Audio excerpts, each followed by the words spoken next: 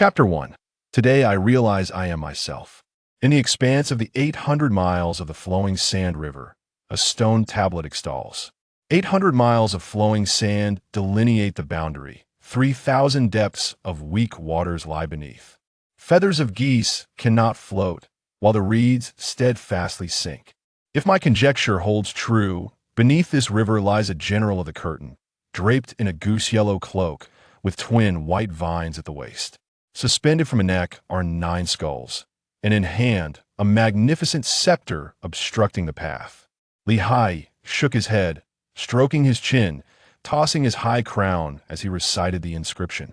Perhaps sensing some inaccuracies, Haiyi self-corrected. Not so at present. There is no such general in this river. Gazing at the flowing sand river before him, Haiyi's thoughts drifted to unknown realms. Here, Haiyi had long confirmed, was the world of journey to the west. Not the primordial journey to the west, or any other variant, but the original, simple world of journey to the west. Haiyi could affirm this, as he possessed a phantasmagorical mirror named Journey to the West within his mind, which clearly informed him of this truth. According to the mirror, this realm was the world of the classic novel Journey to the West, born of the 100-chapter edition, the ancestral vein of countless Journey to the West spin-offs. The Journey to the West mirror, existing between the realms of reality and illusion, emerged from the principles of the 64 hexagrams of the I Ching, capable of divining fate and discerning truth from illusion, extracting marvelous opportunities from other Journey to the West parallel worlds to nurture Haiyi. Haiyi had traversed this realm for a full decade. From a mere child to a wandering scholar traversing various lands, he had experienced much. The 64 hexagrams within the Journey to the West mirror had indeed aided him considerably. By evading death and extending life, averting disasters and resolving difficulties, Haiyi had made his way to this flowing sand river, truly thanks to the Journey to the West mirror. Come, let me cast a hexagram to see how I should cross this 800 miles of flowing sand river. Tianshan Dune, there are mountains under heaven. The noble man distances himself from the petty, not out of malice, but with sternness. Upon seeing this hexagram, Haiyi could not help but laugh heartily. Ah, the Tianshan Dune. A noble man distances himself from the petty, not out of malice, but with sternness. What a fine flowing sand river. If that is the case, then I shall take my leave. With that, Haiyi turned resolutely and departed, leaving behind a figure determined to face the river. After retreating 10 miles, Haiyi halted his steps. From within the Journey to the West mirror, he realized that he had completed his hexagram task. The way of heaven resembles drawing a bow. The high is lowered, the low is raised, the surplus is diminished, and the deficiency is supplemented. To act in accordance with the way of heaven, one must naturally reduce the surplus and replenish the deficiency. A thought sparked within Haiyi, invigorating his mind.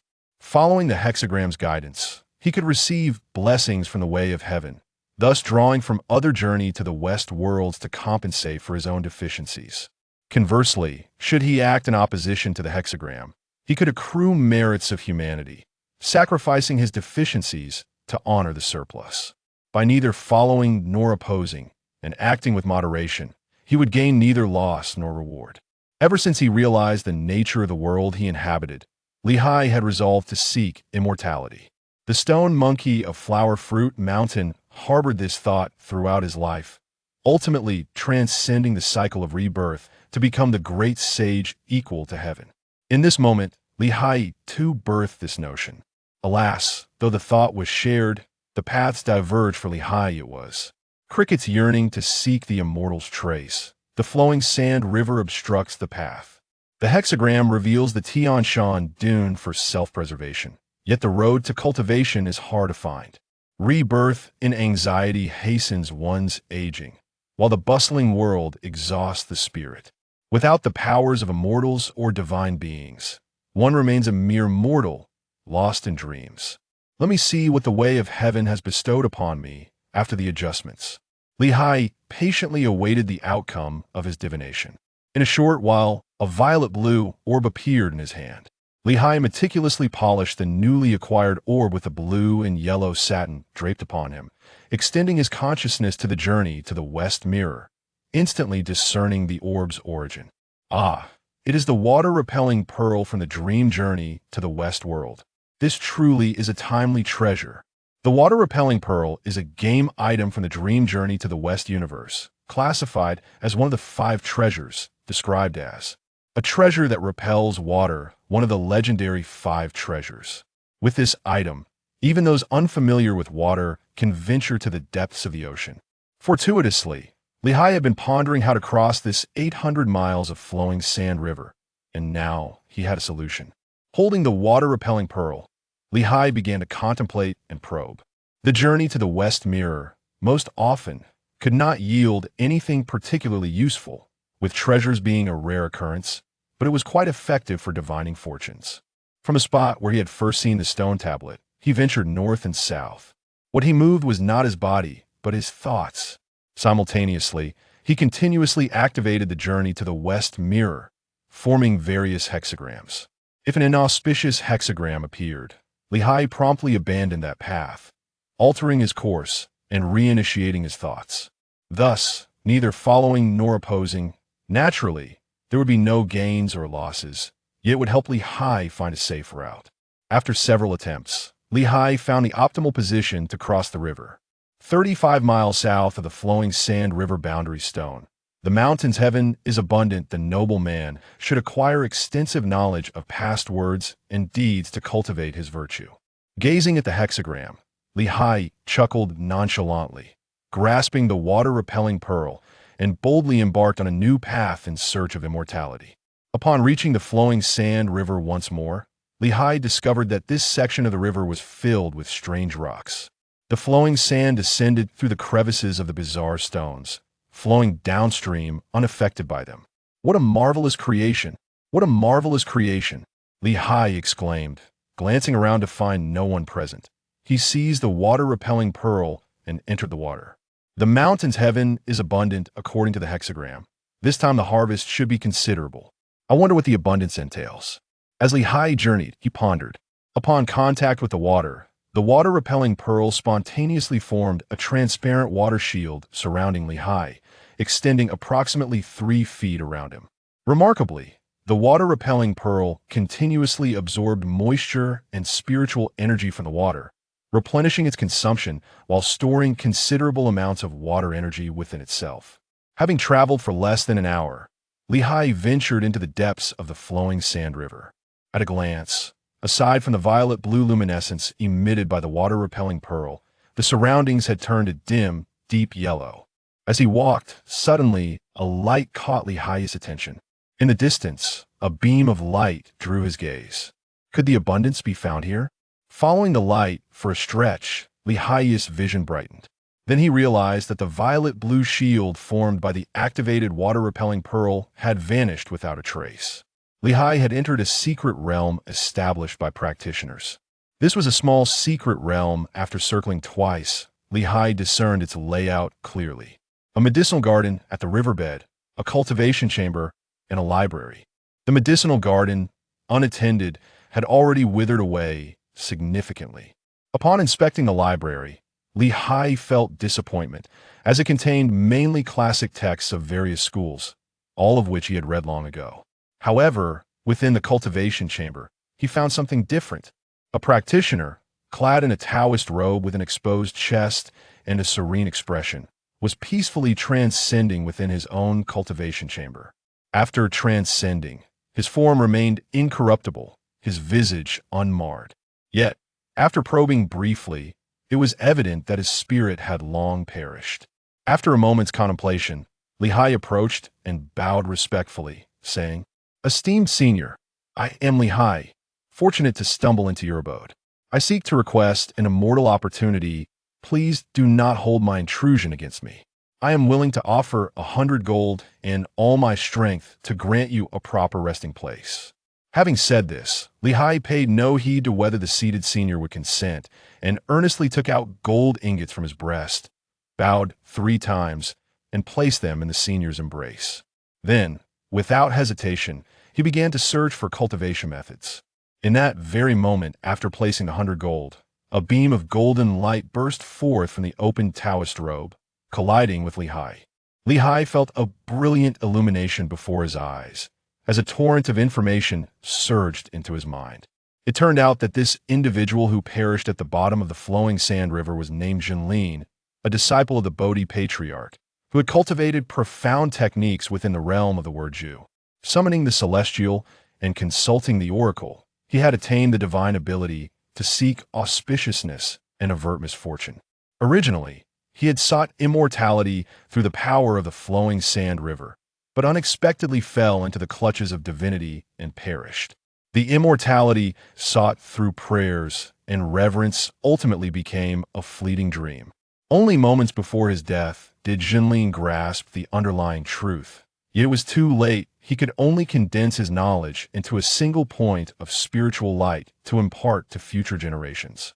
Now, this knowledge had fortuitously found its way to Haiyi, the Bodhi patriarch. Now, that is a splendid destination. Haiyi digested the knowledge received, not regarding Jinlin's legacy with undue reverence. While others may not know, he was aware. The Bodhi patriarch was indeed a true golden immortal of profound enlightenment, possessing great powers.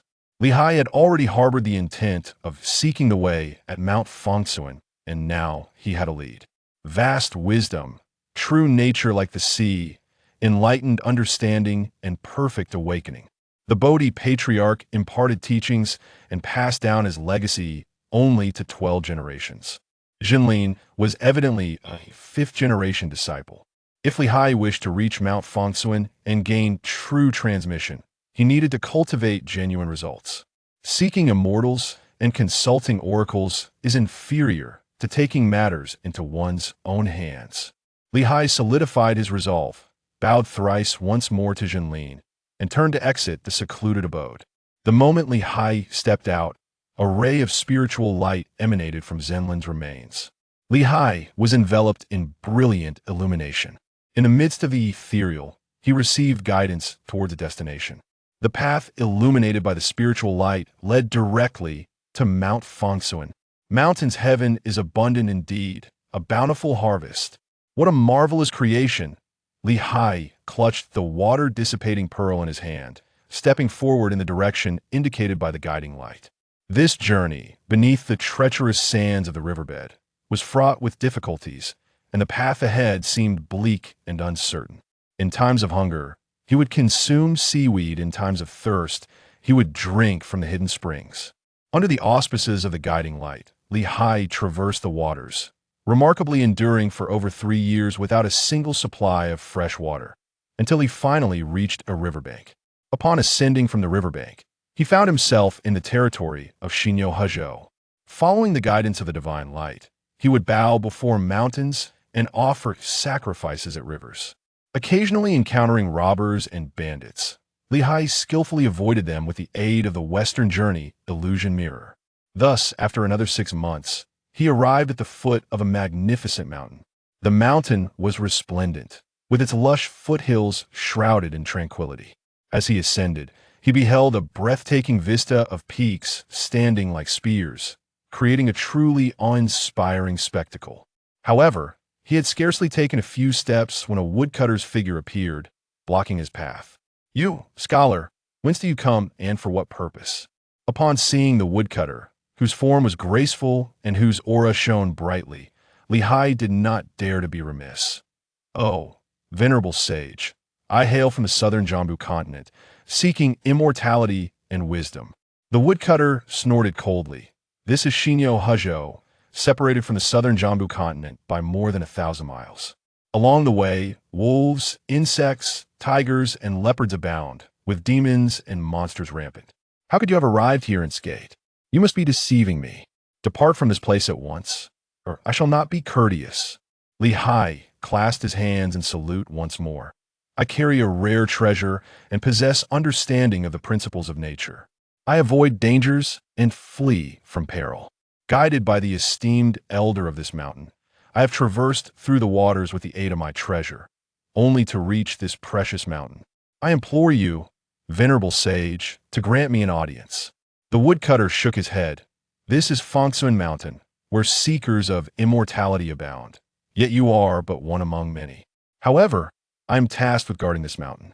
If too many ascend, my master may take issue. Should you truly wish to pay your respects, you must present your treasure to me as a token of homage. Are you willing?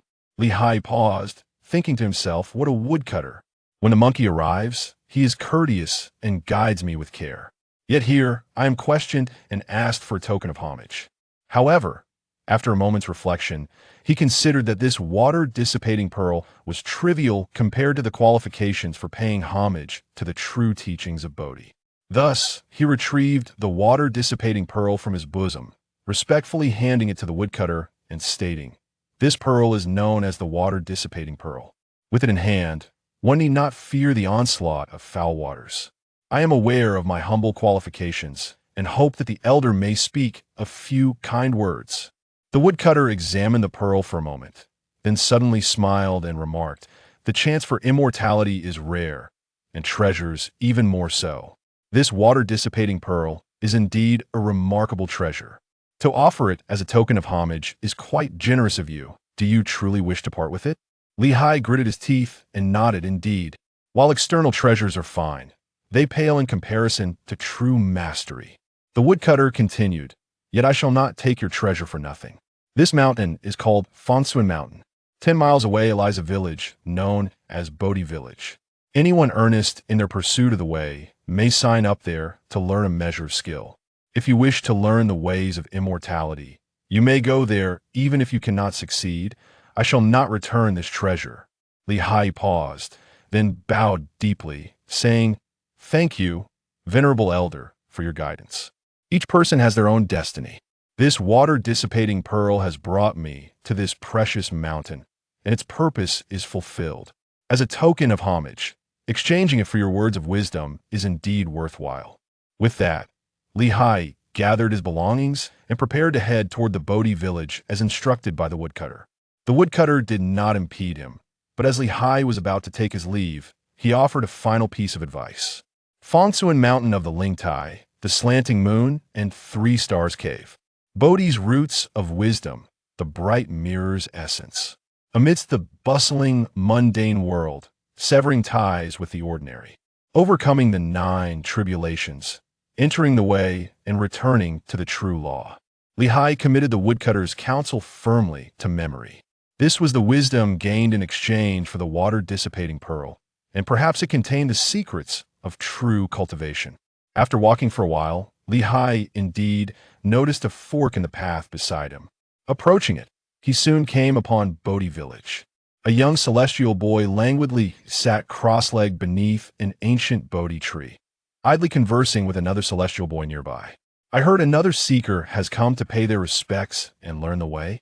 "Yes, indeed, another one. How long do you think this one will last?" "Word has it that they traveled a great distance with such perseverance. They should manage for 3 to 5 years. That may not be the case. The worldly clamor is not so easily escaped." "True enough." As they chatted, Haiyi approached them. After bowing respectfully, he addressed them. "Esteemed celestial boys, I am here to pay my respects and learn the way. I kindly ask you to notify the master." The boy in golden robes tilted his head and scrutinized Haiyi before saying, "The master mentioned that someone from the southern Jambu continent has come to cultivate. Is that you?" Haiyi nodded vigorously. The other boy in silver robes replied, "Very well, follow us." With that, the 2 boys led the way, guiding Haiyi along a narrow path. As he followed, he soon came upon the stone tablet inscribed with the words Fangcun Mountain of the Lingtai, the Slanting Moon, and 3 Stars Cave. Within, there lay another realm. The master sat upon a high platform, surrounded by over 100 practitioners as he expounded the teachings. As Haiyi entered, the gazes of all present, including that of the Bodhi master, converge upon him. Chapter 2. 9 Years of Tempering the Mundane Heart. Fangcun Mountain of the Lingtai, the Slanting Moon, and 3 Stars Cave. The master sat upon a high dais, while true practitioners accompanied him in the 9th tier. "Who are you? What brings you here?" the master inquired. Haiyi bowed deeply. "I am Haiyi, a humble disciple from the southern Jambu continent, here to pay my respects and learn the way. Seeking longevity. Longevity? Ha ha, the venerable master chuckled. The assembly of true disciples erupted in laughter as well. Once the laughter subsided, the master spoke. You were born into affluence. Well-versed in literature and poetry, embarking on distant journeys with rare treasures in your possession, and able to comprehend profound doctrines while in close proximity. Your parents and kin are greatly enriched by your wisdom, and the populace of your homeland relies upon your abundance. Haiyi, I pose this question to you. Why? In such carefree days, do you forsake the pleasures at hand to traverse countless mountains and rivers in search of immortality and transcendence? What compels you to pursue this path? Clearly, the venerable Bodhi patriarch possesses profound insight, seeing through Haiyi's essence with a single glance. The patriarch speaks of distant journeys bringing rare treasures, and of close contemplation yielding timeless wisdom. These are but choices, gifts bestowed upon those who decipher the hexagrams. The patriarch grants that fame, wealth, and beauty, along with the joys of family, are fleeting illusions, mere reflections in a mirror, flowers and water. Without the gift of immortality, they will ultimately fade into the dust of forgotten graves, leaving nothing but silence in their wake. The disciple, driven by greed, yearns for permanence. Haiyi bowed again, beseeching the patriarch for assistance. The patriarch's expression turned grave. The celestial bestowal of Dharma is not to be taken lightly. To be excessively greedy and demanding will surely invite calamity. Do you comprehend this? Haiyi humbly implores, as a disciple. I possess a rudimentary understanding of the principles of ease, fully aware that there are gains to be had and losses to be endured in my pursuit of longevity. What fear have I of calamities? The master further advises, the path to immortality is long and arduous, the true way is elusive, the journey ahead is protracted. And should one harbor even a fleeting sense of complacency, all efforts shall amount to naught, merely a fleeting illusion. Haiyi simply replied, the heavens are vigorous, and a gentleman should strive ceaselessly. While I cannot claim to be free from sloth, I can assert my unwavering commitment to self-improvement. The master finally nodded, very well. Since you are resolute, I shall accept you as my disciple. Under my guidance lies vast wisdom, akin to the ocean of true nature, where the enlightened comprehend the 12 characters of awakening. As fate would have it, your name contains Haiyi, so from this day forth, you shall be known as Haiyi. Haiyi expressed his gratitude. Thank you, Master, for imparting the teachings. Thank you for bestowing upon me this name. This bow established his identity. At that moment, as Haiyi gazed upon the Master, he finally discerned his true form. Subsequently, the Bodhi Master began to impart his teachings, perhaps out of consideration for Haiyi. Sharing his own origins, the Great Awakening Golden Immortal, unblemished in form, the Western Sublime Bodhi Ancestor, neither born nor extinguished. The threefold path is pursued with utmost devotion and compassion. Emptiness and stillness naturally adapt to change. The true nature allows for spontaneous expression, in harmony with the heavens. My solemn essence endures through the ages, a great master of clarity through tribulations. Haiyi diligently transcribed the teachings of his master, recognizing them as the esoteric signs necessary for his future path. He felt a surge of joy, realizing that in this world of journey to the West, he had managed to secure a significant connection, a sense of belonging. Within this realm, numerous hidden masters possessed the power to create and transform the cosmos. These influential figures were categorized into 3 schools: Taoism, Buddhism, and the divine. His own master was a formidable figure within Buddhism, a hidden powerhouse. The term Great Enlightenment Golden Immortal referred to the Buddha of Great Enlightenment. The Western Patriarch Bodhi explicitly indicated the origins of Bodhi Patriarch. Buddhist practice has historically been divided into 3 vehicles: the vehicle of hearers, the vehicle of solitary realizers, and the vehicle of bodhisattvas. The vehicle of hearers. Consider the lesser vehicle, focuses on the 4 noble truths of suffering, its origin, cessation, and the path leading to cessation. It comprehends the 8 sufferings and elucidates the 12 links of dependent origination, aiming to extinguish the afflictions and karmic burdens through the 8-fold path to liberation.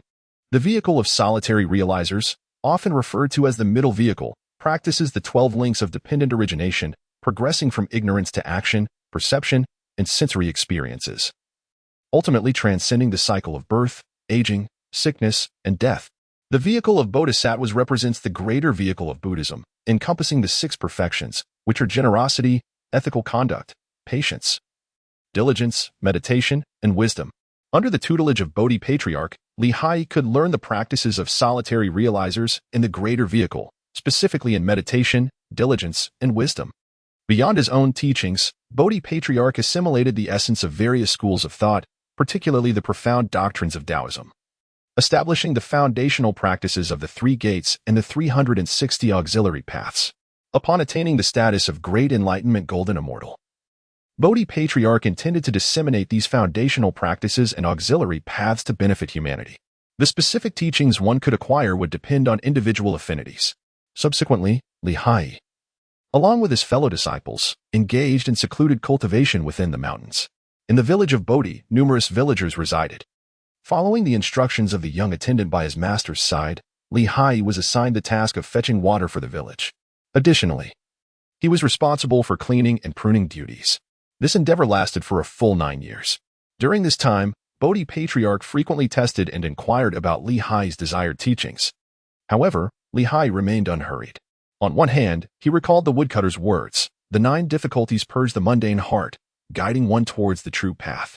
Even the monkey took 7 years to receive the true teachings upon ascending the mountain. Thus, he feared that if he rushed to seek knowledge, he might only acquire trivial paths. Furthermore, worried about misinterpretations, Haiyi consulted the journey to the West Illusion Mirror for guidance. The result indicated, unaccomplished, fire upon water. The noble one should cautiously discern and reside in the right place, wetting its tail, yet unaware of the limit. With this, Haiyi resolved to remain steadfastly diligent, serving as a water carrier in the mountains for 9 years. During this period, after 3 years of fetching water, the woodcutter visited him and asked, "The opportunity to study has arrived. Why not seek the teachings?" Haiyi severed branches to capture symbols, arranging the hexagrams of fire and water without resolution, and remarked, "The effort is insufficient. The vessel remains unfilled. Advancing leads to chaos." The woodcutter chuckled and replied, "Are you not afraid that your cleverness may lead to your own downfall? Remember, 1,000 birds in the forest do not compare to 1 bird in the hand, among so many fellow disciples. Who has not first learned the peripheral teachings before seeking the true path? Yet you stand apart." Haiyi shook his head vigorously and replied, "My esteemed senior, you jest. The true path lies ahead. All other paths are mere distractions, futile in cultivation, tainting wisdom and ultimately leading to harm." Upon hearing this, the woodcutter ceased his persuasion and turned to depart. 3 years later, the silver-clad youth approached and inquired, "Brother Haiyi, 6 years have passed, and the other brothers have achieved great success in their cultivation, soaring through the skies and traversing the earth. Why do you remain so unambitious?" Haiyi smiled as he offered a bowl of water to the silver-robed youth, then remarked, "They soar through the skies and traverse the earth, reveling in their own splendor, while I carry water and sweep the ground, finding my own exquisite beauty in these humble tasks. Both are manifestations of wisdom. There is no distinction of superiority." Upon finishing his words, the silver-robed youth drank the water in 1 gulp and then departed. 3 years later, the golden-robed youth came to see Haiyi, not to offer counsel, but to say, "Haiyi, the master calls for you."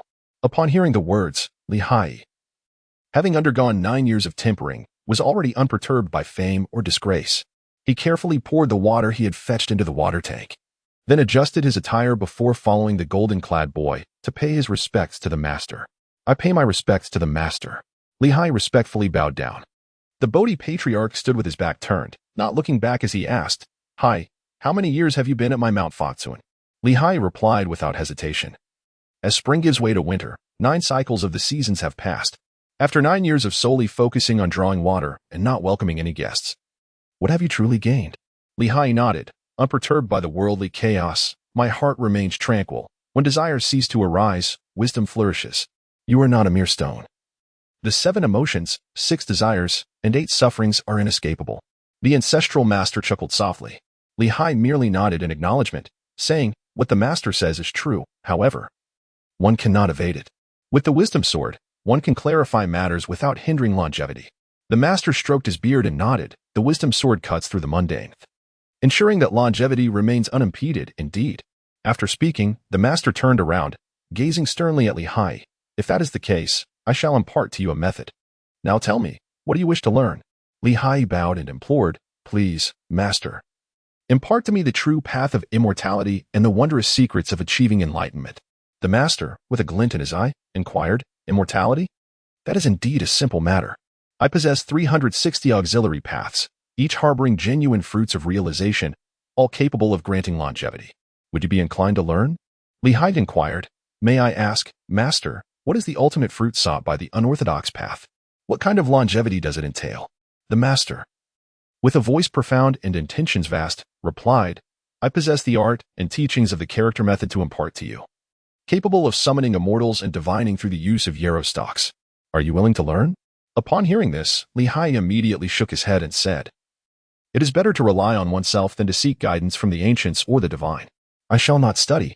The master was taken aback for a moment, then chuckled and replied, Then what of the Lyozi sect, the classics of 100 schools, and the sacred pilgrimage to the celestial realm? Are they merely the sanctities of a school of thought?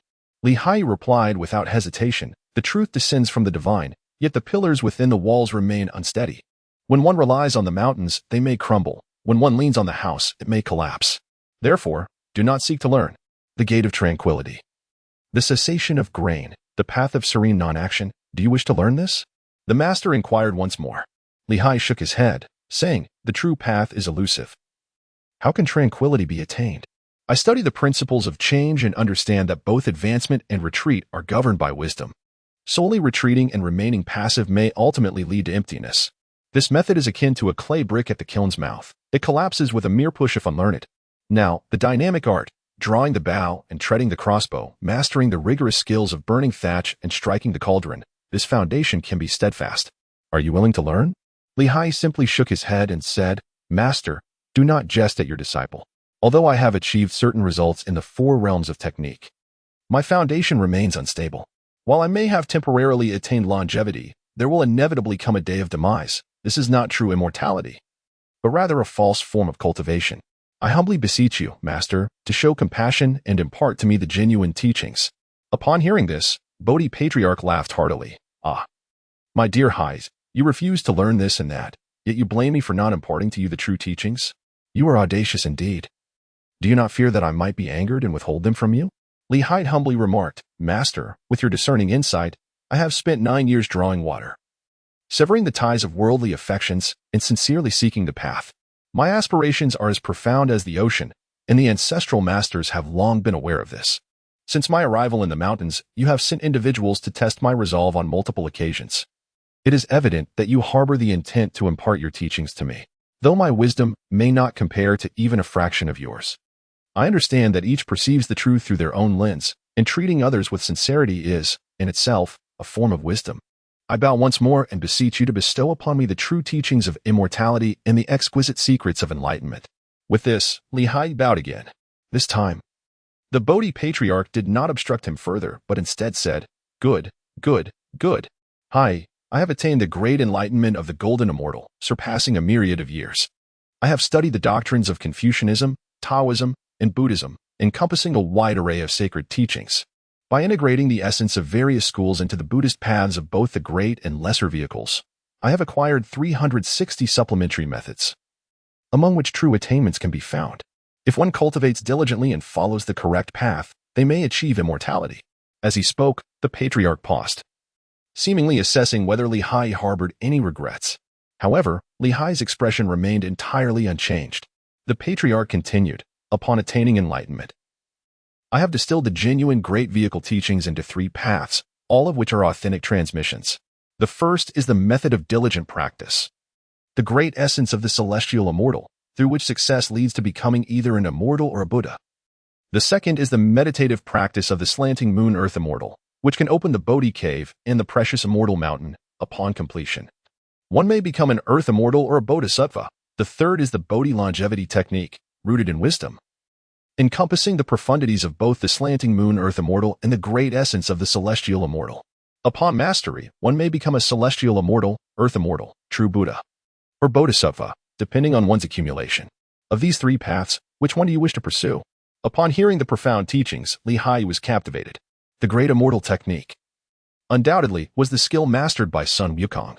Once perfected, its divine powers became readily accessible, and its spells could be learned with ease. With relentless perseverance, one could ascend to immortality within a few years, traversing heaven and earth, and commanding vast supernatural abilities. Although he had not previously encountered the Zen method of the slanted moon immortal, Haiyi was not oblivious to the fact that he resided in the sacred mount of Ling Tai, within the slanted moonstar cave. The Bodhi longevity technique, named after the venerable Bodhi Patriarch, was indeed an authentic transmission. Therefore, Haiyi resolved not to make the selection himself, humbly proclaiming, I shall leave it entirely to my master's discretion." The Bodhi patriarch chuckled softly. "You clever little monkey. Very well. I see your diligent contemplation and clarity of wisdom, and that you possess a heart imbued with Bodhi insight. Thus, I shall impart to you the Bodhi longevity technique." "Thank you, master." Haiyi bowed deeply in reverence. In the following days, he devoted himself day and night to learning from the Bodhi patriarch. The Bodhi longevity technique proved to be extraordinary.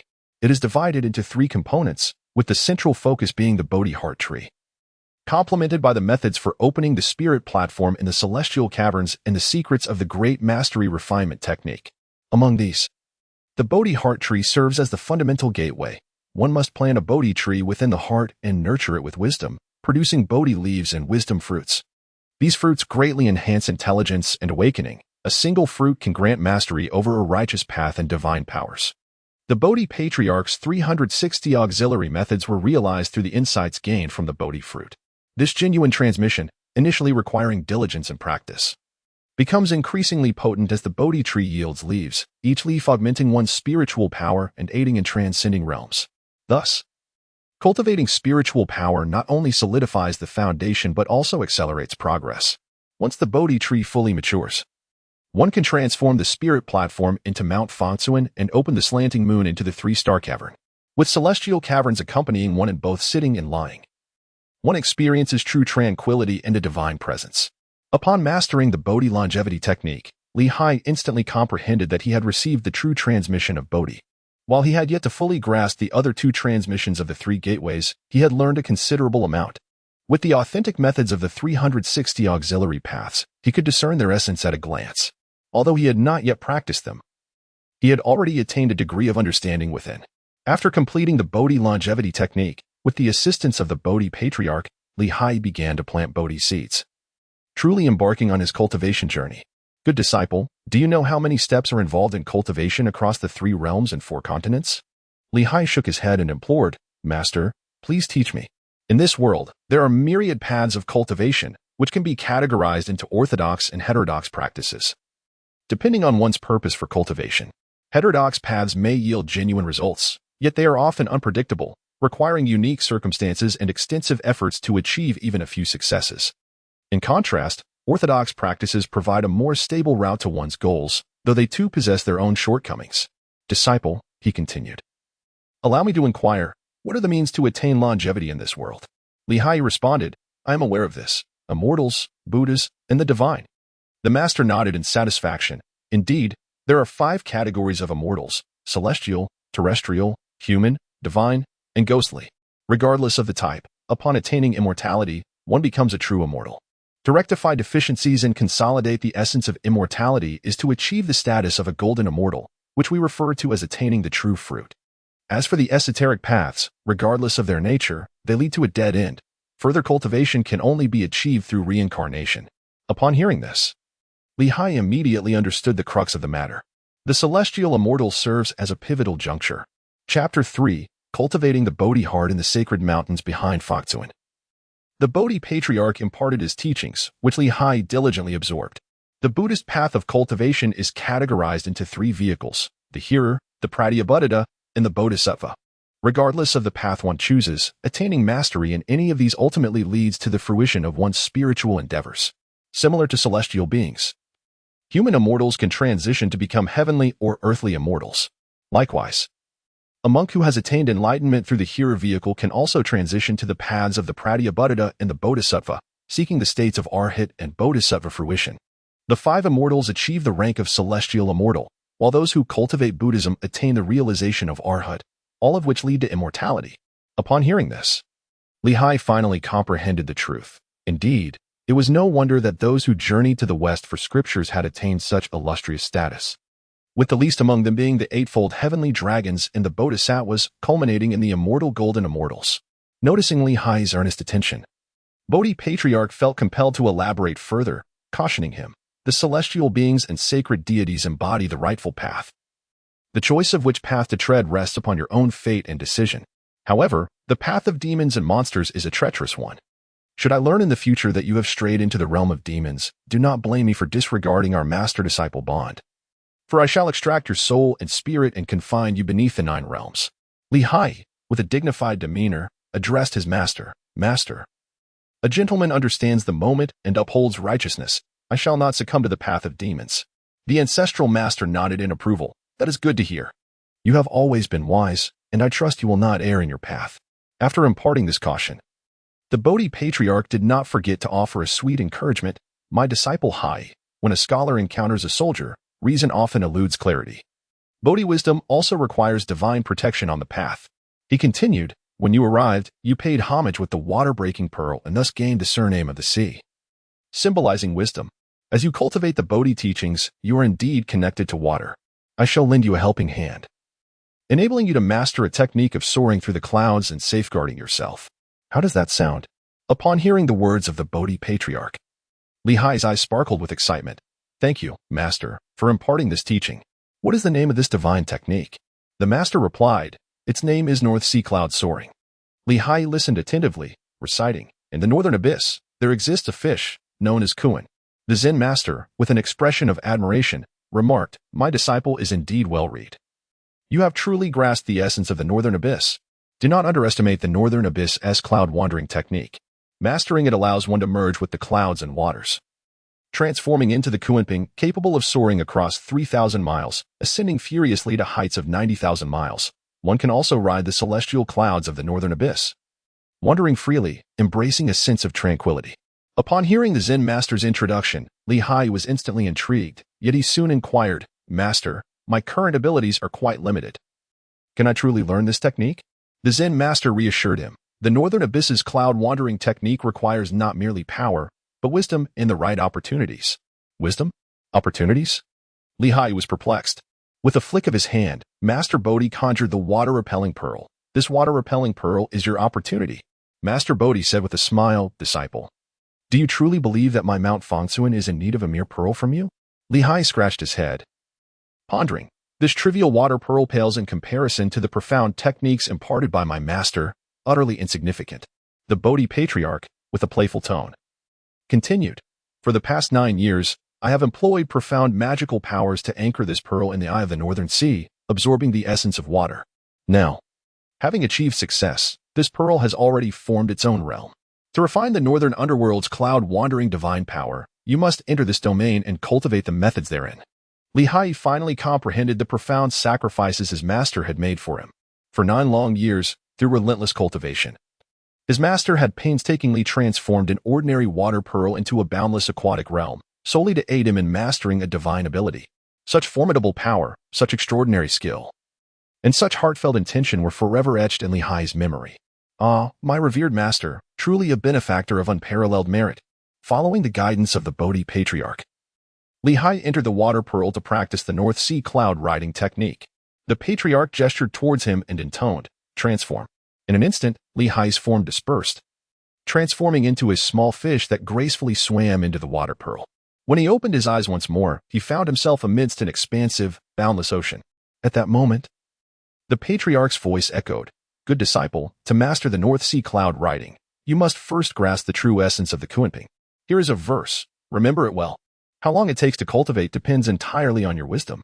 With that, Haiyi internalized a new verse. Thickly accumulate water, refine the Kuan cloud, and roam freely. Thickly accumulate wind, summon the Ping wind, and soar at ease. When wind meets cloud, they converge. When cloud encounters wind, transformation occurs. The convergence of wind and cloud brings forth change, driven by intent. After fully understanding the verse, Haiyi realized that the North Sea cloud riding encompassed 2 methods and 4 practices. The 2 methods referred to the transformation into the Kunping and the mastery of the North Sea cloud for rapid travel through water and air. The 4 practices included the method of accumulating water to transform into the Kuan, the method of accumulating wind to transform into the Ping, the method of converging wind and cloud, and the method of true freedom. Compared to Sun Wukong's somersault cloud, this cultivation demanded considerably more effort, and even after mastery, it remained less swift. Fortunately, once perfected, it offered a plethora of additional remarkable applications. Haiyi glanced at the little fish he had transformed and understood the master's design. The sea, unfazed by its depth, is thus able to attain great vastness. As waters accumulate, they give rise to the Kuan. Patience is key. Haiyi invoked the incantation of his mystical arts, traversing the inner realm of the water pearl. Occasionally, He beheld various aquatic spirits manifested as small fish. Upon encountering them, Haiyi remained composed and unhurried, merely parting his lips. Those destined to meet him naturally found their way into his mouth. With each fish consumed, the small fish he had transformed into grew a little larger. Day after day, time slipped away in a haze, and before long, a millennium had passed. Haiyi exhibited a calm demeanor, not out of genuine nonchalance, but rather due to the peculiar temporal nature of this realm, which starkly contrasted with the outside world. The great Kun of the North Sea, gathering strength, could not afford haste. After a millennium, Haiyi had transformed into a colossal fish, his form fully realized. His master then conveyed a message, "Dear disciple, having lingered in the waters for so long, do you truly wish to become a fish? What of your pursuit of immortality?" This admonition jolted Haiyi into awareness. Upon surveying his surroundings, he found himself submerged beneath the 9 abysses of the North Sea. After swirling in the water a couple of times, he suddenly propelled himself upward, breaking through the surface and soaring to an altitude of 3,000 miles. The surrounding winds and clouds swirled in a tempestuous dance as Haiyi invoked the sacred incantation, transforming the fish into a bird. The accumulated power of the water, bolstered by the tempestuous winds and clouds, coalesced into ethereal vapor. Haiyi continuously absorbed the surrounding essence of the wind. Once he had accumulated enough, he spread his wings and soared upward, breaking through the myriad celestial barriers, traversing the realms above. At this moment, the accumulated waters transformed into a kun, and the gathered winds metamorphosed into a ping. Both paths of cultivation had reached perfection. However, amidst the convergence of winds and clouds, the true essence of freedom eluded Haiyi's understanding. Haiyi immersed himself in the profound teachings imparted by his master, attuning to the swirling energies of the surrounding atmosphere. As he soared through the skies, he suddenly plunged into the watery realm of the Pishui world, transforming once more into the majestic form of a kun fish. The vapor of the water coalesced into clouds, and as he amassed enough power, he ascended again, metamorphosing into the grand pink bird, harnessing the winds to expand his mighty wings. After this cycle repeated 9 times, Haiyi felt a profound tremor within his body and spirit. Whether as kun or ping, he comprehended their essence entirely. In the convergence of winds and clouds, he summoned the winds at will and commanded the clouds to his desire. With a joyous laugh, he realized his mastery of the mystical arts, descending into the depths of the abyss and soaring beyond the heavens, embodying a state of carefree freedom as he navigated the skies. At this moment, the form of the Kunping was fully imprinted in his heart. As he gazed into his spiritual platform, he noticed the continuous manifestation of a shimmering Kunping apparition. Observing Haiyi's accomplished mastery of the mystical arts, Bodhi, stroking his beard with delight, exclaimed, "Well done, my diligent disciple. Now that your powers are fully realized, allow me to lend you my assistance." With that, Bodhi grasped the Pishui pearl and silently intoned, "Shatter." Upon uttering these words, the Pishui pearl shattered in response. A stream of pure water energy transformed into a black luminescence, merging into Haiyi's spiritual platform as he emerged from the realm of the Pishui pearl. The Kunping apparition, imbued with this black stream of energy, solidified entirely.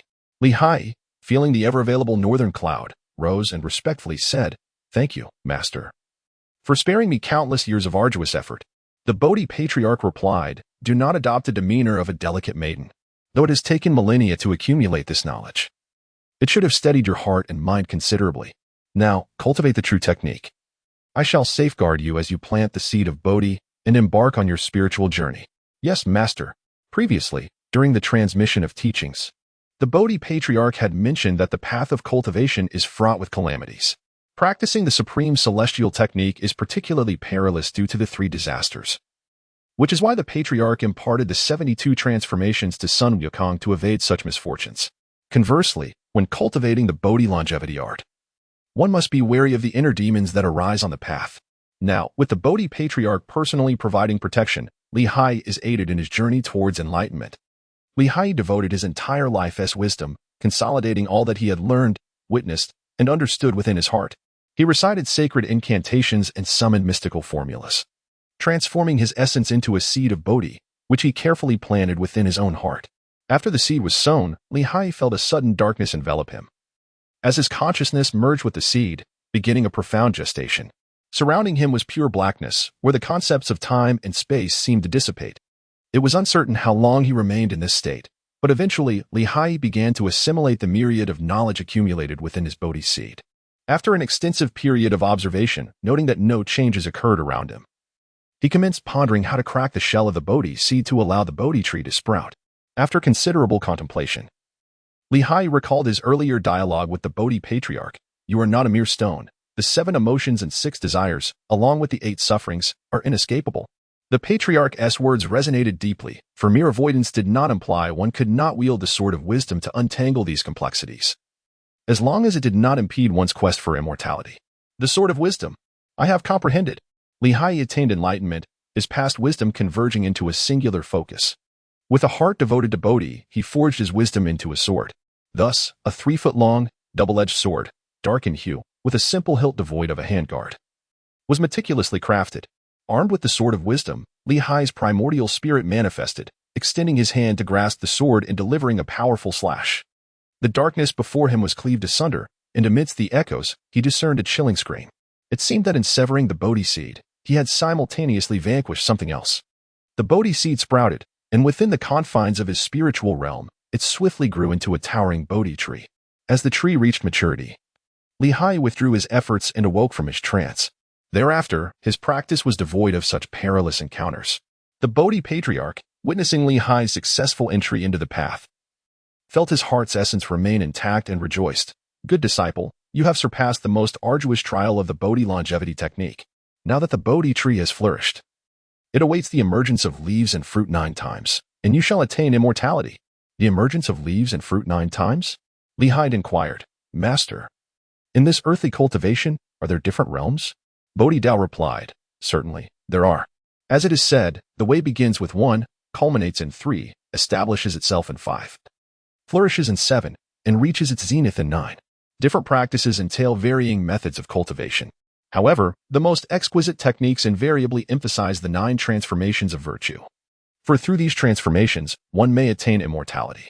Thus, according to one's cultivation level, each transformation corresponds to a rank, leading to the classification from the 1st to the 9th rank. Haiyi understood. So it is, different schools of thought possess varying focal points in their techniques. Thus, even among those of the same caliber, their strengths can differ immensely. A promising student indeed. The Bodhi patriarch affirmed Haiyi's conjecture. Subsequently, the Bodhi patriarch continued, the Bodhi longevity method thrives on wisdom as its sustenance, nurturing the Bodhi tree. Within my teachings, there are 3 genuine transmissions, comprising 4 pathways of movement and stillness, along with 360 auxiliary methods, sufficient for your comprehension before ascending to the golden immortal stage. Beyond that, you must rely on your own endeavors.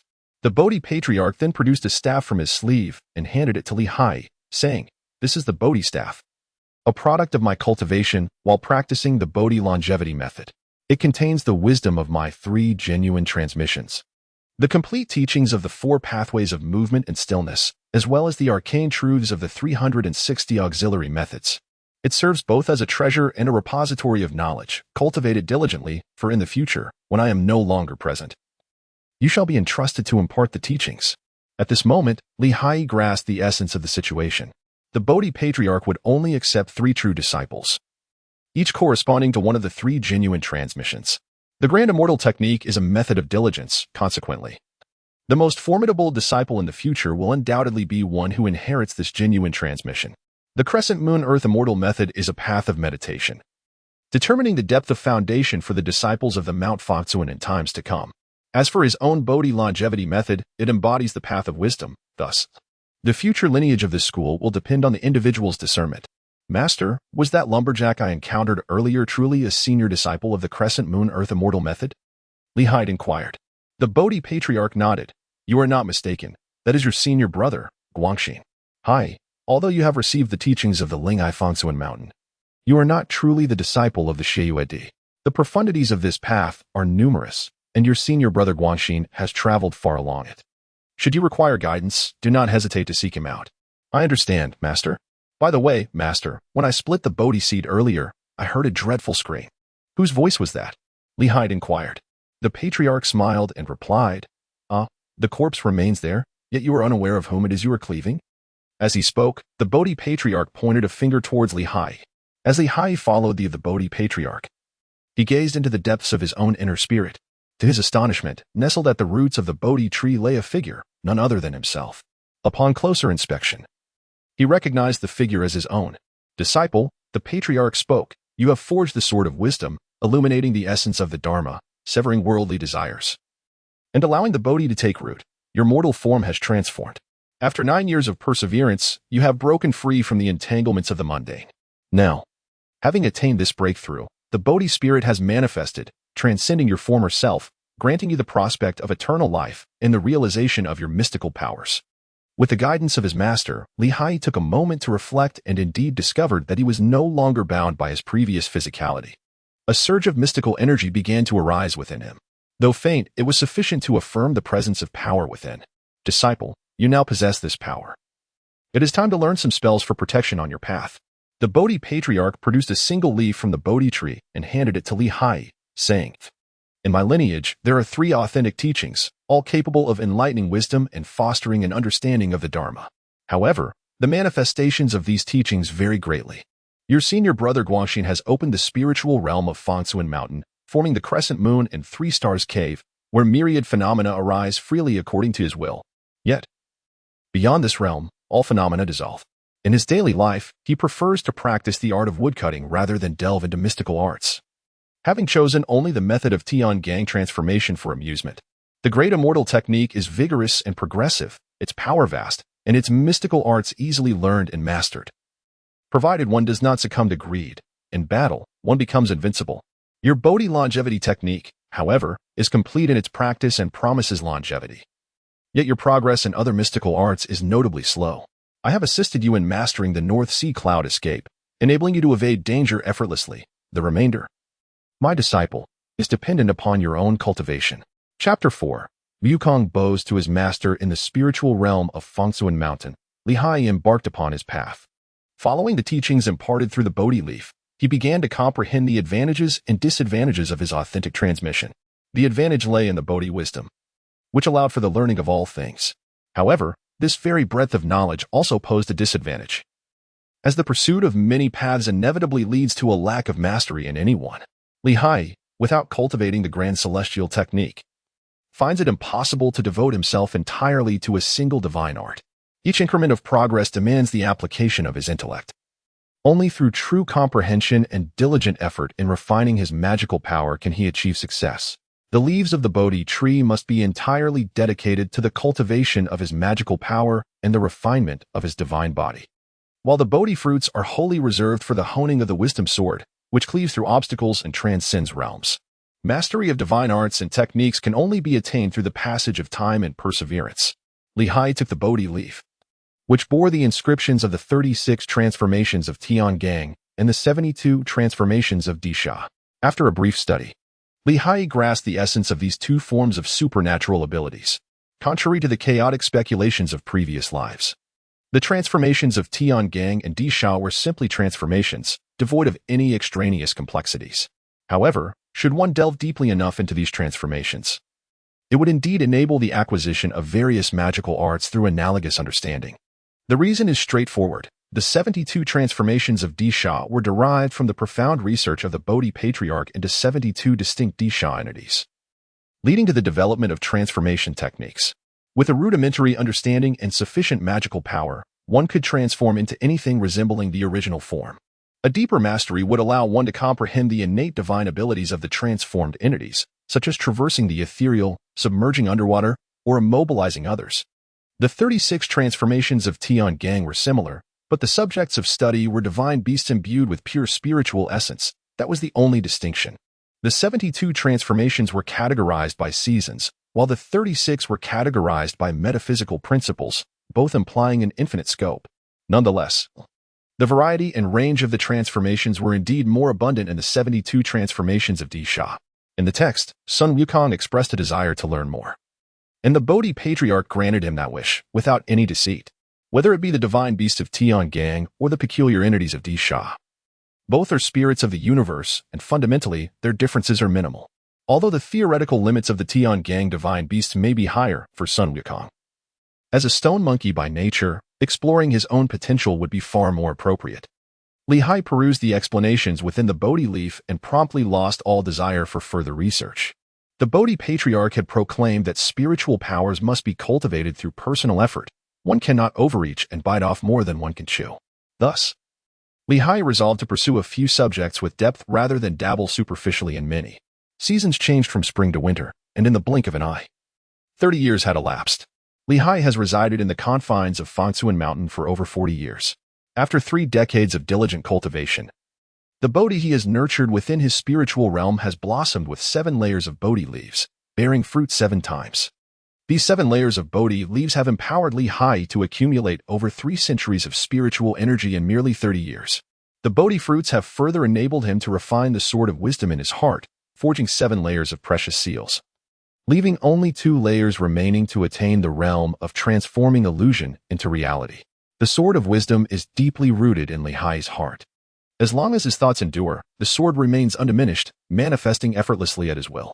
The level of these precious seals is entirely commensurate with Haiyi's cultivation level, serving as a protective instrument and a companion of his life essence. In addition to the sword, Haiyi wields a Bodhi staff, an innate treasure that symbolizes the true transmission of the Bodhi lineage. Throughout the years, he has remained seated at home, occasionally receiving divination symbols. Yet he seldom acts upon them. Apart from a few instances of cultivation that yielded insights into the true essence of his transformative objects, his gains have been minimal. Fortunately, through the refinement of spiritual powers, he has gleaned those few true insights, enabling him to master the 72 transformations of the earthly calamity. He can easily transform into insects, fish, birds, and beasts to deceive the uninitiated, but such skills would fall short against adept opponents. The transformations of the earthly calamity are rooted in the physical form, requiring mastery of shape before the method. Conversely, the transformations of the heavenly stronghold are rooted in intention, necessitating the attainment of spirit prior to understanding the method. Although both paths ultimately converge, the processes of cultivation are entirely distinct. In recent years, Haiyi has utilized the Western Journey illusion mirror, retreating several times in accordance with divination symbols. He has attained the true essences of 4 heavenly spirit beasts, the azure dragon, black tortoise, golden crow, and the mountain bear. Alongside the previously acquired essence of the Cultivating, Haiyi has discovered 5 pathways for cultivating the 36 transformations of the heavenly stronghold, rooting his practice in intention, attaining spirit, and comprehending the method. Haiyi drew inspiration from the profound celestial techniques known as the 36 transformations of the heavenly talisman, selecting his own path of cultivation within this framework. The azure dragon, embodying both grandeur and subtlety, represents the innate essence of dragons, as one of the 4 sacred beasts. It possesses extraordinary potential. The black tortoise, renowned for its ability to tumultuously stir the waters, is inherently divine within its aquatic domain. The golden crow, tasked with mending the heavens and bathing the sun, purifies malevolence, casting a radiant light to cleanse the world. The mountain bear, known for its colossal might, wields the power to transcend both mountains and seas, showcasing the magnitude of its divine abilities. As for the Cultivating, it naturally soars through the clouds, having mastered the Northern Abyss cloud walking technique. By further enhancing its cloud riding prowess with the 36 transformations, it amplifies its formidable strength. According to the teachings of his master, Haiyi's mastery of the 36 transformations has ushered him into the realm of the 5 transformations. Consequently, this initiation grants him access to 5 distinct magical arts. Though it may not rival Sun Wukong's 72 transformations, he is no longer an ordinary mortal. One day, while his senior brother was cultivating on Mount Fangcun, a sudden divine thunderbolt descended from the heavens, striking him directly. Haiyi watched helplessly as his senior brother, Jiming, of the wise lineage, was tragically torn apart by heavenly lightning, his accomplishments shattered. The sight of such devastation stirred a profound sorrow within Haiyi, while he was lost in contemplation. His fellow disciple, the woodcutter Guangxin, approached him and said, "Junior brother, I believe Master has spoken to you about the 3 calamities that befall those yet to attain their golden body and true fruit, has he not?" "Indeed, he has," Haiyi replied, "but Master assured me that with the sword of wisdom in my heart and divine powers within my grasp, the calamities would pose no threat." I took his words lightly, not foreseeing such peril. The woodcutter patted Haiyi on the shoulder. "Master's words hold true. These 3 calamities occur only once every 500 years. By that time, you will have long since mastered the transformations of celestial and earthly energies. With a stroke of good fortune, you may even attain the status of a golden immortal, rendering those trifling calamities powerless against you. However, your brethren are not in the same fortunate position." Haiyi turned his head and inquired, "Elder brother, I know you have never been fond of engaging in lengthy conversations with these outer sect peers. Have you grown accustomed to such farewells? The woodsman replied, You are not mistaken. Do you know that throughout the 2 previous generations, our master accepted a total of 13 disciples, of which I am the 3rd? Yet, only I have received the true teachings. Now, among the 13 illustrious seniors of both generations, only 2 of us remain alive.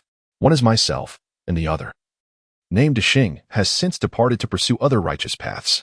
Li Hai remained silent for a considerable time before he sighed, without rectifying the method. It is indeed difficult to attain longevity.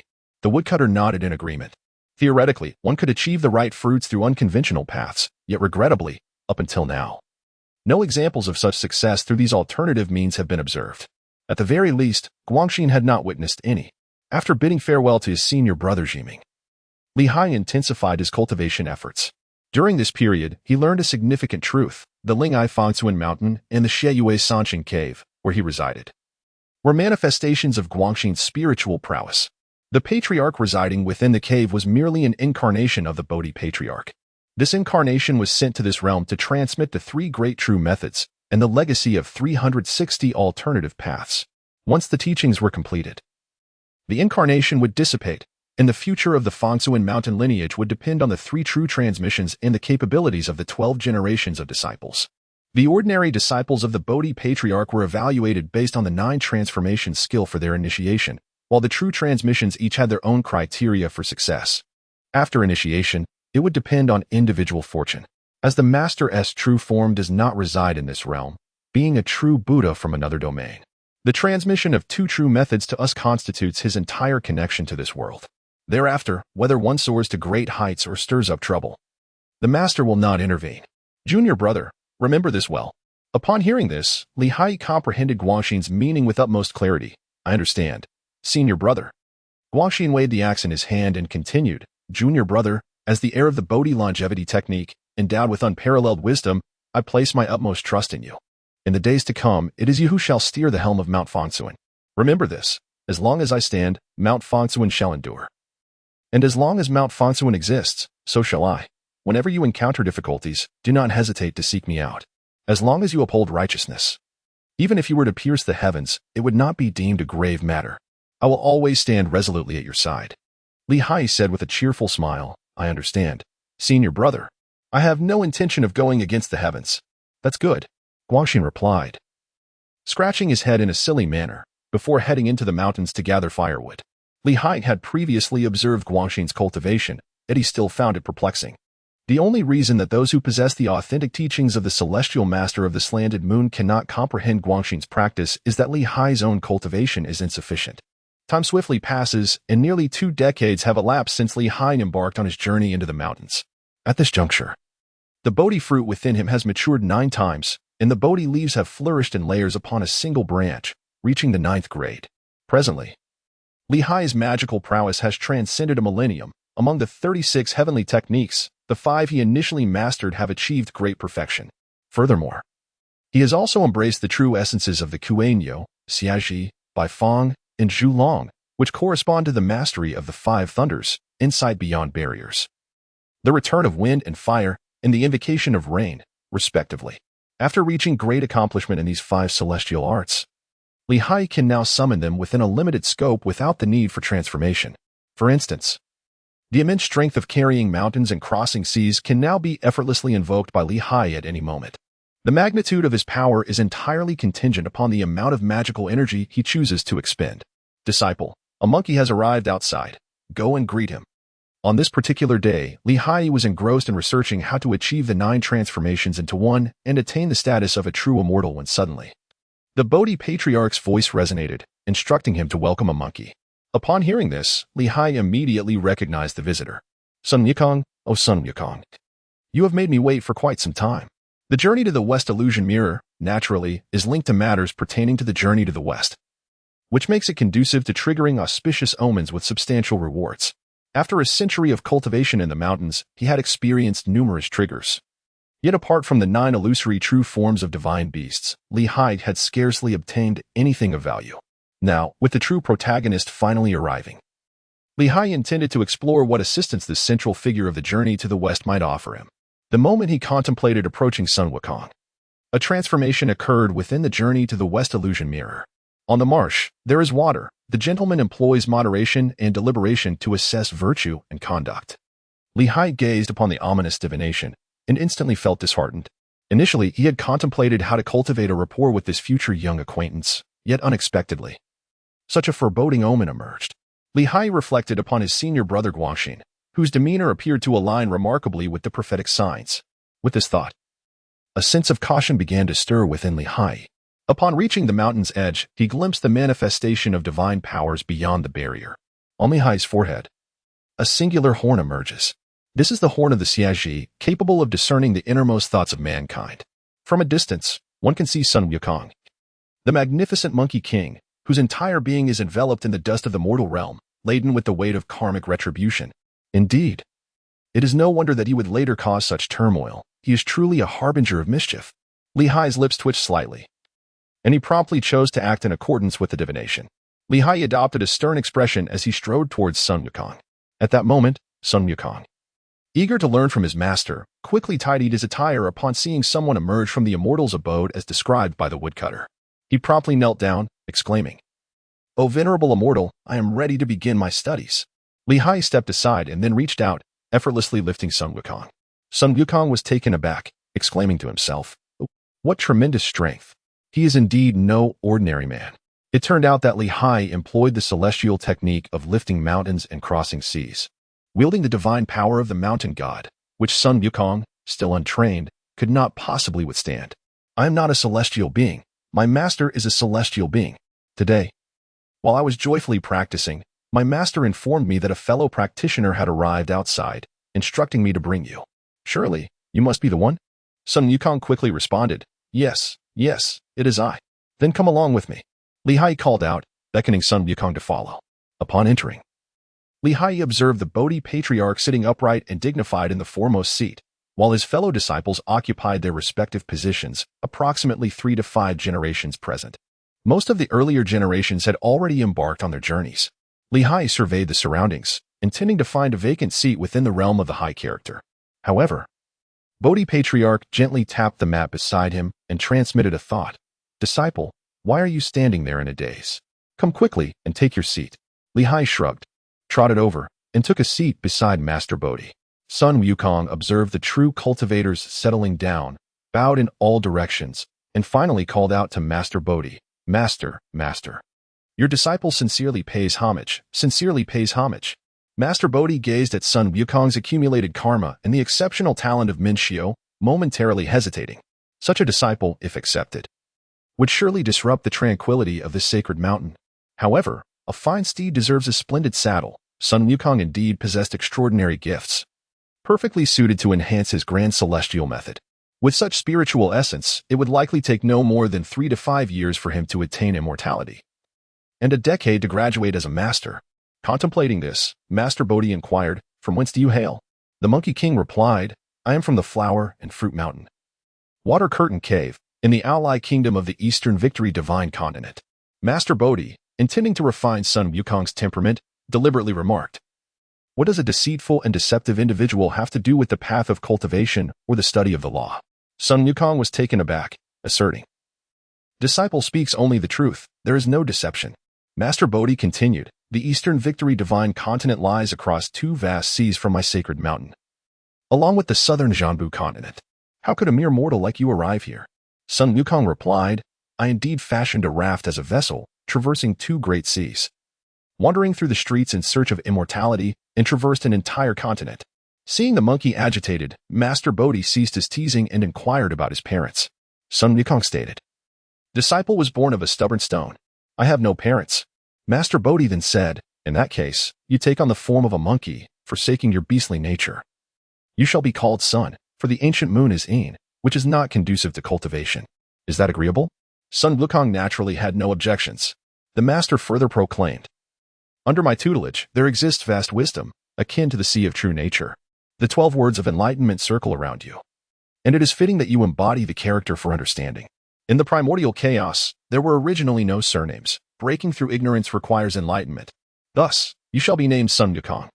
"I have a name now," Sun Wukong exclaimed with uncontainable joy. Chapter 5. Ultimately becoming an immortal, having taken his vows and acquired a name. Sun Wukong was instructed daily by the golden-robed and silver-robed young disciples in the ways of cleaning, etiquette, and the art of maneuvering. The other disciples also engaged Sun Wukong in various chores, such as gathering firewood and fetching water. While Sun Wukong was refining his mind and severing ties with worldly affairs, Li Hai's cultivation also reached a pivotal moment. One day, after Master Bodhi concluded his teachings, Sun Wukong reluctantly bid farewell and returned to fetch water. Li Hai remained behind to consult the Master, saying, "Master, I have now perfected my 9 transformations. Yet I am uncertain whether I should aspire to become an immortal or a Buddha.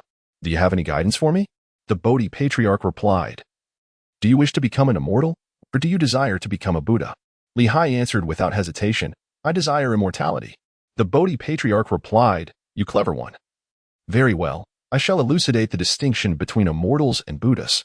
The Bodhi Patriarch assumed a serious demeanor and began to expound to Li Hai, in essence, in this world, there exist only immortals, not Buddhas. Even I can be categorized within the realm of the great enlightened golden immortal. Great enlightenment pertains to the fruition in the Buddhist path, while golden immortal signifies one's cultivation. The journey of cultivating immortality ranges from the true immortal to the golden immortal, with no further distinctions beyond that. However, among golden immortals, there exists a vast disparity, with deeper mysteries to uncover. Ordinary practitioners seek merely to attain longevity and fruition, neglecting the path of Buddhist enlightenment, and thus can only be referred to as golden immortals. Those who comprehend the way of Haiyi and can elucidate the source of the teachings may be termed Haiyi golden immortals. If one understands the profound yet incomplete principles of Haiyi, they may be called Haiyi mysterious immortals. Should one continue their cultivation, gaining knowledge of the past and future, possessing boundless divine powers and transcending the 3 realms, they may be recognized as great Luo golden immortals. Should there be further cultivation, whether in the realm of the primordial unity or great enlightenment, they may be designated as primordial golden immortals or great enlightened golden immortals. As for me, your master, I am indeed a great enlightened golden immortal. Taoist immortals predominantly cultivate primordial unity, while Buddhist immortals tend to traverse the path of great enlightenment. Buddhas are a later emergence, born from enlightenment, a unique existence independent of immortals, innately aligned with the path of great enlightenment. Most Buddhas are indeed immortals, though a few exceptions exist. Conversely, it is entirely normal for an immortal to possess no trace of Buddhist nature. Among my disciples, influenced by me, all possess a semblance of Buddhist nature. Whether you wish to awaken this nature through practice is entirely a matter of personal preference. Li Hai, seemingly perplexed, inquired, "What is the relationship between our Fangcun Mountain and the Buddhist realm?" The Bodhi Patriarch replied, "Previously, Guangxin should have spoken to you about this. I am not of this realm. Rather, I am a great awakened golden immortal from another world, my essence not residing in this domain. In this realm, there are 5 great awakened golden immortals: Shakyamuni Buddha, the ancient Buddha of the lamp; Maitreya Buddha, the Eastern medicine master King Buddha of lapis lazuli, and the Western Amitabha Buddha. I am acquainted with these figures, yet we share no deeper connection, merely a kinship of the same path." Having elucidated the relationship between Fangcun Mountain and the Buddhist realm, the Bodhi Patriarch imparted to Li Hai a sacred text, the Bodhi Great Awakening Scripture. This scripture is a genuine transmission of the Buddhist teachings, capable of awakening the Buddha nature and cultivating the essence of Buddhahood. Whether to embark on this path of cultivation ultimately rests upon Li Hai's own choice. Li Hai pondered for a moment and remarked, "The Master embodies the unity of the 3 paths, transcending all methods. As a disciple, it is only natural to follow the Master. The path of the primordial unity must be traversed, and the path of enlightenment must also be studied. An abundance of knowledge leads to wisdom. Thus, I shall cultivate the teachings of Buddhism, Confucianism, and Taoism. However, I shall not formally join the Buddhist sect. Instead, I shall regard myself as a friend of the Buddha." Resolving to learn the Dharma, Li Hai realized that there was much more to acquire. In the realm of Journey to the West, the predominant teachings circulated are primarily those of the lesser vehicle. Li Hai, having been profoundly instructed by his esteemed mentor, harbors no intention of practicing the lesser vehicle of Buddhism. Instead, he diligently studies the Great Awakening Sutra transmitted by the Bodhi Patriarch. On his celestial journey, Li Hai, guided by the insights of the Bodhi Patriarch, has chosen the path of the least restrictions, that of the celestial immortal. Now, he awaits the cultivation of wisdom. As the Bodhi tree again bears its leaves, and wisdom matures into the fruit of enlightenment, following the 9 transformations returning to unity, Li Hai shall attain the Tao and become an immortal. As 3 months swiftly elapsed, an unexpected transformation enveloped the skies above Fangcun Mountain. Clouds swirled, and vegetation surged with fervor. While the disciples pondered this phenomenon, a youth by the side of the Bodhi patriarch stepped forth to declare, "This is merely the result of our cultivation. There is no need for alarm." At this moment, both the woodcutter Guangxin and the Bodhi patriarch had already arrived at the secluded chamber of Li Hai. "Master, is there truly no issue with the transmission of your Bodhi longevity teachings?" Guangxin inquired. The Bodhi patriarch shot him a stern glance. "You insolent boy. Do you perceive me as unreliable?" Guangxin retorted, "Master, if you were to appear in your true form, you would undoubtedly be trustworthy. However, do not think I am unaware that here stands merely an incarnation of yours, having spent countless ages disseminating teachings. Even the magnificent golden immortal is verging on becoming a mere Taoist." The Bodhi patriarch stroked his beard and replied, "The profound arts of this realm's Taoist traditions are indeed intricate. One can refine their understanding by learning from the stones of other mountains. What harm is there in that? You still have much to refine within your heart." Guangxin sighed, "You speak the truth, Master. I have become attached and allowed concern to lead me astray." At this juncture, Guangxin expressed a hint of melancholy. "Master, ultimately, it is your fault. In this realm, it seems I am the only one among my brothers, with Haiyi being the sole disciple. Even you, as my master, are but a moon in the sea and a flower in the mirror, an incarnation of the path." Feeling a tinge of guilt, the Bodhi patriarch fell silent, focusing intently on Li Hai's retreat. Inside the meditation chamber, Li Hai sat cross-legged. At this moment, all external powers and supernatural abilities became futile. Only the Bodhi longevity method and the wisdom sword he had forged within himself accompanied him as he transcended and ascended. The Bodhi tree bore wondrous fruits, and the wisdom sword severed the ties of mortality. The spirit platform nurtured longevity, while the 9 transformations nourished the true essence of immortality. Li Hai summoned his profound techniques and once again entered the Bodhi tree. In the depths of his being, Li Hai sensed the connection between his true spiritual essence and his physical form in the external world. This connection was the karmic force hindering Li Hai's ascension to immortality. With a discerning sword of wisdom, he severed it. With a commanding shout, Li Hai severed the bonds of karmic retribution. In an instant, clarity enveloped his spirit. Without further hesitation, he channeled all his magical prowess and the wisdom acquired over a century of cultivation into the Bodhi tree. A series of powerful heartbeats resonated from within the tree. Li Hai emerged from the Bodhi tree. The external body, severed completely from its fundamental connection to Li Hai by a sword, would undoubtedly not be wasted. Li Hai refined it into an innate amniotic membrane using his magical powers, nurturing it for the future foundation of the spiritual platform of Mount Fangcun. After properly handling his mortal body, Li Hai sensed his celestial true form. His spirit was serene, and his 3 treasures united as one. "Master, what should I pursue next in my cultivation?" The Bodhi patriarch replied, "You ask knowingly. Now that you possess a celestial body but lack a celestial soul, your next step is, of course, to condense your celestial soul. Once your body and soul are harmonized, and you cultivate the essence of gold, you shall achieve the status of an immortal golden celestial, attaining the fruit of eternal life." "Master, the journey is long and arduous.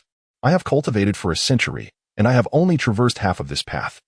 The thought of becoming a golden celestial merely marking the beginning of another phase of cultivation filled him with a profound sense of solitude regarding the road ahead. At this moment, Guangxin quietly approached. Upon hearing Li Hai's words, Guangxin said, "Junior brother Haiyi, this path is indeed lengthy, yet it is not solitary. I, along with the master, shall always be by your side. The companionship and cultivation, wealth, and land exist precisely for this purpose." Li Hai was filled with enthusiasm. "What my senior brother says is true. Our master possesses remarkable abilities, soaring through the clouds as if it were a hallmark of our sect. I wonder, dear senior brother, would you dare to compete with me in cloud speed?" Guangxin, taken aback, rested his axe upon his shoulder and replied, "You, a celestial being, wish to challenge me, a terrestrial immortal, in cloud speed? Truly, you are one who delights in bullying others. Very well, how shall we compare?" Li Hai took a moment to attune himself to his Bodhi celestial body, simultaneously channeling his magical energy. He remarked, "I have heard that the Northern Sea is home to 3 islands and 10 continents, and this place is the Western Nyohajo. The 3 islands and 10 continents are located near the homeland of my junior brother Wukong in the Eastern Victory Divine Continent. Are you bold enough to make the round trip?" Guangxin readily replied, "Very well, allow me to showcase my abilities, senior brother, with the intent of my heart." I shall depart first." With a murmured incantation, Guangxin vanished from sight. Li Hai turned to Bodhi Patriarch and said, "I have heard from my junior brother Yukong that the peaches of Flower Fruit Mountain are quite exquisite. I shall fetch a few to present to Master." With that, Li Hai summoned a wisp of vapor, which transformed into a cloud, taking the form of a rock. With a single flap of its wings, it swiftly traversed the skies. And before long, he beheld Guangxin's retreating light. "Brother, my junior has taken the lead," he called out as he soared ahead. Guangxin's method of retreat was not as swift as Li Hai's, which was entirely understandable, for Guangxin was an earth immortal, within the confines of Mount Fangcun. Even Tenli Haiyi would not match Guangxin's speed. However, once outside of Fangcun Mountain, in terms of speed of retreat, the North Sea cloud travel surpassed Guangxin's ability to traverse vast distances in the blink of an eye. After all, no matter how rapid the contraction, one must still take steps, as a journey of 10,000 miles begins with a single step. In contrast, with a single flap of his wings, Li Hai's North Sea cloud travel spanned 90,000 miles.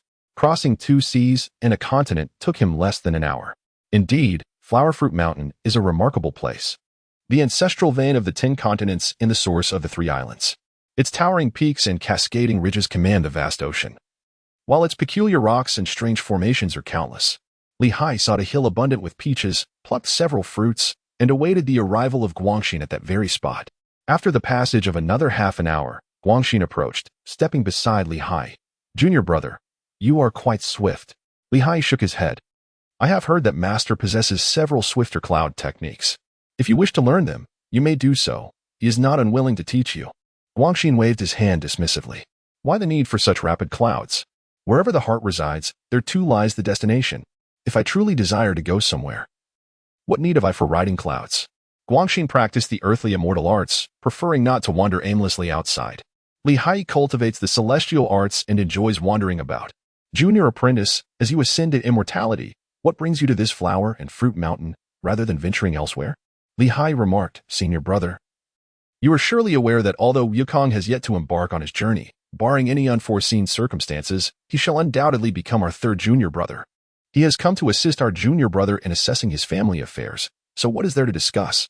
Guangxin, hearing Li Hai mention Sun Wukong, responded with a hint of exasperation, "I am indeed aware that Wukong is most likely to be our junior brother.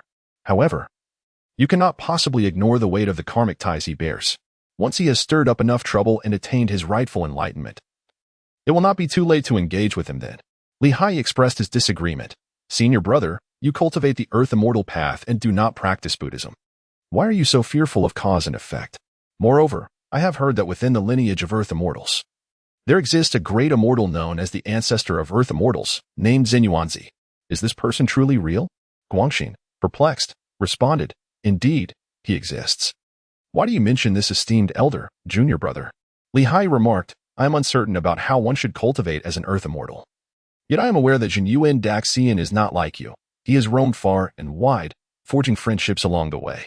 If you persist in your solitary and austere practice, you may very well become a mere guardian spirit of this land.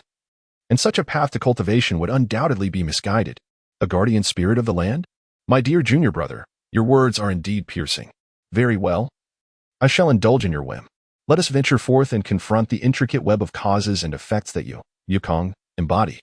Li Hai pointed towards the water-curtained cave of Huagua Mountain, exclaiming, "Wonderful! If that's the case, let us commence from this water-curtained cave." At that moment, the Chaos Demon King was seated comfortably within the cave. He had been aware of this celestial cave for some time. Previously, a stone monkey, nurtured by nature, had claimed dominion over the water-curtained cave, and he dared not approach. However, unexpectedly, this stone monkey seemed to have lost its senses and abandoned its stronghold to venture out to sea. Now, with the stone monkey absent, the Chaos Demon King felt invigorated. After confirming the absence of the stone monkey, he seized the cave as his own. Li Hai, holding a Bodhi staff, leisurely walked into the water-curtained cave. "Who is he?" "A person of reason." Li Hai slowly spoke. Though he held little hope for the notorious troublemaker, he resolved to grant this fellow an opportunity for surrender. Alas, how infuriating. The troublemaker indeed lived up to his moniker, charging forward without hesitation, brandishing his weapon. Li Hai struck with his staff, shattering the great blade of the Chaos Demon King.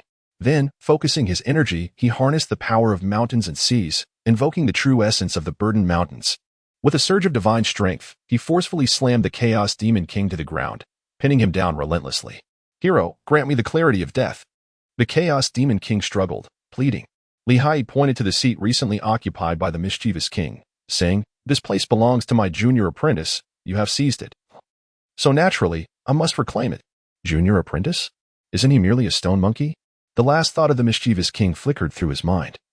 And then his head was severed by a sword of deep black hue. "Junior apprentice, I just observed that the monkeys on this mountain bear complex karmic ties. Are you certain we wish to wade into these murky waters?" The woodcutter Guangxin hesitated, for as an earth immortal, he was reluctant to take risks. "Brother, what is there to fear? The lineage of Mount Fa Song has but 3 true inheritors. You, I, and our junior brother Yukong. You are an earth immortal. Having already attained your true form, no one can harm you.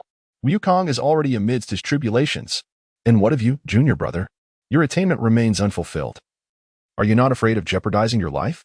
Haiyi cast a glance at the hexagrams within the journey to the West illusion. "Brother, circumstances forge heroes.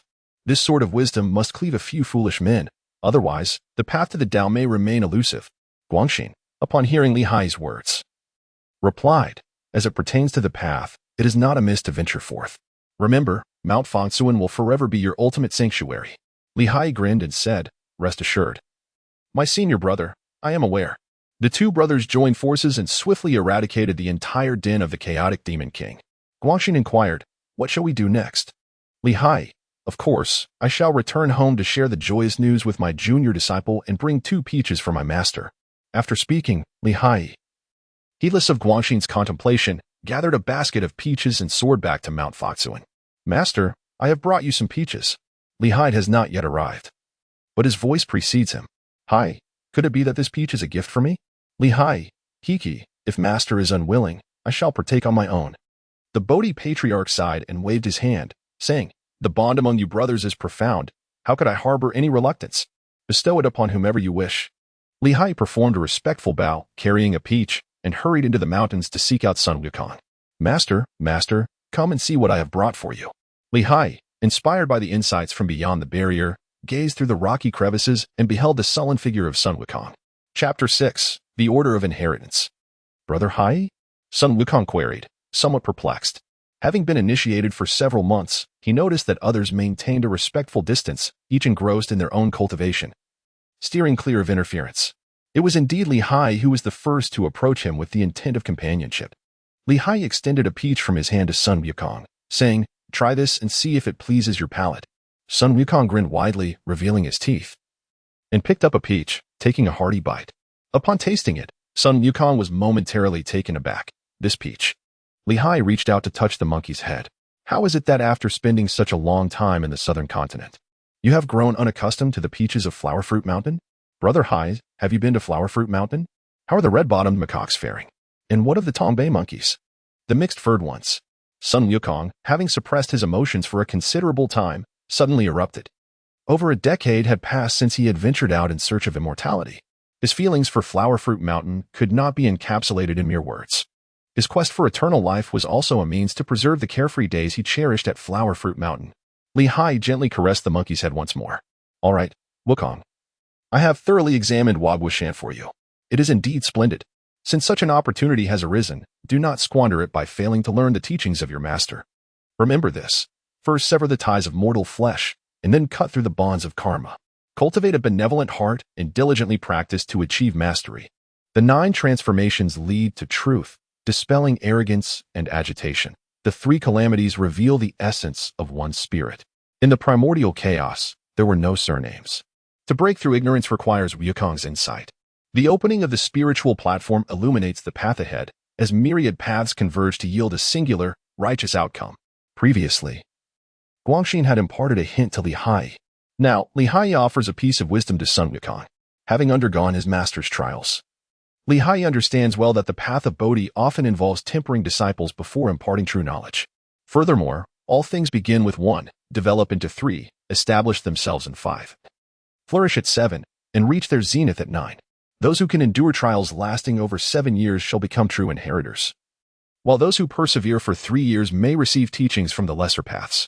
Guangxin had previously advised Haiyi about a 9-year journey. Haiyi restrained himself for 9 years, displaying neither haste nor impatience. This time, when he delivered peaches to Sun Wukong, it was, in fact, a means to gauge the attitude of Patriarch Bodhi. The Bodhi Patriarch, having relaxed his stance, seemed to indicate that as long as no rules were broken and everything was stated plainly, you would not interfere. After calming Sun Wukong for a while, Haiyi departed on his own. The future stretched before them, and if all went as anticipated, numerous trials awaited Sun Wukong. As spring yielded to winter, 3 years had swiftly elapsed since Sun Wukong arrived at Mount Fangcun. The Bodhi Patriarch transmitted a message to Haiyi, "Good disciple, go and deliver a few peaches to that monkey and inform him that you can impart the 4 fundamental techniques of movement and stillness. Ask him if he wishes to learn." Hearing this, Haiyi did not refuse. Stepping upon the ethereal clouds of Biming, he journeyed to Huagua Mountain to fetch peaches. "Wukong, my dear junior brother, I have brought you peaches once more." "Thank you, Brother Haiyi," Sun Wukong exclaimed as he seized the peaches. Seemingly inspired by the teachings of his elder brothers, he performed a respectful bow to Haiyi. "Junior brother, it appears that your 3 years have not been in vain. You have indeed learned something." Sun Wukong scratched his head, responding, "Brother, you flatter me. The lessons imparted by all my elder brothers have remained etched in my heart." Haiyi, with a glint in his eye, inquired, "You have been here for 3 years. You must have observed quite a number of skills possessed by your fellow disciples. Which school of celestial arts do you intend to pursue?" Sun Wukong, with a twinkle in his gaze, replied, "I shall learn whatever my master teaches. Possessing a modicum of spiritual energy is sufficient." "Haiyi, do you wish to learn a bit of the way?" "Coincidentally, I possess the mystical arts of the 4 realms of movement and stillness. Are you willing to learn?" Sun Wukong was about to agree, but hesitated for a moment and then inquired, "Will this mystical art grant me immortality?" Haiyi, seeking immortality through unorthodox means is akin to fishing for the moon in water or gazing at flowers in a mirror. The pursuit of eternal life seems a formidable challenge. Sun Wukong vigorously shook his monkey head. "That will not do. I desire to learn the art of immortality." Haiyi urged once more, "To avoid death and prolong life, living an additional 300 to 500 years, is that not sufficient?" Sun Wukong replied, "If one cannot attain immortality, then I shall not learn." Haiyi sighed, "So be it. I had hoped that after 3 years, you would have acquired some genuine skills. Since you are unwilling, you may continue to wait." Having completed the test set by Patriarch Bodhi, Haiyi turned and departed. For one must understand the essence of restraint. Upon returning to his own cave abode, Haiyi commenced his cultivation as a golden immortal. The essence of the Bodhi longevity technique lies predominantly in nurturing the Bodhi tree. As long as the Bodhi tree thrives, immortality remains intact. After forging the Bodhi immortal body, theoretically, Haiyi's physical lifespan became boundless. However, his soul remained a mortal one, still subject to the jurisdiction of the underworld. The method for refining the immortal soul through the Bodhi longevity technique is known as the wisdom method. This requires continuous learning and the profound comprehension of various teachings to distill the essence of wisdom until the entire soul is suffused with golden light. Only then can the body and soul unite, culminating in the emergence of the immortal golden essence. Previously, Patriarch Bodhi had mentioned that with the 3 great authentic teachings, alongside the wisdom gleaned from the 360 ancillary paths, it would suffice for Haiyi to ascend to the status of golden immortal and attain true longevity. Over the past few days, Haiyi discovered the truth in his master's words.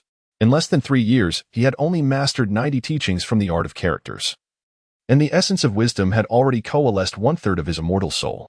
At this pace, there would be no need to decipher the 3 authentic teachings of Fangcun Mountain. It would be enough for Haiyi to achieve his rightful place. With a solid foundation, there comes comfort. If he were outside, even with the Bodhi longevity technique, it would be uncertain how much effort would be required to reach the status of golden immortal. Yet, within Fangcun Mountain, the very teachings possessed by his master, Patriarch Bodhi, were sufficient for Haiyi to cultivate his wise immortal soul. As time progressed and he absorbed more teachings, Haiyi began to discern certain characteristics of the various techniques. Each technique has its own timing for exertion. Among the ancillary paths, some can summon the winds and rains within 3 to 5 years, while others may take a century to master the control of water and fire. The same holds true for the 3 authentic teachings. The Grand Celestial Technique is evidently a vigorous early-stage method. In contrast, the Slanted Moon-Earth Immortal Technique is a quintessential example of a gradual accumulation leading to a powerful emergence. Haiyi's own Bodhi longevity technique lies between the two, representing a mid-stage method of exertion. The early-stage Grand Celestial Technique encounters virtually no bottlenecks before achieving true immortality, yet following that, it falls into a prolonged period of stagnation, requiring substantial time and opportunity to attain fruition. Guanxin has been practicing the slanted moon-earth immortal technique for 600 years. This technique necessitates the comprehension of the Taiji path to wield any significant power, and Guanxin has yet to enter a phase of strength. Li Hai's Bodhi longevity technique reaches its peak during the Golden Immortal stage. Attaining the Golden Immortal status is relatively swift, provided one possesses sufficient wisdom. However, the path that lies beyond this stage proves to be arduous. According to the teachings within the Bodhi longevity technique, one must accumulate wisdom over countless lifetimes to attain the realization of Bodhi. Li Hai assisted Patriarch Bodhi in testing Sun Wukong, yet, in truth, Patriarch Bodhi had been evaluating him all along. One day, Patriarch Bodhi summoned Li Hai to his side and inquired, "Haiyi, to what degree has your celestial spirit coalesced?" Li Hai radiated with golden light. "It's done. How long have you been on the mountain?" 2 cycles of decades, Master. Previously, I mentioned to you that the Bodhi longevity technique is impervious to the 3 calamities. Do you know what you should fear? Please, Master, enlighten me. The Bodhi Patriarch turned away and spoke slowly. The Great Immortal technique is easy to attain, yet the Golden Immortal's fruition is elusive. If one's essence is not solidified, the 3 calamities will persist, thus the greatest fear lies therein. The slanted moon-earth immortal method transforms the heart to encompass heaven and earth, seeking the path with minimal desire, yet it is most fearful of the path's transformation. Hence, I instructed Guanxin to chop wood and guard the entrance, to prevent losing human essence and becoming an immortal devoid of vitality. As for you, practicing the Bodhi longevity technique, achieving the Golden Immortal's fruition is favorable. But the Taiyi is difficult to certify. Prolonged existence can lead to a deficit with heaven and earth, and the greatest fear is the immortal killing catastrophe. The immortal killing catastrophe? The Bodhi Patriarch nodded. Immortals, Buddhas, and the divine can all attain longevity. Once the fruition of longevity is achieved, there is no concern for life and death. However, if immortals, Buddhas, and the divine do not comprehend the Taiyi path, daily absorbing the essence of the sun and moon and seizing the creations of heaven and earth will, over time, result in a deficit to heaven and earth, causing a detriment to creation. When heaven and earth suffer loss, they will periodically generate the immortal killing catastrophe, dragging a group of long-living beings back into the cycle of reincarnation. Master, is there a predetermined number for this immortal killing catastrophe? Li Hai felt a chill in his heart and asked. The Patriarch shook his head. When calamities arise, each must rely on their own abilities. Even the heavenly decrees have been exhausted, let alone the fixed destinies. Master, is there a method to resolve this? The Bodhi Patriarch nodded, as you once mentioned. Every calamity has 2 paths of resolution. One can either accept their fate and endure the calamity, and once the requisite amount of suffering has been borne, the adverse energy will dissipate naturally, or one may choose to resist it by quietly reciting the Huaning scripture, renouncing worldly affairs to seek refuge with a great enlightened being or a primordial golden immortal, thus escaping the calamity altogether. Tell me, my disciple, which path do you wish to choose? Master, earlier you stated that without understanding the Tao of Tai, one would face calamities. Does that mean that by understanding the Tao of Tai, one would be free from such calamities? The Bodhi Patriarch nodded. The Tao of Tai unfolds the laws of the universe, originating from the source itself. Not only does it not deplete the resources of heaven and earth, but its higher levels can also nourish them in return, with merit and virtue. How could heaven and earth possibly unleash divine calamities upon you? Is that so? Then, Master, why is it that cultivating the Bodhi longevity technique makes it difficult to attain Tai? The Bodhi Patriarch sighed. Success is born of wisdom, and failure is also a product of wisdom. With the Patriarch's explanation, Li Hai finally comprehended the underlying reasons. The journey from a mere mortal to attaining the Golden Immortal's longevity and ultimate realization is indeed supported by the wisdom of those who came before. The Bodhi longevity technique plants the Bodhi tree, yielding Bodhi leaves that accumulate spiritual power, while also bearing Bodhi fruits that enhance wisdom. As long as the nourishing wisdom is ample, standing upon the shoulders of predecessors, the path to becoming a Golden Immortal is achievable. However, in the realm of the Tao of Tai, the wisdom of predecessors becomes irrelevant. The Bodhi wisdom accumulated from mortal to Golden Immortal does not provide assistance in cultivating the Tao of Tai. Rather, it manifests as a hindrance known as the obstruction of perception, disrupting the path of cultivation. Li Hai addressed the Patriarch, saying, to gain something, one must inevitably lose something. The prospect of immortality is merely a stroke of luck. As for the calamities that immortals face, let them come as they may.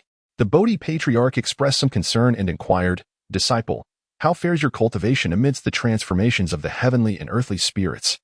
I have only scratched the surface of the 72 transformations of the earthly spirits, yet I have grasped 12 true essences from the 36 transformations of the heavenly spirits." Upon hearing this, the Bodhi patriarch was quite pleased. "Well done, my disciple. It is evident that you possess a unique destiny. The transformations of the heavenly spirits, rooted in the pure and ethereal divine beasts, are profoundly mysterious. Master these well, and in the art of combat and protection of the Tao, victory will be yours. Do not be negligent. Rest assured, Master, I shall swiftly gather the remaining 36 transformations. At present, the 12 true essences I have acquired are derived half from the lottery of the journey to the West illusory mirror hexagrams and half from my senior brother Guangxin's guidance during our explorations and studies. The pure true essences, along with their illustrations and related matters, are somewhat preserved, thus not overly difficult to locate. Haiyi does not intend to delve deeply into all the variations of the heavenly gang. Mastery lies in precision rather than quantity. As the saying goes, 2 flowers bloom, each representing its own branch. When Haiyi is fully focused on consolidating his celestial spirit, Sun Wukong is anxiously scratching his ears and cheeks. The spirit Brightstone Monkey, adept in transformation, understands the timing of heaven and the advantages of earth, adept at moving stars and shifting constellations. His enlightened heart grants Sun Wukong profound knowledge of transformation. Meanwhile, his resilient stone heart instills in him an unwavering dedication to the matters he deems significant. 3 years had passed since Haiyi departed, and Sun Wukong had already spent 6 years in the mountains. This time, the one who came to test Sun Wukong was Guangxin. "Wukong, my junior, not long ago, your senior brother Haiyi visited your flower fruit mountain, only to find it occupied by a mischievous little demon known as the Chaos Demon King. Perhaps you should hone your skills and return to rescue your monkey kin? Is that you, old immortal?" Sun Wukong was astonished to see Guangxin again. Recognizing that he was no ordinary woodcutter, Guangxin, noticing that Sun Wukong disregarded his words, pressed on, "You, this monkey, are indeed heartless, neglecting even your own monkey descendants." Yet, Sun Wukong remained unperturbed, responding, "The blessed land of Flower Fruit Mountain, with its water curtain cave, possesses profound magical formations for protection. No mere mortal can harm my children. If the Chaos Demon King is a formidable opponent that even Brother Haiyi cannot defeat, returning would yield no fruitful outcome. If he is weak, my absence would make little difference. It is wiser for me to stay here and acquire true skills, thus honoring the children who sent me forth." Upon hearing this, Guangxin ceased his persuasion. 3 more years passed, and the Bodhi patriarch himself came to test Sun Wukong. On this day, while delivering a sermon, the Bodhi patriarch deliberately spoke of genuine cultivation. Upon reaching a particularly exquisite point, Sun Wukong could not contain his joy and began to dance with exuberance. The patriarch feigned anger, exclaiming, "Wukong, why do you not listen attentively, but instead indulge in such frivolity? Disciple, I could not help but be overwhelmed by the profundity of your words." Sun Wukong apologized profusely. "Very well, Wukong, how many years have you spent in the mountains?" After a moment's thought, Sun Wukong replied, "It has been 9 years. In this incarnation, Sun Wukong had undergone 2 additional years of trials. Learning much under the influence of Haiyi, at the very least, he was no longer troubled by the passage of time. And in these 9 years, what true methods or celestial arts have you acquired?" the patriarch inquired. Sun Wukong shook his head. "Disciple has not received true transmission, nor learned any celestial arts. You, this monkey, must be picky and superficial. It is time for a lesson."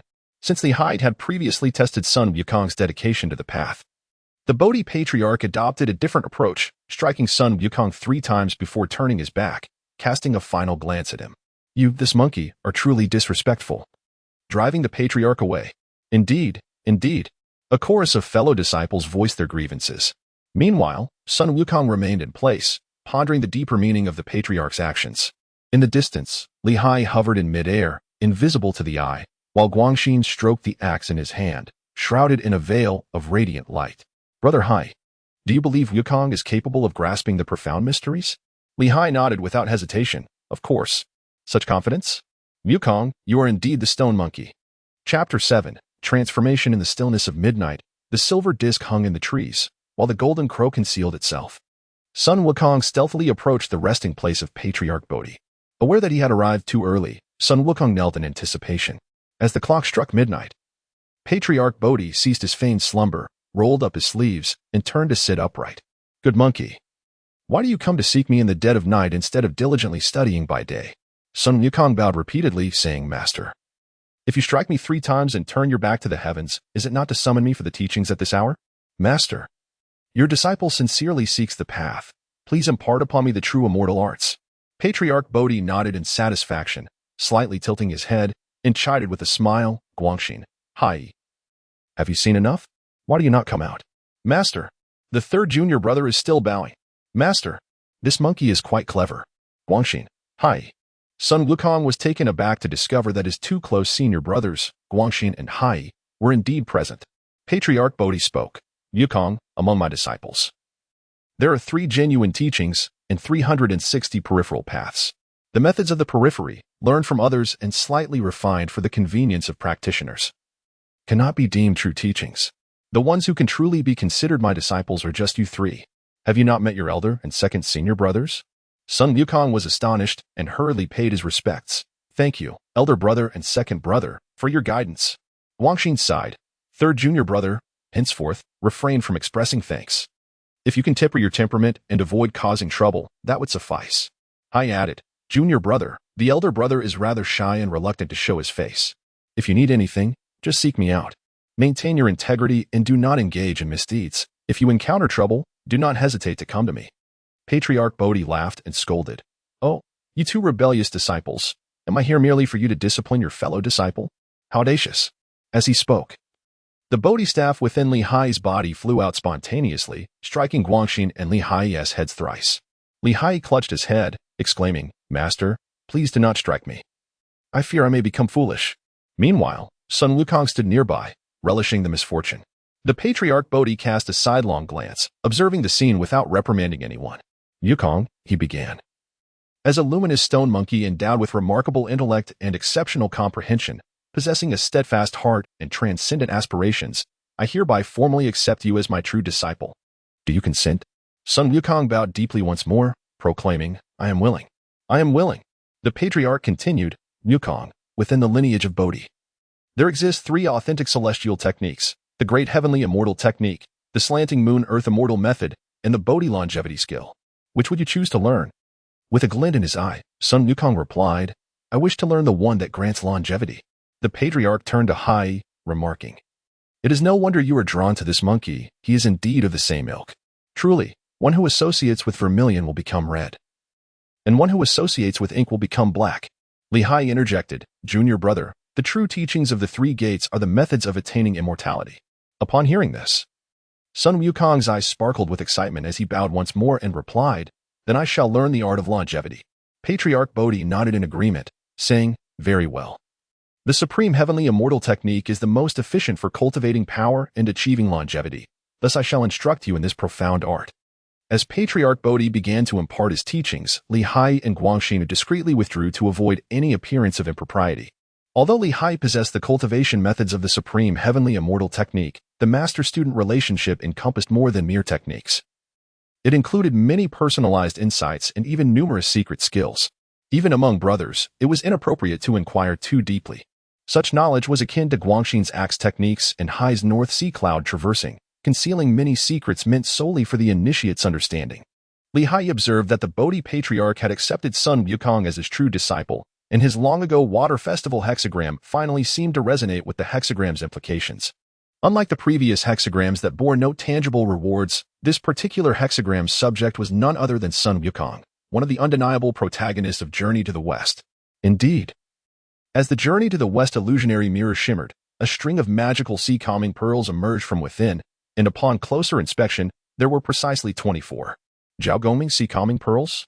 What a fortuitous turn of events! What a splendid fortune! Li Hai was filled with immense joy, for Sun Wukong possessed the Rui Jingu Bang, while he himself owned the sea-settling pearl. The Rui Jingu Bang was of a size that could adapt to any situation, embodying virtues that rendered it free from the entanglements of karmic retribution. In contrast, his sea-settling pearl, though not a weapon and lacking the sanctity of a virtuous artifact, was still subject to karmic influences. Yet, as a primordial spiritual treasure, it had the power to stabilize fate and fortune, and in terms of aiding Li Hai's cultivation, it was arguably more significant than the golden staff itself. Li Hai extended his hand, and the pearl of stabilizing the sea transformed into a delicate bracelet, adorning his left wrist. Initially, he intended to use his shed mortal form as a vessel to establish the spiritual realm of Mount Fangcun. However, with the acquisition of the pearl of stabilizing the sea, there was no longer a necessity for a corporeal body to create an inner world. It was perfectly suited to emulate Pangu and to bring forth myriad creations.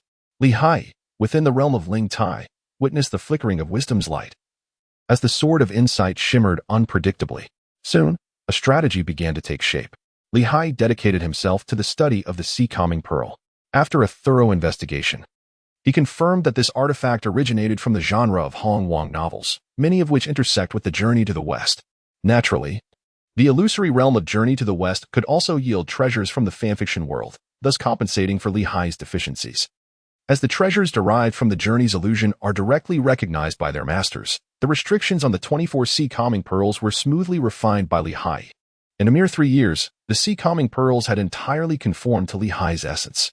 Upon refining, Li Haiyi discovered that, at least in his possession, there existed only 24 pearls, each representing the 24 solar terms and symbolizing the auspicious number for unearthing treasures. The framework of Hong Wang truly dared to explore. Within the sea-calming pearl, there resided a strand of innate indestructible spiritual light. After its refinement, Li Haiyi realized that this essence could be employed to comprehend the path of Taiyi. Although the innate indestructible spiritual light and the path of Taiyi possessed certain distinctions and could not be directly utilized as the primordial source of Taiyi, it significantly eased the difficulty of grasping the fruits of the Taiyi path. Adhering to the principle of accumulating wealth quietly, Li Haiyi decided to enshrine the innate indestructible spiritual light within his own primordial Bodhi tree. Apart from Li Haiyi himself, no one could perceive this, as this space was essentially a reflection of his inner self. The Bodhi Patriarch had mentioned that the world of Journey to the West contained its own innate spiritual treasures. However, these local treasures lacked the innate indestructible spiritual light and only possessed primordial essence. While still profound, they were primarily used for safeguarding treasures rather than aiding in cultivation, resembling more the outcomes of cultivation. After extracting the innate indestructible spiritual light, Li Haiyi resumed his cultivation with tranquility. With the aid of the innate restrictions within the sea-calming pearl, his wisdom and spiritual light surged dramatically. In just a few years, he forged his immortal soul, standing merely a step away from the unification of body and soul, ready to attain the golden immortality. Unable to locate the state of body-soul unification, Li Haiyi decided to cease his arduous practices and instead observe Sun Wukong's progress in learning the arts. Brother Haiyi, I have already completed 9 transformations and am on the verge of becoming immortal. Sun Wukong exclaimed joyfully upon seeing Li Haiyi, eager to showcase his achievements.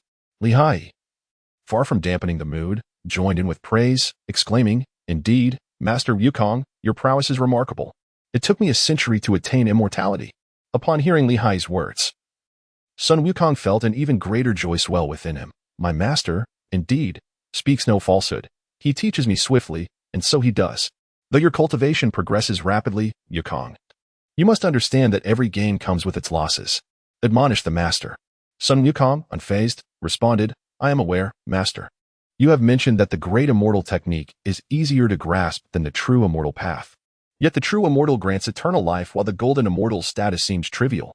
Bodhi Patriarch shook his head, saying, Wukong, do you not comprehend that after achieving immortality, although you gain longevity, your lack of merit in the cosmos and your insatiable desire for eternal life will ultimately provoke the heavens? After 5 centuries, calamity in the form of thunder will descend upon you. What? Sun Wukong exclaimed, startled. The Bodhi Patriarch continued. Another 500 years will bring forth a fire that shall consume you. This is no ordinary fire, it is the Yin fire. Igniting from your Yongguan point and scorching through to your very core, reducing your vital organs to ashes and rendering your limbs to decay. A millennium of cultivation could be obliterated by a single blaze. Cold sweat streamed down Sun Wukong's brow. Isn't the pursuit of immortality meant to grant me life? How then could it lead to death? But that is not the end, the Patriarch warned. After these 2 calamities, another 5 centuries hence, a fierce wind will arise, penetrating your crown and causing your internal organs to collapse, your very flesh to dissolve. Master, please save me. Sun Wukong immediately knelt, pleading for guidance. In the presence of Li Haiyi, the Bodhi Patriarch declared, to evade these 3 calamities, one must conceal their essence from the heavens. To achieve such concealment, mastery of transformation techniques is required, and one must reach the stage of returning to truth through transformation for it to be effective. Haiyi was about to distance himself from the matter, but the Bodhi patriarch called out to him, Haiyi, Wukong, you both should listen together. Upon hearing these words, Haiyi chose to stay. The Bodhi patriarch first inquired of son Wukong. Wukong, I possess knowledge of two forms of transformation. One is the 36 celestial transformations, and the other is the 72 earthly transformations. He deliberately emphasized the latter. Son Wukong, ever astute, promptly replied, Master, I wish to learn the greater number. I wish to learn the greater number. Haiyi stifled a chuckle nearby. The patriarch Bodhi coughed twice and then proclaimed, Very well. I shall impart to you the 72 transformations of the earthly fiends. Subsequently, before Haiyi's eyes, the patriarch Bodhi began to instruct son Wukong.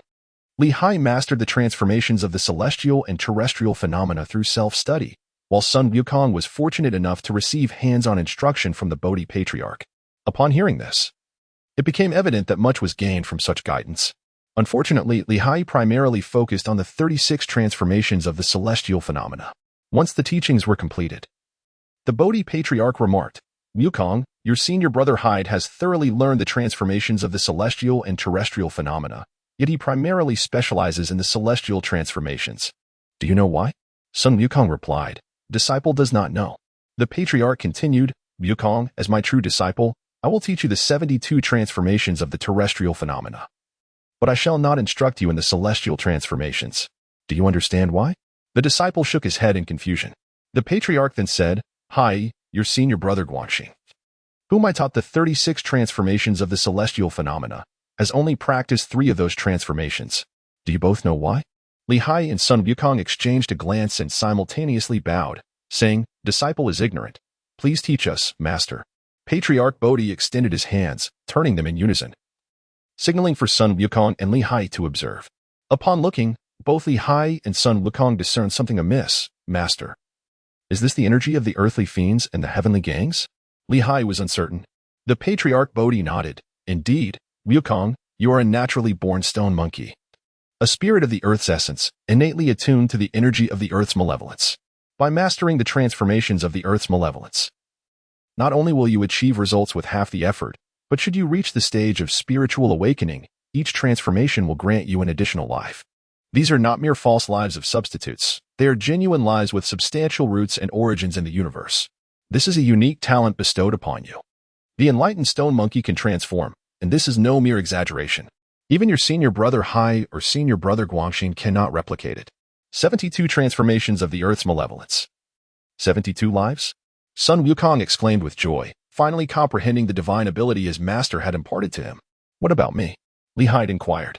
The patriarch Bodhi replied, Humans are the supreme beings among all creatures, and the transformations of the heavenly and earthly forces can generally be learned. However, you, having undergone a millennium of refinement within the water-repelling pearl, are now more closely connected to the pure energy of the heavenly forces. Thus, the transformation of the heavenly forces is more suitable for you. Furthermore, as you practice the Bodhi longevity technique and cultivate wisdom, I shall impart to you the complete method of both heavenly and earthly transformations. Haiyi then understood that what he had gained from the previous water pearl was not merely the North Sea Cloud's singular divine ability. Perhaps it concealed deeper secrets. After elucidating the reasons behind the preferential transmission of teachings, Master Bodhi continued, Within my Bodhi lineage, there exists a wealth of traditions, yet few techniques. This is not due to my inability to teach, but rather because once you cultivate the heavenly gang and earth Sha divine abilities, you will naturally glean insights that resonate with your own techniques from their transformations. Each transformation yields a unique spell, whether it be heavenly gang or earth Sha. It is more than sufficient for your needs. Master, you previously mentioned that Wukong, my junior, must refine the transformation divine ability to the point of achieving authenticity in order to gain 72 lives. How, then, can one discern the progress of this ability? The master, taking the opportunity, began to explain, divine ability is indeed divine when it connects with the divine. At the outset of learning divine ability, if one barely stimulates it through magical power, this constitutes the first realm of divine ability. During stimulation, based on proficiency, it can be categorized into beginner, proficient, minor success, and major success. Haiyi, your 36 transformations of the heavenly gang are currently confined to this first realm, while the earth Sha transformations barely see any beginners. After being chastised by Master Bodhi, Haiyi felt an overwhelming sense of shame. he had previously believed himself to be accomplished. Yet it turned out he remained in the first realm. Once one achieves mastery in divine ability, understanding the essence of the transformation object, invoking life through thought, and truly connecting with the divine, the false transforms into the true, marking the second realm of divine ability. Given that the transformation objects of the heavenly gang and earth Sha also vary in strength, this process necessitates time for careful adjustment and selection. A journey that leads to authenticity. Once authenticity is attained, Yukong, you will gain an additional life. The deeper you tread on the path of authenticity, the more resilient your newly acquired life will be. Similarly, Haiyi and Yukong, during the journey to authenticity, you will be able to thoroughly master the spells pertaining to your transformation objects through the very act of transformation. Master, does this transformation divine ability have a third stage? Haiyi could not help but inquire. Of course there is. The third stage, which I refer to as divine communication, marks the conclusion of the return to truth. Whether it is the heavenly gang or the earthly fiends, once you undergo transformation, you will bear no distinction from those divine beasts and otherworldly beings. To reach the third stage, one must surpass the previous teachings, transforming the spells of those divine beasts into the innate abilities of one's own essence. Behold, with that, Master Bodhi stepped forward, and in an instant, his form flickered and appeared behind Haiyi. Master, you actually did not employ any magical power. Sun Wukong immediately discerned the crux of the matter. Chapter 8. The Somersault Cloud, Back Mountain of Mount Fangcun. Yukong, your keen eyes do not deceive you. Do not squander your innate golden eyes of discernment. You are correct. After my transformation into the heavenly gang, I have converted divine powers into instinct. In my original state, I expend no magical energy yet can freely wield divine abilities. At this moment, the art of spatial contraction is my inherent skill, entirely unrelated to magical power. Even when my magical essence is depleted, I can still utilize it at will, surpassing even divine powers in its efficacy. Your senior brother Guangxin, having only learned a scant few transformations, aspires to attain this realm. Divine communication? Master, I am certain I can achieve it. Sun Wukong declared with unwavering confidence. The spirit Brightstone Monkey is innately adept at transformation, and he harbored great assurance in mastering the art of change. Haiyi did not boast. He merely expressed his determination to give his utmost effort. 100 days later, a wisp of celestial energy emerged from within Sun Wukong. To Haiyi's astonishment, Sun Wukong simply rolled over and cast aside his mortal form, achieving a divine body. The process of becoming an immortal was remarkably seamless. Haiyi reminisced about the days when he ascended to immortality, wielding the wisdom sword to sever his mortal form and refining his powers to attain the Bodhi immortal body. He felt that he had yet to reach the extraordinary level of Sun Wukong's luminous immortal form, which was but a rare gem among countless others. Haiyi, he mused. Each person possesses unique endowments. There is no need for envy. As he spoke, Bodhi Patriarch noticed a string of spiritual beads adorning Haiyi's wrist. May I have the privilege of examining them? The Bodhi Patriarch, at last, discerned the Dihai divine pearl upon Haiyi's wrist. Goodness! Another array of innate water element spiritual pearls. And they seem to harbor innate divine prohibitions as well. Haiyi, you sit in the mountains, and naturally, extraordinary treasures come to you. Indeed, your fortune is profound. The Bodhi Patriarch marveled in awe, delving into contemplation for a while. After a lengthy pause, he inquired, My good disciple, do these pearls possess a name? Haiyi, this pearl is known as the Dinghai Pearl. The Bodhi Patriarch pondered the name for a moment, then clapped his hands in hearty laughter, exclaiming, What a splendid Dinghai Pearl! It seems you are indeed fated to be connected with me. Subsequently, the Bodhi Patriarch gently tapped Haiyi's forehead with a finger. Haiyi focused intently and discovered a unique method of cultivation known as the Heart Sea. This Heart Sea cultivation technique is derived from the Sutra of Supreme Awakening and the methods established at Fangcun Mountain, combined with the insights gleaned from the innate divine restrictions within your sea-calming pearl. The Heart Sea cultivation method can transform these 24 pearls into the 24 celestial realms of the Heart Sea, significantly enhancing your magical powers, aiding you in defending your path against adversaries, and assisting you in practicing the Bodhi longevity technique, thus unlocking the path to profound enlightenment within the Buddhist teachings. Upon receiving the teachings, Haiyi realized he had encountered a truly sacred path, one that surpassed the Bodhi longevity technique he had previously mastered. He immediately expressed his gratitude, saying, Thank you, Master, for imparting the teachings. The Bodhi Patriarch chuckled heartily, saying, There is no need for thanks. This is your own fortune. Your pearl of stabilizing the sea has also enlightened me considerably. My essence has gained a sliver of potential for advancement because of your pearl. Having attained the status of a true immortal, Sun Wukong naturally embarked on the path of celestial freedom. After much effort, he directed all his energy towards the earthly calamity's 72 transformations. Within 2 years, he successfully transcended the threshold of returning to his true nature, astonishingly mastering all 72 transformations in such a brief time. Is transformation truly this formidable? Haiyi, having exhausted himself refining the 24 heart seas, decided to observe Sun Wukong practicing his divine abilities. However, watching only served to agitate him. He reflected on his own journey, realizing he had only managed to master the Kunping transformation, barely reaching the threshold of returning to his true self, with no other transformations in sight. Nevertheless, he acknowledged some progress, as he had entered the realm of the 36 celestial transformations. Apart from the initial 12, he had discovered the essence of another 24 divine beasts. Each varied in strength and form, enriching the array of transformations he could perform. Though he could deceive lesser immortals with his myriad forms of insects, fish, birds, and beasts, he felt they paled in comparison to the flamboyance of the earthly calamity transformations. Nonetheless, he deemed them sufficient. One day, Haiyi finally refined the first level of the heart sea of all heavens. In high spirits, he decided to watch Sun Wukong learn the arts. Seeking a moment of respite, he arrived just in time to see Sun Wukong showcasing his newfound abilities to the Bodhi Patriarch. "Master, I can now ride the clouds," exclaimed Sun Wukong, demonstrating his skill. Although the earthly calamity transformations differed somewhat from murky energy, mastering cloud riding was still a formidable challenge. After considerable effort, Sun Wukong finally learned to control the clouds. The Bodhi Patriarch, observing Sun Wukong struggle, burst into laughter, saying, "Wukong, what you're doing can at best be described as crawling on the clouds, not truly riding them. Haiyi, show your junior brother what true cloud riding looks like." Haiyi did not anticipate that this matter also involved him. He remained silent, stepping forward as if plunging into water, his figure shrinking and enveloped by clouds. From the very spot he had occupied, a colossal cloud emerged. Lifted by the cloud mass, Haiyi soared into the air. Before departing, he poked his head out and called to Sun Wukong, "Junior brother, diligently learn the mystical arts from Master. I shall return with a couple of peaches from the Flower Fruit Mountain." Upon finishing his words, a cloud phoenix materialized beneath him, and with a flap of its wings, Haiyi vanished into the horizon. Sun Wukong shielded his eyes and gazed far into the distance but could not catch a glimpse of Haiyi. His monkey face filled with envy.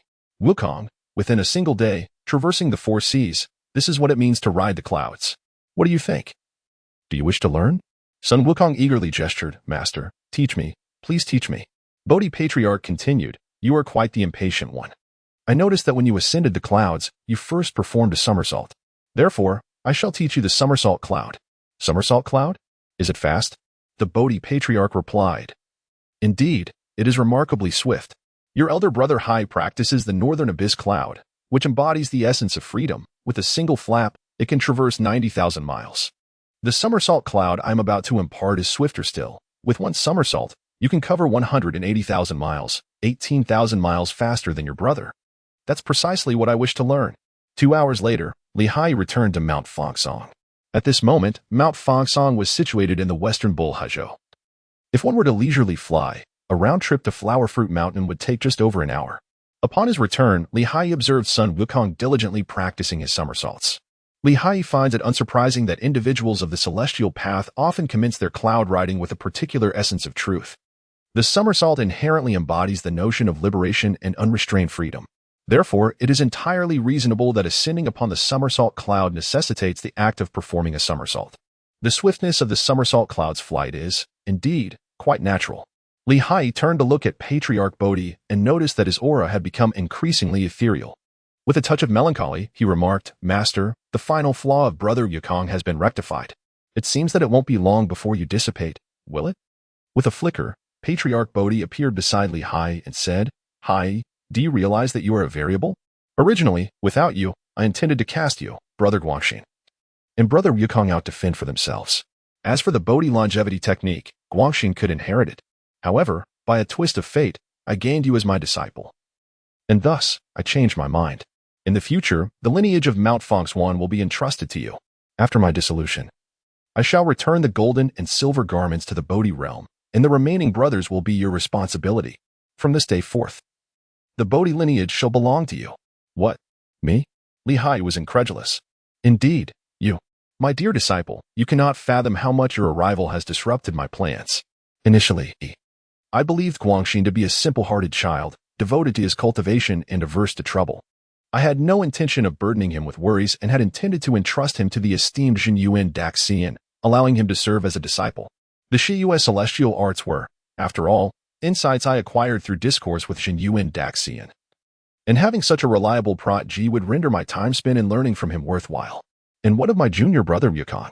Li Haiyi inquired. He is certainly not a docile one. The Bodhi patriarch sighed. Indeed, Yukong is a genuinely spirited disciple. However, he is burdened by an excess of karmic consequences and possesses a rebellious nature, which will inevitably lead to trouble in the future. I share a modest connection with the Tathagata of the Buddhist realm. Initially, I intended to convey a few words, requesting the Tathagata to assist in guiding him, so that Yukong might enter the Buddhist fold and seek a rightful outcome. Li Haiyi squinted his eyes and inquired, I see. Master, what are your plans now? The Bodhi patriarch gazed at the distant somersaulting son Yukong and slowly replied, now that my lineage of Bodhi has found a devoted and diligent anchor in you, I entrust the arrangement of your senior and junior brothers to your capable hands. Li Haiyi felt a considerable weight upon his shoulders. Master, there are countless formidable beings in this realm, whether it be the Tathagata Buddha or the great immortal Zhenyuan. They are all great enlightened golden immortals who have established their own lineages. As a mere junior who has yet to attain the status of a golden immortal, how can I possibly bear the burden of the Bodhi lineage? The Bodhi patriarch turned to Li Haiyi with a smile and reassured him, do not worry. I shall not let you bear this alone. With a wave of his hand, he severed the connections to divine secrets and sound, and spoke to Li Haiyi. I have learned from the Tathagata that in 500 years, a great pilgrimage to the west will take place involving the Tao, the Buddha, and the heavenly court. This pilgrimage bears immense significance. Firstly, the Buddhist sect requires this journey to propagate the Mahayana teachings and trace back to its origins. Secondly, the Taoist sect must extend a gesture of goodwill to the Buddhists, who will subsequently assist in the cleansing of the northern Jiulu continent. And thirdly, the heavenly court's authority wanes, necessitating the influence of both the Buddhist and Taoist traditions to eradicate the malevolent demons in the southern Jianbu continent and the western Noha continent who defy orders. I have made arrangements with the Supreme Heavenly Lord, the Tathagata Buddha, and the Grand Supreme Elder Lord. You shall be my representative in this realm. The great immortal Zhenyuan is also aware of this, but he operates independently. At most, he will serve as a witness and provide some assistance, but he will not be further involved. Li Haiyi meticulously noted the words of the Bodhi patriarch. Master, they all have their own purposes. So, what is the purpose of our Bodhi lineage? The Bodhi patriarch replied, the objective of our Bodhi lineage is to establish ourselves in this realm. The Tathagata Buddha of Ling Mountain has promised that after we assist, he will grant a Buddhist position to our lineage. This is particularly timely, as Yukong will face numerous tribulations in his future cultivation, which will aid him in achieving Buddhahood and tempering his temperament. The supreme deity of heaven requires an earth immortal who maintains harmonious relations with all factions to suppress the southern celestial realm. He has granted our Bodhi lineage a celestial position of a Star Lord. Let Guangxin handle this matter, as it will be beneficial for his path. As for you, you are the future leader of the Bodhi lineage. The development of our path requires no further instruction from me. Li Haiyi fell silent. Master, I understand. The Bodhi patriarch presented Li Haiyi with 3 tokens, designated for the Tathagata Buddha, the Supreme Laojun, and the Jade Emperor, respectively. Furthermore, he informed Li Haiyi that in Guangxin, the ancestral deity of the Earth Immortals, Zhenyuan Daxian, has maintained a connection with the incense offerings, and he could be consulted whenever necessary. Naturally, these 3 tokens could only be utilized once the journey to the west commenced. After conveying his instructions, the Bodhi patriarch lifted the veil of secrecy, rendering the preceding events unknown to all, including Sun Wukong and Guangxin, who remained oblivious. Days later, Sun Wukong's somersault cloud was finally perfected. The 72 transformations of the earthly fiends had all reverted to their true forms, and the 72 lives were sufficient to ensure his immortality. On this particular day, the Bodhi patriarch summoned Guangxin, Li Haiyi, and Sun Wukong to his side. Master, they chorused in unison, bowing before the Bodhi patriarch. Subsequently, both Li Haiyi and Guangxin appeared quite solemn. Although Sun Wukong was puzzled by the demeanor of his 2 senior brothers, their gravity influenced him, and he set aside his playful inclinations. The Bodhi patriarch sat cross-legged at the top, flanked by 2 acolytes clad in golden and silver robes. Before him lay 3 meditation cushions, upon which Guangxin and the others, dressed in proper attire, knelt. My dear disciples, I am the sovereign of the Bodhi realm. Having been enlightened by the radiant light of the ancient Buddha, embarking on the path of great awakening to become the Buddha of the Bodhi realm. To repay the kindness of transmitting the teachings, I have come to this world to share the Dharma. Now that the 3 great authentic teachings have been passed on, I harbor no regrets. As for the 12 generations and 360 disciples of the secondary sects, I entrust them to Haiyi to continue the transmission of the teachings on my behalf. Haiyi, this Bodhi staff contains all the inheritances of the Bodhi lineage. Pertaining to the innate principles, I hereby bestow its stewardship upon you. In the future, the Bodhi lineage shall be under your guidance. As he spoke, the Bodhi patriarch gestured, and the Bodhi staff flew from Haiyi's body. The patriarch then wiped away his own true spirit imprint and handed it to Haiyi. Haiyi, the Bodhi lineage is now entrusted to you. Yes, Master. Haiyi said nothing further and solemnly accepted. The Bodhi patriarch turned to Guangxin. Guangxin, you excel in quiet cultivation. This Bodhi leaf cushion, crafted by my own hands when I attained enlightenment, belongs to the primordial realm. In the future, I shall leave it to you as a cherished memento. Upon finishing his words, the Bodhi patriarch pointed, and the cushion transformed into a stream of light, soaring towards Guangxin. Finally, the Bodhi patriarch addressed Sun Wukong. Wukong, I possess a string of Bodhi beads, though they do not compare to the sea-calming pearl acquired by your senior brother Haiyi. They too belong to the primordial realm. I have recently comprehended a method of refining the heart sea that aligns harmoniously with these beads. I shall impart it to you as well, enriching your path of cultivation. Remember, after my departure, heed your senior brother Haiyi's counsel. Sun Wukong knelt upon the ground, unwilling to accept the Bodhi beads from the patriarch. Master, I do not want you to leave. Observing Sun Wukong's expression, the Bodhi patriarch chuckled. Oh, mischievous monkey. I am merely returning home after concluding matters in this realm. I am not departing from life itself. Refine the Bodhi beads well. There exists a way to contact me within them. Is that so? Sun Wukong exclaimed joyfully, Master, my cloud somersault is swift. Where is your home? Allow me to recognize the way. The Bodhi patriarch chose to remain silent. Guangxin interjected. Wukong, Master has already explained. He is not of this realm. His home exists in another world, one you cannot reach, nor can he easily traverse here. Chapter 9. The attainment of golden immortal status. The Bodhi patriarch made his arrangements but did not depart immediately. Haiyi understood the reason.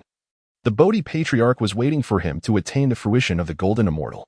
Since officially receiving the Bodhi staff, Haiyi had dawdled for a full 3 months. On this day, the Bodhi patriarch sought out Haiyi. Haiyi, arrangements have already begun on the side of the great heavenly sovereign. Your ascension to the golden immortal cannot be delayed any longer. Master, Haiyi felt somewhat reluctant, yet upon observing the resolute expression of Master Bodhi, he suppressed his other thoughts. Master, I shall break through to the golden immortal realm and attain fruition in 3 days. Excellent. Once you achieve fruition, I shall take you to pay a visit to the Grand Celestial Master. As you command, Master. Haiyi understood that he could no longer delay. After 3 days of meditative adjustment, he began to prepare for the unification of body and soul. The most significant distinction between a golden immortal and a true immortal lies in the essence of immortality. This immortal essence naturally arises from the harmonious integration of the immortal soul and the immortal body, once the profound principles attain completeness and coherence. The interplay of yin and yang complements the extraordinary and the ordinary. Haiyi sat cross-legged in seclusion, his mind having already immersed itself in the Bodhi tree nurtured for a century. The radiance of wisdom now transformed Haiyi's spirit into a luminous ethereal form. The Bodhi immortal body, through the refinement of magical power, became perfect and unsullied. Supreme wisdom, Prajna Bodhi, the harmony of dragon and tiger, the cultivation of yin and yang. The Buddha guiding the path to enlightenment, with Bodhi as the root, the essence of gold immortal, and wisdom everlasting. Haiyi began to recite the essence of cultivation. The Bodhi longevity technique is an eclectic amalgamation, encompassing elements from Buddhism, Taoism, and various schools of thought, emphasizing the utility of each. Before long, under the guidance of the profound Mahayana teachings, Haiyi's celestial body and spirit indeed merged. A strand of mysterious golden light suffused Haiyi's true essence, transforming it into a golden hue. With this initial ray of golden light as a beacon, Haiyi activated the esoteric principles of the Tao, and through the circulation of his spiritual power, his body and soul completely harmonized, coalescing into a beam of golden light that floated upon the meditation cushion, undulating softly. After a while, the 24 calming sea pearls transformed into a streak of flowing light, merging into the golden luminescence, vanishing from sight. Shortly thereafter, the Bodhi staff also transformed into a stream of light, disappearing within the golden radiance.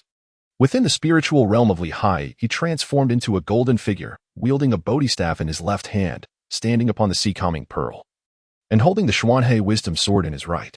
Alone, he floated amidst the profound darkness of the spiritual platform.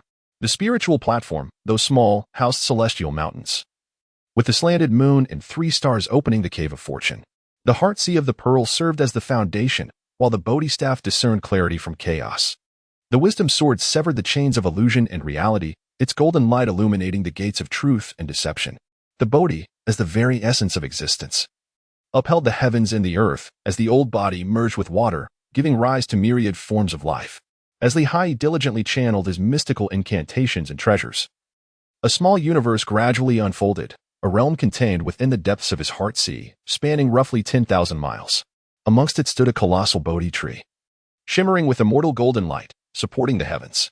This realm was predominantly composed of water, and at its center, where the Bodhi tree stood, rose a celestial mountain of the spiritual platform, teeming with various earthly insects thriving within.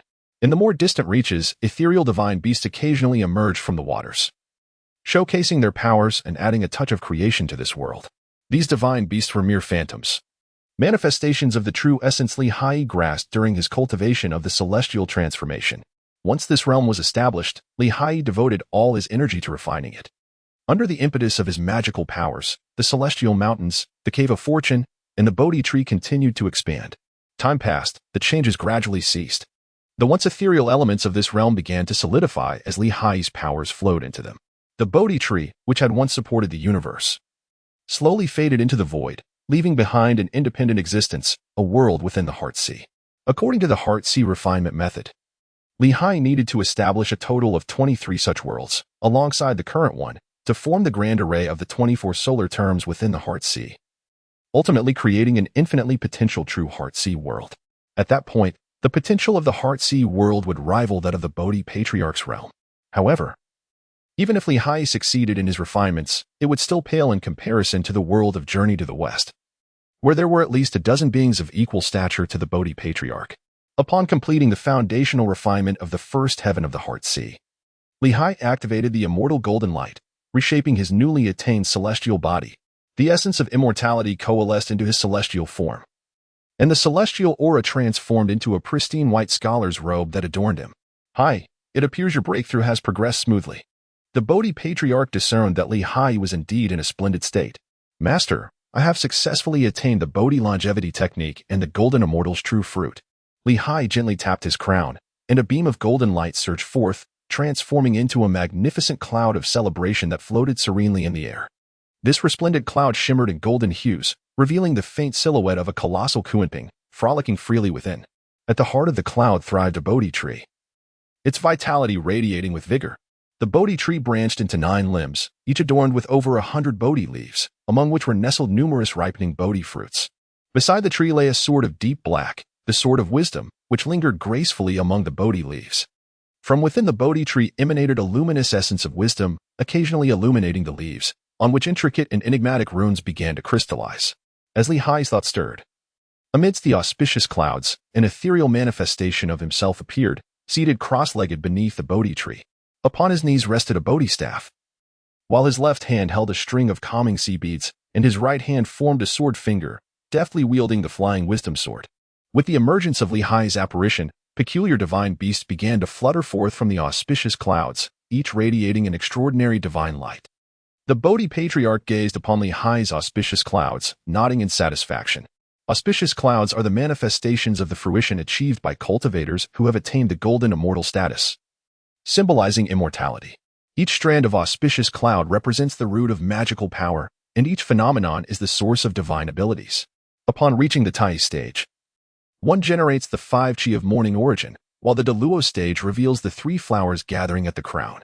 The great awareness emanates the light of realization, illuminating the 3,000 worlds, and the primordial unity nurtures the chaos, heralding the creation of heaven and earth. The celestial phenomena commence with the golden immortal. Indeed, Haiyi. The Bodhi Patriarch gestured for him to retract the auspicious clouds. Haiyi, however, did not comply. "Master, the heart's ocean is vast and ungoverned by the heavens. I beseech you to grant me the divine statue of the immortal temple. Li Hai has now reclaimed his Bodhi tree, which radiates an immortal golden light. At present, the heart sea of the first heaven is undoubtedly devoid of any suppressive forces. Upon hearing Li Hai's words, the Bodhi patriarch did not hesitate. With a mere gesture, he summoned from Li Hai's Bodhi tree 81 Bodhi leaves and 3 Bodhi fruits. As the celestial light illuminated them, they transformed into a beam of golden radiance. Soaring into the sacred cavern of the celestial mountain within the heart sea of the first heaven, Li Hai immersed himself in contemplation and discovered a small temple within the depths of his heart sea. Inside the temple hung an image of the Bodhi patriarch. This image, known as the Bodhi heart icon, served merely as an instantaneous means of connection, allowing for conversations that transcended realms. The Bodhi patriarch collected Bodhi leaves and fruits primarily to arrange a formation, establishing a passage between Li Hai's heart sea and the Bodhi realm, thereby conserving the magical energy required for interdimensional dialogue. After completing these tasks, the Bodhi patriarch inquired, "Haiyi, what are your thoughts?" Li Hai reclaimed Qin Yun, explaining, "The refinement of the heart sea and the resonance of hearts is indeed the very teaching you imparted to me, Master." The Bodhi patriarch pressed further, "I certainly did not instruct you to entrust the authority over the evolution of the heart sea to another."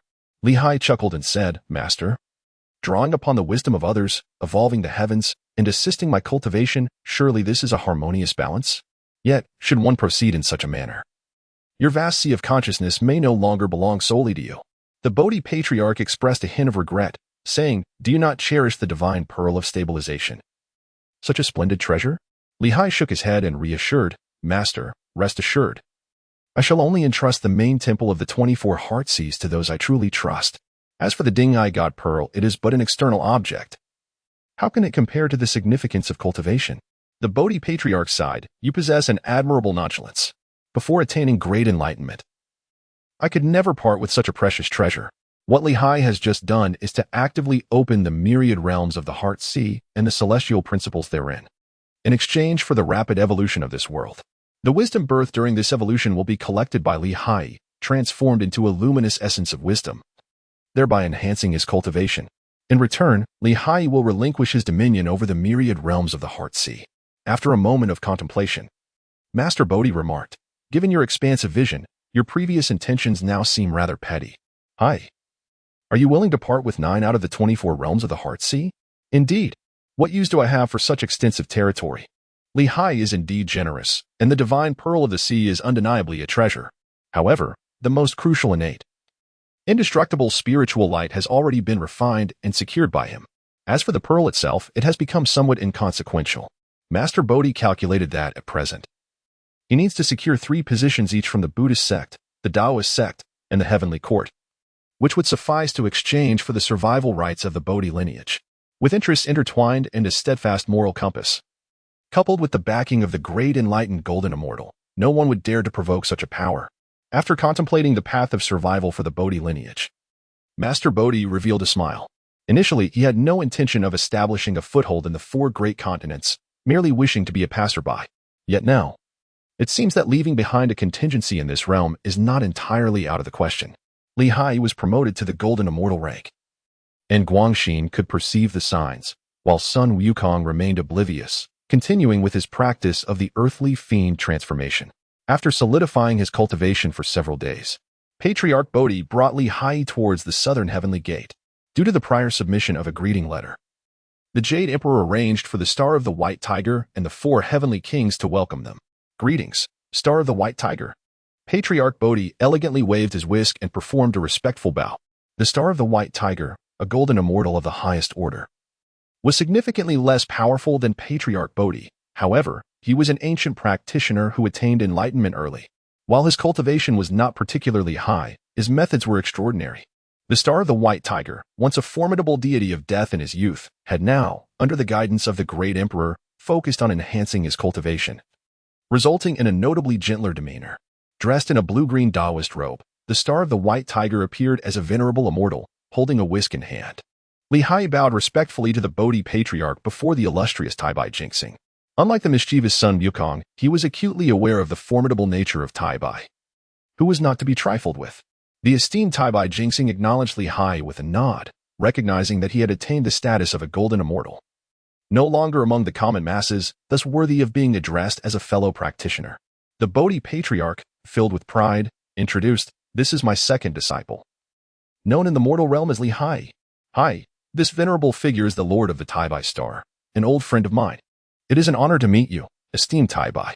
Haiyi bowed once more. "Young brother also shares the surname Li? What a fortunate coincidence. I am somewhat older, so from now on, you may call me Brother Taibai." Taibai Jinxing, whose common name is Li Changing, can indeed be considered as belonging to the Li family. Haiyi, seizing the moment, called out, "Brother Taibai. Alas, from now on, we shall be one family." Taibai Jinxing, with his hands concealed within his sleeves, calculated quietly.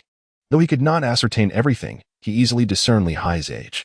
Despite Haiyi having attained his rightful place and being removed from the ledger of life and death, Taibai Jinxing was still able to perceive his previous records. Upon seeing Haiyi's youth, Taibai Jinxing realized that this young man, sharing his surname, must undoubtedly be a true disciple of the revered Bodhi Patriarch, having achieved such a remarkable accomplishment at such a tender age. Among the celestial beings, only the Jade Emperor and a few great deities could be compared to the Bodhi Patriarch. "Bodhi, my dear brother, the Jade Emperor has arranged a banquet.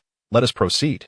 After some pleasantries, Taibai Jinxing led the way, guiding the Bodhi Patriarch and Haiyi into the Jade Emperor's inner sanctum. "Bodhi, my friend, it has been ages since we last met. You remain as impressive as ever." The Jade Emperor, being quite conversational, did not shy away from engaging with the Bodhi Patriarch. Taking a moment to converse with Haiyi, "This must be your disciple, Haiyi, whom you often speak of. I must admit, I am quite envious." The Jade Emperor cast a curious glance at Haiyi before returning to his philosophical discourse with the Bodhi Patriarch. Meanwhile, Taibai Jinxing chatted with Haiyi about the gossip of the heavens, tales of the marshal of the heavenly canopy falling for the moon palace as Chang'e, and the squabbles between the wind and rain deities, which left Haiyi utterly fascinated. As the philosophical discussion concluded, the Bodhi Patriarch shifted the conversation to serious matters. "Your Majesty, my disciple, through fortuitous circumstances, has acquired certain methods, opening the heart-sea worlds of the 24 heavens. He does not wish to act independently and intends to extract a position among the celestial officials. What are your thoughts, Your Majesty?" Having just engaged in a philosophical discussion, the Jade Emperor, having grasped the essence of the heart-sea worlds through the Bodhi Patriarch's insights, pondered for a moment before making a promise. "Your disciple, being a golden immortal and having contributed to the three realms, has greatly facilitated the interactions among the celestial beings with the establishment of the heart-sea worlds. This is indeed a significant merit. Therefore, I shall decree from the heavens and appoint golden immortal Haiyi as the lord of the heavenly market star, granting him the domain of the enclosure for his governance, with the celestial officials under his command to govern as they see fit. The three enclosures, for symbols, and 28 constellations form the primary system of celestial officials in the heavenly realm. Among the three enclosures, the ZY enclosure is the imperial enclosure. The Tawei enclosure is the official enclosure, while the heavenly market enclosure serves as the civil enclosure. The ZY is presided over by the ZY Emperor, and the Tawei by the Tawei Star Lord. Originally, the heavenly market did not have a designated lord. However, with the Jade Emperor's appointment of Haiyi to this position, he has effectively granted the Bodhi lineage a foundation in this realm, thus acknowledging its existence. The Bodhi Patriarch was exceedingly pleased with this arrangement. Haiyi was quite satisfied. "I shall faithfully adhere to the edicts of the Grand Celestial Sovereign." In Chapter 10, Taiching Laozu was conferred the title of Heavenly City Star Monarch. However, Haiyi did not hasten to assume his position. This celestial office was acquired through the exchange of the three realms of Heartsea, and he needed to wait until the transaction was completed before claiming his seat. While the Grand Celestial Sovereign might not be concerned, he understood the necessity of being prudent. After the transaction with the Grand Celestial Sovereign, Patriarch Bodhi brought up matters concerning the journey to the west. "Patriarch Bodhi, are you truly determined to take on a true disciple for this venture?" The Grand Celestial Sovereign held great admiration for Patriarch Bodhi, recognizing him as a true practitioner well-versed in all three teachings, capable of both grasping and letting go. A true disciple, after all, must endure trials without hesitation. "My disciple is headstrong and unruly. Trouble is inevitable. Knowing he will create chaos, I may as well provide him with a platform, allowing him to indulge while simultaneously guiding him on the right path. In that case, the heavenly court should not be stingy. I shall contribute Marshal Tianping and accompany him with General Wancher. What do you think?" Upon uttering this, The Grand Celestial Sovereign sent forth his 10,000 naval commanders and trusted aides into the fray. Patriarch Bodhi replied, "The Grand Celestial Sovereign's approach is indeed prudent. I have no objections. Then it is settled." After concluding their discussions, Haiyi, accompanied by Patriarch Bodhi, took their leave of the Grand Celestial Sovereign and sought the three purities of the Taoist sect for discourse. Like Patriarch Bodhi, the three purities were presently engaged in their respective realms of primordial Tao, remaining only as incarnations in the heavenly court, out of respect for the Grand Celestial Sovereign. Their incarnations donned the attire of ancient Taoists, interacting with the Jade Emperor in a manner befitting subjects. Of course, the Jade Emperor would not genuinely regard the incarnations of the three purities as mere subordinates. During this visit, only Taishang Laojun was present to greet them. "Greetings, esteemed Taoist," said Patriarch Bodhi upon their meeting.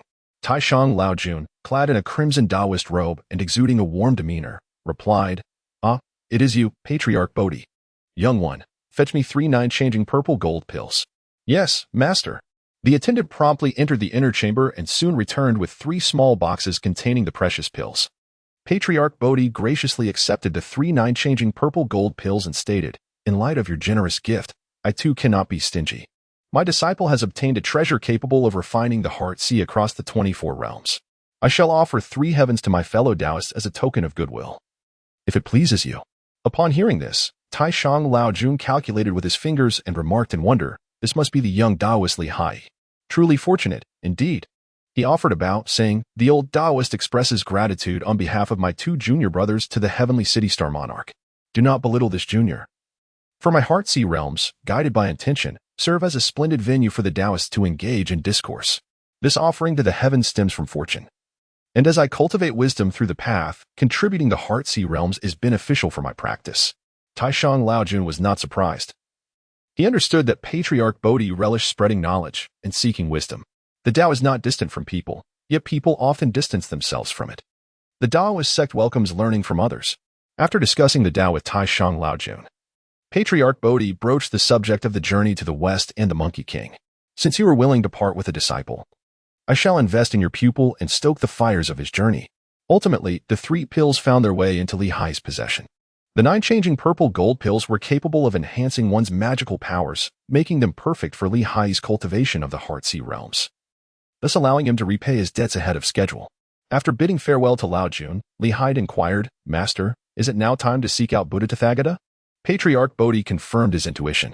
In a flash, he led Haiyi to the sacred Mount Ling in the west.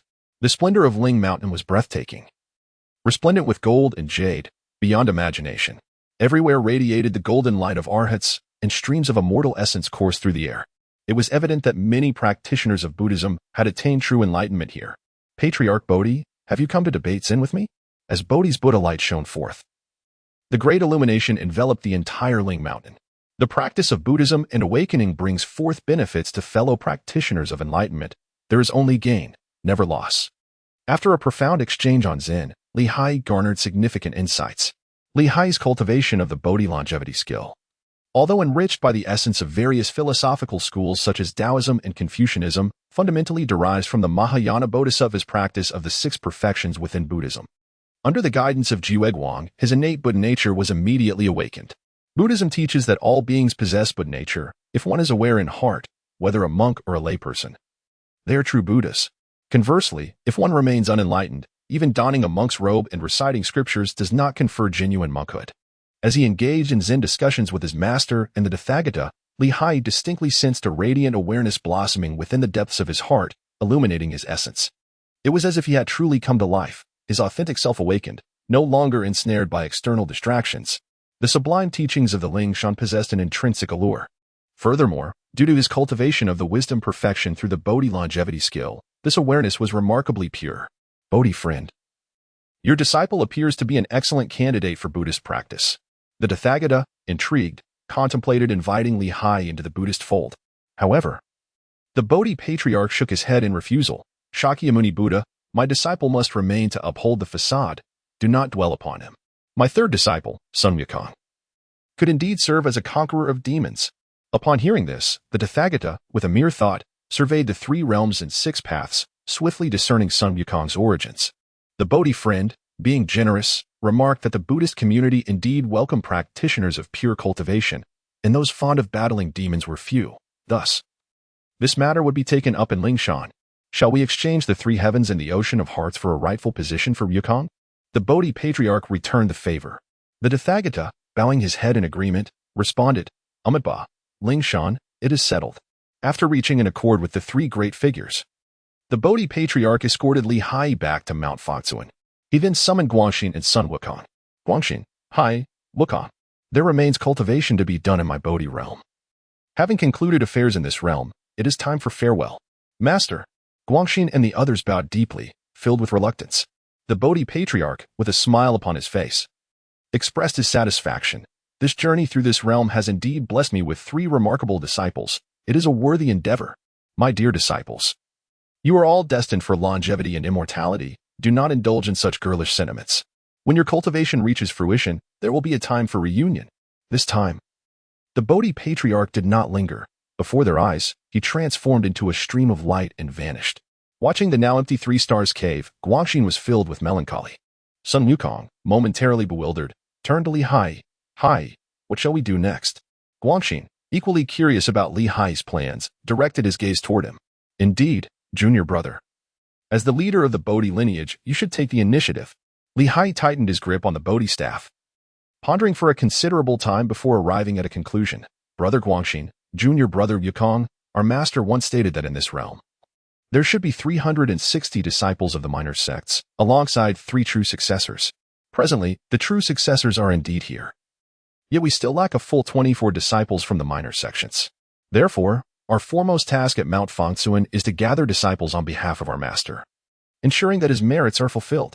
Very well, I shall heed your counsel, Haiyi. Guangxin acquiesced.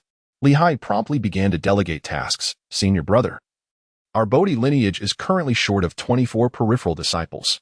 You and junior brother Yukong shall each take on the responsibility of accepting 6 disciples. As for the remaining 12 disciples of the Ju generation, I shall assist master in achieving the completion of his merits. Your command is duly noted, sect leader, Guangxin replied, performing the customary salute. Sun Wukong was about to inquire further, but, upon witnessing Guangxin's actions, also followed suit and expressed his agreement. Li Haiyi gazed at Sun Wukong and offered words of reassurance. The master bestows his teachings without regard for one's status or position. He only considers the nature of the heart. In your flower and fruit mountain, there are many monkeys blessed with innate kindness and remarkable talents. Selecting just 6 to inherit the teachings is all that is required. There is no need for excessive contemplation. Wukong hesitated slightly, pondering. This task is indeed manageable, yet, as I am taking on the role of a teacher on behalf of my master, is it truly acceptable to proceed so casually? Li Haiyi and Guangxin exchanged a glance and smiled in unison. The transmission of teachings from our master is both a grace and a practice. We 3 have endured 9 years of trials, our resolve unwavering and our potential commendable, thus worthy of our master's true teachings. The other disciples may share the same title, yet they have not genuinely received the sacred doctrines. Our master imparts teachings across 360 diverse paths, not to augment his disciples, but to reciprocate the karmic lessons learned during his travels in this realm. Even as disciples of the Bodhi lineage, we owe our master nothing. As long as we do not invoke our master's name to stir trouble, we shall embrace our fates, unburdened by excessive concern. Ah, now it makes sense. No wonder those fellow disciples have been so indifferent towards me. They are mere false brothers. Sun Wukong finally comprehended that only the 2 present, Haiyi and Guangxin, were his true brothers. As they prepared to depart, Li Haiyi offered a piece of advice to Sun Wukong. Yukong, take great care of the Bodhi prayer beads bestowed upon you by our master. They require diligent cultivation. The methods of the heart and the heavens hold profound mysteries. Do not grow complacent. With that, Li Haiyi snapped his fingers, releasing 2 sea-calming pearls that soared towards Guangxin and Yukong. The sect leader? They pondered, bewildered. Li Haiyi elucidated that before his master departed, he took him on a celestial journey, bestowing upon him 3 9-turn purple gold pills, significantly enhancing his magical prowess. Along the way, he also refined the 3-fold heart sea of the celestial realms. This heart sea, if left unrestrained, would inevitably revert to chaos. His master had already suppressed one realm for him, and he would also require the assistance of his senior brother Guangxin and junior brother Yukong to help maintain the suppression. Upon hearing this, Guangxin, as the one who had previously opened the Crescent Moon and 3 Stars Cave, understood that creating a cave within one's heart could indeed stabilize a region. Although he was unaware of the particularities of the heart-sea refinement method, it was evident that since Li Haiyi could create it, he must also possess the means to control it, indicating a deeper reason behind it all. At this moment, the three were already within Guangxin's celestial realm. With a mere thought, Guangxin summoned spiritual energy from the void and immediately began to refine the sea-settling pearl in his hand. Upon its refinement, he was momentarily taken aback. "Junior brother, how could you send the sea-settling pearl away?" Seeing Guangxin refining the pearl, Sun Wukong promptly activated his own magical powers to begin the refinement as well, which proceeded remarkably smoothly. After the process, he realized that Li Haiyi had effectively gifted him 24 sea-settling pearls along with the heart-sea world he had opened. When one ventures into the world, it is essential to have a pocket to carry one's belongings. Noticing the inquisitive gazes of his companions, Li Haiyi smiled gently. "What is this? As brothers, are you unwilling to lend a hand with such a small task? I am cultivating the Bodhi longevity technique and require the assistance of both of you, the lords of the heart-sea celestial realms, to help accumulate wisdom." He continued, "Before my master departed, he took me to the heavens. And with the threefold heart-sea of the celestial realms, I exchanged for the divine position of the heavenly market Star Lord. In a few days, I shall ascend to the heavens to serve as the Star Lord. Should there be any matters, you may seek me in the heavens. And if you prefer not to traverse the clouds, you can use the sea-settling pearl in your hands to contact me." Having concluded his instructions, Li Haiyi said, "The matters here are resolved. Brother Guangxin and junior brother Yukong, until we meet again." With that, Li Haiyi reclined leisurely, and ethereal clouds emerged to support him as he soared towards the starry sky. Upon reaching the southern heavenly gate, he encountered the 4 heavenly kings on their patrol. The 4, upon seeing Li Haiyi, beamed with joy, exclaiming, "Is the Lord of the Tianshi Star here to assume his duties?" Li Haiyi began, "The 4 heavenly kings pay their respects, indeed here to assume their duties." The 4 heavenly kings, possessing a bold and unrefined demeanor, yet with a meticulous nature beneath their rugged exterior, accompanied Li Haiyi to the Lingxiao Palace. "Your servant pays homage to the Jade Emperor." Li Haiyi offered a respectful bow, presenting the long-prepared sea-calming divine pearl, which encompassed the myriad realms of the heart. With a graceful flourish of his robe, the Jade Emperor summoned a brilliance of stars that illuminated the celestial expanse. Under the guidance of this stellar radiance, the sea-calming divine pearl soared into the cosmic sea, dissolving into light and vanishing from sight. Before long, the starlight converged once more, revealing the Emperor of the Purple Tenuity, resplendent in his imperial robes, who seized the sea-calming divine pearl and infused the realms of the heart into the starry heavens. The golden immortal height, endowed with vast divine abilities, offered the treasured essence of the heart's realms, refining it into the cosmic sea, thereby greatly enhancing the celestial operations. He was formally bestowed the title of Celestial Market Star Lord, establishing the Celestial Market Star Lord's manor, which would oversee 19 celestial officials and numerous aides, accompanied by an army of 100,000 star soldiers. Thus commanded by the Great Celestial Venerable, gratitude was expressed for the divine decree of the Great Celestial Venerable. Li Haiyi performed a respectful bow. After the assembly dispersed, he soared to the residence of the Celestial Market Star Lord under the guidance of the Taibai Jinxing. "Brother Taibai, as we shall share the same celestial hall in the future, I kindly ask for your guidance. I humbly greet you." Taibai Jinxing, being a Star Lord himself, held an equal rank with Li Haiyi. In terms of celestial positions, the celestial market is one of the 3 domains, encompassing a vast jurisdiction and numerous subordinates, significantly larger than that of Taibai Star. However, in the realm of celestial duties, Taibai holds far greater significance, being a close aide to the Grand Celestial Sovereign. "Dear brother from the celestial market, there is no need for formality. We are celestial beings, Star Lords, rather than divine lords. We possess authority without obligation, a most enviable position. In our leisurely days, we should focus on cultivation. Unless commanded by the Grand Celestial Sovereign, there is no need for excessive contemplation." Indeed, Taibai Jinxing, being an elder of the heavenly court, elucidated the matters within the heavenly realm with a single statement. The heavenly court is responsible for the operation of the 3 realms and 6 paths, as well as the management of the celestial immortals and truths. Beneath the Grand Celestial Sovereign, there are several categories of deities. Firstly, there are those with responsibilities but no authority, such as the deities of the underworld, the Dragon Palace, and various departments of the heavenly court.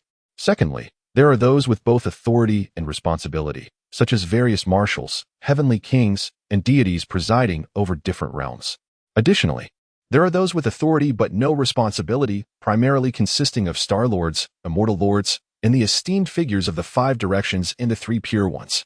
Lastly, there are those with neither authority nor responsibility, including various non-registered celestial maidens, celestial warriors, and minor deities. The celestial market Star Lord falls into the category of possessing authority without responsibility. However, as the celestial market is a lower domain, it serves the populace. The authority granted pertains to overseeing the prosperity of various trades. The issue lies in the fact that each trade already has its respective deities responsible. Thus, as a Star Lord, Haiyi may choose to oversee or refrain from involvement without significant impact. Brother Taibai, I have heard that there are heavenly laws. Might you enlighten me on them? The celestial market lord replied, heavenly laws exist to maintain the operation of the 3 realms and 6 paths. As a Star Lord of the celestial market, as long as you do not engage in wrongdoing or deliberate destruction, it would be challenging to contravene heavenly laws. Chapter 11. The celestial market Star Lord. The 2 ascended the clouds at a steady pace. However, it took quite some time to reach their destination amidst the vast expanse of the starry sky, which lay beyond the 9 heavens. The cosmos is immense, filled with countless stars. Currently, the heavenly court oversees merely the 3 domains for symbols and 28 mansions, alongside the 365 principal stars of the zodiac. The remaining 48,000 stars may be influenced by the heavenly court but cannot be directly managed. Beyond this, there is no need to mention further. The universe is vast, and even as we attain immortality, we remain but a mere grain in the ocean. Haiyi also sighed. If depicted as a celestial map, the 4 symbols and 28 constellations would encircle a vast expanse, delineating the entire firmament. The azure dragon of the east bears the heavenly market, while to the west lies the purple microcosm, and to the south rests the supreme microcosm. The entire heavenly market resembles a self-contained marketplace, vast and unified. The abode of the heavenly market Star Lord is situated at the very heart of this celestial domain, bestowed with the heavenly market. Haiyi was also granted the privilege to establish an official residence, a matter he certainly would not overlook. This expanse of the cosmos would henceforth be regarded as his own, warranting diligent stewardship. In the future, the Bodhi lineage would find its foothold in the celestial realm with the heavenly market, and on the 4 great continents with Mount Fangcun and Flower Fruit Mountain, forming a formidable triad of power. The Lord of the Venus star escorted Haiyi to the abode of the heavenly market Star Lord, subsequently transferring the various celestial maps and star banners within the heavenly market before departing on his own.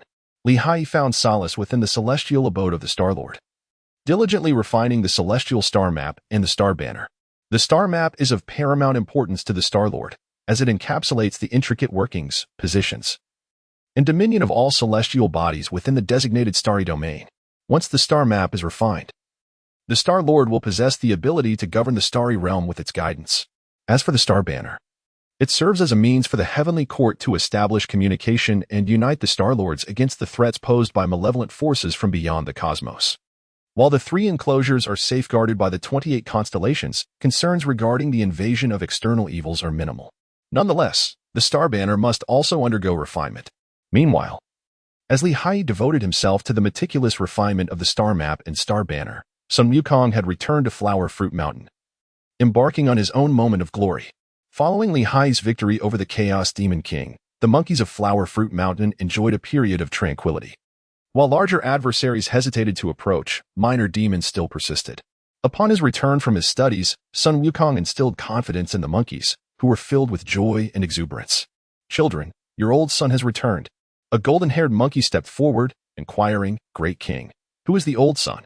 With a gleaming spirit, Sun Wukong proclaimed, "Your king has apprenticed under a master, who bestowed upon me the name Sun Wukong. Henceforth, my dear children, all the monkeys of Flower Fruit Mountain shall bear a surname. Our king bears the surname Sun. Thus, we too shall be named Sun, forming a family of sons, a clan of sons, a mountain of sons." With jubilant cheers, Flower Fruit Mountain came alive with revelry. In the celestial realm, a day equates to a year on the earthly plane. Haiyi. Within the celestial realm of the Tiangang and the esteemed residence of the celestial sovereign, devoted an entire year to refining the celestial star map.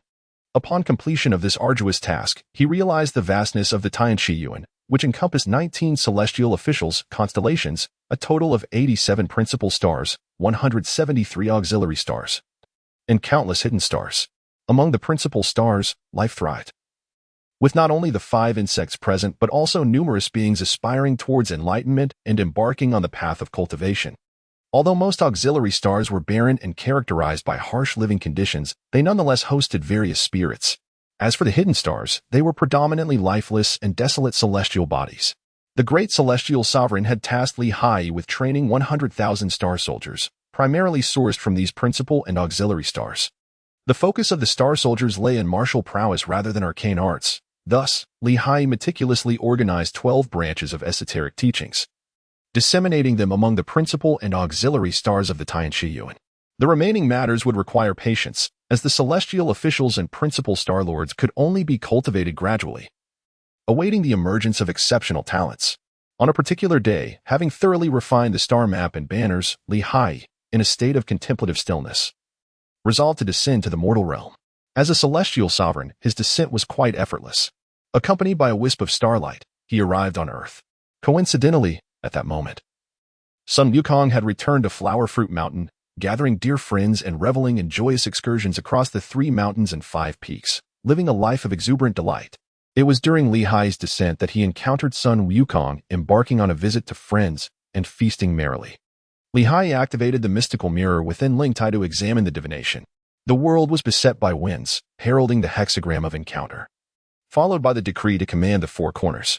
Upon witnessing such an omen, a smirk curled at the corner of Haiyi's mouth. "Ah, you mischievous monkey. Indeed indulging in wild antics. Encounter signifies the soft meeting the strong, unable to bolster its momentum."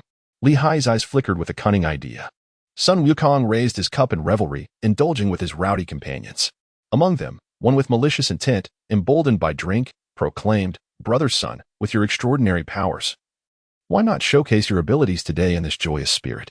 Upon hearing this, Sun Wukong, fueled by the effects of the wine, leapt onto the table. "I possess true teachings and immense powers. I can transform into anything, whether in heaven or on earth." With that declaration, he summoned his magical prowess on the table, employing the earthly fiend's 72 transformations to metamorphose into a flower of the other shore, swaying gently in the breeze. In the underworld, the king of hell, Yin Luo, suddenly opened his eyes, sensing that a mortal cultivator was frivolously appropriating the divine powers of the netherworld for mere amusement. This was intolerable. He immediately commanded the black and white impermanents to go forth, to retrieve souls and demand accountability. As the day wore on and the wine flowed abundantly, even Sun Wukong's ironclad physique could not withstand the ravages of the ethereal wine, and he soon fell into a deep slumber. In the midst of his dreams, his soul was seized by the black and white impermanents. At this moment, Haiyi stood nearby. Sun Wukong had yet to attain the fiery eyes of insight. Although his innate luminous golden eyes possessed great power, having consumed the grains of the earth, he had lost his clarity, significantly diminishing his prowess.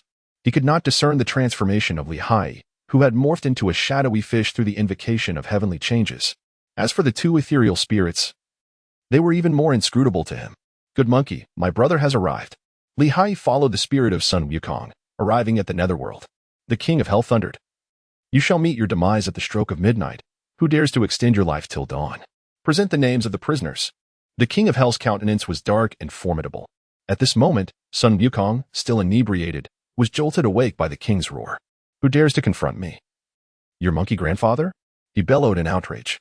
The king persisted, "No matter how defiant you may be in the mortal realm, once your time is up, you must submit to my authority." Enraged by this proclamation, Sun Wukong retorted, "I, the great sage, have attained enlightenment. I have transcended the 3 realms and am beyond the 5 elements. How dare you, mere king of hell, attempt to capture me?" With that, Sun Wukong summoned his magical powers and shattered the chains of impermanence that bound him. Born of stone, he possessed the ability to transform, having 72 lives. The chains could restrain only one, but not all 72. The king of hell, observing Wukong's escape from the chains, pondered nervously, "Such formidable power, the chains cannot contain him. He must possess a significant background. I must tread carefully." With this thought, the king's demeanor shifted. "Ah, esteemed immortal, perhaps my subordinates have mistakenly apprehended the wrong individual. Enough of your prattle. Bring forth the book of life and death so that your monkey grandfather may examine it." Sun Wukong, being a learned monkey, understood that the fates of all beings were inscribed within the book. The judge, upon hearing this, cast an inquiring glance at the king of hell, who gritted his teeth and commanded, "Fetch it at once." Consequently, the judge summoned the book, which flew towards Sun Wukong. Upon opening it, Sun Wukong saw his entry. Sun Wukong, lifespan 342 years, dies a natural death. Fury surged within him, and he seized the judge's pen, striking through the entry. As he continued to read, he discovered 72 new names, each linked to his very existence, representing the 72 lives he possessed. Without hesitation, he marked through each one. Flipping to another volume, which contained the names of the monkeys from Flowerfruit Mountain, he was about to strike through their entries when a delicate, fair hand suddenly seized his furry paw, rendering him immobile. "Who dares to obstruct your monkey grandfather?" Sun Wukong exclaimed in wrath, turning to confront the interloper. He was taken aback to see the face of Haiyi. "Senior brother? I pay my respects to the Star Lord of the Celestial Market." At this moment, the King of Hell also recognized Haiyi's presence. Although they had no prior acquaintance, the king recognized the starry robe that Haiyi wore. Transformed from the celestial map of the Celestial Market. "Wukong, has your master not warned you? If you engage in wicked deeds, even if you flee to the ends of the earth, you shall face dire consequences. Senior brother, it is this King of Hell who is lacking in discernment, sending someone to capture me. You know well that I have achieved immortality. My fate has been altered long ago. Wukong, were it not for your flaunting of abilities and your reckless use of transformative powers to extract the strength of the underworld for amusement, would the King of Hell have sent someone to apprehend you? What? King of Hell, you seek to take me because I harness the power of the netherworld?" Sun Wukong exclaimed, pulling the king towards him by the collar, demanding answers. "Wukong, cease your insolence." Haiyi reached out and grasped the Bodhi staff, striking the monkey head with a swift blow. Unprepared, Sun Wukong was knocked over by the force of the strike. "Your Honor, this monkey is my junior apprentice, who has mastered supernatural powers but lacks understanding of human sentiments. Misled by petty individuals, he has committed a grave error. It is my failure to discipline him properly, and I humbly request your Honor's leniency." The King of Hell frowned sternly. "Celestial Star Lord, you must understand that in the 3 realms and 6 paths, there are established rules. Your junior possesses immense powers. While it is acceptable to harness divine strength, it is indeed inappropriate to squander it frivolously, depleting the resources of the underworld. I urge you to exercise proper discipline." The King of Hell's words were just. However, I must point out that your Honor's alteration of the Book of Life and Death, abusing power and neglecting duty in regard to my junior, also contravenes celestial regulations. Let us consider this matter settled, shall we? Haiyi was not one to be trifled with. Upon encountering the King of Hell, he responded with an incisive retort. The King of Hell was momentarily taken aback, glancing at the Bodhi staff in Haiyi's hand. Ultimately, he refrained from further provocation and merely stated, "As the Lord of the Heavenly Market Star, I bear divine responsibilities and cannot act unilaterally. Regarding this matter, I shall report to the Supreme Deity. The truth and justice of the situation will find their own resolution." Haiyi had no intention of suppressing the matter. He casually replied, "This is only natural. Let Lord Yin do as he wishes. This issue, after all, must be reported to the Jade Emperor. Otherwise, how could it escalate so significantly?" Haiyi was not indignant at Sun Wukong's mischief, but rather at the realization that he had been used as a pawn without his knowledge. "Wukong, your celestial spirit remains incomplete. Are you truly contemplating a transformation into a ghostly immortal?" Haiyi remarked with irritation upon seeing Sun Wukong standing foolishly to the side. Sun Wukong, sensing his senior brother's displeasure, offered a sheepish smile and reverted to his luminous form. The transformation of the earthly fiends, entering the depths of the underworld, was not inherently challenging.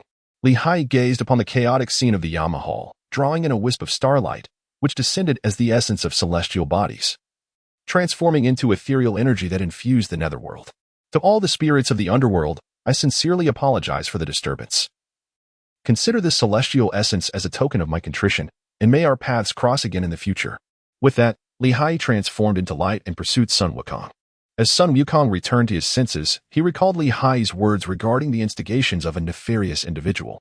The more he pondered, the angrier he became, a surge of wrath igniting within him, compelling him to seek vengeance. "Wukong, where are you headed?" Haiyi opened his mouth, intending to call out to Sun Wukong. Sun Wukong glanced back at Haiyi and remarked, "Brother, it is my folly that has led to your humiliation. Please wait for a moment.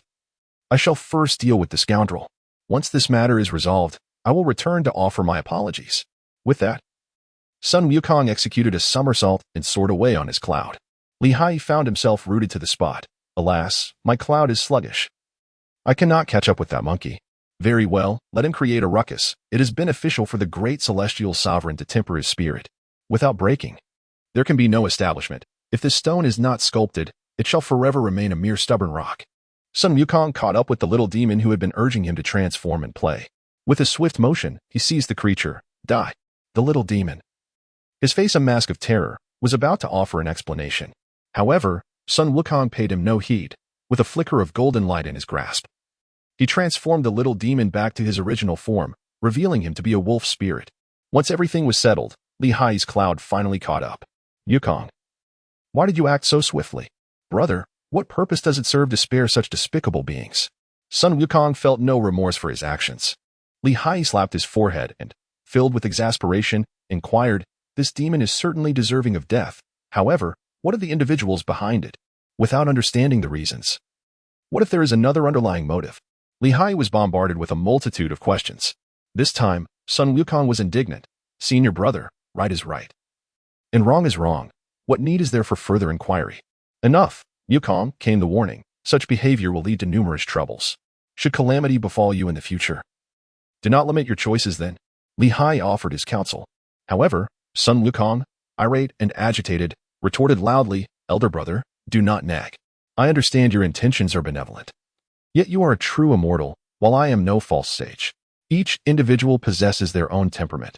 I shall not become you, nor will you ever become me. Refrain from meddling in my affairs. Upon hearing these words, Haiyi opened his mouth to speak, but then realized that if Sun Wukong were to adopt a meek demeanor, losing his fervor, the great sage would cease to be the great sage. Haiyi remained silent, leading Sun Wukong to believe he had triumphed in their debate. Ascending upon a cloud, he soared towards Flower Fruit Mountain. This time, however, Haiyi did not follow him on a cloud. Instead, he conveyed telepathically, Wukong, you have set forth on your journey. Since you have your own plans, I shall not intervene further. Be cautious in the days to come, and should you encounter misfortune, remember to seek me out. I reside in the celestial abode of the heavenly market star lord. Understood. Sun Wukong waved his hand, taking a couple of deep breaths. Sensing the air around him felt considerably freer. Very well, let me venture forth, for without experience, one cannot grasp the intricacies of life. Haiyi settled his mind and turned his cloud towards the southern continent. After all, it was the great sage equal to heaven, who did not require his concern. This descent to the mortal realm served two purposes. First, to observe Sun Wukong and ensure he was not being manipulated. Second, Haiyi aimed to explore the court to see if there were any remarkable individuals worthy of apprenticeship or to directly recruit as his celestial attendants. At this moment, the southern continent was experiencing the early Han dynasty. Haiyi calculated that the current era mirrors the period of Emperor Wen of Han. The great Han dynasty endured the oppressive reign of the El clan, leading to widespread suffering among the populace. The ministers rallied to support Liu Hang as emperor, a figure later revered as Emperor Wen of Han. Haiyi is a person from beyond the realms, with no intention of engaging with the emperors. In this world of Journey to the West, although the dynasties align with those of the past, the territorial boundaries differ significantly. The central dynasty of the southern Jianbu continent transforms in accordance with the historical succession, yet upon his arrival, Haiyi immediately perceives that this mortal realm is rife with deities and demons.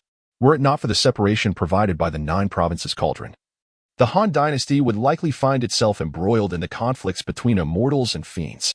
Chapter 12. The Star Official of the Constellations, Lord of the Celestial Sphere. Haiyi retracted his magical powers, blending seamlessly with the surroundings. With a mere gesture, he conjured an aged ox and transformed it into a guide, embarking on a leisurely journey that spanned several decades. As he meandered, he eventually arrived in the region of Bashu. Perched upon the ox's back, Haiyi held a scroll of books, savoring the tranquility of the moment. Suddenly, the yellow ox came to a halt beneath him. Haiyi lifted his gaze and noticed a radiant starlight piercing the heavens not far away. What could this be? Haiyi raised his hand to perform a calculation and soon arrived at a conclusion. It turned out that someone was studying the astrological calendar. Haiyi calculated that the individual who studied celestial calendars was named Luo Xiaohong. From a young age, he was well-versed in scholarly traditions and had a fervent passion for celestial phenomena and calendars. At this juncture, when the world was at peace, various regions were diligently researching calendars, resulting in the proposal of no fewer than 10 distinct systems. Some were rudimentary, others meticulously crafted, some merely borrowed from others, and some were utterly nonsensical. However, Luo Xiaohong was determined to create an instrument to assist in the observation of celestial bodies, the armillary sphere. Haiyi, filled with exhilaration upon spotting the prey, began to devise a scheme. Within the celestial palace of the heavenly city, there happened to be a vacancy for a star official.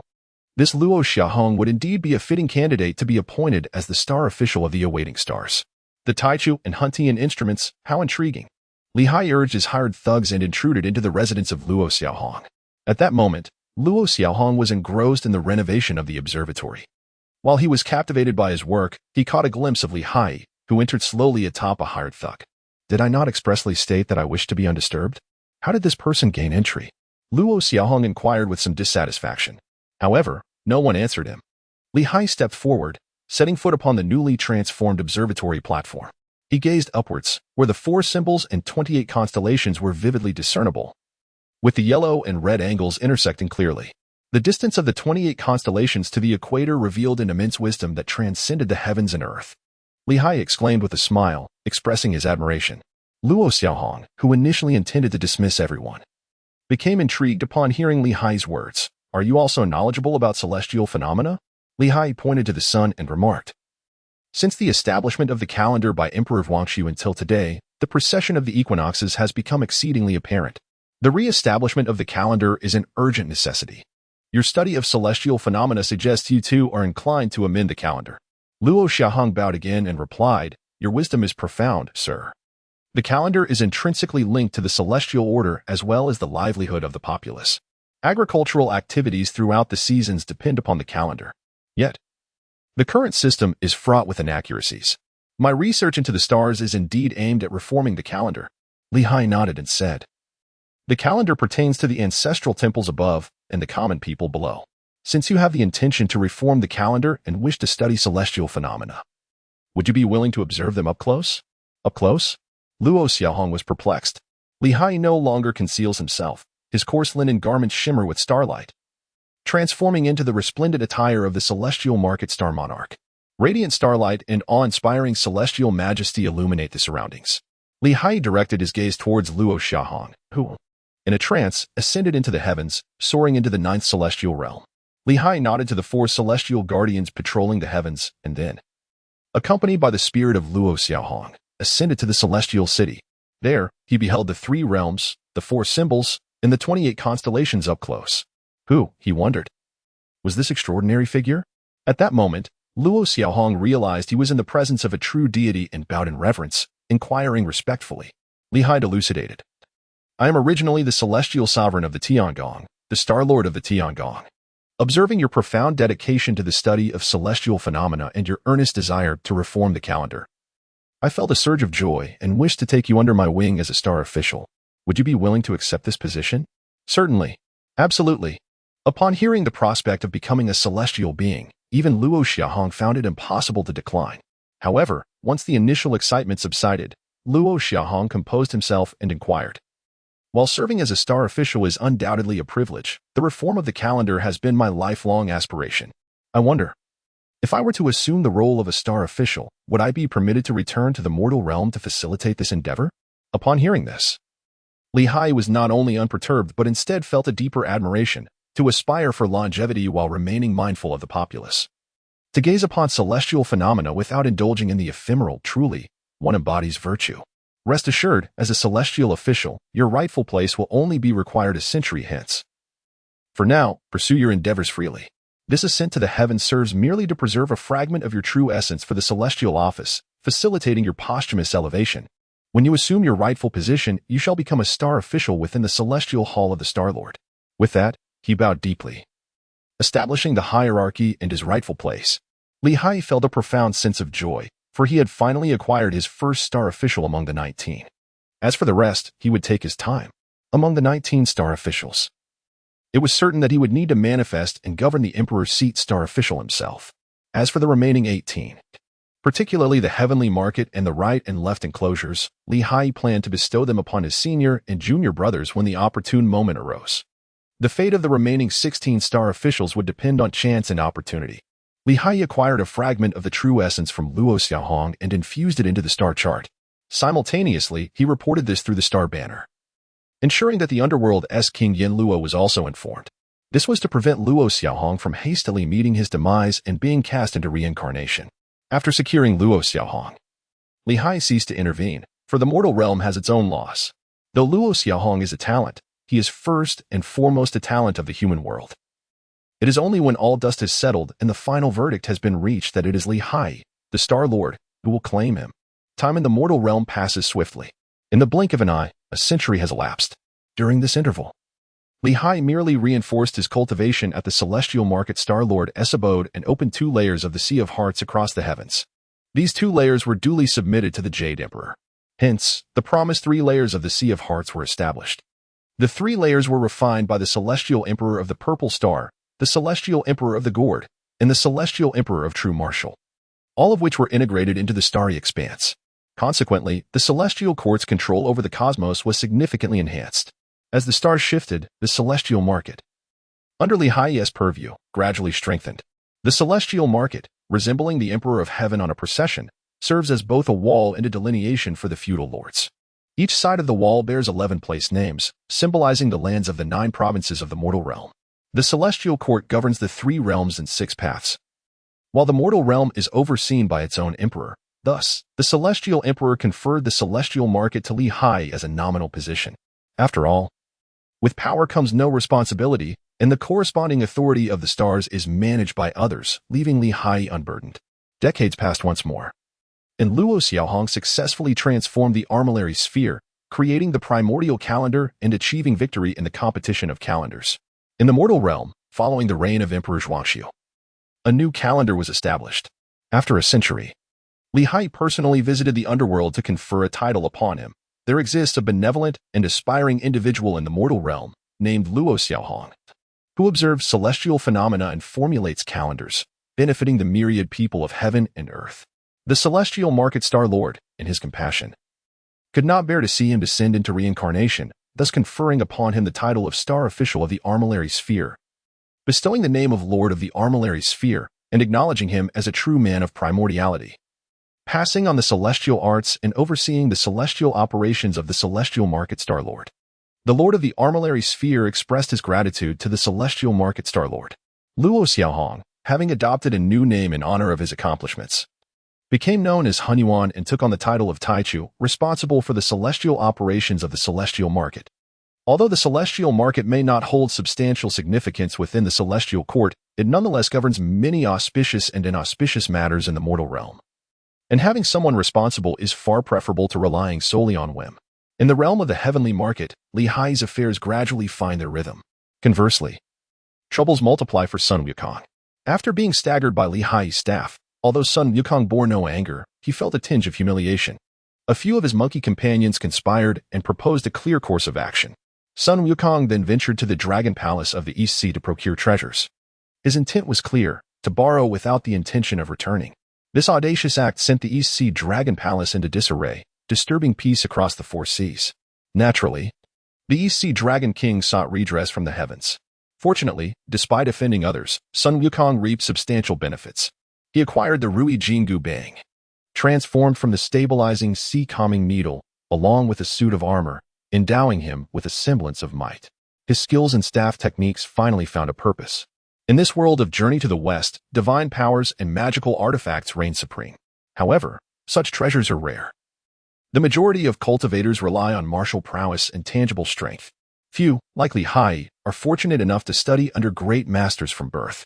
Many endure hardships without a single genuine divine skill, wandering as hapless cultivators and rural demons. Sun Wukong, having roamed the 3 mountains and 5 peaks for years, possessed profound insights into the state of the world.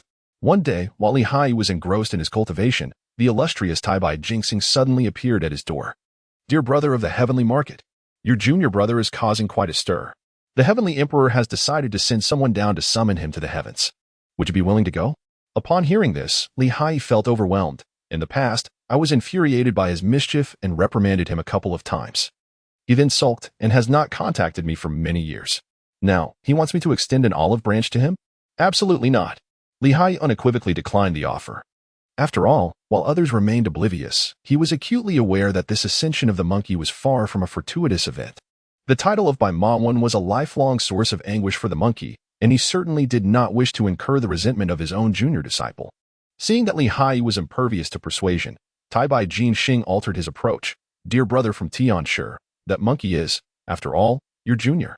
It may be acceptable to refrain from appeasing him, but if you also refuse to accept an official position, do you not fear he might perceive you as narrow-minded? Haiyi raised an eyebrow. How dare he? It is true that his master taught him the swift arts of the clouds, and his martial prowess is indeed formidable. His celestial body impervious to harm. However, when it comes to supernatural powers and magical artifacts, he cannot compare to me. The Jade Emperor, feeling helpless, sighed, Enough. Enough. It appears that I alone must undertake this task. With that, the Jade Emperor turned back repeatedly as he soared towards the mortal realm. Several days later, Haiyi received news that Sun Wukong had been appointed by the Jade Emperor as the steward of heavenly horses. This role, known as the steward of heavenly horses, is one of responsibility without authority. It holds significant functional value, overseeing countless celestial steeds, many of which are of dragon lineage and possess commendable combat capabilities, yet regrettably, their status remains lowly. In terms of power, the steward of heavenly horses indeed wields little. The martial virtue Star Lord, previously resentful of Haiyi's unmeritorious elevation to the position of the heavenly market Star Lord, found further dissatisfaction seeing a mere monkey being favored and summoned to the heavens. Seeking any pretext, he repeatedly provoked Sun Wukong, ultimately rousing his ire. What? A lowly, insignificant official? Enraged, Sun Wukong felt deceived, aggrieved by his own abilities, and embarrassed for his sect. Seizing a nearby attendant, he inquired, in comparison to the heavenly market Star Lord, how does my position as steward of heavenly horses measure up? The attendant, trembling with fear, replied, the heavenly market Star Lord possesses power without responsibility, commanding an army of 100,000 celestial soldiers. While the steward of heavenly horses cannot compare with these 100,000 steeds, how dare they insult me so brazenly?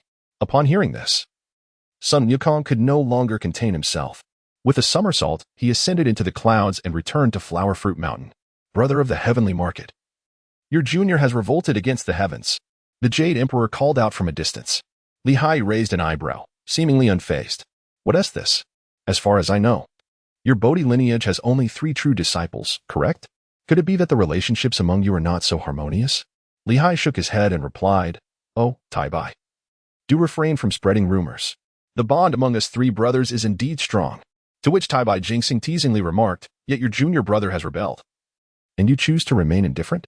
Haiyi, if the master cannot manage, then as a senior disciple, I am even less capable. The master leads one to the door. But the cultivation is up to the individual. Let him be. Is this statement true? Indeed. I do not believe it. You need not believe. Well, Brother Tianshur, do you truly think I am unaware of the dealings between your master and the great celestial sovereign? Taibai Jinxing, seeing that Haiyi was not deceived, laid bare the truth. Haiyi raised not even an eyebrow, exclaiming, Why do you feign ignorance when you already know the answer? I find this monkey quite agreeable. Is there a problem with that? Haiyi, upon hearing Taibai Jinxing's words, was taken aback. Oh. So it turns out that my esteemed brother Taibai is reminiscing about the valiant days of decisive warfare. Back then, the grand celestial sovereign led us as we established our presence in the impoverished heavenly court, surrounded by adversaries in all directions. It truly was a fierce battle, arduous yet exhilarating. Now, as the heavenly court grows increasingly powerful and the celestial laws become ever more stringent, life has grown increasingly mundane. Haiyi smiled and said, Well, my friend, you certainly have a spectacle to behold. Before my master departed, he mentioned that among his 3 disciples, Wukong bears heavy karma, I carry the burden of a killing calamity, and Brother Guangxin is shrouded in the aura of death. Young Brother Tianshur, do you truly believe these words? The Star of Venus chuckled. Haiyi nodded, affirming the truth of the matter. A good thing, indeed. Taibai Jinxing laughed heartily, transforming into a radiant beam of golden light and vanishing without a trace. The aura of solemnity lingered for a considerable time. Upon returning to Flower and Fruit Mountain, Sun Wukong felt as though the entire world was deceiving him. Encouraged by the monkeys, he boldly hoisted the banner of the great sage equal to heaven, assuming the role of a rebellious demon king. However, Sun Wukong underestimated the capacity of the heavenly court. What? They are appointing me as the great sage equal to heaven? Sun Wukong was bewildered yet profoundly shaken. What? I am to oversee the peach garden? Tears streamed down his face. He understood that the peaches were celestial, far superior to those from Flower and Fruit Mountain. Thus, Sun Wukong ascended to heaven once more, becoming the great sage equal to heaven. This time, he bore no responsibilities, existing as a carefree celestial official devoid of obligations or authority. With newfound leisure, Sun Wukong began to cultivate friendships with the myriad celestial beings. In the heavenly court, he became well acquainted with various deities, the 28 constellations, the winds and clouds, the dragon kings of the four seas, the 10 Yama kings, and the moon goddess Chang'e. Those deities with roles to fulfill were mostly aware of this monkey's reputation. As time passed and the number of acquaintances grew, Sun Wukong felt he had truly become the great sage equal to heaven. One day, while meandering through the heavenly market, Sun Wukong discovered that, after years of development, the celestial army had amassed 1,000 troops. The atmosphere in the heavenly market felt somewhat desolate. The only relatively substantial presence was Haiyi, accompanied by the imperial star official and the celestial sovereign of the universe. "Brother, I have come to see you," Sun Wukong exclaimed as he burst in. "Your subordinate pays respects to the great sage equal to heaven." Luo Xiaohang, an honest man, knew of Sun Wukong's esteemed name from the 28 constellations. "Who are you, old man?" Sun Wukong inquired curiously, eyeing the one holding the celestial instrument. "I am Luo Xiaohang, the celestial star official and subordinate to the celestial sovereign of the universe." "Oh, you are my brother's aide. Do your best. My brother is a sincere person," Sun Wukong remarked without hesitation, offering guidance to Luo Xiaohang. "You monkey. Why are you not stealing peaches in the peach garden and instead wandering through the heavenly market?" Chapter 13. The Demon Monkey's Rebellion Against Heaven. Haiyi paused his cultivation of the myriad realms within his heart and stepped out. Sun Wukong, feeling somewhat aggrieved, remarked, "Senior brother, I have been in the heavens for such a long time, and you have not come to seek me. Now, I, too, am a celestial official like you." Haiyi smiled silently, thinking to himself that as long as you are happy, that is enough. Seeing Haiyi's apparent disbelief, Sun Wukong reached out and produced the decree from the Jade Emperor, proclaiming, "Behold, the old Jade Emperor has conferred upon me the title of Great Sage equal to heaven." Haiyi lowered his head and cast a fleeting glance at the imperial decree. Pushing it aside as he spoke, the celestial court governs the 3 realms and the 6 paths. Its positions pertain either to the operation of these realms or to the management of deities, where they signify a lofty status. Regardless of the category, one must possess sufficient capability. My dear junior, despite your remarkable talents and formidable martial prowess, you are merely a true immortal at present. Within the celestial court, countless formidable beings abound, and the treasures and divine powers are beyond enumeration. How can you possibly claim the title of equal to heaven?" Sun Wukong, displeased, retorted, "I am a creature born of heaven and earth, nurtured by the forces of nature, and have studied under esteemed masters. Through a century of diligent cultivation, my martial skills have become exquisite. My staff strikes fiercely, and my powers are vast. How can I not be worthy of the title Great Sage equal to heaven?" Observing the prideful simian before him, Haiyi chose not to argue further and said, "Enough. There are always greater beings beyond our own. Whether you are worthy of such a title, time will reveal. By the way, have you refined the Bodhi beads that your master bestowed upon you?" At this mention, Sun Wukong's interest was piqued. "Indeed, I have also practiced the method of cultivating the sea of consciousness. As of now, I have successfully established a sea of consciousness encompassing multiple realms. Alas, my magical prowess is insufficient, and the realms I have opened are somewhat limited." Haiyi felt intrigued. "Let me take a look." As he extended his spiritual perception, a smile blossomed on his face. "Your sea of consciousness is hardly as vast as Mount Fangcun. Senior brother, do not mock me. The Bodhi bead may not compare to the pearl of the sea, yet this mountain, though smaller than Fangcun, is complete in its own right, like a sparrow that, despite its size, possesses all its vital organs." This assertion held a kernel of truth. Haiyi observed carefully and realized that Sun Wukong had indeed spoken the truth. It appears that with his own emergence, Sun Wukong has undergone some transformation. At the very least, he now possesses the vastness of the heart and the heavens, which he previously lacked. Haiyi gazed into the mystical mirror of the journey to the west and realized that the previous hexagram, Tianfeng Go, had already progressed into its latter half. He murmured to himself, "It appears that this hexagram is nearing its conclusion. My involvement has been minimal, and thus, my gains may be scant. No, when the time comes to stir trouble in the heavenly palace, I must make my move." Having resolved this, Haiyi began to lay the groundwork. "Very well, regardless of the circumstances. Since you have ascended to the position of heavenly officer, you ought to fulfill your duties diligently. Should you cause further mischief, I shall not hesitate to discipline you on behalf of my master." At this moment, Sun Wukong, brimming with youthful exuberance, retorted, "Brother, I am now the great sage equal to heaven. Even the Jade Emperor cannot dictate my actions. What gives you the authority over me?" Haiyi chose to remain silent. waiting for the right moment to settle scores in the future. The wind of destiny had begun to stir, and commands were issued to all corners. One must not encourage the mischief of the unruly. In the eyes of Sun Wukong, his elder brother was an intellectual who relished reading and cultivating his skills within the confines of Mount Fangcun, rarely engaging in physical confrontation, often appearing like a delicate scholar. In contrast, he himself was adept at wielding weapons and possessed formidable supernatural abilities and treasures, rivaling anyone. Moreover, the venerable Bodhi patriarch had once remarked that his great immortal technique was most proficient in enhancing magical power and mastering supernatural arts. Coupled with his indestructible body forged by the forces of heaven and earth, he felt confident in his strength. Even his elder brother Guangxing did not intimidate him, let alone Li Hai. After a spirited exchange of defiance and indignation, Sun Wukong soared away on his somersault cloud. Beside him, Luo Xiaohong hesitated, torn between words unspoken and thoughts left unsaid. Li Hai found it amusing. "Speak your mind," Luo Xiaohong remarked. "I have heard from the celestial beings of the star constellations that your disciple possesses commendable skills and martial prowess, yet his cultivation remains mediocre. He relies solely on his indomitable physique to act recklessly. If he truly provokes the Supreme Celestial, he will inevitably face consequences. Shouldn't you offer him some counsel?" Li Hai, with a hint of annoyance, remarked, "I just advised him. He should listen. What should be done now?" Luo Xiaohong had already realized that Sun Wukong was the disciple of their celestial lord. If trouble arose, it must not implicate the celestial lord. Li Hai perceived the unease of Luo Xiaohong and patted him gently on the shoulder, reassuringly stating, "There is no need for concern. My junior brother possesses an indomitable spirit. He shall not perish. As for myself, I am merely a leisurely celestial being. Even if Wukong were to rebel against the heavens, it could not bring harm to my domain." Luo Xiaohong felt a moment of relief, yet apprehension lingered within him. As the days passed, the long-awaited peach banquet hosted by the Queen Mother of the West commenced.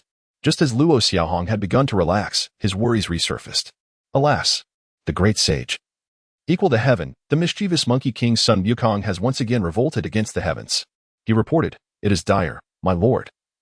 Your junior brother is preparing to mount a rebellion."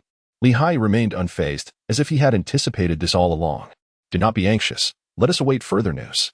Shortly after, the celestial sage of the White Planet arrived to convey an imperial decree. The Jade Emperor summoned a court assembly to slay the demons. This time, he specifically requested Li Hai's presence at the court. Li Hai donned the celestial attire of the heavenly city and rode upon the clouds, embarking on a journey to the Lingxiao treasure hall for a gathering. "Dear brother from the heavenly city, this time you cannot escape, can you? As your senior, capturing you should be a simple task," Tai Bai Jinxing remarked with a hint of schadenfreude. Li Hai cast a glance at Tai Bai Jinxing and remarked, "My junior apprentice, Yu Kai, is beyond my reach." Tai Bai Jinxing smote his thigh in exasperation, exclaiming, "What shall we do now?" Li Hai, in a state of uncertainty, replied, "I am not certain." As they conversed, they swiftly ascended, arriving at the magnificent Lingxiao Palace. The heavenly market star lord, positioned beneath the Jade Emperor and several formidable emperors, noted the absence of these powerful figures. Li Hai was drawn by the illustrious Tai Bai Jinxing, who guided him to stand behind the venerable Laozi. Once all the deities who were meant to be present had assembled, the Jade Emperor solemnly proclaimed, "The demon monkey has rebelled against heaven, causing chaos at the peach banquet, stealing countless peaches and injuring the celestial warriors. What punishment is warranted?" The god of martial virtue stepped forward, after which he bowed respectfully and declared with fierce intensity, "Death is the decree." He then cast an ominous glare in the direction of Li Hai. Li Hai wore a perplexed expression and quietly inquired of Tai Bai Jinxing, "Who is this person? Have I offended him?" "This is the martial virtue star lord," replied Tai Bai Jinxing, "who harbors a profound disdain for wickedness and may believe that your virtue does not align with your position." Li Hai realized. So that's the case. Well then, a good beating will make him comply. The Jade Emperor laughed secretly. He holds a divine position and cannot be struck. In that case, let my junior take action. I cannot, but he can. Ahem. The Supreme Lord Lao Jun could no longer remain silent. Clearing his throat twice, he stepped forward and said, "I report to your majesty.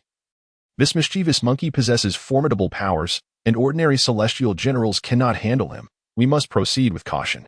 The Jade Emperor did not rush to issue commands, displaying a demeanor of humility and receptiveness to advice, and inquired, "Fellow immortals, do any of you have candidates to capture this mischievous monkey?" The god of martial virtue could no longer contain himself, stepping forward to speak. I report to your majesty. This mischievous monkey once studied the arts alongside the celestial market star lord and is his junior. I believe my senior could easily subdue his junior. Oh? Celestial market star lord, are you willing to take action? Li Hai's eyes glimmered with a spark of cunning as he stepped forward and declared, My dear junior brother, since you have committed a grave mistake, I am indeed willing to lend my assistance. However, what is it that holds me back? The Wuda Star Lord pressed for an answer. Li Hai took a breath and said, It is merely that my junior brother, Yun Kuai, is beyond my reach. I require someone to entangle him, allowing me the opportunity to strike. By the way, I have heard of the mighty Wuda Xingjuan. Would he dare to engage in battle? What? Me? Why would I hesitate? Wuda Xingjuan did not doubt his ability to defeat Sun Wukong and promptly agreed. The Jade Emperor cast a discreet glance at Wuda Xingjuan and silently sighed, thinking, another one oblivious to the situation. Perhaps enduring a bit of hardship will grant him some wisdom. Seeing that no one else had objections, the Jade Emperor waved his hand grandly and approved Li Hai's plan. In that case, let Wuda Xingjuan lead 30,000 heavenly soldiers as the vanguard. The great king of the heavenly realm shall dispatch 100,000 heavenly troops to support, while the Tian Shi Xingjuan will seize the opportunity to capture the demon monkey. Obey the command of the great celestial. The assembly of divine generals prepared their troops and surrounded Flower Fruit Mountain. Wuda Xingjuan mounted his heavenly steed, grasped his weapon, and boldly challenged the enemy. Demon monkey, the heavenly soldiers have arrived. Why do you not come forth to meet your doom? My lord. There is an arrogant brute outside issuing a challenge. The Tongbi Yuan Ho and Cheeky Ma Ho hurried to report. The 6 champions of Flower Fruit Mountain, having received the teachings of Bodhi, had developed their magical powers and were now formidable opponents, not to be underestimated. With a flick of his cape, Sun Wukong retrieved his Rui Jingu Bang, and a divine radiance enveloped him, transforming him into a figure clad in divine armor. Children, assemble our forces and prepare for battle. At your command. The monkeys armed themselves and, alongside the 6 champions, advanced to confront the heavenly soldiers. Who is it that dares to challenge? Ah, it is Wuda Xingjuan. Rather than recuperating in your star palace, what brings you to my Flower Fruit Mountain? Sun Wukong, sharp-tongued and keenly aware of Wuda Xingjuan's intent to capture him, refused to yield. Wuda Xingjuan, brandishing his treasured sword and exuding an aura of authority, retorted, Baimawen, do not speak so freely. This time next year will mark your demise. Having issued his challenge, Wuda Xingjuan charged forward without hesitation. The title Baimawen had become a sore spot for Sun Wukong. Wuda Xingjuan's taunt successfully provoked the Monkey King. The Rui Jingu Bang extended upon contact with the ground, and Sun Wukong surged forth to meet him. Thus, a fierce battle commenced. Wuda Xingjuan, confident in his martial prowess and divine strength, believed that as a true deity, he would easily outmatch Sun Wukong, whom he viewed as inferior. He lunged with his sword, convinced that he could easily maneuver around Sun Wukong's attacks. However, upon the first clash of sword and staff, Wuda Xingjuan's confidence faltered. This is not good. Above, Li Hai stood upon a cloud, poised to intervene at any moment. Though secretly he awaited the spectacle of Wuda Xingjuan's folly. Wuda Xingjuan, a mere 5th-tier deity, was no match for Sun Wukong's Rui Jingu Bang. Indeed, the battle had not lasted 3 exchanges before Wuda Xingjuan's sword was sent flying by a single strike. Even his helmet was knocked askew. In the heavens, the great king of the heavenly realm covered his face, inwardly cursing, This Wuda Xingjuan is utterly useless. Outsiders would think my heavenly court is filled with incompetence. As the battle progressed, and it seemed Sun Wukong was about to deliver a life-altering lesson to Wuda Xingjuan, the great king of the heavenly realm could no longer remain passive. Noticing that Li Hai had yet to act, he commanded, My son, go and rescue that fool. Do not allow the demon monkey to grow arrogant. Neza cast a disdainful glance at the treasure tower in his father's hand, thinking, were it not for that tower, there would be little to distinguish you from Wuda Xingjuan. Muttering to himself, he took to the skies. The great king of the heavenly realm ordered the heavenly soldiers to advance, just as Sun Wukong prepared to impart an unforgettable lesson to Wuda Xingjuan. The latter was whisked away by a red silk ribbon. I shall meet you in battle. Neza revealed his 3 heads and 6 arms, standing upon the wind and fire wheels, and charged to engage Sun Wukong fiercely. What a fine great sage equal to heaven! Your staff has blossomed with power. Relying on his innate indestructible physique, he pushed the 3 altar sea meeting deities back relentlessly. In the sky, the great king of the heavenly realm expressed his dissatisfaction. My son, the great celestial has commanded that you do not hold back. Neza, engaged in combat with Sun Wukong, stuck out his tongue. Understood. With that, he transformed into 3 heads and 6 arms, one hand wielding the Hunyuan Ling like a serpent, and launched it towards Sun Wukong in an attempt to ensnare him. Sun Wukong's eyes turned cold. You think you are the only one with treasures? Enraged, he pushed forth a string of Bodhi beads. The beads, interconnected, formed a vast heart portal that absorbed Nez's Hunyuan Ling, Qiankuan Circle, Demon-Slaying Blade, and Demon-Slaying Sword. Seeing this, Neza realized the gravity of the situation and urged his wind and fire wheels to escape the fray. The great king of the heavenly realm, witnessing the loss of his son's treasures, was filled with fury and hurled his treasure tower, which grew in size and descended like a celestial fortress. Concerned that the Bodhi beads gifted by his master would be crushed, Sun Wukong retracted his heart portal. Planting the Rui Jingu Bang firmly into the ground, he chanted, "Big, big, big, long, long, long."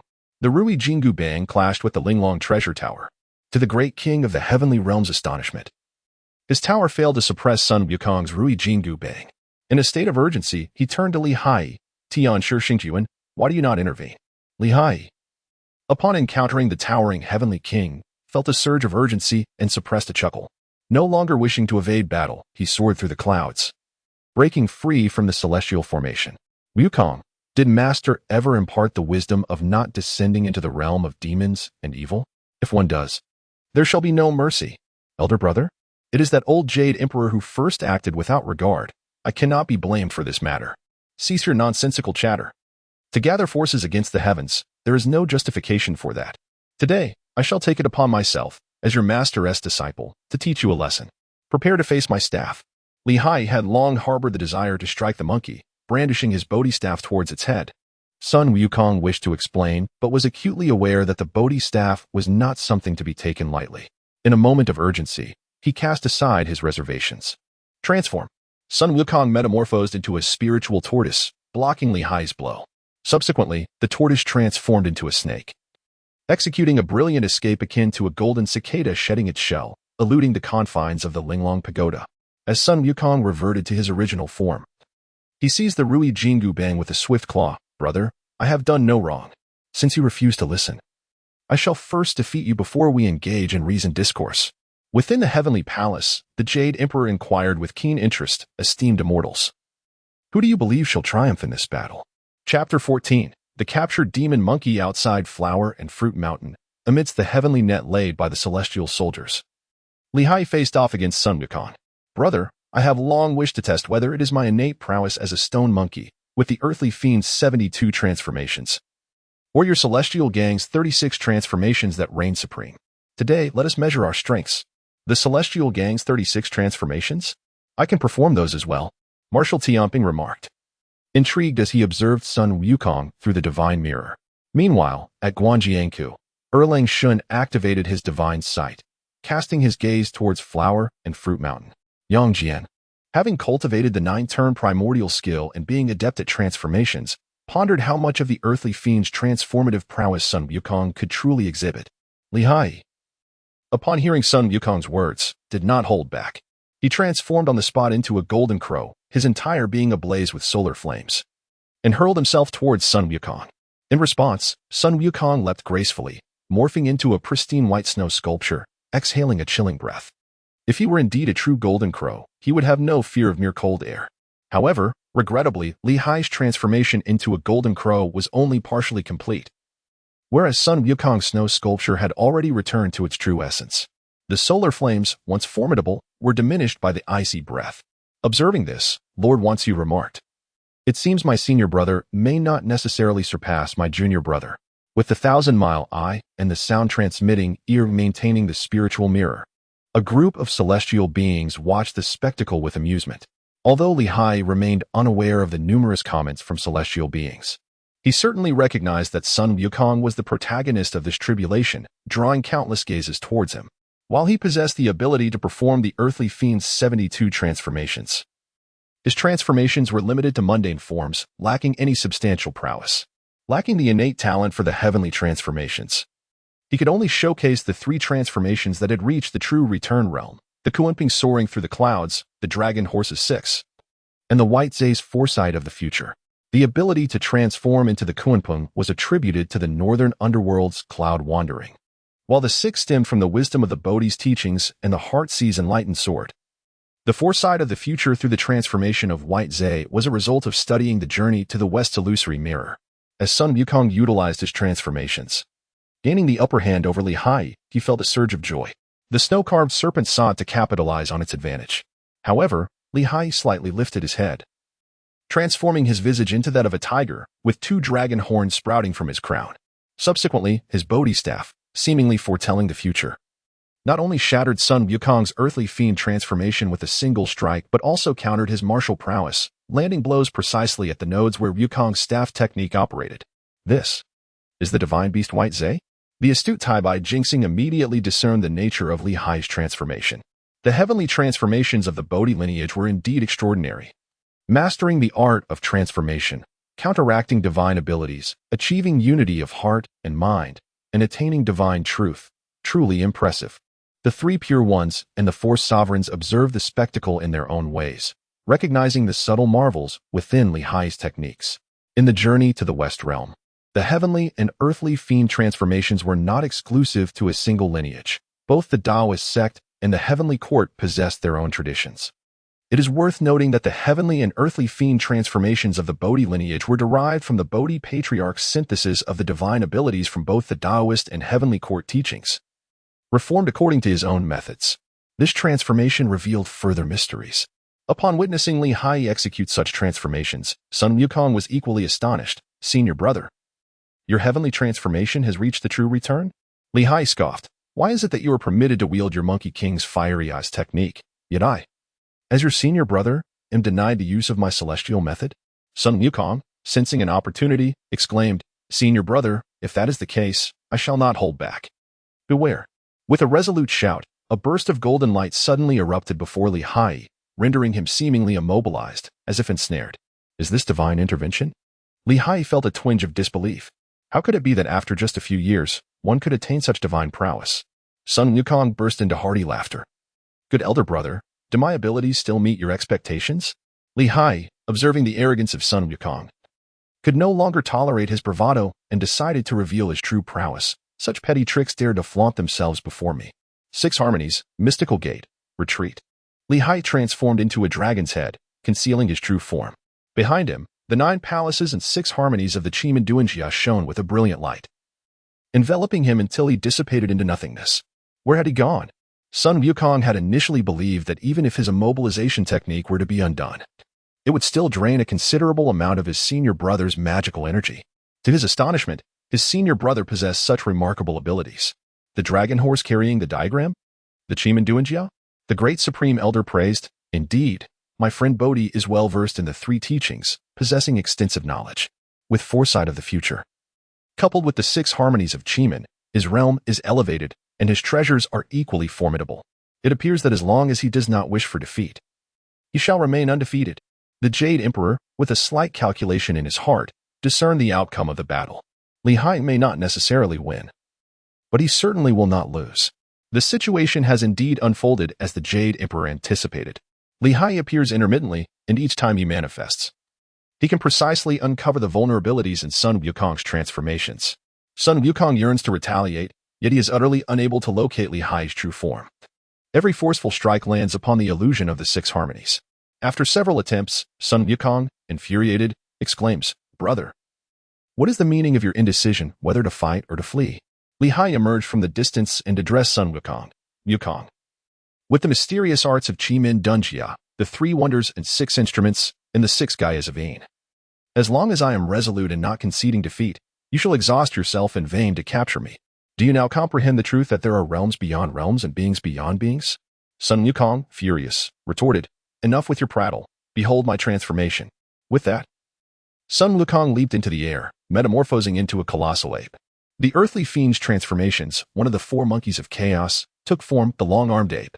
In his earlier days, Haiyi had regaled Sun Wukong with tales of the 4 monkeys of chaos. It appears that Sun Wukong had adopted these 4 creatures as the archetypes for his own earthly fiend's transformations. The long-armed ape possesses the power to seize the sun and moon, shrink mountains, discern fortune and misfortune, and manipulate the cosmos, excelling in direct confrontations. Originally, this transformation was intended to counter Haiyi's mountain turtle transformation and its corresponding heavenly gang technique of carrying mountains across the seas. However, to Sun Wukong's astonishment, Li Haiyi unveiled a transformation never before witnessed by him, the White Zay and the Dragon Horse. Now, it seemed that the mighty cannon was aimed at a mere mosquito, rendering the formidable strength of the monkey utterly futile and deeply frustrated. Li Haiyi once again activated the Six Harmonies Chiman, vanishing into the void. He observed as Sun Wukong transformed into a mighty ape, wreaking havoc among the celestial soldiers. Just as Sun Wukong was about to break through the heavenly net, Li Haiyi reappeared to intervene. Heart of the sea, restrain. Li Haiyi summoned the power of the Dinghai Pearl in the Heart Sea. The art of transformation could alter his form, yet it could not reshape his heart.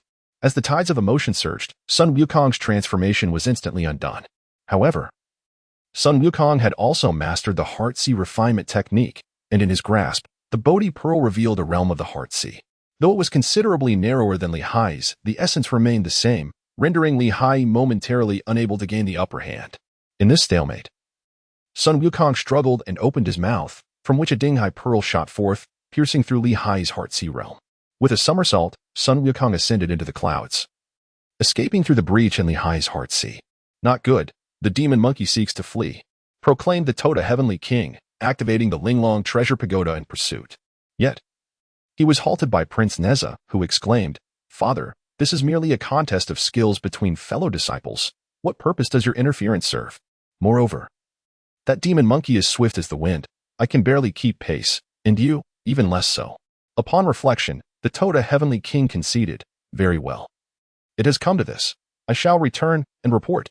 Li Haiyi, with a swift movement, seemed ready to give chase. However, after just a few steps, he sensed the withdrawal of the celestial soldiers. He turned around and followed suit, calling out, "King Li, Third Prince, wait for me." Li Haiyi pursued the two individuals, recognizing the presence of the celestial star monarch. At this moment, the towering Li Tiangang dared not underestimate this seemingly unassuming and leisurely star monarch. The abilities displayed earlier were certainly not inferior to those of some esteemed star monarchs, though it remained uncertain what treasures he possessed. Why did the celestial star monarch cease his pursuit? Li Haiyi, upon being questioned about the matter, deliberately sighed and remarked, "It is unattainable. In my early years, I studied alongside that mischievous monkey. My disposition is rather languid, and my master imparted to me the leisurely northern mysterious cloud technique. In contrast, my junior brother, with his impatient nature, received the swift and agile somersault cloud. With a single somersault, he traverses an astonishing distance of over 80,000 miles. Moreover, being the clever stone monkey, he possesses an acute awareness of celestial timings and earthly advantages, adept at shifting stars and altering constellations. Thus, I find myself unable to outrun him or to obstruct his path. It would be wiser to return and see if other immortal beings may possess a solution." Li Haiyi reclined on a cloud chair, leisurely following the clouds of the formidable Li Tianwang and his son as they soared towards the celestial realm. Their pace was decidedly brisk. Within the Lingsha Palace, Li Tianwang reported, "I humbly informed the great celestial venerable, the demon monkey moved swiftly, and we were unable to pursue him, allowing him to escape." The Jade Emperor, embodying the spirit of a dramatist, exclaimed anxiously, "What shall we do? That demon monkey is adept at transformation. He has pilfered the Peach Garden and invaded the Lao Jin Estoshui Palace. He is a notorious criminal. One can only be a thief for 1,000 days. How can one defend against a thief for 1,000 days? If we do not capture this demon monkey, our heavenly court may never know peace." The assembly of deities exchanged glances, each at a loss, as none dared to step forward, their cunning akin to that of an old fox. After a considerable time, a report arrived. "The Bodhisattva Guanyin from the South Sea has come to pay homage. Quickly, invite them in. Your Majesty, this humble monk has heard of the demon monkey wreaking havoc and has come to subdue the fiend." "Oh, the Bodhisattva is willing to intervene?" Guanyin shook her head. "I am not skilled in combat. Subduing demons is challenging, but I can recommend a deity who will surely succeed." "Who might that be?" "Erlang Shiniguanjinku." "Very well, let him have a try." The Jade Emperor readily consented, dispatching Erlangshan forthwith. Meanwhile, Sun Wukong had escaped the heavenly net, intending to find a place to indulge and unwind. However, before long, ominous clouds loomed overhead. The heavenly pursuers had arrived. Leading the charge was Erlangshan, Yongjian. "And who might you be?" "I am Erlangshan of Guanjinku. Demon monkey, surrender at once." As a warrior of the heavenly court, Erlangshan wasted no words.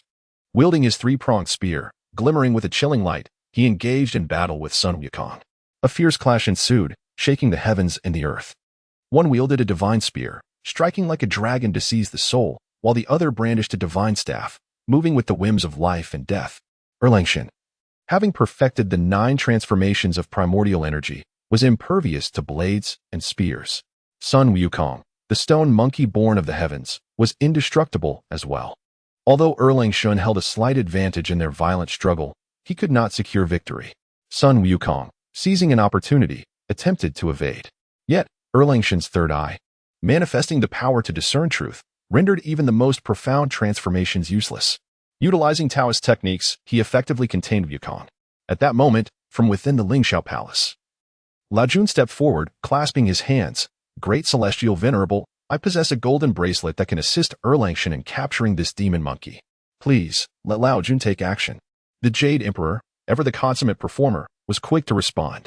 True to his word, Lao Jun produced a resplendent golden bracelet from his sleeve and cast it down to the mortal realm. Unaware, Sun Wukong was struck on the back of the head by the bracelet amidst the fierce combat with Erlangchen, causing him to collapse immediately. Li Haiyi comprehended the situation. The bracelet struck precisely at the nape of the monkey's head, causing his lips to twitch involuntarily. It appeared that the Supreme Old Lord harbored quite a grudge. He was well aware that the Supreme Old Lord's displeasure stemmed from Sun Wukong's havoc wreaked upon his Doshui Palace. However, Li Haiyi found no cause for alarm, as those knowledgeable of the circumstances would not resort to lethal measures. Those who might attempt violence without understanding the context simply lacked the capability. The legendary Monkey King, after all, had ultimately been captured once more. This time, the Jade Emperor wasted no words and immediately commanded the execution. The body of the spiritual stone monkey was not easily vanquished. Swords cleaved, axes struck, and thunder scorched, yet none could subdue the mere demon monkey. In fact, a few timid celestial soldiers were left terrified by Wukong's bared fangs. Ultimately, it was the Supreme Old Lord who intervened, taking charge of this troublesome situation. If I place this demon monkey into my alchemical furnace for 81 days, I shall reduce him to nothing but pus, he declared. His eyes wide open as he spoke falsehoods. The Jade Emperor, feigning ignorance despite his understanding, responded, Excellent. Then I shall trouble the Old Lord to take action. Thus, the Old Lord's alchemical furnace was ignited, with the young acolyte stoking the flames, preparing to refine the stone monkey anew. Li Haiyi seized the opportunity to visit the Doshui Palace, witnessing the fiery spectacle of the monkeys ablaze. Taoist ancestor of Ta Ching, I shall commence. Li Haiyi treated the Supreme Lao Jun with great respect. Though merely an incarnation, he possessed an abundance of treasures that were not to be trifled with. Upon seeing Li Haiyi, the Supreme Lao Jun waved and said, Haiyi, how have those 3 9-turn purple gold pills been working for you? They have been quite effective. The triple heart sea of the myriad heavens requires a considerable amount of magical power, and your pills have been of immense assistance. The Supreme Lao Jun jestingly teased Li Haiyi, your monkey-headed junior has refined them and can produce quite a few elixirs himself. Shall I share 2 of mine with you? Li Haiyi scratched his head and said, Old master, please do not jest with your junior. Although my junior brother possesses a rebellious temperament, his nature is not malicious, otherwise my master would not have taken him in. Would you consider releasing this tempestuous monkey in deference to my master? Within the furnace, Sun Wukong overheard Li Haiyi interceding on his behalf and was greatly displeased. Brother, he exclaimed, do not plead for this old man. Employing a golden bracelet for a sneak attack and resorting to underhanded tactics is hardly a display of true skill. If you possess genuine prowess, release me and let us engage in a fair battle. Li Haiyi pressed his forehead in contemplation. It seems that my junior brother truly requires some tempering. I must trouble the venerable Lord Lao. The Supreme Lao Jun tirelessly manipulated the seal. True gold fears not the trial of fire. The heart of the monkey still needs the crucible of inner flame. Let us witness my methods. With that, he summoned the Samadhi True Fire and recited the Tai Ching Taoist formula, commencing the refinement of the stone monkey. At this moment, Sun Wukong found himself devoid of time to attend to the matters outside. At this moment, Li Haiyi stood within the spiritual platform, where the Western Journey illusion mirror revealed the complete validation of the Gua hexagram. As the hexagram manifested, a series of scenes from the Western Journey continuously flashed within the illusionary mirror. Ultimately, the imagery settled upon a mural depicting the creation of humanity by Nuwa. Li Haiyi was just about to bid farewell to the Supreme Lao Jun and return to the city of heaven when, with a sudden turn, he stepped out only to find himself melting away, collapsing before Lao Jun. Startled, the Supreme Lao Jun nearly miscast his hand seal. Upon opening his heavenly eye, he realized the situation had become dire. It seemed he would have to seek assistance from his true self. Chapter 15. Diminishing the insufficient to provide for the abundant. The supreme Lao Jun seized the true fire of alchemy within the cauldron. In an instant, the Doshui palace became still, and a wisp of Tao energy flew into the palace. This energy circled around Li Haiyi 3 times before settling on the ground, transforming into 3 figures. "Thank you for your assistance," the supreme Lao Jun addressed the 3 Taoists, each adorned in distinct attire. "It is but one person. There is no need for such courtesy." The 3 stood firmly around the cauldron, forming a quadrilateral array with the supreme Lao Jun. With a flick of his dust whisk, the supreme Lao Jun drew the transcendent golden light of Li Haiyi into the cauldron. Rebirth and refinement of foundations. Indeed, Bodhi has acquired a commendable disciple. Yet, why must it always be us who toil? Next time we discuss Tao, I must not let him off lightly. The supreme Lao Jun, a Hunyuan golden immortal, had long traversed the path of Hunyuan. Although the reasons remained unclear, he discerned Li Haiyi's current state. Uncertain of the secret method he had cultivated or the fortune he had encountered, the continuous influx of innate energy resonating with his own was unprecedented. Indeed, this was akin to returning to the womb, reconstructing his foundations, and it would not even impede his ultimate attainment in this life. The transformation of a singular essence into the 3 pure ones allowed the supreme Lao Jun to converse while continuously channeling spiritual seals.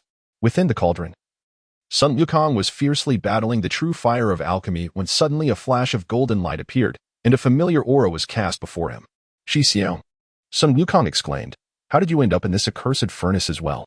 Did that old scoundrel trick you into coming here under the guise of pleading on your behalf?" At this, tears welled in Sun Wukong's eyes. However, at that moment, Li Haiyi had no time to heed him. His spirit delved into the illusory mirror of Journey to the West. After meticulously studying the hexagram, he swiftly comprehended the unfolding events. This time, the hexagram of Tianfeng Jiao indicated a scenario where softness encounters strength, which originally required Li Haiyi to go with the flow, allowing Sun Wukong to act recklessly. Nevertheless, Li Haiyi had previously intercepted Sun Wukong's life and death ledger at Yama's realm, and had used the Heavenly Gang 36 transformations to deflate Sun Wukong's spirit. This was a deviation from the expected course. According to the judgments of the illusory mirror, it aligned with the principle of diminishing the insufficient to provide for the abundant. The illusory mirror extracted a scene from the primordial times when Nuwa crafted humanity.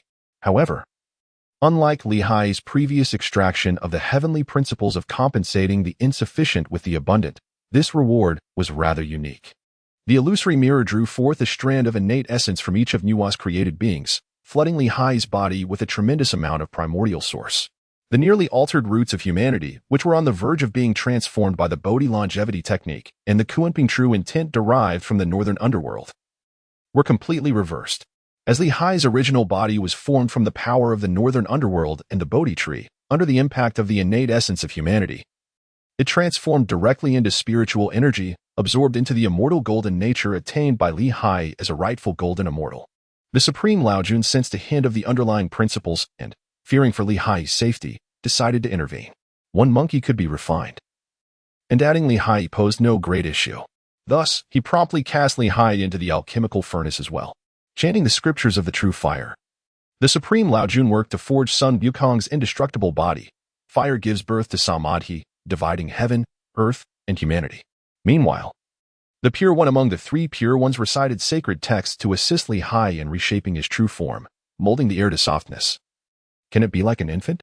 The remaining 2 avatars controlled wind and fire, ensuring that neither Li Haiyi nor Sun Wukong would come to harm.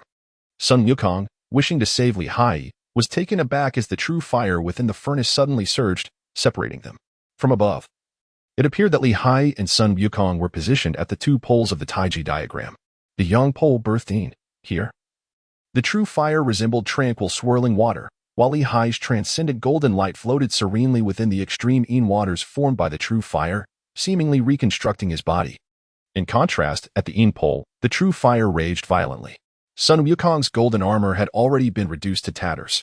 His once robust stone monkey form was now thoroughly scorched. At that moment, Sun Wukong felt as though his very soul had been ignited, the painstakingly cultivated celestial body shattering into countless fragments.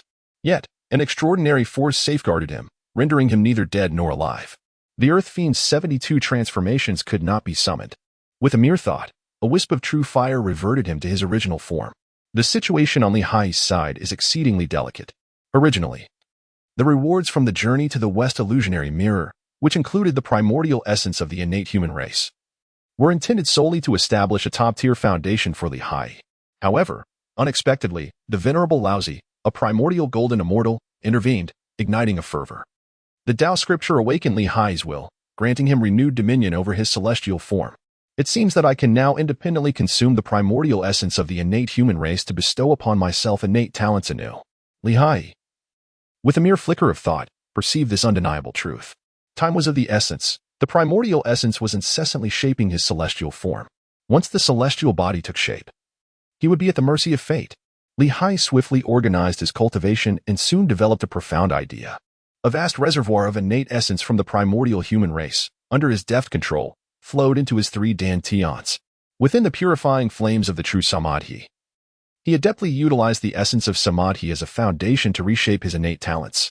Haiyi, resolute in his determination, commenced his endeavor. The lower dantian governs essence. The middle dantian governs qi, and the upper dantian governs spirit. The Bodhi longevity technique, imparted by my master, serves as the foundation of my cultivation. Thus, I relinquish the corporeal form of the Bodhi plant, embracing instead the essence of Bodhi wisdom, and coalesce my innate divine treasures, the Bodhi heart of wisdom. The middle dantian governs qi, and the North Sea immortal journey, meticulously chosen by my master, resonates profoundly with me. Therefore, I forsake the imagery of the Kuanping and the North Sea immortal journey, opting instead for the vastness of the North Sea, capable of accommodating the soaring Kuanping, and consolidate my treasure of qi, the North Sea of qi. The lower dantian governs essence, and I have already mastered the transformations of the celestial gang. The true essence of the transformative divine beasts I have selected is effortlessly wielded, as humanity's greatest trait lies in our capacity to learn and emulate, surpassing our predecessors. Thus, Haiyi crystallizes his treasure of essence, the celestial gang transforming spirit.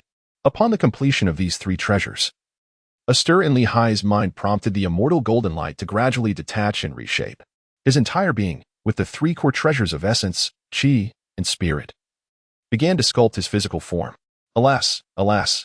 The supreme Lao Jun noticed the rapid depletion of Haiyi's inner power, leaving him in a quandary.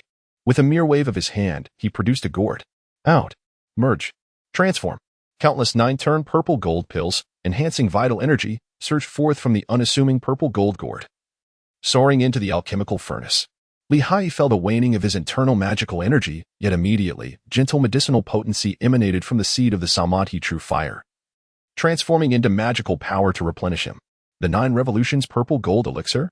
This is a transcendent elixir beneficial even to Deluo Jingxian. Moreover, there are over 1,000 of them. This is troublesome. He now has a significant debt of gratitude.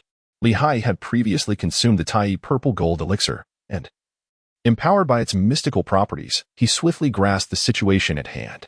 The immense surge of magical energy facilitated the seamless reconstruction of his celestial body.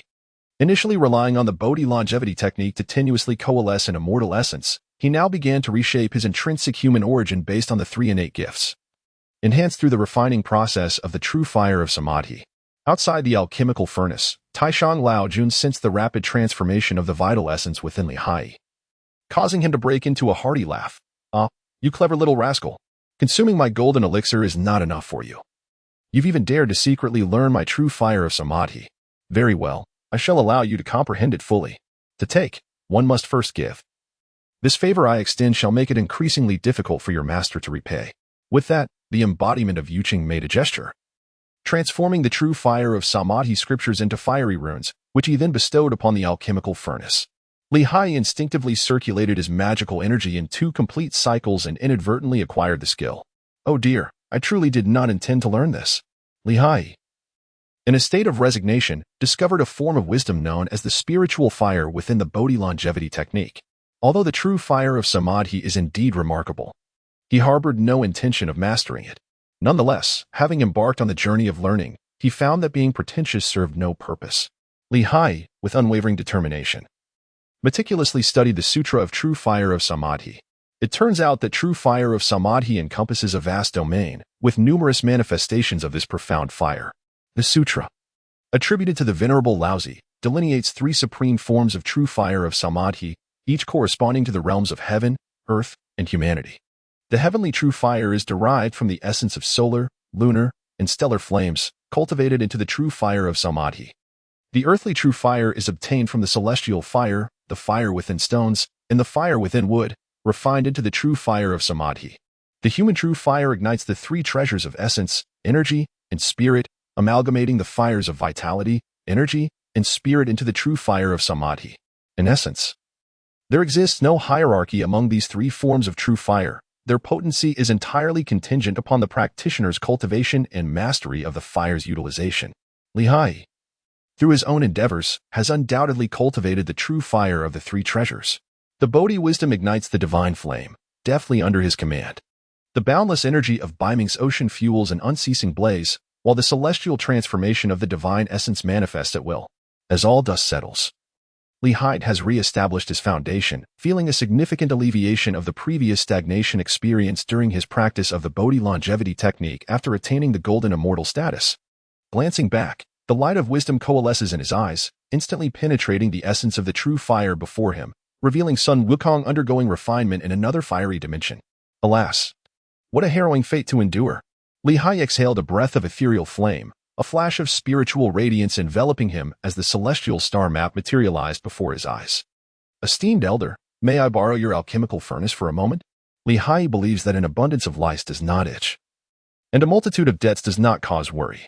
Observing that Sun Wukong has yet to attain his full potential, he resolves to borrow the samadhi true fire from this place to refine the celestial garments he wears daily, the heavenly city star robe.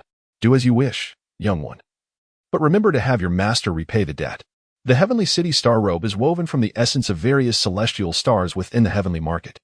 Haiyi harnessed the true fire of samadhi from the furnace to reforge the heavenly city star garment, primarily to reorganize the celestial radiance.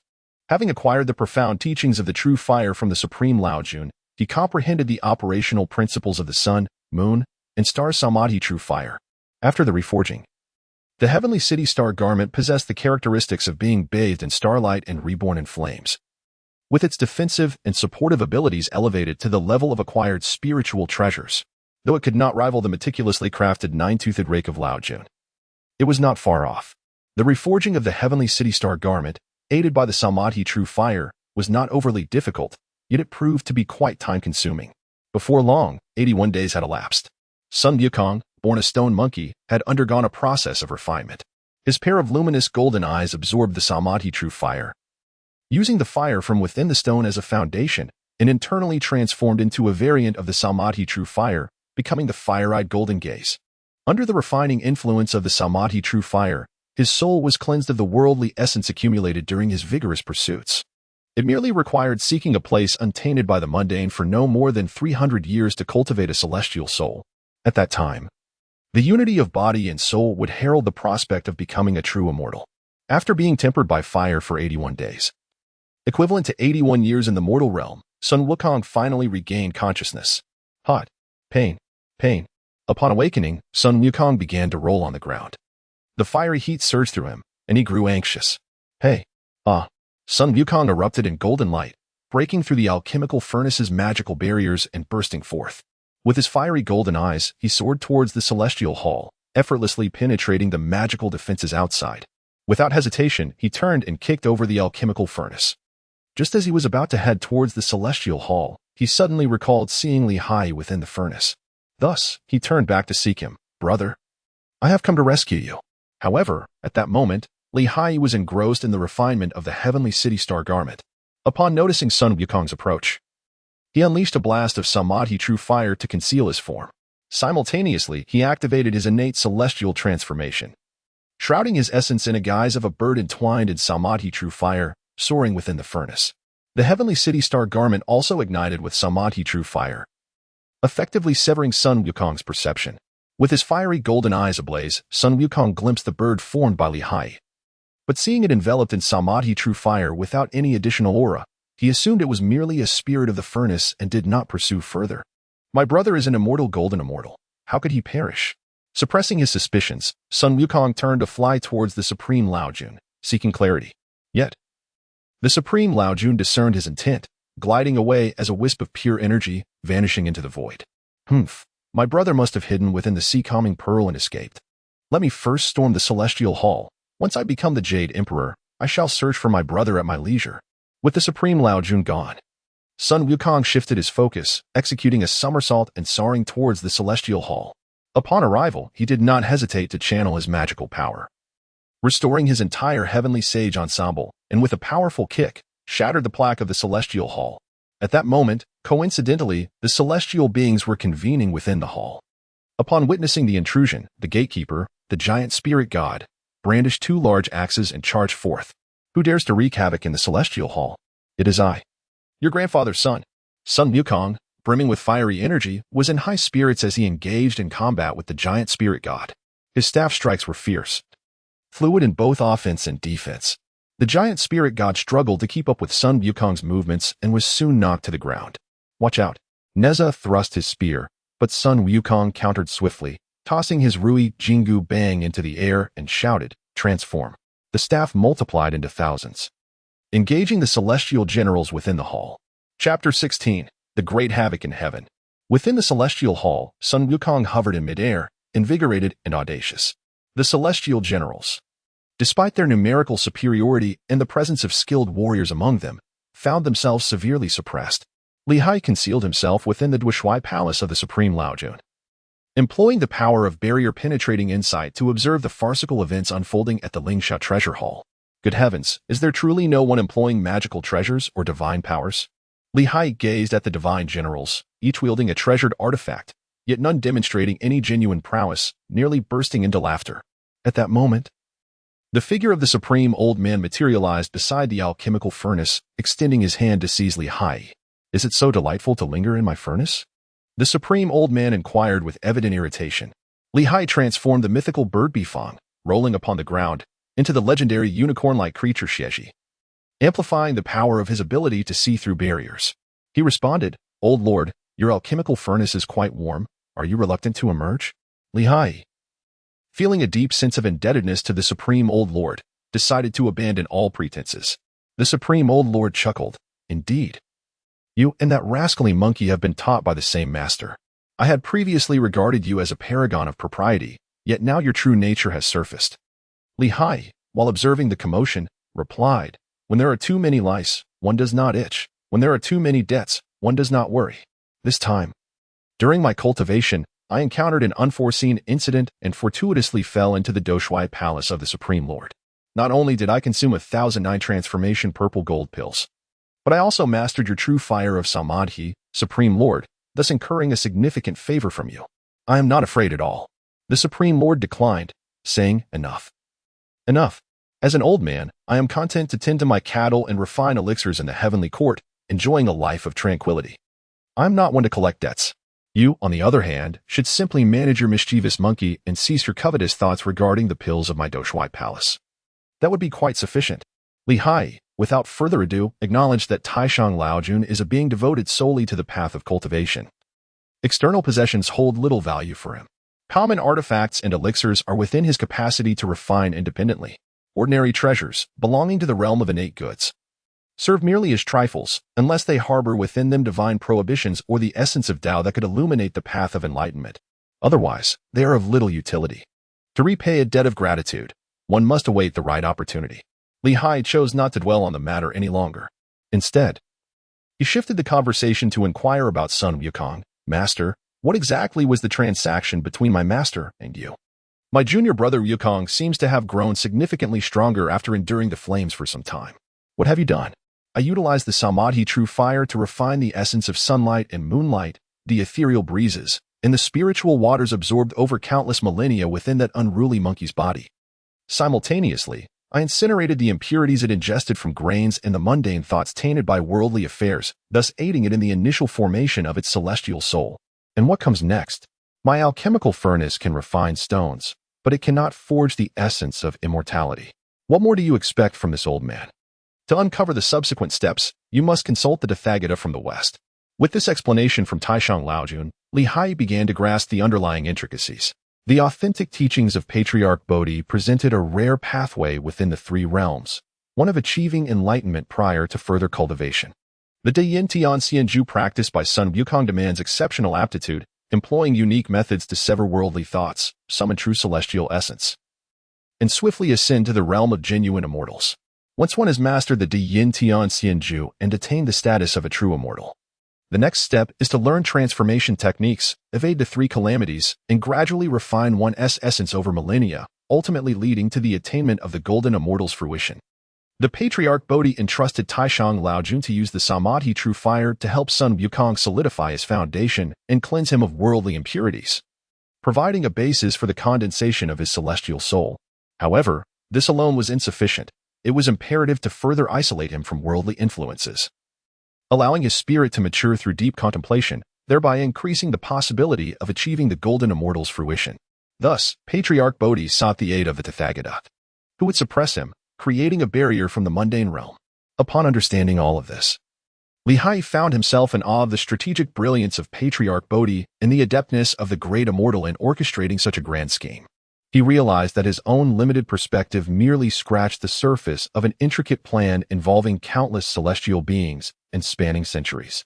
The unseen complexities were undoubtedly more profound and troublesome. His master was not one to show favoritism, if so much effort had been invested in Sun Wukong. What of Brother Guangxin? And what of himself? Given that the issues surrounding the Diyin Tian Xianju could be resolved not only through the passage of time but also through such strategic means, it led him to ponder whether there existed similar shortcuts for his own Bodhi longevity skill and Brother Guangxin's Taiyi golden immortal realm of the Xiaoyu earth immortal technique. In an instant, Haiyi's enlightened mind illuminated many matters. Above the Lingxiao treasure hall, Sun Wukong soared through the air, adorned in his gleaming golden armor, wielding the formidable Rui Jingu Bang. The radiant light emanating from him instilled no fear among the celestial beings of the nine heavens. His overwhelming might could shatter legions of divine weapons. Observing the divine generals of the Lingxiao treasure hall, who were both attacking and retreating, Haiyi could not contain himself and remarked, "Is it truly the case that one need not utilize any magical artifacts?" Just as he spoke, the formidable Li Tianwang made his move, unleashing the Linglong Pagoda, which transformed into a colossal golden tower that ensnared Sun Wukong within its confines. Well, at least someone is genuinely putting forth effort. Sun Wukong activated his celestial powers, manipulating the heavens and the earth, testing the limits of the Linglong Pagoda repeatedly. He discerned that this tower was indeed a genuine treasure, albeit wielded by someone lacking in skill. With his fiery eyes, he spotted a flaw in the magical prowess of Li Tianwang as he operated the pagoda. Seizing the opportunity, he struck with his Rui Jingu Bang, breaking free from the tower's grasp. "My pagoda!" Li Tianwang exclaimed in fury, hastening to repair his precious treasure. With that, there was no one left to impede Sun Wukong. He took a few steps forward, circumventing the pillars, only to catch sight of the retreating Taibai Jinxing. Recalling the humiliations he had suffered in the heavens, all instigated by this elder, he could not help but reveal his fierce demeanor, spitting in Taibai Jinxing's direction. Haiyi, observing from the sidelines, covered his face, reflecting on how Taibai had honed his skills over the years. Had this been ancient times, one could hardly imagine the elder would have drawn his sword and cleaved Sun Wukong into 3 pieces for such an affront. Taishang Laojun chuckled, "Haha. This lad has merely improved his inner cultivation. He has sharpened his discernment. After all, while Taibai's sword is sharp, it would be a challenge to cleave my indestructible form." With no one to obstruct him, Sun Wukong swiftly ascended to the divine throne of the Jade Emperor. "Old man Yu Huang, if you can occupy this seat, so too can I." Sun Wukong glared at the Jade Emperor, his fury boiling over. The Jade Emperor, startled, crouched down and hid beneath the table, his face a mask of panic as he shouted, quickly summoned the Tathagata from the west.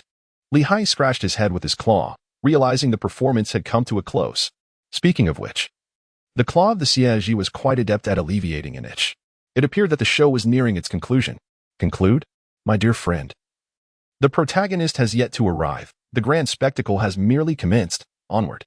Suddenly, the revered Laozi behind him waved his whisk, parting the fabric of space, and transported Haiyi to the throne of the Jade Emperor. "Senior brother? I knew you would be fine," Sun Wukong exclaimed joyously upon seeing Haiyi's arrival. Even with Laozi's Samadhi true fire providing cover, it had been insufficient to completely conceal the truth from Sun Wukong. Now, face to face, Haiyi Siege, transformed through the heavenly gang, could not evade Sun Wukong's discerning golden eyes. "This is a place of discord. Laozi has betrayed me."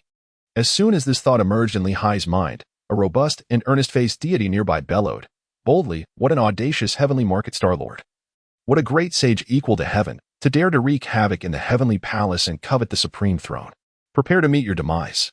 Haiyi turned his gaze towards the source of the voice, only to discover that it was the mighty giant spirit god speaking. As soon as these words left his lips, another divine general emerged, none other than the formidable rolling curtain general, who stood guard beside the Jade Emperor on his throne.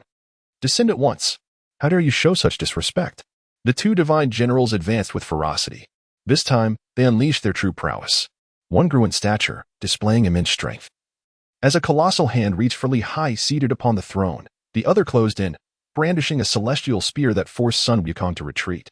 Seizing the opportunity, the Jade Emperor called out loudly, quickly summoned the Tathagata Buddha from the west. Haiyi exclaimed, I am wronged. I did not stir up trouble in the heavenly palace. I truly did not. The one causing the commotion is this mischievous monkey beside me, not I. Just as he was about to be captured by the mighty Jingling god. Haiyi swiftly rolled away, reverting to his true form, only to find himself fortuitously seated upon the throne of the Jade Emperor. Brother, how bold you are. Upon your arrival, you immediately take the throne. Indeed, you are my brother. With a spirit of camaraderie, Sun Wukong generously accepted Haiyi's transgressions. Since you have claimed the throne first, let us agree that in the future, as brothers, you shall reign for 500 years. And I shall follow with another 500. Does that sound agreeable? Haiyi was at a loss for tears. At this moment, he had come to a realization. The sudden intervention of Taishang Laojun was evidently due to his master's ulterior instructions. However, regardless of what those instructions entailed, he had to confront the current situation on his own. Reflecting on the spiritual platform, within the journey to the West Illusionary Mirror, a new hexagram had manifested. The wind swept across the ground, observing that the former kings had established teachings for the people through careful observation. Upon observing the situation, Haiyi's mind was suddenly filled with conjecture. As a celestial being residing in the starry heavens, it was indeed perplexing to see an omen indicating the winds traversing the earthly realm. It seemed that I was destined to be cast down to the mortal world. With deities descending to roam the earth, it appeared that I could not refrain from causing a stir in the heavenly palace. Having come to this realization, Haiyi laughed heartily and said to Sun Wukong, Wukong, since we have engaged in conflict, let us, as sworn brothers, create a proper commotion together. Previously, I took the liberty of challenging you on behalf of my master, allowing you to escape. Now, are you willing to match your prowess against me once more and see which celestial being falls before whom, before the assistance of the Jade Emperor arrives? Very well. If my elder brother wishes to compete, then let us compete. I, the old son, shall take the lead. Sun Wukong's eyes sparkled with divine light, brimming with fiery confidence. Upon hearing Haiyi's proposal, he immediately sprang into action. Just then, the curtain-raising general stepped forth to engage in battle, only to be unceremoniously kicked down by Sun Wukong. The unfortunate curtain-raising general, in his fall, inadvertently knocked over a glass lantern placed upon the table. The Jade Emperor, who had been hiding beneath the table, sighed helplessly at the sight, pondering to himself, indeed, the foundation of my heavenly court is somewhat lacking. My esteemed curtain-raising general, my personal bodyguard, proves to be so utterly inept. The Jade Emperor began to contemplate how he might refine this incompetent subordinate. Confronted with the enormous hand of the giant spirit, had it been before his transformation, Haiyi would have undoubtedly fled using the 6 paths of the mystical gate. However, having lingered in the 3 mystical flames for such an extended period, the fiery essence was not solely the domain of the monkey. Haiyi himself had also ignited an inner flame. Previously, he had merely suppressed it due to his cultivation of wisdom. Now that a ruckus was inevitable, Haiyi resolved to abandon any pretense of retreat. From the depths of the North Sea, he summoned the essence of the heavenly gang and unleashed the true form of the Cultivating spanning 3,000 miles. Haiyi, under the influence of his incantation, was enveloped by swirling clouds. The transformation of the heavenly talisman, akin to the Cultivating, sought to grasp the divine through the mastery of cloud and mist. Haiyi comprehended the profound essence of the Cultivating for over 10 millennia. Although this span of time was spent within the water-repelling realm created by the Bodhi Patriarch, and not in the true passage of those years, the enlightenment attained was indeed authentic. Through the transformation of the primal essence of the innate human race, all insights were transmuted into Haiyi's own innate gifts. With a slight invocation of his magical powers, the Cultivating transformed, swiftly transcending the realm of returning to truth and directly accessing the divine. In an instant, the ethereal clouds and celestial mist of the sky found their master. Haiyi himself, upon witnessing the clouds, rises. Upon encountering the mist, he absorbs it. In an instant, he transforms into a colossal giant fish, surpassing even the great spirit in size by several folds. The morning mushroom knows not the cicada, nor does the sparrow comprehend the great Cultivating. Rise and soar. Li Hai leapt vigorously into the celestial clouds, transforming into a magnificent rock. Along the way, he brushed against the giant spirit god, who, pushed down by the mist stirred up by Li Hai, knelt beneath the weight of Mount Gold and the Jade Pillar. 1. Li Hai defeated one opponent and denounced the count. Transforming into a colossal rock, he unleashed a mighty breath. The fierce wind surged forth, overwhelming the celestial generals who were utterly unprepared, sending them flying out of the heavenly realm. 232. What a splendid wind! What a splendid wind! Behold my prowess, dear junior brother. Witnessing Li Hai's display of power, Sun Wukong was also invigorated. He activated the earthly fiend transformation, morphing into a long-armed monkey. With a swift grasp, he seized a falling meteor from the heavens. With the universe in my heart and the stars in my hand, dear brother.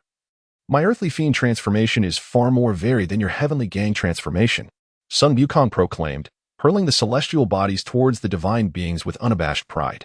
Within the heavenly court, the Jade Emperor's expression darkened. Blowing a breeze is one thing, but must you wreak havoc as well? Tai Bai. Do not allow that monkey to damage the heavenly palace. The voice of the Jade Emperor reached Tai Bai Jinxing's ears. Tai Bai nodded slightly, indicating his understanding of the command. He pointed gently towards the sky, causing a faint glow to emanate from his being.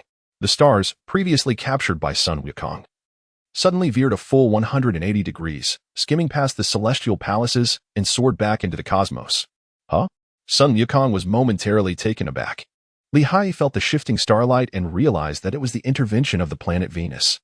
It seemed that the monkey's attempt to dismantle their home would not come to fruition. Junior brother, the heavenly palace feels cramped and uncomfortable. Come, those with courage. Join us, brothers, as we venture into the cosmos. Li Hai uttered a provocation, stirring the starlight of the celestial city, draped in its luminous glow. As he seized Sun Wukong and soared into the starry sky together, Li Hai said to Sun Wukong, Junior brother. The starry sky falls under the jurisdiction of the Big Dipper. There are numerous deities with renown, including the 7 lords of the Big Dipper, the lords of the 5 virtues, and the 28 mansions. I wonder, how many can you defeat, junior brother? Sun Wukong, brimming with confidence, replied, I, old son, stand equal to the heavens. The starry sky is beneath me, and naturally, they cannot prevail against me. Li Hai laughed heartily. Excellent. Junior brother, you possess great spirit. Just moments ago, over 100 celestial beings fell at my hands. As your senior, I shall grant you an opportunity. Take a moment to rest amidst this starry sea. Once you have vanquished these renowned figures and gathered 100, I shall not hesitate to join the fray. With that, Li Hai's form plummeted into the starry sea, transforming into a great Kuan fish. The starry sea, akin to an ocean, was a realm where Li Hai had long practiced the Kuanping technique. Apart from his endeavors in the water realm, he had yet to explore freely. With time to spare, Li Hai resolved to indulge in a leisurely swim through the starry sea, seeking a moment of tranquility. Chapter 17, The Buddha Kingdom in the Palm Above the 9 Heavens. Amidst the starry sea, Li Hai traverses the starry expanse. Within this celestial realm, not only are there numerous divine beings of the Dipper suppressing, but also the 60 Jiazi, the deities of the years, safeguarding the cosmos. Each year, only one of these year deities descends to oversee earthly affairs, while the others remain in their celestial palaces, engaging in their own cultivation. Li Hai traverses the starry expanse, stirring the starlight and causing upheaval among the celestial bodies governed by the heavenly court. Were it not for Sun Wukong's riotous escapades in the heavenly palace, the heavens would remain unscathed. However, with Li Hai's arrival as the Star Lord, the cosmos cannot remain indifferent. Deep within the celestial realm, Dimu Yuanjun watches helplessly as Sun Wukong and Li Hai wreak havoc among the stars. Mother God, shall we allow these two to frolic unchecked in the celestial realm? Inquires Emperor Gocheng softly. Though Gocheng, the Emperor of the Gocheng Palace, may lack the cultivation prowess of the Jade Emperor by several levels, in terms of status, he is but a tier below. It is his duty to ensure the proper functioning of the celestial bodies and maintain cosmic order. Thus, witnessing the unruly antics of Sun Wukong and Li Hai, while others may turn a blind eye, Gocheng cannot afford to do so. The monkey will be dealt with in due time. You need not concern yourself overly with him. As for the heavenly market, once the monkey makes a move, you shall lead the Big Dipper and apprehend him. Dimu Yuanjun's voice is cool, yet her gaze is kind. Yes, mother. As the Star Emperor reborn from the cosmos, Gocheng harbors great respect for Dimu Yuanjun. It is worth noting that Dimu Yuanjun's 9 sons, the celestial deities of the 9 stars, including Zy, Gocheng, and the Big Dipper, are no ordinary beings, representing a unique faction within the heavenly court. While maintaining a certain distance from the Jade Emperor, Goqing remains devoted to the mandates of Dumu Yuanjun. Over the years, however, under the careful management of the Jade Emperor, the Big Dipper and ZY have gradually aligned themselves more closely with him, yet Goqing remains steadfast in his loyalty. Meanwhile, Sun Wukong has engaged with the 5 Virtue Star Lords.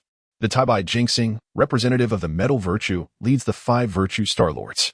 However, the remaining 4 are formidable in their own right.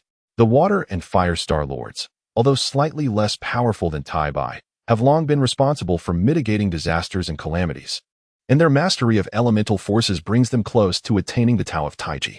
The Wood and Earth Star Lords, while more subdued, are not far behind in cultivation. The 5 manifest their celestial forms and clash with Sun Wukong. Recognizing the familiar faces of the 5 Virtue Star Lords blocking his path, Sun Wukong grins and declares, "Esteemed elders, I have long transcended the 3 realms and am no longer bound by the 5 elements. How can you, the 5 Virtue Star Lords, hinder me? It would be wise to surrender quickly and spare me the effort." The latter 4 Star Lords turn to Taibai Jinxing for guidance. The latter, with a dignified demeanor, appears entirely different from his usual self during court assemblies. Let the ruckus ensue, but do not disturb the meditative practices of the various emperors. We simply need to contain this troublesome monkey. Taibai Jinxing communicates telepathically. Understood. Shall we initiate the 5 Virtue Rotation Star Formation? Indeed. In an instant, the divine communication is set into action. As Sun Wukong curses and prepares to unleash chaos, the 5 Virtue Star Lords simultaneously strike. The heavens possess 5 luminaries, the earth 5 energies, and humanity 5 virtues. With the 5 Virtue rotation, the stars align. As the 5 Star Lords unleash their power, the 5 celestial bodies illuminate the skies, their combined brilliance swiftly encircling Sun Wukong and ensnaring him within. Despite his formidable staff skills, Sun Wukong finds himself hindered by unforeseen flames and tripping stones, struggling with each step as his mind grows clouded. The 5 Virtue Star Lords exchange glances, realizing that containing one troublesome entity is sufficient. Emerging from Goqing Star, Emperor Goqing commands, activate the Big Dipper Star Formation. The 7 stars of the Big Dipper respond in unison, led by Tian Shu, their brilliance shining brightly. With the celestial laws in place, harmony prevails across creation. As the seasonal cycles turn, the cosmic order is reaffirmed. With the Big Dipper Star Formation in motion, a colossal nebula forms around the pole star, entrapping the Kunping, transformed from Haiyi at its center. As Haiyi was contemplating the profound essence of freedom, he suddenly sensed that the vast sea of stars around him was growing ever smaller. An unusual weight bore down upon his heart, lingering and refusing to dissipate. "Sun Wukong?"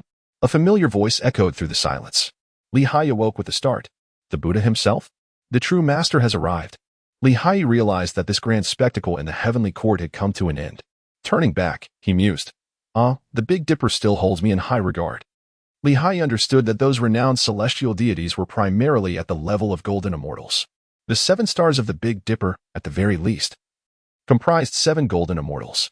In a direct confrontation, Haiyi was undoubtedly outmatched. However, it was evident that the Big Dipper had not resorted to genuine aggression.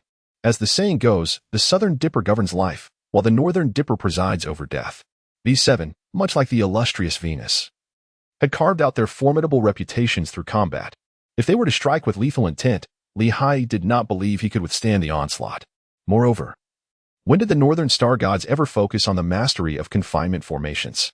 Nevertheless, since you choose to feign ignorance, do not blame me, a mere paper tiger, for asserting my might. Should this opportunity slip away, future encounters may only lead to hardship. With this thought, Haiyi resolved to unleash his full strength. The Kunping harbors grand ambitions, the cyclical seasons and the celestial laws cannot ensnare it. Haiyi transformed into a colossal Kun, unleashing a thunderous roar as an endless stream of cloud vapor surged from his being. In mere moments, the starry sky was enveloped by a vast sea of clouds. A magnificent Kun, stretching 3,000 miles, leaped forth from this ethereal ocean. Break. Haiyi transformed into a majestic Kunping. From its back sprouted 2 immense wings that obscured the heavens. Beneath its body emerged 2 formidable black claws, adorned with intricate, mysterious tortoise-like patterns. The wings of the Ping blazed with true fire, while ethereal shadows of dragon steeds and Baizé flickered amidst the surrounding clouds.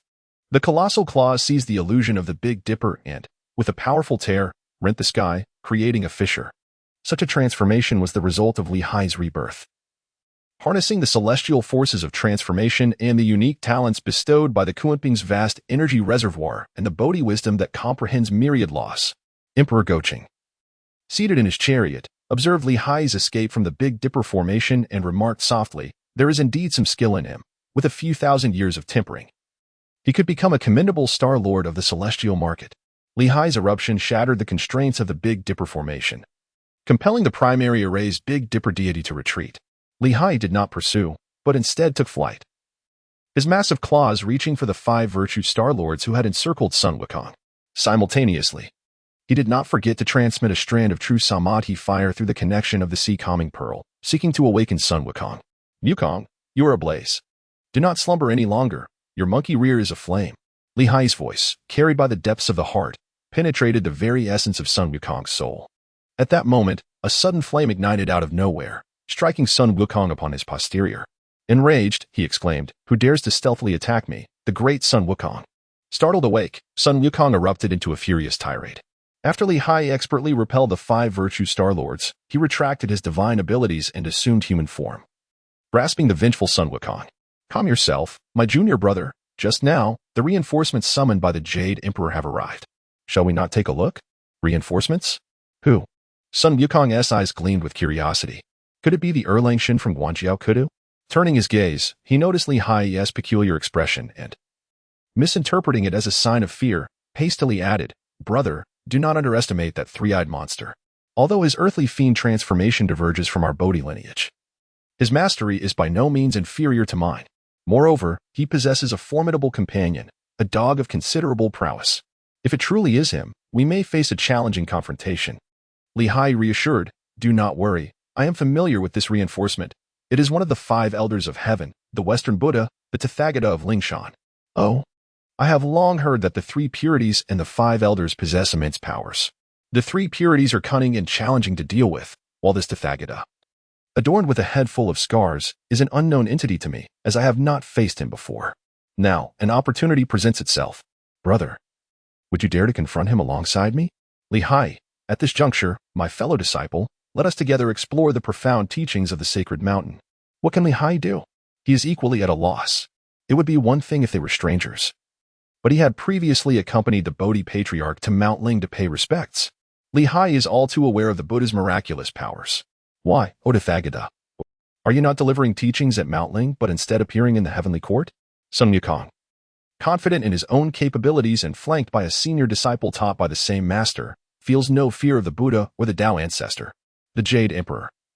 "That old rascal is truly ungracious. Previously, he summoned the Tao ancestor of Ta Ching to plot against me using a broken Vajra bracelet, and even subjected me to torment in a furnace, causing trouble for my senior disciple as well. And now he has the audacity to obstruct my path. Such insolence." Sun Wukong cannot comprehend why, being a direct disciple of the esteemed Bodhi Patriarch and a true immortal transcending the 3 realms and beyond the 5 elements, he faces so many who dare to challenge him. What Sun Wukong does not realize is that Li Hai's slight retreat is not an invitation for a duel, but rather a gesture of respect and apology. Observing Li Hai performing the Buddhist salutation, the Tathagata's expression softens, and he smiles gently, saying, "Sun Wukong, I have heard from the celestial beings that you possess immense powers and boundless magic, and you aspire to become the ruler of the heavenly court, the Jade Emperor?" Sun Wukong replies, "That feeble old man may reign, but why should I not? I believe it should be a shared responsibility. Today, since I have some free time, I shall reluctantly take on the role for a millennium or so, and when I grow weary, we shall discuss the matter further." As the Tathagata radiates golden light, Sun Wukong remains oblivious to any oddity, yet Li Hai senses that everything has reached its conclusion. The Buddha's realm within his palm has been referenced in his master's teachings on the method of refining the heart sea, and now presents a perfect opportunity for enlightenment. With this thought, Li Hai's eyes shimmer with the illusion of the Bodhi tree. Channeling all his wisdom, he reflects, "Great sage. The Jade Emperor ascends to his position for a reason. Very well, since you boast of your grand powers, do you dare to engage in a wager with me? Should you prevail, the position of the Jade Emperor may indeed be yours." The Tathagata inquires. Sun Wukong, invigorated, responds, "What is there to fear? How shall we wager? I have heard that with a single somersault, you can traverse vast distances of 100,000 miles. I wager whether you can fly beyond my palm." The Tathagata challenges.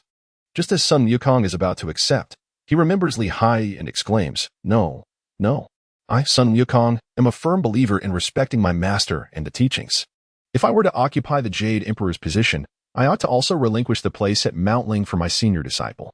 Li Hai remained silent, prompting Sun Wukong to exclaim, "Look, my elder brother concurs as well." Li Hai roared in his heart, "I never agreed."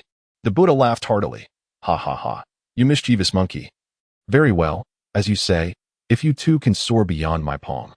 Both the position of the Jade Emperor and that of the Lord of the Lingshan will be bestowed upon you and your fellow disciple." Sun Wukong, seeing that the Buddha had acquiesced, called out, "Can you truly take the old Jade Emperor's place?" The Buddha replied, "Once you triumph, will you not discover whether I can take command? What, is the great sage afraid?" Provoked by his words, Sun Wukong immediately cast aside his lingering doubts. The remnant of the true fire of Samadhi had already ignited his inner fury. Rationality? It no longer mattered. "Brother, I, your old son, shall swiftly scout the path ahead. When I reach the edge of the heavens, I shall await your arrival." With that, Sun Wukong performed a somersault and vanished into the clouds. Li Hai glanced left and right for a moment, then raised his head and called out, "Revered Buddha, my junior disciple has acted without decorum and has caused you much trouble. On behalf of the Bodhi lineage, I offer my sincerest apologies."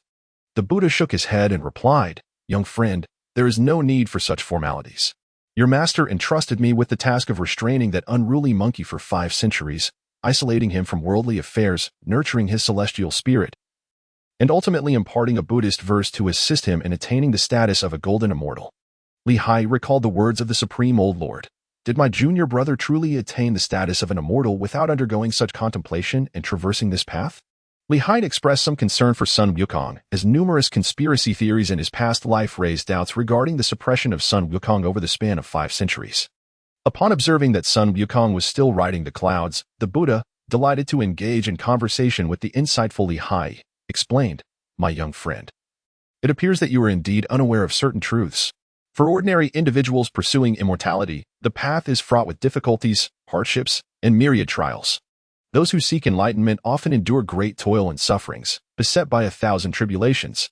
However, your lineage of Bodhi, centered around the heart, employs profound techniques and possesses a distinctive approach to cultivation. Thus, adopting the method of attaining enlightenment before engaging in further cultivation is truly unparalleled in the 3 realms. Attain enlightenment first, then pursue cultivation?" Li Hai suddenly had a moment of inspiration and inquired, "Indeed. Did your master ever inform you that after you attain the golden immortal fruit, you will be beset by the calamities of the divine?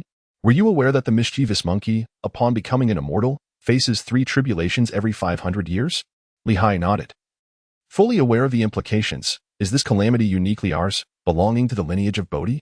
The Buddha spoke, amongst the vastness of heaven and earth. Those who attain longevity are none other than the immortal, the Buddha, and the divine. The path of enlightenment within the Buddha's teachings requires countless cycles of rebirth to yield true understanding.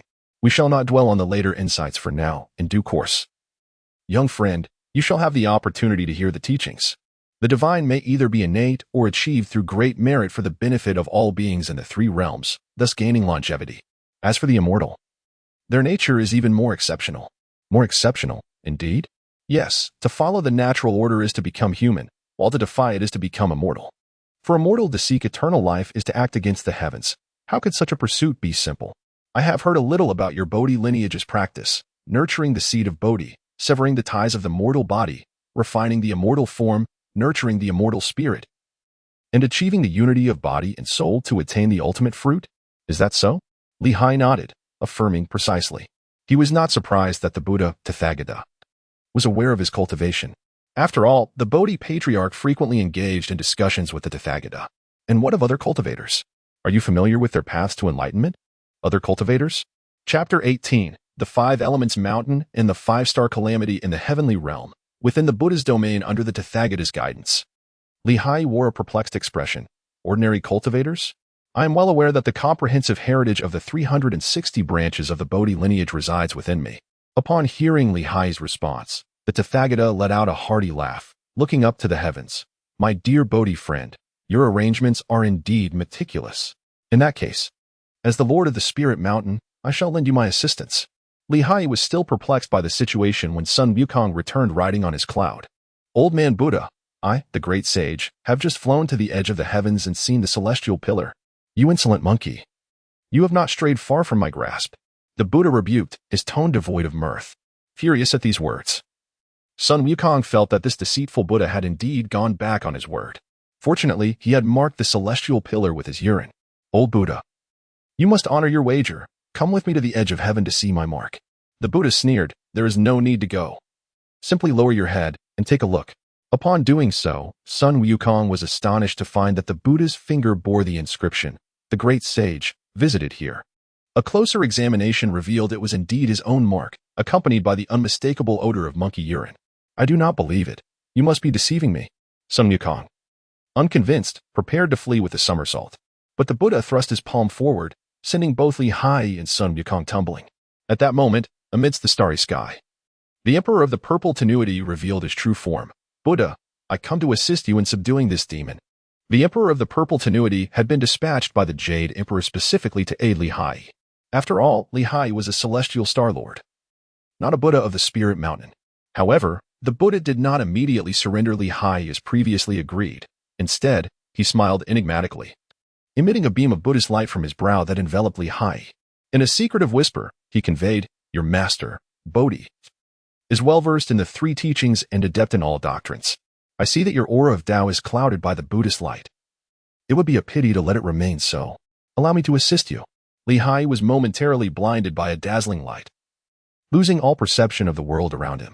When he regained consciousness, he faintly heard a proclamation, The Lord of the Heavenly Market has disturbed the star sea. Considering his merits, he shall be demoted to the mortal realm.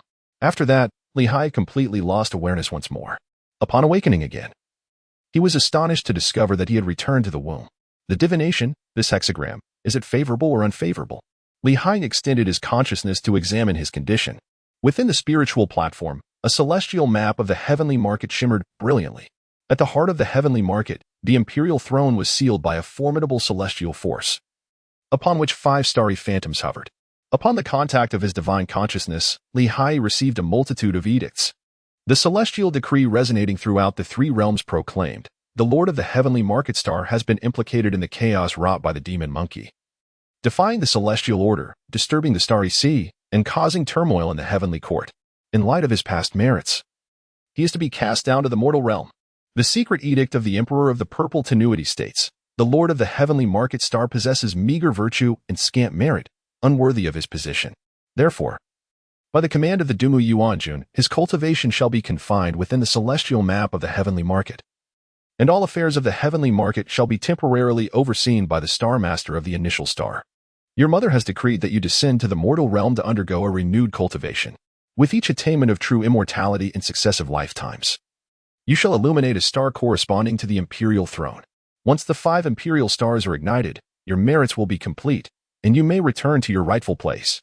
The secret edict of the Jade Emperor declares, You have attained the golden immortal fruit, yet due to your master's secretive methods, despite your achievements, you bear the calamity of celestial assassins.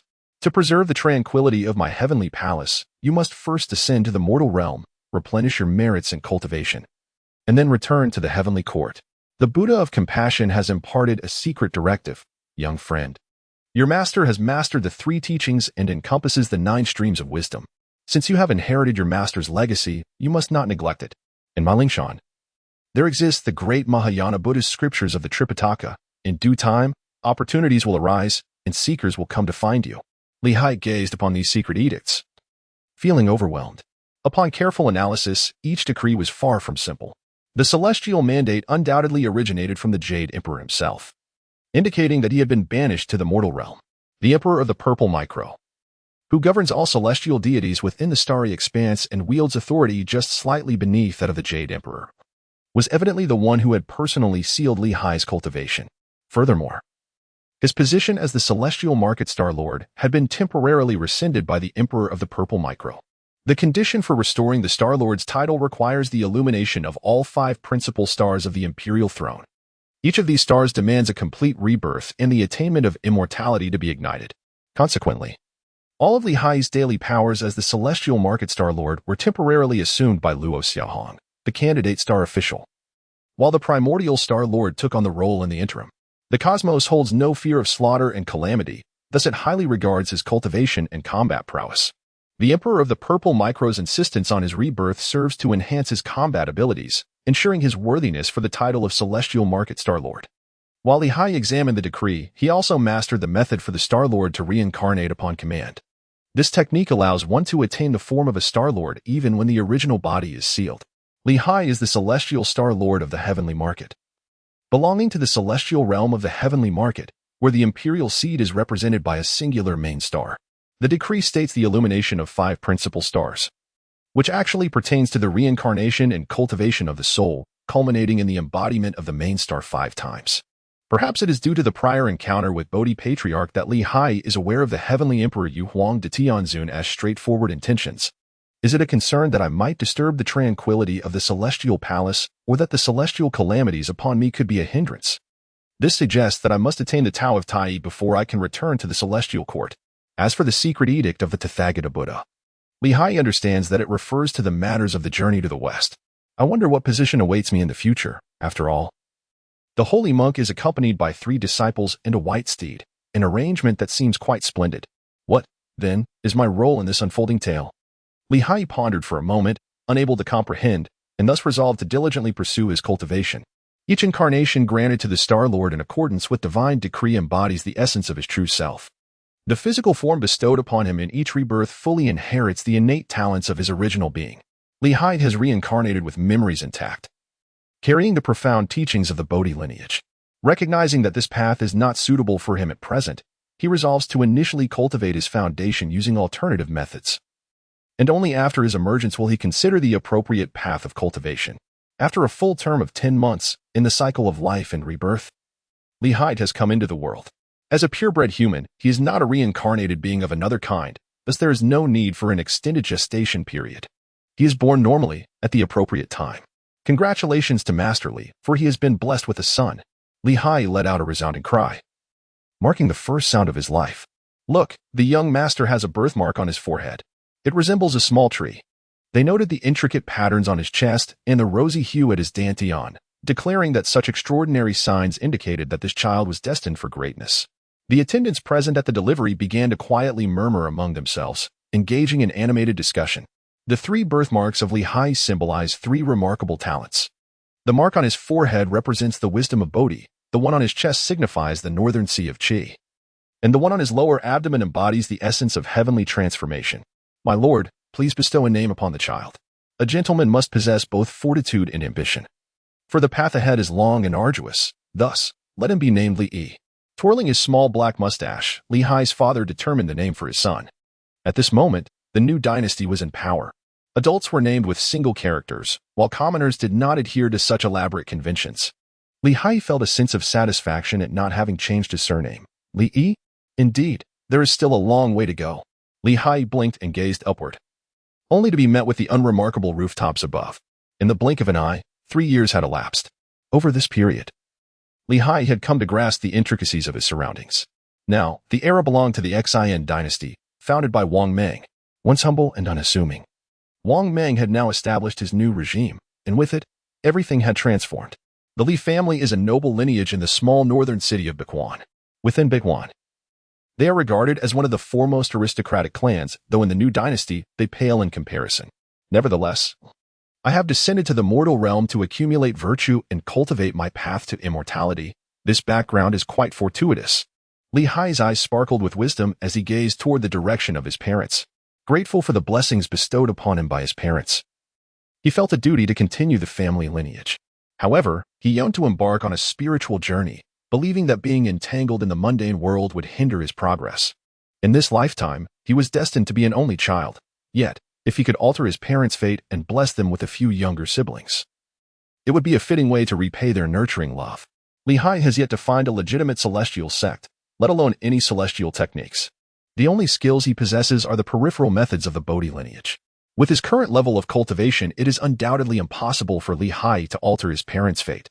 However, if he cannot rely on himself, he may turn to celestial beings and leverage his connections.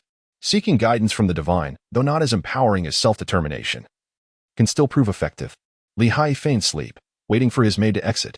After a considerable time, he opened his eyes and, observing that he was alone, sat cross-legged.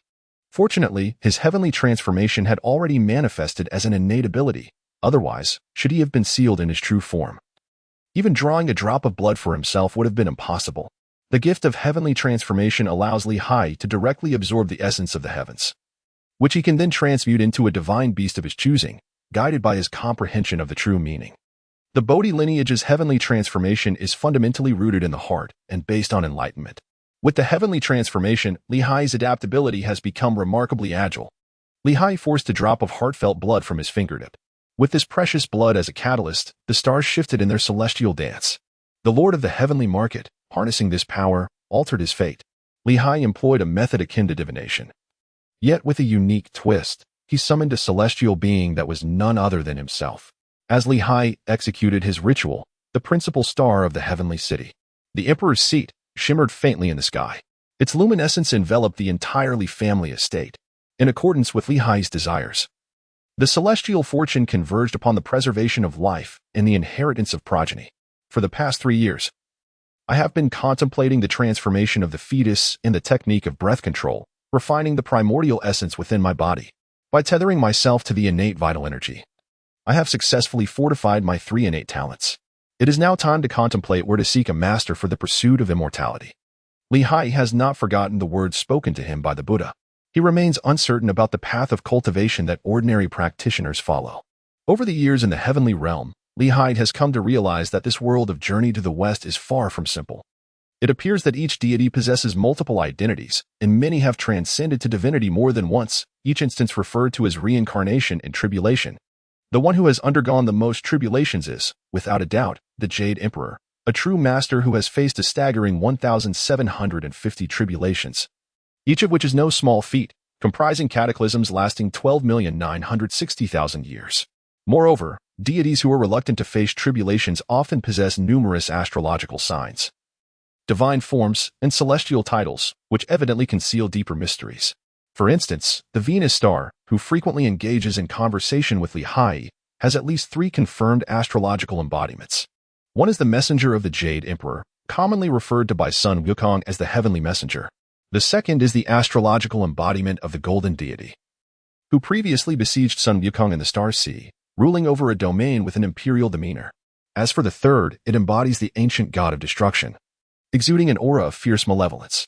In this light, it seems that both I and my junior brother Wukong have embarked on the path of tribulation and cultivation in this realm.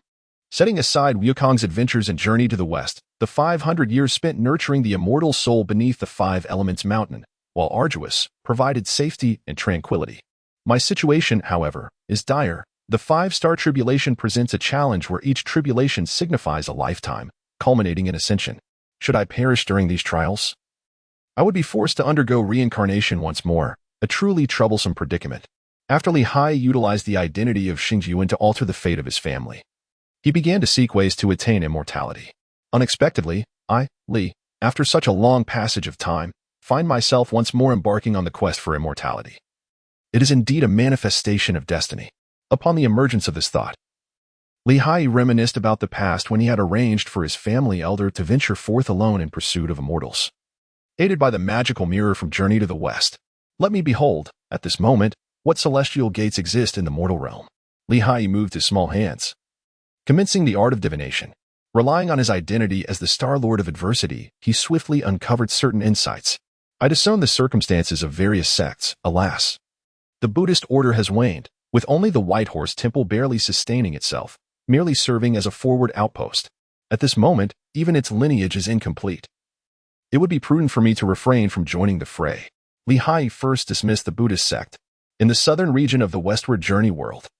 It was only during the time of the journey to the west that the teachings of Mahayana Buddhism were genuinely disseminated to the Tang dynasty. Prior to this, it was only natural for Buddhism to be in decline. Meanwhile, Confucianism was flourishing. However, the Confucian path necessitated engagement with worldly affairs, which I had no desire to entangle myself in at this critical juncture. The new dynasty was destined to be a fleeting one, and I could not allow myself to be ensnared. At this time, Wang Meng was the emperor of the new dynasty. Nevertheless, the various clans of the Han dynasty did not recognize this so-called new dynasty. Within Confucianism, factions were rampant, rife with intrigue and rivalry. Haiyi deliberated for a while and ultimately excluded the Confucian sect. Thus, the remaining righteous sects are the Taoist sect and the heterodox sect. Ultimately, Li Hai chose the Taoist path. His master had previously remarked that in terms of foundational principles, Taoism is the most comprehensive, Buddhism the most practical, and Confucianism the most refined. Thus, for this initial existence of establishing a foundation, it is prudent to select from these three schools. Having determined his allegiance to Taoism, Li Hai commenced his quest for his celestial destiny.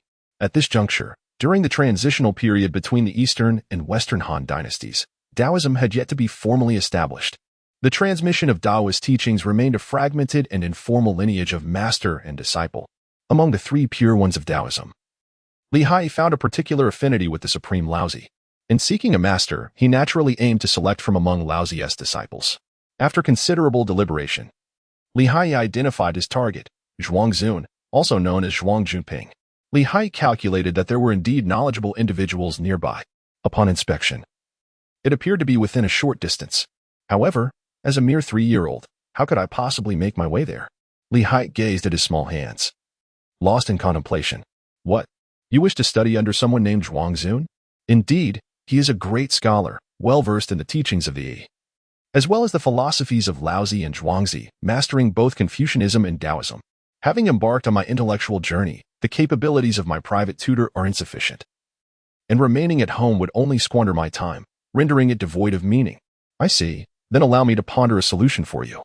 Upon hearing that Li Hai is genuinely devoted to his studies, Father Li and Li Jia finally made up their minds. Chapter 19. The Transmission of the Dharma and the True Essence of Qi. Must you really go? Li Hai gazed at his mother, Su Rong, and offered a faint smile. Mother, my earnest desire to pursue my studies is indeed a commendable endeavor. Why must you stand in my way? Once I depart, I hope that you and Father will soon bless me with several younger siblings.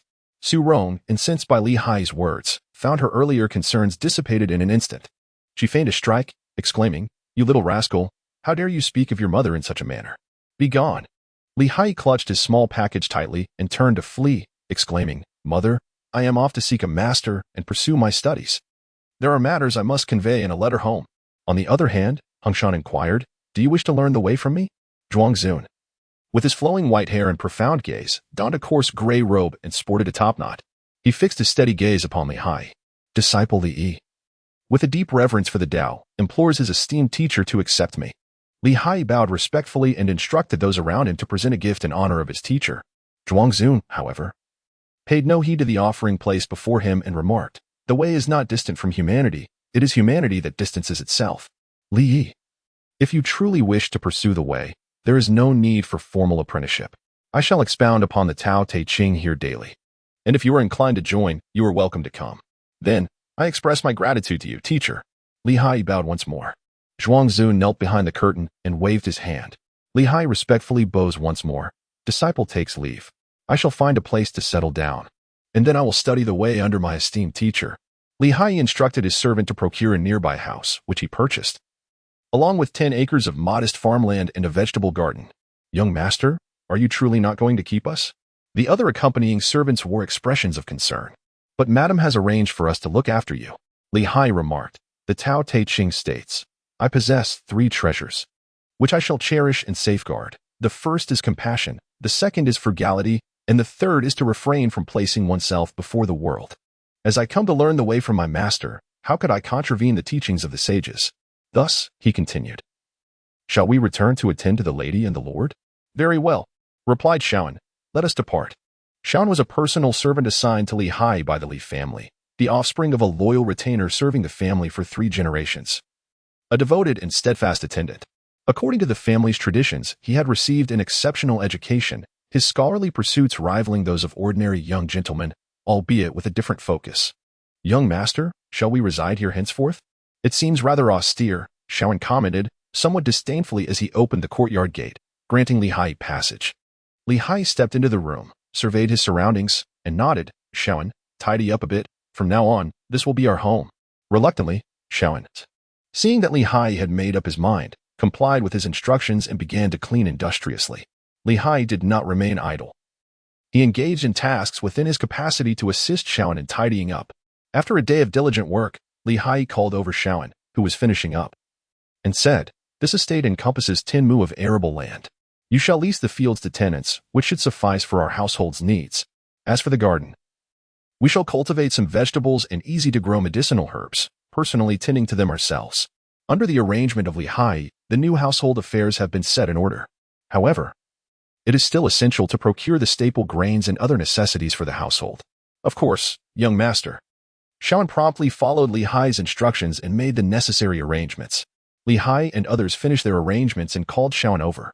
Shawan, I wish to teach you some things. Are you willing to learn?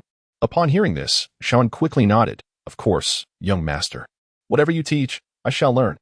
Haiyi smiled faintly, but soon his expression turned serious. Kneel. With a thud, Shawan promptly knelt down. Haiyi said, I have received teachings from my immortal master and acquired the 4 schools of celestial arts, movement, and stillness. With the permission of my esteemed mentor, I am authorized to take on disciples. Do you wish to join the ranks of the Fangcun Mountain? Shawan nodded repeatedly. Although he was skeptical about Haiyi's claims regarding his immortal master, he sensed that such a solemn invitation from a talented young master must be of considerable significance. Haiyi, upon encountering Shawan, nodded in satisfaction. He extended his hand and summoned a staff formed of concentrated energy. Haiyi's Bodhi staff, along with its essence, has been sealed within the throne of the imperial star of the celestial market. Thus, what can be wielded now is merely a transformed version of the Bodhi staff. However, it is certainly sufficient for the purpose of taking on disciples in place of the master. Haiyi began to contemplate the teachings he could impart to Shawan. With a natural affinity for wielding weapons, Shawan found himself in a time of political instability. The impending chaos of the new dynasty necessitated martial prowess. As his loyal attendant, Shawan would inevitably assist him with various tasks in the future. Among the 4 major paths of martial arts, movement, and stillness, the path of movement seemed most suitable for him. With this thought in mind, Haiyi extended his hand, concealing all other teachings and leaving only the 90 chapters of the path of movement within the energy staff. Shawan, I take you as my disciple in place of my master. According to our lineage, you belong to the Yuan generation. Henceforth, you shall adopt the surname Li and be named Yuanan. Do you accept this? Li Yuanan was filled with immense joy upon hearing Haiyi's words. In these times, bestowing a surname upon a household servant was akin to granting a new lease on life. Furthermore, the surname Li, bestowed by Haiyi, held even greater significance. Thank you, young master. Your great kindness and virtue will forever be etched in my memory. As Li Yuanan bowed repeatedly before him, Haiyi did not discourage him. Instead, he gently remarked, Yuanan, in the outside world, refer to yourself as Yuanan, but in the mundane realm, you shall be known as Li Yuanan. Remember, from now on, you shall also possess a name and a surname. Yuanan understands. Li Yuanan firmly etched Haiyi's words in his heart. Haiyi imparted to Li Yuanan a technique known as the Qi Ding Gong, a mystical art of the esoteric path. This skill is derived from the ancient practices of Qi refiners, and should one successfully cultivate the Qi Ding, returning to one's primordial essence, it is not inconceivable to attain the true fruits of immortality. However, since the inception of this art, no individual has yet achieved any remarkable success. Whether Li Yuanan can forge a path to accomplishment remains to be seen. Of the 12 disciples I am permitted to accept, I have utilized but 1 slot. It appears I must take on more. After imparting his teachings, Haiyi instructed Li Yuanan to guard the law while he engaged in personal cultivation. He settled himself in a meditative posture in front of the house, embarking on his own journey of self-discovery. Lacking the authentic transmission of the celestial path, Haiyi was not yet prepared to formally commence his practice. However, he could leverage his 3 innate gifts to pursue alternative forms of cultivation. In this world exists a peculiar creature known as the Qi bug, which is said to originate from the heavens above. Previously, during his enlightenment in the world formed by the water pearl, Haiyi had transformed into a Kuanping and soared to the 9th sky, where he encountered this extraordinary insect. This creature possesses the ability to attract, refine, and wield the pure celestial energy of the heavenly essence. Haiyi practiced the transformation of the Tiangang, choosing this insect as the focal point of his metamorphosis, and directed his spiritual essence towards the realm of the 9 breaths of the 36 methods of Tiangang. Although Haiyi's foundation was initially unstable, he was nonetheless considered a golden immortal, with the enduring golden essence of the golden immortal bolstering his efforts. Haiyi's technique reached a state of remarkable proficiency. The innate talent of Tiangang transformation allowed him to absorb and refine the essence of Tiangang directly, even in the absence of magical power, enabling him to wield a diminished form of the Tiangang divine abilities. Li Hai has employed this method for 3 years and has developed numerous subtle techniques. The 9-breath Qi insect, while it may appear peculiar, proves to be effective. 9-breath, gather Qi insect, condense. Li Hai, with a focused mind, summoned a strand of celestial energy, which was drawn forth with precision. Li Hai inhaled deeply and then exhaled, causing the celestial essence to swirl gracefully in the air before transforming into a plump, delightful caterpillar, which charmingly landed in his palm. Yuanan, come here and consume this before we commence our training. Li Hai handed the live insect in his hand to Li Yuanan. Ah, young master, this is alive. Yuanan exclaimed, feeling somewhat troubled. Li Hai's expression darkened. I shall eat. Li Hai, it seems as though I am imposing upon you. This is transformed from pure essence. A remarkable treasure. Yuanan is aware of this. Thank you, young master. As Li Yuanan closed his eyes, steeling his resolve, he seized the Tiangang Qi insect and swallowed it whole. The moment he ingested it, Yuanan immediately realized that Li Hai had spoken the truth. The Tiangang Qi insect, upon entering his abdomen, transformed into pure and ethereal Tiangang Qi. Li Hai, this celestial pure energy, which is condensed from the pristine essence of the 9 heavens, can serve as a foundation for your cultivation. By harnessing this energy, there may lie a glimmer of hope for eternal life. For 100 days, I shall bestow upon you a celestial pure energy insect each day. Whether you seize this opportunity rests solely in your hands. Li Yuanan cultivates the Qi Ding through the meticulous practice of energy absorption, emphasizing the infusion of primordial energy, thereby forging the essence into a vessel to refine oneself. The primordial energy utilized in the initial construction of the Qi Ding holds paramount significance, as it pertains to the very foundation of the practice. Li Hai resolved to offer his assistance. As for the earlier mention of longevity, he did not deceive him. However, the Qi Cauldron technique is not an authentic transmission. The Bodhi Patriarch is not a true practitioner of Qi refinement. The hope for attaining the fruit of immortality is exceedingly slim. Despite having taken in numerous disciples over 12 generations, not a single one has achieved enlightenment through unorthodox methods. There are no true immortals among them, let alone those who have attained the golden immortal fruit. Having provided the 9-breath Qi insect, Li Hai commenced his own practice of Qi absorption. For an ordinary individual, such a quality of celestial Qi could fill the Qi sea with a single breath. If not refined, it is impossible to absorb a second breath. Li Hai felt no pain as he opened his mouth to inhale. 9 streams of celestial energy were drawn into his abdomen. After swirling around his body in a circular motion, they transformed into ethereal insects, gliding into the northern sea of Qi and subsequently dissipated into formlessness.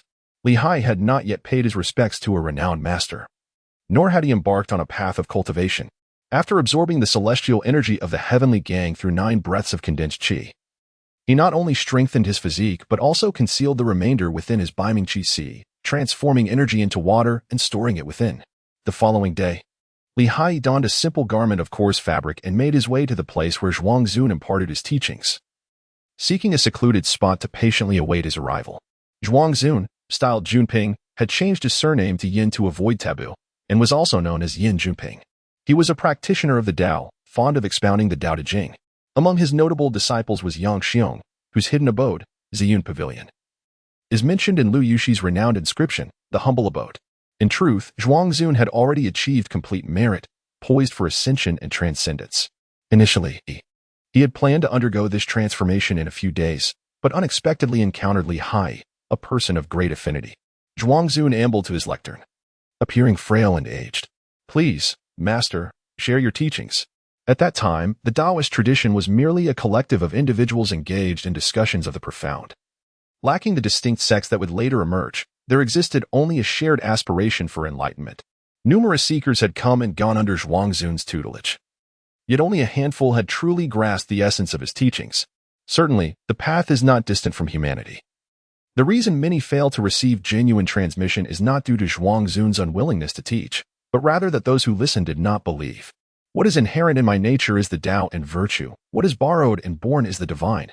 What is caused and accomplished is the great harmony. What is manifested is heaven and earth. Zhuangzun raised his gaze to Li Hai outside the door and began to impart his wisdom. Li Hai listened in silence, initially feeling a sense of restlessness. However, as Zhuangzun spoke in a calm and measured manner, his thoughts gradually settled, allowing him to fully immerse himself in the pursuit of knowledge. Today's session concluded here. We shall continue tomorrow.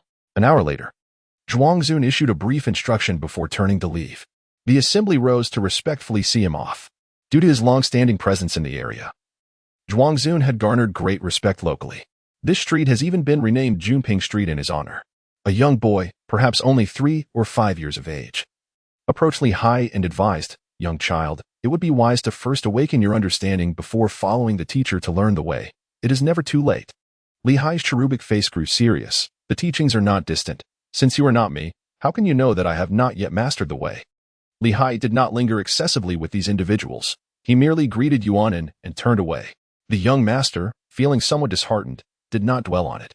Although he was not genuinely devoted to studying under Zhuangzun, his true intention was merely to seek a shortcut by aligning himself with Yang Xiong.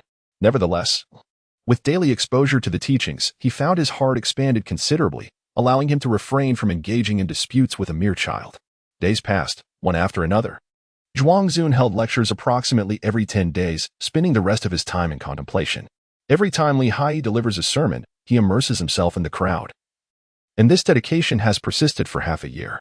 It is noteworthy that 100 days prior, Yuanin had already laid the foundation for his path. His Dantian, the reservoir of vital energy, has been enveloped by the ethereal essence of the celestial atmosphere. In the future, he will be able to refine myriad energies into the patterns of the Tao, selecting the virtuous as the essence for alchemical transformation, while casting aside the undesirable as mere fuel. With daily practice and the combustion of energies, he anticipates the emergence of a golden elixir, which promises longevity and divine mastery of mystical arts. During these days, he diligently engages in his training whenever he has free time from farming, making significant progress over the past 6 months. Not only has his martial prowess surged, but his strength has also amplified, culminating in the development of the Qi Ding Shield, a complementary technique. The Qi Ding Shield manifests the internal energy into a protective barrier, demonstrating remarkable defensive capabilities against most mystical arts. Young master, after merely 6 months of practicing this Qi Ding technique, my strength has grown immensely. I feel as though I could serve as a grand general. Yuanin exclaimed with palpable excitement. After a moment of contemplation, he added, "In the future, when you become the commander-in-chief, I shall serve as your loyal general." Li Hai chuckled, "Yuanin, I have no intention of becoming a marshal. It seems your dream of being a great general may be difficult to realize." The sparkle in young Master Yuanin's eyes dimmed considerably, but upon reflection, he realized he had never truly intended to become a general. The inability to achieve this was not a loss at all, and soon he brightened again, saying, "Young master, I shall tend to the vegetable garden and water the plants." Li Hai nodded and said, "Go ahead, do not overexert yourself, act within your limits, and remember, do not force anything." Yuanin, brimming with energy, dashed away. After half a year of studying the Tao, he had absorbed much about moral principles but had gleaned little in terms of practical cultivation methods. It seems that the path to immortality is indeed fraught with challenges and lengthy. Nevertheless, though the Tao may be distant, one cannot arrive without taking steps. One must diligently pursue whatever tasks lie ahead. Li Hai reviewed what he had learned over the past 6 months, and then continued to cultivate the pure celestial energy in the depths of the Northern Underworld. With today's practice completed, he shall persist anew on the morrow. Chapter 20. The 9 Realms of Immortal Cultivation. Junping Street, outside Li Yi's residence. Li Hai concluded his practice, noticing that the day had grown late. After consuming a bowl of thin rice porridge, he fell into a slumber. This child possesses a commendable disposition. Zhuangzun, who had been lost in thought, gazed at the sleeping Li Hai with a sense of satisfaction. "Very well, since fate has brought us together, I shall take him as my disciple." The following day, at the place where Master Zhuangzun imparted his teachings, Li Hai bowed respectfully, awaiting the sermon from Zhuangzun. The Tao, profound in its emptiness, is thus capable of giving birth to the One. Just as Li Hai believed today would be another ordinary day of learning and preaching, a sudden and distinct voice pierced his ears. The Tao is divided into the extraordinary and the orthodox, laying the foundation, with the orthodox as its essence. Li Hai, with a heart of Bodhi wisdom, diligently committed the teachings to memory while lifting his gaze. To his surprise, he observed that everyone else appeared perfectly normal. After the sermon concluded, a voice whispered once more in his ear, "At the 3rd watch of the night, light the incense burner and await my arrival at home." "As you command, Master." Li Hai bowed deeply, disregarding the curious reactions of those around him, before turning to leave. At midnight that day, he ignited the incense burner. The wisps of fragrant smoke coiled gracefully, gathering in the air, lingering yet unbroken. Half an hour later, a shadowy figure emerged, soaring into the midst of the smoke. "I pay my respects to my master." Li Haiyi offered a grand tribute. Zhuangzi and Chu assisted him, and a refreshing aura emerged, lifting Li Haiyi to his feet. Li Haiyi, not one to cling stubbornly, rose gracefully. Li Yi, your resolve is steadfast. Would you be willing to learn the way alongside me? Li Haiyi said, Master, the disciple is sincerely devoted to the pursuit of the Tao and naturally wishes to learn. If that is the case, do you have a title of your Tao? Li Haiyi nodded and said, Master, your disciple is named Haiyi. Zhuangzi, after contemplating, chuckled, navigating the tumultuous seas of suffering, your divination reveals a profound affinity for destiny. Very well, your past life holds no significance for me, as long as you adhere to the path and do not defy the heavens or indulge in wanton desires. Your previous actions will not hinder your cultivation. Do you understand? Avoid defiance against the heavenly order and the chaos of desire. Your disciple comprehends. Excellent. I have witnessed you absorbing the pure essence of the nine heavens. Is this true? Indeed, it is true. My innate talent allows me to draw the celestial essence into myself, transforming it into a myriad of energies and returning it to the sea of qi. Master, does this talent pose any hindrance to cultivation? Zhuangzi shook his head. Certainly not. Although your vitality is abundant, you remain somewhat disconnected from the profound principles of the universe, having yet to embark on the path. Allow me to guide you. Subsequently, Zhuangzi began to impart the teachings of the Taoist cultivation methods.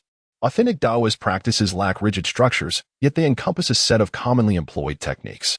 In essence, they can be categorized into several types. First, the alchemical school, viewing the Tao as fire, with essence, qi, and spirit as medicine, utilizing heaven and earth as the cauldron to refine oneself into elixirs for ascension. Second, the contemplative school, regarding the Tao as guidance, focusing on visualization and the preservation of spirit, with essence, qi, and spirit as the brush, transforming the intangible into the tangible for self-elevation. Third, the talismans and charms school, based on the Tao, creating symbols and talismans, with essence, qi, and spirit as the medium, invoking celestial light for ascension. Fourth, the practitioner school, employing virtue as a means, using symbols and elixirs as instruments, leveraging fate for ascension. Among these, aside from the more constrained path of the practitioner school, the others represent grand avenues of the Tao. Then, Master, to which school do we belong? Li Haiyi eagerly inquired. Zhuangzi paused slightly and replied, We belong to the school of preservation of thought. Under my guidance, we adhere to the principles of clarity and enlightenment, contemplating the essence of the void. Void? Li Haiyi found it rather peculiar. Is it not the pursuit of the Tao? What, then, is this nothingness? Zhuangzi, with a genuine intention to teach, would naturally not withhold his knowledge. In my school, the path of seeking this nothingness encompasses 6 profound realms, namely, returning to the root, returning to tranquility, returning to gentleness, returning to clarity, returning to simplicity, and returning to nothingness. Consequently, my method of cultivation is also referred to as the 6 Return Sutra. Today, I shall impart to you this 6 Return Sutra. With a solemn gesture, Zhuang pointed towards Li Haiyi, releasing a wisp of azure smoke, thereby transmitting the 6 Return Sutra to him. As Li Haiyi absorbed the scriptures, Zhuangzi dispersed his form and departed. Before leaving, he left behind a parting remark. I have concluded my earthly affairs. In 3 days, I shall attain transcendence and ascend to the heavens. Should fate allow, we shall meet again in the celestial realm. With that, he paid no heed to Li Haiyi's reaction and completely vanished. Li Haiyi observed closely and realized that what he had acquired was not merely the methods of cultivation but also some fundamental knowledge of the cultivation realm. It turned out that the path to immortality is divided into 9 realms, known as the 9 transformations of cultivation in the pursuit of truth. The first 4 realms are referred to as the mortal realms, which include refining essence into qi, transforming qi into spirit, refining spirit to return to emptiness, and merging emptiness with the Tao. These foundational stages, where one learns the academic principles, allow a practitioner to be referred to as a sorcerer. If one were to delve deeper, further subdivisions could be made, but such details are no concern of Li Haiyi. The latter 4 realms are known as the profound realms, encompassing comprehending the Tao and connecting with the profound, cultivating the body through profound techniques, manifesting the primordial spirit, and transforming the primordial spirit into spirit. Upon attaining the profound, one is no longer a mere mortal. They experience longevity and mastery of the Tao, thus earning the title of mage. Lastly, there exists a final realm, a trial. This realm signifies the return of the yin spirit to yang, marking one as a terrestrial immortal, separated from true immortals by a mere thread. This trial, known as the 9 tribulations of the immortal truth, must be endured to ascend to immortality. The tribulations manifest in myriad forms. Some may come as lightning strikes, others as fire, natural disasters, or man-made calamities. Yet with each trial overcome, one gains a measure of celestial energy, and upon accumulating all nine, they may ascend to the higher realms and immerse themselves in the immortal pool to be reborn as an immortal being. At this moment, Haiyi finally comprehended the immense effort exerted by the Bodhi patriarch in his prior cultivation at Fangcun Mountain, where severing his mortal form was believed to facilitate the reconstruction of his celestial body. It appears that the issues surrounding my ascension to true immortality, the 9 tribulations, and the celestial essence were all resolved by my master. In this lifetime, I must rely on my own strength. Haiyi, following the principles outlined in the 6 Returns Classic, reflects upon himself. Within the text, the concepts of returning to the root and returning to tranquility represent the methods of cultivating oneself in the mundane realm. Attaining utmost emptiness and maintaining steadfast tranquility are the shared practices of the contemplative school. Building upon this foundation, the 6 Returns Classic synthesizes the profound principles of the Tao Te Ching, culminating in the cultivation method that asserts returning to the root signifies tranquility. One perceives oneself as a microcosm, with one's essence comprised of vital energy, spirit, and breath serving as the substance of qi, while myriad thoughts and actions represent the movement of qi. As the saying goes, returning to the root signifies tranquility, and tranquility entails the restoration of life. All things in heaven and earth emerge naturally from the Tao. The Tao begets unity, unity begets duality, duality begets trinity, and trinity begets all things. All entities return to their fundamental essence, reverting to the Tao.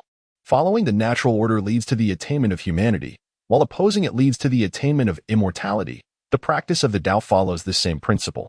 However, the Tao is vast, and immortality resides within it. Acting contrary to the heavens is also a manifestation of the Tao, referred to as the path of the immortal. Within the vast expanse of the North Sea of Qi, Haiyi had amassed a substantial reservoir of celestial pure energy. As he recited the 6 Returns scripture, his spirit aligned with the text, and his heart resonated with the Tao. In the depths of silence, the once dormant energies within him began to stir, flourishing in accordance with the natural order. After this period of vibrant activity, they returned to their origins. When all extraordinary phenomena dissipated from Haiyi's consciousness, he realized that he had entered the Tao, in accordance with the realms of cultivation, in merely one night. Haiyi had completed a foundational practice that would typically take 100 days, advancing into the realm of refining essence into qi. The 6 Returns scripture indeed proved to be extraordinary. Haiyi slightly explored within his body and discovered that the once unusable celestial energy had now been completely refined by this mortal form. Everything returned to its rightful place, reverting to its original state. The previously frail body of the child quickly grew robust. However, since the 6 Returns Sutra is a method of visualization, the results of his cultivation remained concealed as long as Haiyi himself did not wish to reveal them. Thus, he maintained his previous appearance. Otherwise, an overnight transformation into adulthood would surely garner attention. Haiyi subtly revealed a glimpse of his cultivation achievements, slightly adjusting the age of his physical form. No wonder the teacher always bore the appearance of an elder. It seems that for practitioners like us who focus on visualization, the essence of the Tao is fundamental, while form is merely a reflection. By cultivating the essence, one attains authenticity, and one's appearance can manifest as desired.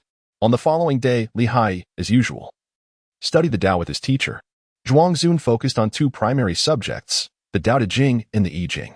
For the teacher, the Tao Te Ching served as the foundation, while the I Ching was of practical importance. Both were essential. The day after receiving the true teachings, Zhuangzun placed particular emphasis on discussing the I Ching. As Haiyi's ears once more resonated with the harmonious notes of a duet, he, having comprehended the teachings of the 6 Returns scripture, began to grasp the essence of this ethereal melody. This was a subtle technique documented within the scripture, known as the tone of transcendence. When infused with the principles of the tone, the same content transformed into a genuine method of cultivation and a practical art. After a day of elucidation, Haiyi finally discerned the application of the I Ching. By contemplating the cosmos and embodying the essence of qi, he practiced the 6 Returns method, ultimately returning to the Tao. The pathway of this return required tangible traces and rational foundations. The I Ching, at present, represented the most refined embodiment of such principles and traces. Coincidentally, my golden finger journey to the West Mirror evidently derived its hexagrams from the I Ching's wisdom, subsequently yielding rewards. Now, I could earnestly delve into the study. That evening, following Zhuangzun's guidance, Li Hai ignited the incense burner. On that night, he received the marrow of the show alongside a volume of the profound illustrations of I Ching, which aided his visualization of the six return scripture. The following day, Li Hai engaged in further contemplation of the foundational principles. With the abundant assistance of the celestial pure qi, Li Hai's essence stabilized, allowing him to accomplish in merely 2 days what an ordinary practitioner would typically achieve in 3 years of arduous refinement and cultivation. On the third day, as he pursued the Tao, he encountered the methods of divination. Li Hai is well versed in the art of divination. However, various methods of divination are based on different principles. The teachings of Zhuangzun involve deducing divination from the imagined inner cosmos, utilizing the principles of the I Ching. The greatest advantage of this method lies in its self-sufficiency, free from external dependencies, thus devoid of future repercussions. Its drawback, however, is that if the divination surpasses one's own capabilities, it is bound to be inaccurate. It is noteworthy that Zhuangzun, refraining from official duties, made divination his profession, practicing daily. He would only divine until he earned enough for his needs, leaving behind the saying of earning 100 coins a day, which refers to closing the door and drawing the curtains. Were he to employ a method of divination that infringed upon heavenly secrets, he would have perished countless times. On the third evening, Li Hai reignited the incense burner. Zhuangzun, having transcended to this realm, addressed Li Hai. 3 days have passed. I have imparted to you all the skills necessary for your existence and sustenance. A master may open the door, but the journey of cultivation relies on the individual. Whether we meet again depends on your own merits. He congratulated his disciple on achieving a complete cycle of cultivation, ready to ascend after enduring 9 tribulations. Indeed, Zhuangzun had undergone these 9 tribulations 3 days prior and was at the threshold of ascension. By extending his stay for 3 days, he imparted the 3 profound teachings he possessed, truly sharing all he had to offer. In comparison to the patriarch Bodhi, Zhuangzun's abilities were humble. He was a mortal cultivator, whereas Bodhi was a great enlightened celestial being, whose teachings would take Li Hai countless years to fully grasp. Zhuangzun, an ordinary man, dedicated his youth to the path, laboring tirelessly throughout his life to gain this enlightenment, while also drawing upon the wisdom of those before him. In a mere 3 days, he bequeathed a lifetime of hard-earned knowledge to Li Hai. With yet another revered teacher, it seems that once ascended, Li Hai must ensure to honor and arrange for his mentor properly. Li Hai resolutely resolved to keep this matter close to his heart. Meanwhile, after returning to his physical form, Zhuangzun took up his pen and composed a letter, serving as a farewell. He activated the 9 celestial energies within him and entered the inner realm of contemplation. As the 9 celestial energies merged into the inner world, Zhuangzun's Tao body immediately transformed into Tao energy, returning alongside the celestial energies.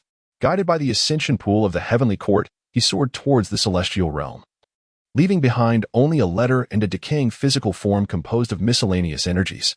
Zhuangzun chose to transcend his mortal body to attain immortality.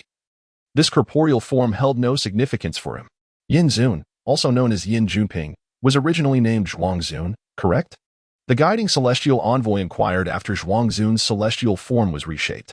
Zhuangzun bowed respectfully and stroked his beard, saying, "What the celestial envoy says is indeed true. As a newcomer, I am unaware of any arrangements the heavenly court might have." The celestial envoy retrieved a celestial tome from within his robes, flipping through its pages while responding, "Rest assured, you will generally be assigned a suitable heavenly duty based on your merits and cultivation methods. Given your abundant presence of Tai Ching energy, it is highly likely that you will be allocated to the Tai Ching heaven. Thank you for your guidance, celestial envoy."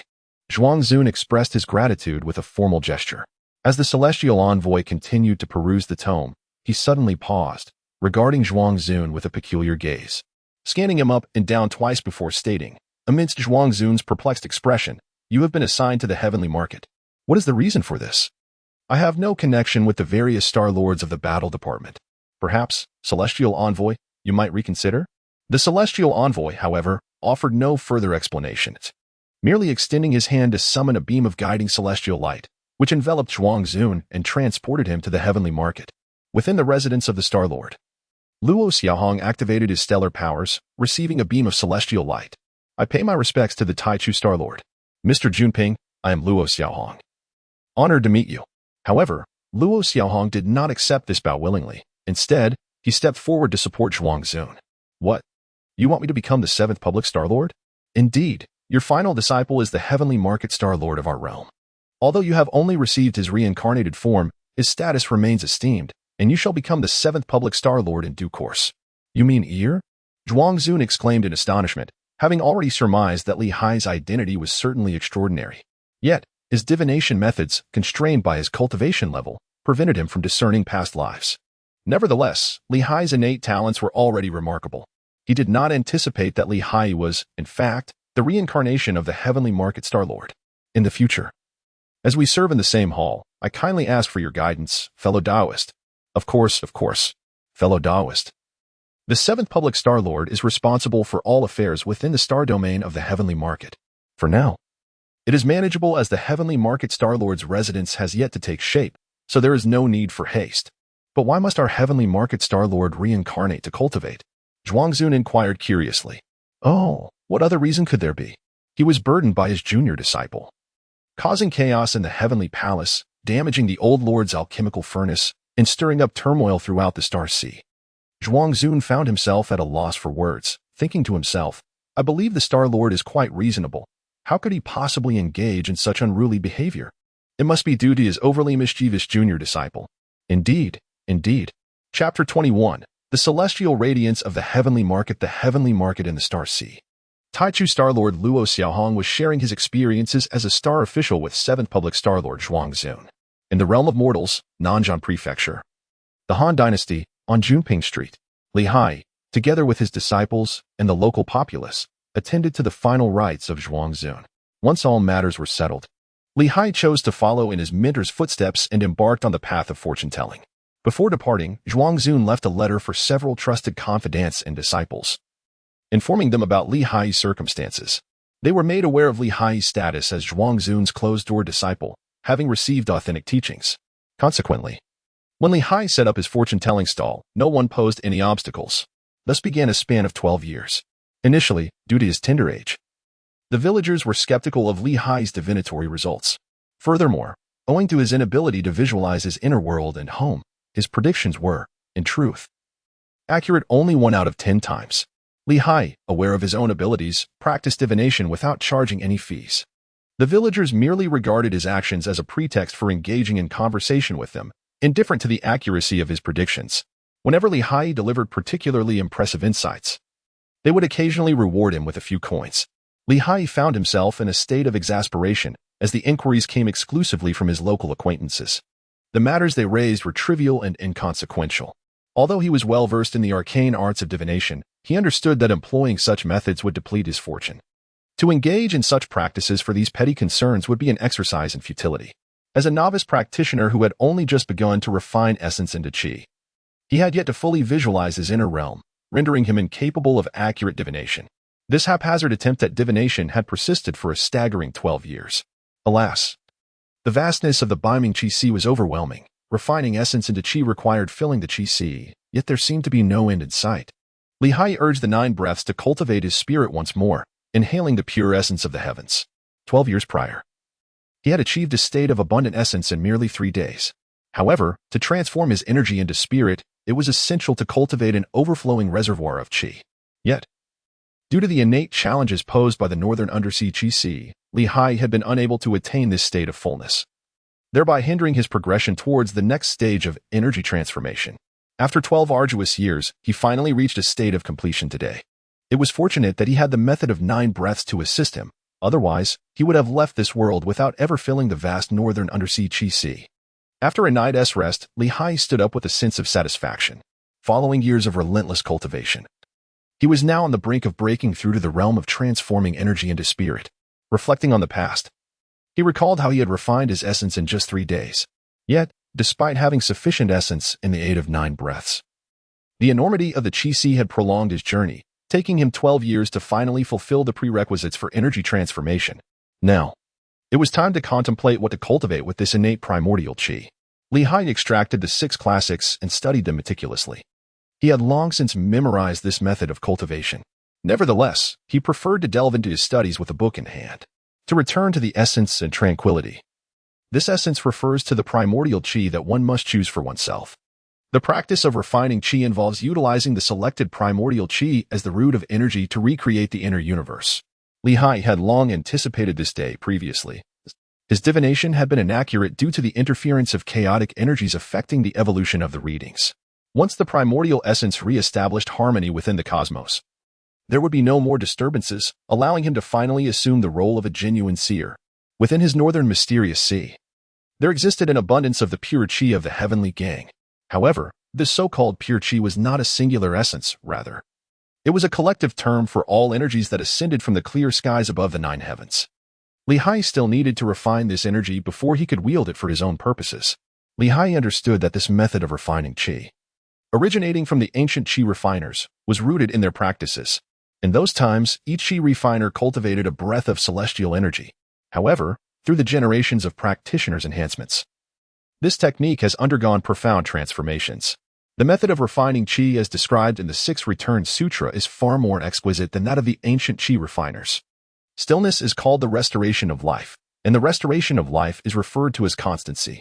After conducting his research, Haiyi became enamored with a method of chi refinement known as translucent chi. This translucent chi is particularly suitable for divination and, when combined with Haiyi's Bodhi wisdom, can achieve a state of profound clarity in all matters. Haiyi chose this transparent energy primarily because the object of his visualization and refining this energy is the divine beast Dizai. Having long ago selected Dizai as one of his celestial transformations, Haiyi has already comprehended the essence of Dizai. Previously, with the blessing of Bodhi's wisdom, he had even reached the realm of returning to truth. In the past, Haiyi had engaged in a contest of magic with Sun Wukong using Dizai's corresponding foresight. Now, he finds it quite fitting to employ Dizai as the object of visualization for his inherent energy refining technique in this lifetime.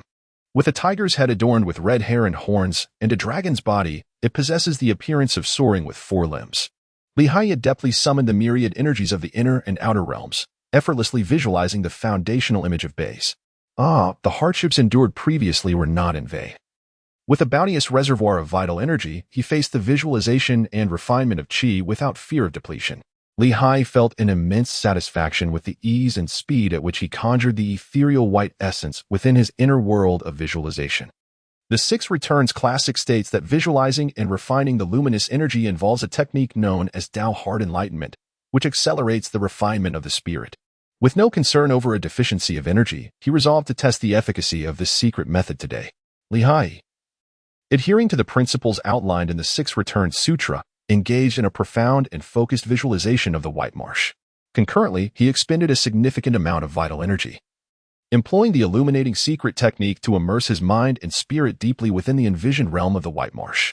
Haiyi, as boundless as the ocean, witnessed the rapid decline of the North Sea's vital energy. In the blink of an eye, hundreds of vital currents were expended. Haiyi harnessed the primordial energy within the northern sea of Qi, which was transformed from the exquisite celestial essence of the Tiangang. Although it may not rival the ethereal aura of immortals, it is certainly not far behind. Such a multitude of energies, if bestowed upon others, would likely give rise to their own spiritual beings. In the blink of an eye, 3 hours had elapsed. As the myriad energies dissipated, Haiyi concluded the first phase of his chi refinement. Indeed, the first strand of luminous energy had been successfully cultivated, and the envisioned Dizai had become firmly established. The innate luminous energy had been achieved. Haiyi opened his eyes, and with a single thought, a primordial clear energy surged forth from his dantian, vanishing within him. The essence of this primordial clear energy allows for the assimilation of all surrounding energies. From this day forth, I shall embark on the path of energy transformation. The alchemist, capable of dining on the wind and drinking the dew, soaring through the air, possesses such abilities for a reason. Once an alchemist cultivates their energy, they can transform their body through mystical means, replacing their physical form with the energy they have refined. The visualization sect draws inspiration from this method, similarly traversing the path of energy transformation during their practice. However, in their transformation, they are aided by a multitude of visualized phenomena. The Six Returns scripture illustrates this through the concept of the six returns of all energies, embodying the essence of heaven and earth. I observe that the process of energy transformation is divided into 3 stages. Completing the first stage of transforming the 5 internal organs and 6 bowels grants the practitioner immunity to all ailments and extends their lifespan. Achieving the second stage of transforming blood, flesh, and marrow enables one to soar through the air and regenerate severed limbs. Completing the third stage of transforming all pores and orifices transcends ordinary existence, allowing for rebirth through the borrowing of energy at any moment. Haiyi is currently merely at the mortal realm, capable only of the initial step, which is the transformation of the vital energies of the 5 viscera and 6 bowels. It is late today. Tomorrow will bring further progress. I shall venture out to consult the divination, Haiyi, with the innate clarity of the primordial energy. I shall not be disturbed by the chaotic influences. For 12 years, Haiyi, beset by various distractions, engaged in the art of divination daily. Each calculation yielded results that bore subtle discrepancies from reality, both perplexing and elusive. Previously, a young lady sought his counsel regarding matters of love, and he predicted that within 3 days, a matchmaker would arrive with a proposal. She, believing in his words, adorned herself splendidly, anticipating her impending nuptials. To her astonishment, the matchmaker did indeed arrive, but instead of a marriage proposal, he bore news of a broken engagement. Had the host perceived Haiyi's youth, he surely would have met a dire fate. On another occasion, a small landowner from a neighboring county sought his fortune and wealth. Haiyi calculated that there was unexpected wealth in his household. Indeed, there was such fortune, it stemmed from his second son, who had incurred significant medical expenses due to an altercation. This time, I must certainly vindicate myself. Haiyi was born during the Xian dynasty and is now 15 years old, a time when the dynasty has already fallen. Numerous battles have raged outside, yet they have not encroached upon Haiyi and his companions. Due to the tumultuous political climate and chaotic governance, warfare persists unabated in many regions. The Green Forest Army has obliterated the Xian Mang, while the Red Eyebrow Army continues to wreak havoc. Young master, trouble is upon us. A band of rogue soldiers is advancing. Yuan rushed over, his face a mask of terror. The surrounding villagers exchanged glances, displaying no signs of fear. Perplexed, Yuan inquired, "Haven't you all heard? The chaotic troops are approaching. Won't you flee?" A matron dismissively pointed to the ground beneath her feet and replied, "Nonsense. This is Junping Street, the residence of the immortal. Mere rogue soldiers cannot disturb our peace here. Even during previous dynastic changes, no chaotic forces have ever invaded this place. But the immortal has transcended, hasn't he? Rest assured, Master Junping has foretold that for at least 30 years, this place will remain free from strife. Master Junping is no ordinary seer like young Haiyi. His predictions have never proven false. Surely, someone will emerge to confront those rebellious forces." Another commoner interjected, "Do not panic. It serves no purpose.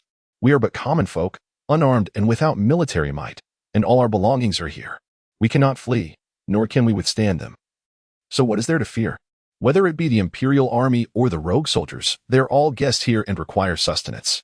If they were to annihilate us, what would they survive on?" Indeed, the villagers echoed, "Young master, what should we do?" Yuan turned to Haiyi for guidance. Haiyi moved his fingers, envisioning the inner world, and began to deduce the changes in the situation. After the burning of half a stick of incense, Haiyi arrived at a conclusion. Rest assured, the chaotic soldiers shall not enter this place. Upon hearing Haiyi's words, the surrounding villagers were thrown into a state of panic. This is dire. Quickly, conceal all valuable possessions at home. The chaotic troops are approaching. Haiyi thought, "Do you all truly lack faith in me?" Haiyi turned to Yuan and instructed, "Yuan, to avoid any unforeseen circumstances, gather the young gentlemen from reputable families and lead them as your commander. Set an ambush along the vital thoroughfare and dig traps. Should any rogue soldiers appear, annihilate them. As you command, young master." Yuan replied with a respectful clasp of his fist before proceeding to organize the plan. Over the course of these 12 years, while Haiyi navigated the local scene, Yuan had not been idle either, honing his skills through the teachings of Haiyi, particularly in the art of qi cultivation and the 9-breath qi insect technique. Yuan has successfully laid a solid foundation in his cultivation, having reached the 3rd transformation. At this moment, in terms of combat prowess, he is on par with any general. Moreover, after years of mingling with the scions of noble families, he commands a following that can easily summon nearly 200 individuals. Among them are many robust skilled archers. Can Yuan manage this? Inquired Haiyi, another disciple following Zhuangzun in the pursuit of enlightenment. Haiyi waved his hand and reassured his senior brother, "There is no need for concern. A mere rabble cannot hinder Yuan." On that afternoon, Yuan led his troops in a successful ambush, returning triumphantly as the disordered army failed to breach their defenses. Haiyi's previous divination proved to be remarkably accurate. The results of this latest calculation by the young diviner were unexpectedly correct, leaving the villagers in disbelief. Indeed, he had predicted that the chaotic army would not invade. And they truly did not. It seems that Master Junping's disciple has finally demonstrated his ability to stand alone. The elderly who had studied under Zhuangzun felt immense relief at Li Hai's correct prediction. Master Juanping's profound teachings have not been lost. This is truly wonderful. Yet, one should not forget that Master Junping himself had previously made a prophecy, declaring that no chaotic army would breach their defenses for 30 years. What do you mean? Inquired a puzzled voice. Ah, do you not understand? What he implies is that young Haiyi did not perform the calculation himself. He merely relayed Master Juanping's prediction. That's impossible. Young Haiyi had been calculating for quite some time. If he were simply restating Master Juanping's result, why go through such effort? Are you foolish? Without expending effort and time, how could one believe that he arrived at the conclusion independently? This reasoning held merit, and it was surprising to discover that young Haiyi had learned such tactics. It was truly becoming outrageous. Upon overhearing their discussions, Yuanan, who had just returned, felt a chill wash over him. Cease this nonsense. Young master is not that sort of person. If it were not for his prior arrangements, those chaotic soldiers would have indeed stormed in. How ungrateful of you to cast such slanders, as if you doubt the sharpness of my blade. As he spoke, Yuanan raised his bloody treasured sword. Yuanan, enough. There is no need for further words. Young master. Yuanan, dissatisfied, urged, you have previously stated that the path, though distant, must be traveled. They cannot continue to place their lives and fortunes in the hands of mere divination results. This is not sustainable. Hearing Yuanan's words, Li Haiyi pondered for a moment and replied, they are but ordinary mortals, incapable of grasping the true way. There is no need for you to lower yourself to their level. They harbor no malice. However, they call you young diviner every day, which is clearly a sarcastic remark. Everyone here knows that Li Wei, the young master of the Li family, is a mere bookworm, utterly ignorant, with a talent for divination that is notoriously inaccurate. Li Haiyi was enraged. You insolent brat, have you grown wings and dare to scheme against me? Very well, since you are keen on entering the world. I propose this, enlist in the army. We live in an era of great strife. Pursuing a career in arms could serve you well. All right, my lord. But whom shall we pledge our allegiance to? Yuanan, upon hearing Li Haiyi's suggestion to join the military, was filled with joy. After enduring a fierce battle, he realized that his martial prowess seemed to be exceedingly formidable. We? No, this time, you shall go alone. Chapter 22, Concealed and Reclusive Alone? Li Yuanan pointed at herself in disbelief. In the clear expanse of the sky, it seemed as though a thunderclap resounded. Young master, I refuse. I wish to remain by your side to protect you. Li Yuanan shouted loudly. I am going to enlist in the army. What will you do? The master is still waiting for your return to reunite. Li Haiyi glanced up at the clear sky, somewhat puzzled by the recent thunderclap, and said, Yuanan, rest assured. Your young master has successfully established his foundation. I intend to retreat into the mountains in search of like-minded companions. Your cultivation is still too insufficient for you to accompany me. Upon hearing Li Haiyi's words, Yuanan grew anxious. Young master, I assure you I am diligently practicing. It is your teachings of this Qi Ding skill that are too challenging. Please do not send me away. Li Haiyi reassured, I am merely encouraging you to enlist, not driving you away. Your earthly ties remain unresolved. Venture into the mortal realm to assist those destined to reshape the universe. In doing so, you shall surely transcend the realms of the 6th and 7th transformations, mastering the art of Qi Ding. This, albeit a modest achievement, will suffice for now. When the time comes, I shall guide you back to me. Is that truly the case? You are not merely dismissing me, are you? Very well, prepare yourself. Tomorrow, I shall present you with a token and offer you some guidance. All right, then I shall go and ready the troops. Li Yuanan turned back thrice with each step, awaiting Li Haiyi to summon him back. However, Li Haiyi displayed no inclination to alter his decision in the slightest. Li Haiyi and Li Yuanan departed, returning to their modest abode. From beneath the bed, he retrieved a long spear, meticulously forged from dark iron. The spearhead bore intricate patterns of the white marsh, while the shaft was inscribed with countless mystical symbols. This weapon had been specially crafted by Li Haiyi for Li Yuanjue, enhancing his offensive capabilities with the formidable white marsh and the empowering symbols. As for defense, with the protective aura of the Qi Ding, Li Yuanan found no need for mundane armor. Earlier, Li Haiyi had not misled Li Yuanan. He genuinely intended to retreat into the mountains for cultivation. For practitioners, this was quite a customary practice. The worldly realm often hinders spiritual advancement, and only those of lower cultivation would remain among mortals. Those with slightly higher prowess would seek solitude in the mountains for their ascetic pursuits. The splendid landscapes of the southern Jianbu continent are replete with paradisiacal realms and hidden sanctuaries. To achieve true cultivation, one must embark on adventures and treasure hunts. one cannot overlook the essentials of partners, wealth, and resources. I calculate that the nearest congregation of cultivators is at Hengshan, which houses the Hengshan market, several minor sects, and 3 major secret realms. Once I ensure Yuanan's entry into the world, I shall journey to Hengshan to explore. Li Haiyi, through his divination, determined the direction for his outing. On the following day, he ventured outside the borders of Pixian. Li Yuanjue, in a single night, gathered 300 local heroes. Ready for action. Young master, to whom shall I pledge my allegiance? Li Haiyi feigned contemplation and then remarked, I have heard of an individual named Lucio, who appears to be destined for greatness. You may seek his service. Lucio? I understand, young master. When I have achieved my 7th transformation, how shall I find you? Li Haiyi feigned an air of mystery, saying, Rest assured, there is no need for you to seek me out. After your 7th transformation, I shall come to find you. Take this Bai Zai Xianwen spear with you, and remember to safeguard yourself. Do not perish. Understood, young master. After a heartfelt farewell, Li Yuanan grasped the Bai Zai Xianwen spear and followed Lu Xiu to enlist in the army. Li Haiyi bid farewell to his fellow disciples and journeyed towards Hengshan. He held little regard for the flying techniques within the 6th Return Sutra, having experienced the ethereal clouds of Baiming. Li Haiyi continued to seek ways to re-establish this divine ability after his reincarnation. Lacking magical power, he could only rely on the pure energy of the Northern Sea, painstakingly cultivated through the 9 breaths technique. After more than a decade of diligent research, he had indeed achieved some results. Now, having refined the clarity of his energy, he was able to wield considerable power. Previously, Li Haiyi had truly made significant strides in his studies. With a resolute spirit, he proclaimed, water striking for 3,000 miles. Let us go. Li Haiyi's entire being was enveloped in a fleeting mist of water vapor. Like a fish gliding through the air, he leapt effortlessly. And in the blink of an eye, he had traversed a distance of 10 miles. The diminishment he experienced was rather significant. It was not merely a matter of magical power. The foundational understanding of the Kunping's true essence that I had grasped was evidently not robust enough. It seems I must undertake a thorough re-examination of my insights. According to the conclusions Li Haiyi had drawn, if one harnessed celestial energy, even the might of a true immortal could propel one to leap an astounding 3,000 miles with ease.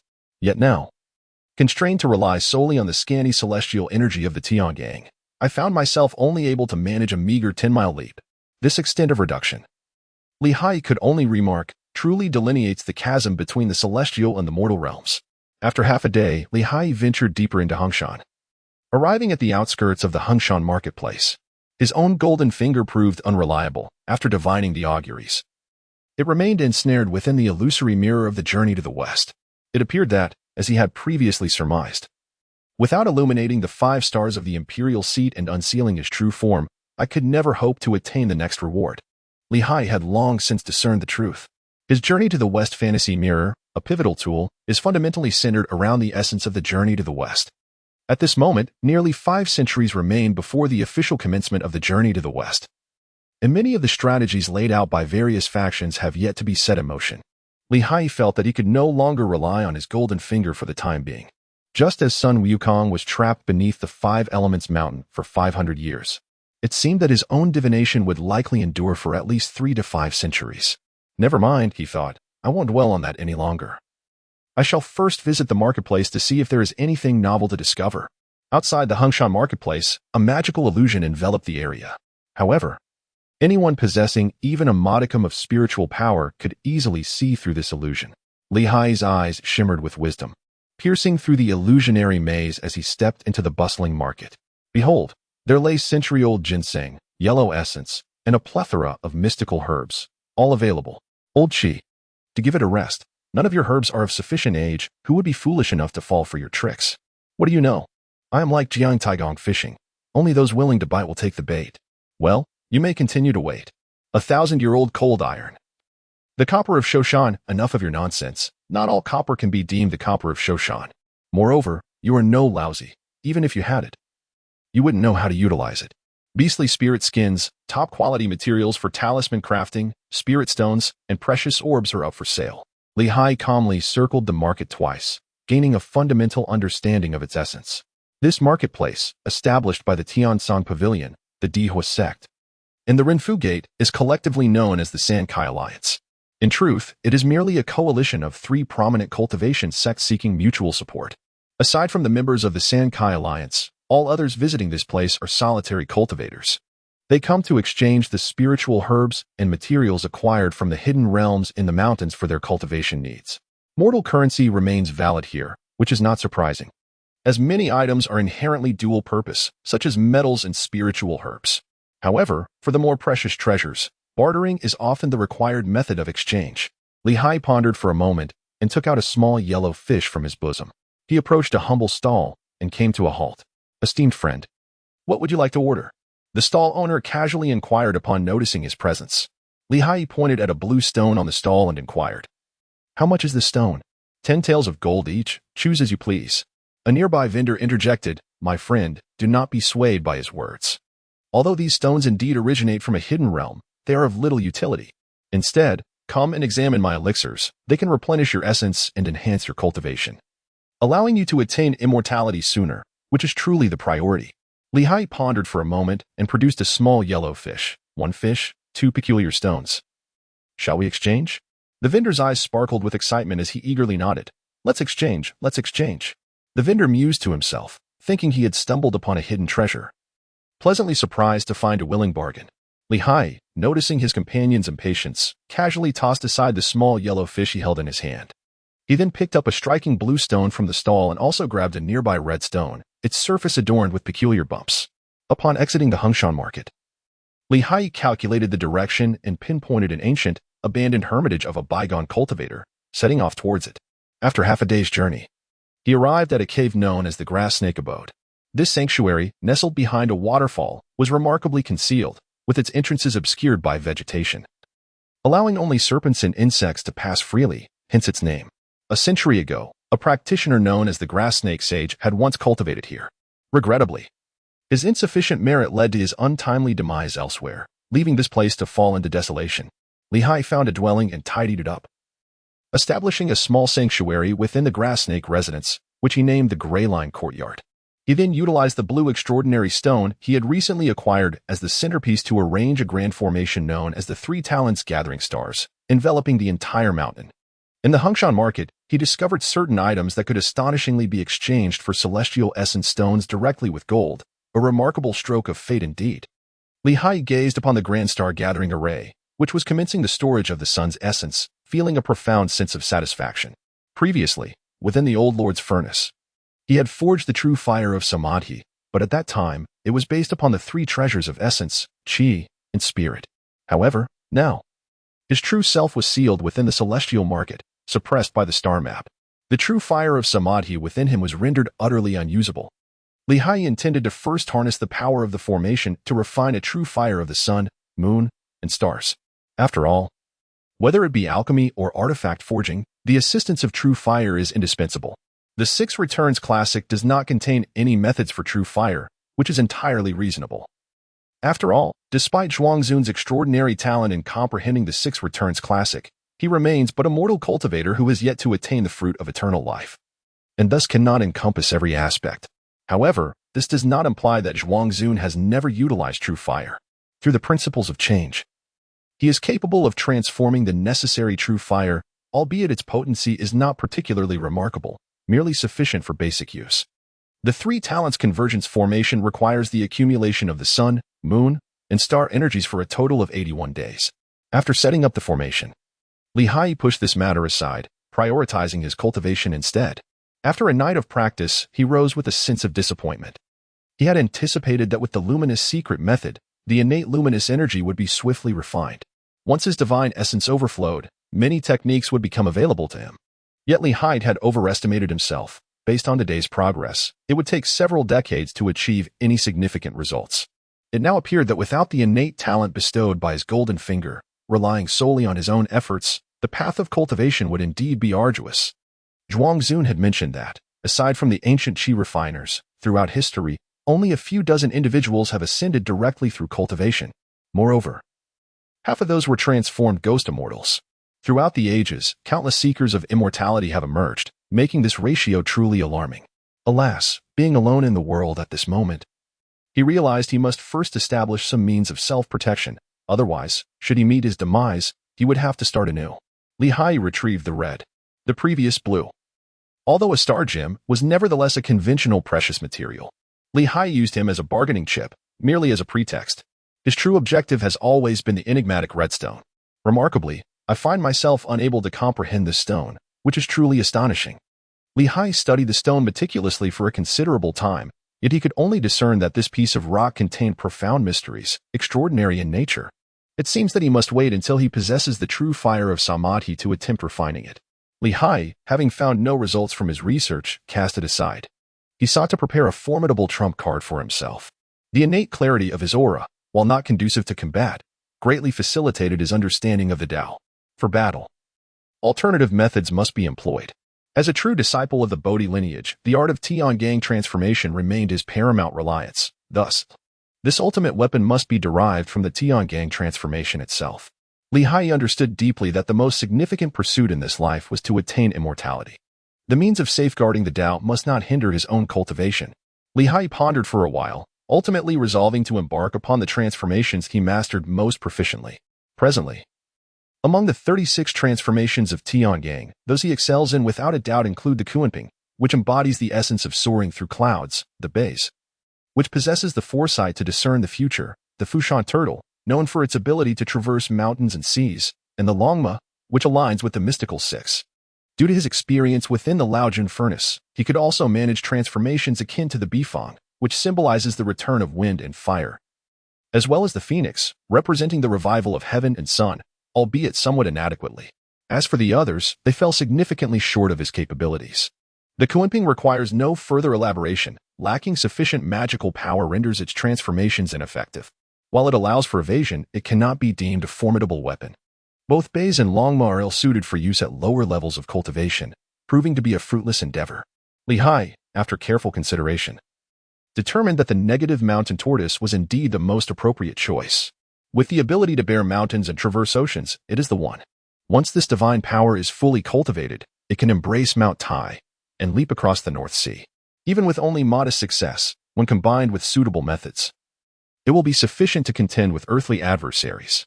Let me observe how the innate clarity of mortal cultivation can activate the transformations of the heavenly general.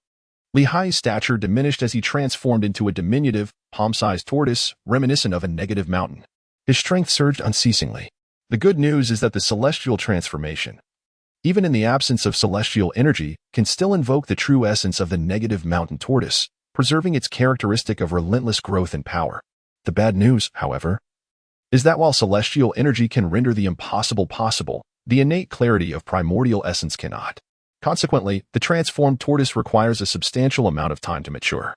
Furthermore, lacking the omnipotent celestial energy, Li Haiyi's direct invocation of the celestial transformation without divine connection may result in a partial metamorphosis of his form, with some aspects of his body remaining unchanged. Li Haiyi conducted a test on the spot. As a result, he discovered that his head had transformed into that of a negative mountain tortoise. Li Haiyi felt a twinge of regret. The situation had become rather unseemly. Never mind. Let it be a mere turtle. When enlightenment is attained, all anomalies will naturally dissipate. With the cautionary tale of the negative mountain turtle in mind, Li Haiyi ventured to experiment with other transformations. Indeed, various issues manifested to differing extents. The greater the level of comprehension, the fewer the aberrations present. This was a lesson I had yet to learn, and it appears there is much to rectify. Reconstructing has proven to be meaningful, at the very least. Through this process of meticulous examination, one can uncover shortcomings that were previously overlooked. Li Haiyi has only now come to realize the extent of his shortcomings in cultivation as a golden immortal. The transformation of the heavenly talisman, a skill also possessed by Zhu Beiji, is documented in Journey to the West. It is noted that Zhu Beiji's transformations are often flawed, requiring the assistance of Sun Wukong to conceal these imperfections. Previously, Li Haiyi assumed that Zhu Beiji's lack of proficiency was an isolated issue, but he has now discovered that this challenge is quite common. Setting aside the influence of celestial energy on divine powers, he reflects on his past attempts to harness the heavenly talisman transformation, which relied on the pure essence of the heavenly talisman to manifest the transformation. Having personally experimented with it, he has finally gained a clear understanding of his own abilities. Li Haiyi, feeling somewhat reluctant, made another attempt. It was only upon transforming into the Kunping that he found a semblance of solace. Thankfully, upon assuming the form of the Kunping and harnessing its ability to soar through the clouds, there was not a hint of aberration. It felt as though it were his second essence. Li Hai inexplicably recalled the time when he had transformed into a Kuanping, cultivating in the realm of water. Chapter 23. The Advancement of the Golden Finger. Master, your disciple misses you. Li Hai reminisced about the past, recalling the Bodhi patriarch as well as his junior brother, Sun Wukong, and his senior brother, Guanxi. At Mount Fangcun, the essence of their cultivation lay in the heart. Whether it was Li Hai or Sun Wukong, both reveled in profound joy during their time at Mount Fangcun. Although that period was not particularly lengthy, it held immense significance. Li Hai pondered for a moment. Feeling a stirring within his heart, I must take action and seek it out. This is the land of the southern Jianbu. While Mount Fangcun lies in the western Nova continent, indeed, it is not an easy journey to undertake. Li Hai calculated the distance and thought to himself, indeed, the Five Elements Mountain lies not far to the west. Once I transcend the mortal realm, I shall seek out my junior brother for a conversation. Li Hai calculated the position of the Five Elements Mountain, but as expected, he could not determine it. Undeterred, he acknowledged that this mountain had been established by the Buddha himself, making it a challenge to ascertain. Although he could not pinpoint it, he was certain of the direction. Li Hai has traversed the path to the west once before, at a time when he was but an ordinary mortal. During the journey, being merely human, he frequently consulted divinations to navigate his way westward, ultimately achieving success through such means. However, now he no longer requires such methods. Li Hai now possesses genuine cultivation, making it impossible for ordinary demons to keep pace with him. Upon encountering the journey to the west, the divination of the westward illusion mirror began to synchronize with the progress of the journey. Li Hai felt that he might have to wait until the conclusion of the journey to the west before he could once again utilize his extraordinary abilities as freely as he did in his mortal days. In the blink of an eye, 81 days had passed. Whenever he had a moment to spare from his cultivation, Li Hai would transform into the burdened mountain tortoise, lying in his cave to augment his strength and comprehend the transformation of the tortoise. After 81 days of arduous training, Li Hai's power had increased by 100-fold. Li Hai stood up, invoking the power of the mountain oversea technique, his head instantaneously transforming into that of a tortoise bearing the weight of a mountain. With both hands, he grasped a colossal boulder and proclaimed, "Rise for me." Predictably, the massive stone was crushed effortlessly by Li Hai's grip. Li Hai gazed at the fragments of colossal stone in his hands, a sheepish smile gracing his lips. I neglected to define the boundaries of my mountain lifting, relying solely on brute strength would surely result in destruction. Initially, Li Hai's strength was but a mere 100 pounds, yet now it had burgeoned to an astonishing 10,000. After designating a massive stone weighing 10,000 pounds, Li Hai bellowed once more, "Lift." This time, the art of mountain lifting surpassed the sea did not betray Li Hai's expectations. The colossal stone within the defined area, in harmony with Li Hai's movements, detached from the earth's veins and was effortlessly raised by him. Having tested the mountain lifting, the next step would be to conquer the sea. The crucial factor would be endurance, and now, let me put it to the test. Li Hai held aloft a colossal stone, dashing about the vicinity of the cave with nimble steps. 1 circle, 2 circles, 3 circles. In the modest abode of the little grass snake, a figure with a turtle-like head tirelessly circled while brandishing a hefty rock. Were an outsider to witness this spectacle, they would undoubtedly conclude that some turtle demon had succumbed to a fit of madness. After a considerable duration, Li Hai casually tossed the massive stone aside and, with a sense of satisfaction, clapped his hands. Indeed, his endurance was surprisingly robust. At this current intensity, he could persist for 10 days and nights without fatigue. Sun Wukong's Rui Jingu Bang weighed an astonishing 13,500 pounds, and Li Hai was now on the verge of being able to lift the magical staff with his burgeoning strength. Li Hai, having indulged enough in his previous endeavors, proceeded to the celestial essence stone, preparing to refine the true fire of Samadhi. The heavens possess 3 treasures: the sun, the moon, and the stars. The sun embodies the yang energy, the moon represents the yin, while the stars signify motion. The 3 treasures, in harmonious union, lead to the cyclical transformation of the 3 talents, culminating in the creation of the true fire. The method for refining the true fire of the sun, moon, and stars was diligently learned by Li Hai from the Samadhi true fire scripture imparted by the Old Lord. In this second attempt to refine the fire, Li Hai was well-versed and adept. The incantations transformed fluidly, and the hand seals flowed seamlessly. Li Hai circled around the celestial crystal, deftly maneuvering as he performed his incantations. Had he retained his former celestial physique, the mastery of the sun, moon, and stars' true fire would have been effortless and instantaneous manifestation, merely a matter of magnitude. However, now reincarnated as a mortal, he found himself reliant on every single hand seal and incantation he once deemed beneath him. 3 days later, Haiyi gazed at the starlight crystal in his hand, now engulfed in azure flames, and a smile graced his lips. How splendid! The Samadhi true fire has been successfully ignited. In the future, with the continual nourishment of the radiant light from the sun, moon, and stars, its power will only grow. In times of dire need, it can be unleashed to incinerate foes, proving to be quite advantageous. Haiyi pondered for a moment and suddenly had an idea. Indeed, the starry essence stone itself is a treasure. It would be a pity to merely use it as a means to store fire and stabilize formations. Instead, why not refine it into a magical artifact that can be hurled at adversaries? Coupled with the formidable strength I have acquired from my mastery of mountain moving and ocean crossing techniques, I could effortlessly launch stones at my foes. Haiyi etched this inspiration into his mind, intending to conduct further research and act accordingly once he devised a method. However, that was a matter for another time. At present, he needed to utilize the Samadhi true fire to ascertain the true nature of this red stone.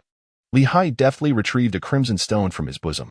While he could typically transmute ordinary objects and store them within the inner realm he envisioned, he found himself unable to directly conceal special materials and treasures imbued with spiritual energy. In truth, Haiyi, much like Sun Wukong, was a disciple of the Bodhi patriarch, capable of storing items within his heart. However, this ability required a certain finesse. To conceal an object, one must immerse it within the heart. The shallower the immersion, the greater the expenditure of mental energy, and if the memory of the item is completely lost, it may be irrevocably misplaced. Only when external objects are anchored within the heart can they be stored as if by thought. Haiyi had previously devoted himself to the study of the red stone. And now, having delved into its essence, he is capable of manipulating this extraordinary gem at will. Let me see what remarkable creation can be forged from it. Haiyi summoned the power of the elements, invoking a technique to ignite flames. The true fire of Samadhi, born from the treasures of the sun, moon, and stars, began to refine the crimson stone. The azure true fire of Samadhi continuously caressed the red stone, while the surrounding ordinary spirit stones were swiftly transformed by the purifying flames. Haiyi gestured with his hands, performing a technique that led to separation. A gray substance, resembling the size of a fish egg, emerged from the process. Haiyi exerted all his efforts to stimulate the Samadhi true fire, yet this small mass of gray substance remained utterly unmoved. A treasure? Haiyi was about to continue his research when, unexpectedly, the gray substance began to struggle. With a whoosh, it broke free from the Samadhi true fire and attempted to escape. Haiyi let out a cold snort. After staying in my embrace for so long, did it wish to escape? With a thought, I summoned a hidden object. The gray substance, under the influence of a peculiar mental force, altered its trajectory mid-flight. It executed a sharp turn in the air and headed straight for Haiyi. Suddenly, everything fell silent. What happened? Where did it go? Haiyi began to search everywhere within himself. To conceal one's thoughts is to examine the intentions behind the concealment. Previously, everything was hidden close to the heart. How could it have vanished? Haiyi searched for a long time in his embrace, but found nothing. He attempted to release the thought, yet it remained unyielding. Consequently, Haiyi decided to turn his attention inward, intending to harness the primordial essence to uncover that elusive gray substance. However, something felt amiss. The inner realm remained unchanged. Could it be? Haiyi began to form a conjecture. Upon reflecting on the Ling'ai and engaging in further observation, he finally perceived a hint of gray upon the Western Journey illusion mirror. As his mind made contact, Haiyi gleaned the origins and uses of this gray substance from the mirror. It turned out that this gray material was neither a treasure nor a spiritual material. This substance, known as boundary ash, is a remnant left after the world's destruction. It is of no use to ordinary people. Generally, only great enlightened beings such as the Bodhi patriarch, the three pure ones, and the Buddha, who are of the highest celestial rank, can make use of this material. This boundary ash has the ability to transform the intangible into the tangible. The journey to the West illusion mirror within Haiyi's Ling'ai is, in essence, an ethereal entity, existing solely within the recesses of his mind. However, upon acquiring this fragment of the boundaries ash, the illusory mirror begins to gradually solidify. In the future, it may possess the potential to transform into a tangible reality. Furthermore, with the emergence of a new anchor beyond Haiyi himself, the journey to the West illusion mirror has gained the option of a secondary hexagram. Haiyi conducted a study and discovered that this so-called secondary hexagram is essentially a new narrative mirror of journey to the West that can be paused and resumed at will. However, unlike the primary hexagram, the rewards associated with the secondary hexagram are rather trivial. akin to the meager rewards Li Haiyi previously received for completing irrelevant hexagrams. At this moment, the primary hexagram is observation, coincidentally aligning with his earlier intention to refine the star essence into a versatile treasure, hoping to receive guidance.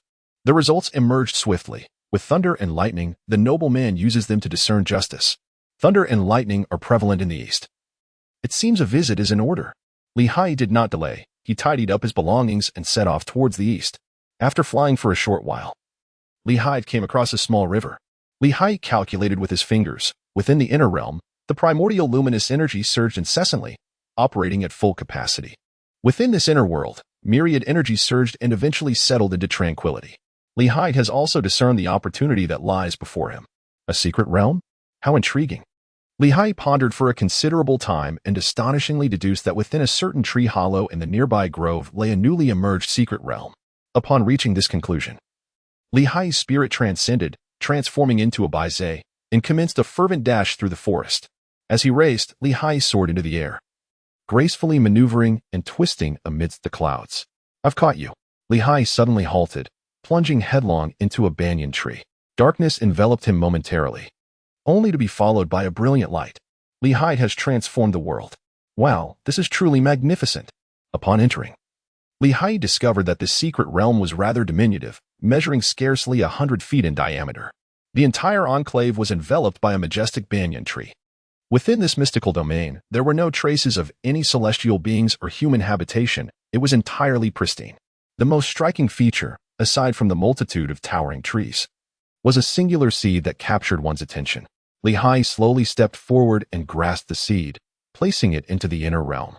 He sensed the arrival of this particular seed, which turned out to be that of the Qinsheng fruit. It seemed that the Fei Wang stone was indeed suitable for wood refining. The Qinsheng fruit had once been mentioned by the Patriarch of Bodhi, though not in reference to Li Haiyi and his companions, but rather during a discourse directed at the disciples of the esoteric sect. Those practicing the silent character gate could merge their essence with a spiritual seed. And this particular method referenced the Qinsheng fruit. According to the teachings passed down, merging with the Qinsheng fruit would allow one to absorb starlight and continue growing. And if fortune favored, one might eventually attain the ultimate realization. Li Haiyi had never believed in the notion of achieving a fruitful outcome, for it is well known that the teachings of the Jingzi Gate can easily be shattered by external calamities. Many tribulations cannot be avoided, even when one remains at home. Upon acquiring the seed of the, Li Haiyi witnessed the instantaneous collapse of the secret realm he was in. Once he emerged from the mysterious domain, the area transformed into an ordinary tree hollow. Although still imbued with a sense of wonder, it had lost its other functionalities. Bereft of the essence that defined a celestial paradise, the realm, now diminished, merely served as a commonplace resting place. Li Haiyi, holding the, began to contemplate the method of refining the star essence stone. The star essence stone harbored the true fire of the three mysteries. Placing the directly within it would likely result in incineration. It appeared that some special techniques would be required. Li Haiyi contemplated the method of illuminating the emperor's throne star, as imparted by the Grand Emperor of Ziwei. Among these, there exists a technique of infusing vitality into the celestial bodies. The principal star requires one to attain enlightenment and transcendence to be illuminated. However, the secondary stars do not necessitate such arduous endeavors. Perhaps it would be more prudent to directly seal this celestial essence into a secondary star of my emperor's throne. Li Haiyi resolved to enshrine the celestial essence stone within the inner world. Subsequently, he recited the incantation of the celestial market star lord, invoking the star chart of the celestial market to commence the positioning of the celestial essence stone. Given its diminutive size, the stone did not disrupt the celestial movements of the celestial market. It merely existed as a satellite of the imperial throne's principal star. This positioning did not incite any turmoil. At most, the Emperor Ziwei noted a slight peculiarity, such a small auxiliary star. Quite intriguing. Upon realizing it bore no impact on the celestial operations, he dismissed it from his thoughts. It indeed served as a guide. While the Samadhi fire stone illuminated the path to spiritual enlightenment, Li Haiyi quietly accomplished the sealing and enlightenment of the. Upon completing the enlightenment, Li Haiyi fused the fruit, the celestial essence stone, and the true fire of Samadhi into a singular entity. The fire stone was successfully refined. Let me behold the might of the fire stone. With a flick of his hand, Li Haiyi summoned the heavy star fire stone into his palm. Its head tapered slightly, bearing a resemblance to a tortoise. Under the immense pressure that could traverse mountains and seas, Li Haiyi hurled the heavy star fire stone with great force. following a muted thud. The colossal iron stone he had aimed at was pierced through effortlessly. Haiyi extended his spirit and observed that it easily penetrated over 100 meters. Excellent. The sheer physical damage was more than sufficient. Mere contact could be lethal, and proximity could inflict harm, much like the Rui Jingu Bang. Currently, the weight of the Qinxing was merely around 100 pounds. However, as the stellar energy converged and the Qinxing fruit matured, it would swiftly become denser, ultimately evolving into a colossal celestial body. At that point, its weight would be unfathomable. Moreover, due to its spiritual transformation and the sealing of its satellite status, Haiyi could manipulate its weight at will.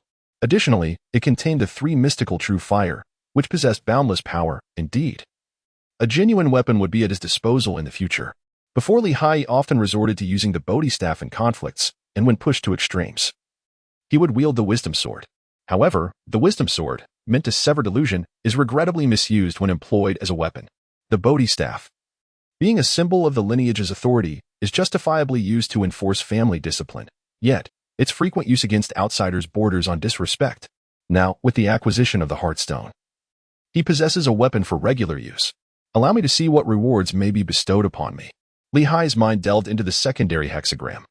A radiant curtain of light emerged from the illusory mirror, and after a moment of swirling, a spiritual elixir was revealed.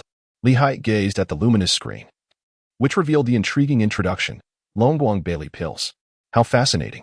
Haiyi recognized this elixir as a consumable potion from a game in his previous life.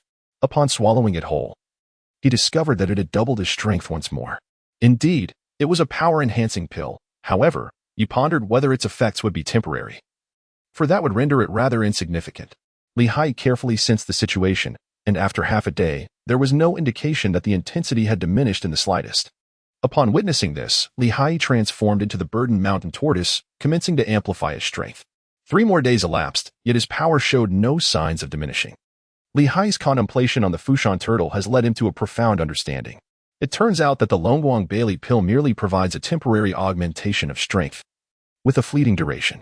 However, the Fushan turtle embodies the essence of power and rhythm. Anything that enhances strength, once acquired, cannot diminish. Once the strength is increased, it remains steadfast. Were it not for this, Haiyi's own strength could not perpetually escalate.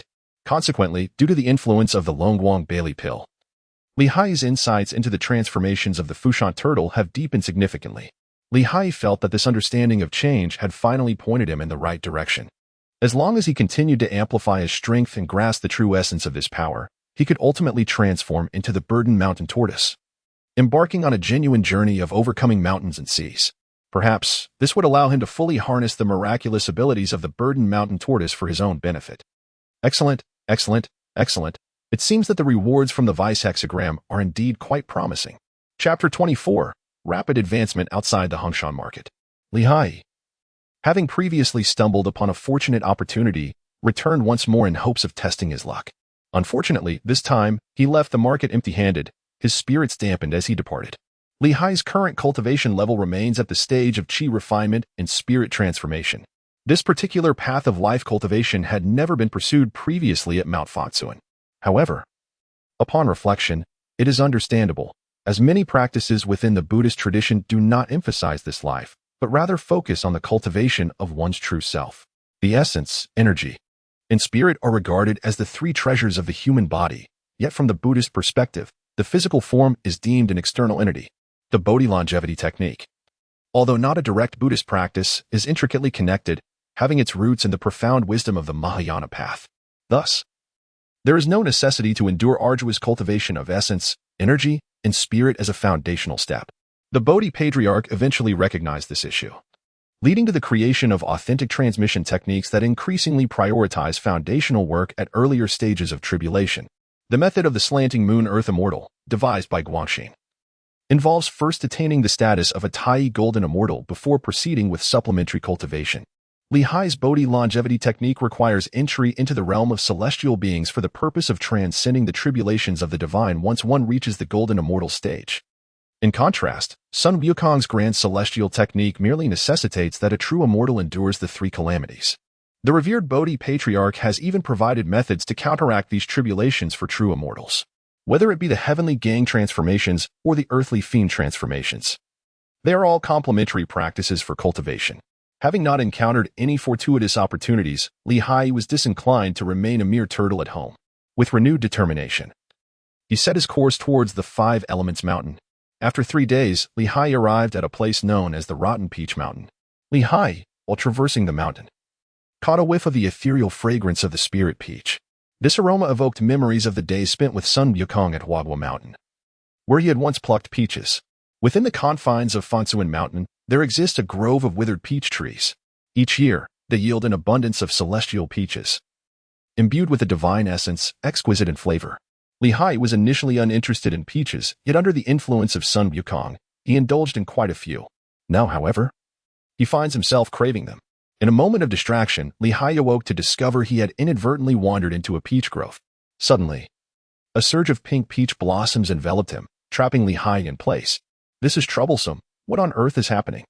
Haiyi's gaze momentarily faltered as a flash of sword light sliced through his heart. The infiltrating peach blossom miasma was forcefully expelled from his body. Who dares to harm others? Show yourself, you fiend! Haiyi shouted loudly, vigilantly scanning his surroundings. After a considerable time, nothing occurred. Haiyi let out a cold chuckle, declaring, "Since you refuse to emerge, do not blame me for forcing you out." With the Qinqing stone in hand, he prepared to unleash his power.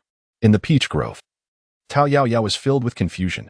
How could a mere mortal cultivator exude such a palpable aura of murderous intent that enveloped her heart? Tao Yaoyao, a spirit of the peach tree, had always relied on a strategy of waiting for the unsuspecting to approach, preying upon human cultivators to enhance her own cultivation. She had nurtured an exceptionally rare spiritual peach, which emitted an enchanting fragrance, luring cultivators from a 10-mile radius into her peach blossom forest. Humph. Since ordinary miasma cannot affect you, let us see if you can withstand my mesmerizing peach blossom miasma. With a delicate gesture of her slender fingers, she pointed to her crimson lips and unleashed a stream of blood-red miasma from her mouth. Under her control, this miasma, concealed by the ordinary peach blossom miasma, surged into Haiyi's mouth. As Haiyi inhaled, he detected a faint metallic tang in his mouth. Just as he found this peculiar, his vision suddenly blurred. The inner realm he had envisioned became chaotic in an instant. A myriad of energy surged, and vital essence spiraled erratically. This is not good. It is a method to bewilder the mind. Haiyi immediately settled into a meditative posture, simultaneously summoning the protective presence of the Qinqing stone. He diligently employed the wisdom sword to sever the confounding thoughts within his heart while channeling the innate luminous energy, persistently assimilating and suppressing the myriad energies within his body. One wave, then another. Initially, Haiyi's innate luminous energy was rather feeble. However, the situation soon transformed. The energy amassed in his sea of qi was abundantly sufficient, with reinforcements pouring in continuously. The innate luminous energy relentlessly assimilated the various chaotic energies within Haiyi. Before long, his internal organs were thoroughly enveloped by the innate luminous energy, sealing and transforming the internal realm into tangible existence. As his organs were completely replaced by this innate luminous energy, a mere thought from Haiyi materialized the envisioned inner realm that once resided solely in his mind, manifesting within his being and concealed within the ever-shifting innate luminous energy. This innate luminous energy, originating from the envisioned inner realm, became the very foundation that supported this inner realm upon its emergence, a truly wondrous phenomenon. Haiyi meticulously delineates his path of cultivation and soon uncovers the profound principles concealed within the Sixth Return Sutra. In the realm of cultivation, the foundational processes revolve around refining essence into vitality, transforming vitality into spirit, returning spirit to emptiness, and merging emptiness with the Tao. This methodology views the Tao as a singular entity, with essence, vitality, and spirit representing the three fundamental components. By harnessing the primordial unity, one can transmute the 5 organs and 6 viscera into vitality, thereby reenacting the 5 elements. As for the subsequent stages of cultivation, I remain perplexed. However, prior to the return of spirit to emptiness, I have attained complete clarity. Haiyi experienced a moment of enlightenment, achieving profound understanding, and thus, all obstacles vanished from his mind. His progress in refining qi into spirit accelerated remarkably. Within Haiyi's body resided the spirit of myriad energies, awakened by the enchanting miasma of peach blossoms. Subsequently, it was swiftly refined by Haiyi's innate translucent aura. If it were an ordinary individual, such a violent process of refining energy into spirit would undoubtedly lead to a scattering of the mind and a loss of resolve. However, Haiyi, being the reincarnation of a celestial lord, endowed with the wisdom of Bodhi and the enlightening sword to safeguard his consciousness, achieved a near-perfect transformation of energy into spirit within merely half an hour. How could it be that, under the influence of my peach blossom miasma, his cultivation could possibly thrive? Though his aura appeared chaotic, it grew increasingly potent. Truly, what an absurdity. Tao Tao emerged from behind a peach tree, gazing incredulously at the meditative Haiyi, sensing that something in this world was amiss. The circumstances surrounding Haiyi have surpassed the comprehension of her petite peach blossom spirit. This cannot continue. It appears I must take matters into my own hands. Beneath the peach tree, the corpses of blossoms lie, petals flutter down, and the essence of blossoms intertwines with the air. Within the miasma of peach blossoms, the fragrance of countless trees wafts. Tao Yaoyao summoned her ultimate technique, the array of 100 peach blossoms. For added precaution, she also mobilized 3 peach blossom corpses that had been nurtured for an extended period. Behold, 3 cultivators. Their faces tinted a rosy hue and their forms enveloped in peach leaves, tread with an unrecognizing gait, akin to zombies, stumbling every 3 steps and collapsing every 5 as they charged toward Haiyi. Within the noxious haze, the silhouettes of peach leaves danced, slicing through the air in erratic patterns. Whoosh! Suddenly, a peach blossom leaf appeared beside Haiyi. The dark star stone he released flickered slightly, shattering the peach blossom leaf into a fine powder. How could this be? Tao Yaoyao could hardly believe that her meticulously refined peach blossom leaf, imbued with magical energy, could be obliterated so easily. It ought to be a weapon or a magical artifact. How could an ordinary stone possess such extraordinary power? Peach blossom corpse puppets, arise. At her command, 3 peach blossom corpse puppets lunged toward Haiyi. At this critical juncture of his transformation, Haiyi remained undisturbed despite sensing a flicker of external activity. Relying on the protection of the Deep Star Stone, he chose not to react, prioritizing his cultivation. The Deep Star Stone once again unleashed its formidable power, effortlessly piercing through 3 peach blossom corpse puppets. Such a powerful artifact. The peach blossom corpse puppets were crafted by a cultivator at the pinnacle of the chi refinement and transformation stage, yet they could not withstand a mere instant of assault. However, they were merely lifeless creations. If I do not engage in direct confrontation, and instead inundate you with the peach blossom miasma, what can a mere fragment of stone achieve? A torrent of peach blossom miasma surged towards the meditating Haiyi under the command of Tao Taoyao. The bodyguard Chen Xingshi, by Haiyi's side, sensed danger and continually circled, striking back and forth. Unfortunately, the miasma of peach blossoms was not a singular entity. Though it was incessantly pierced, it could not prevent the noxious vapors from infiltrating Haiyi's body. Haiyi sat cross-legged in meditation, troubled by the depletion of the celestial energy within him. Suddenly, a torrent of peach blossom malevolence surged into his being. Was it possible that the toxic aura of the peach blossoms harbored such malevolence? Haiyi, majoring in the celestial transformations of Tiangang, finds little necessity for the influence of the earthly, malevolent energies. The peach blossom malevolence is but a branch of these earthly forces. However, the Sixth Return Sutra does not discriminate between celestial and earthly energies. It encompasses all energies that exist between heaven and earth. As long as their essence cannot resist the assimilation of the pure primordial luminous energy that is refined, they can all be transformed and integrated. Among the various forms of miasma, the most challenging to contend with is indeed the peach blossom malevolence. While other forms such as the miscellaneous energies of flora and the toxic vapors are hardly worth mentioning. Haiyi summoned his innate clarity and swiftly refined his chi, channeling it entirely into nourishing his divine essence. Half an hour later, Tao Yaoyao gazed at the pink energy sphere, completely enveloped by the peach blossom miasma. Pondering, perhaps this will resolve the issue. I wonder which sex practitioner is so troublesome. With this thought, Tao Yaoyao cautiously emerged from the peach tree, eager to investigate the situation. Suddenly, from within the pink miasma, a peculiar cry echoed, resembling a soft whimper. Haiyi let out a roar, nearly digging his toes into the floor of his 3-bedroom apartment. Moments ago, he had achieved perfection in the transformation of chi into spirit.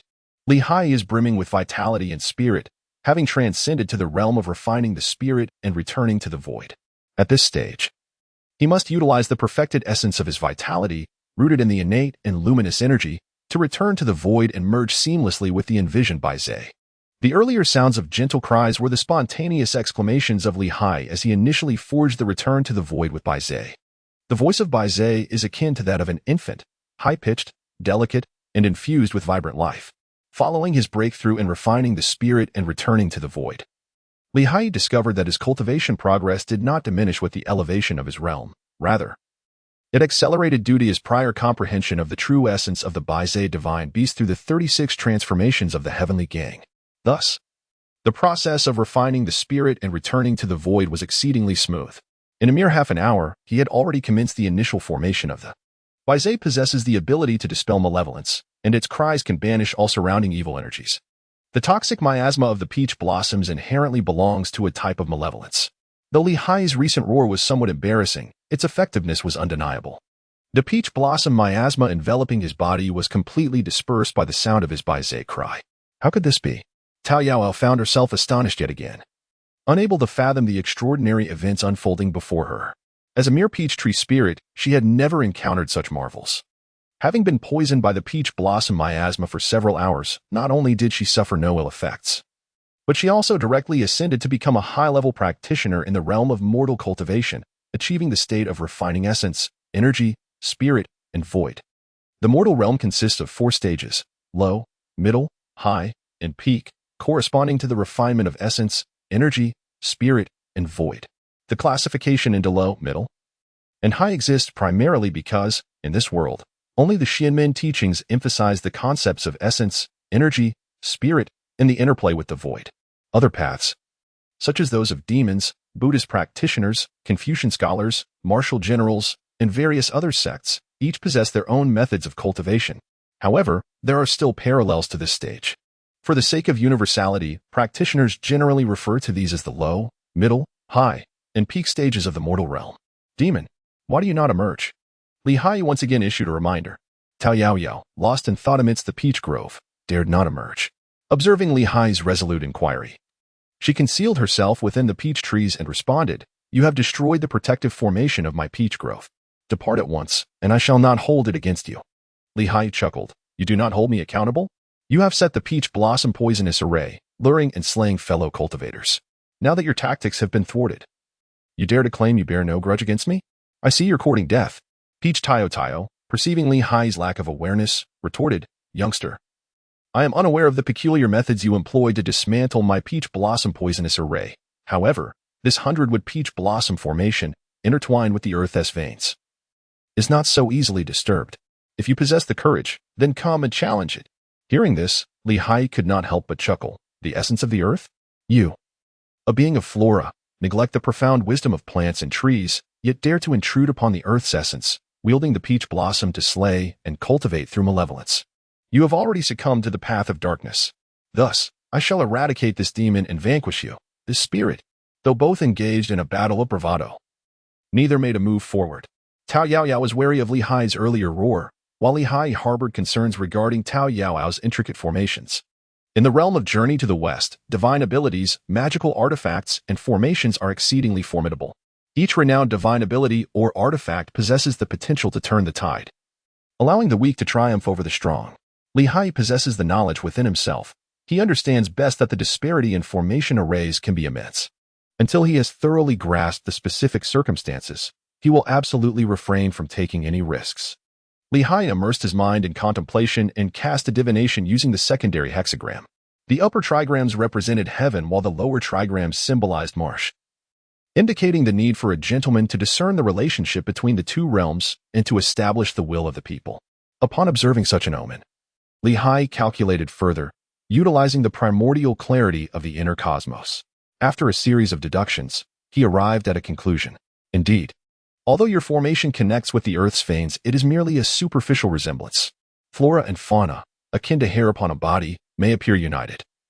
Yet they are distinct in their hierarchy, each possessing its own celestial mandate.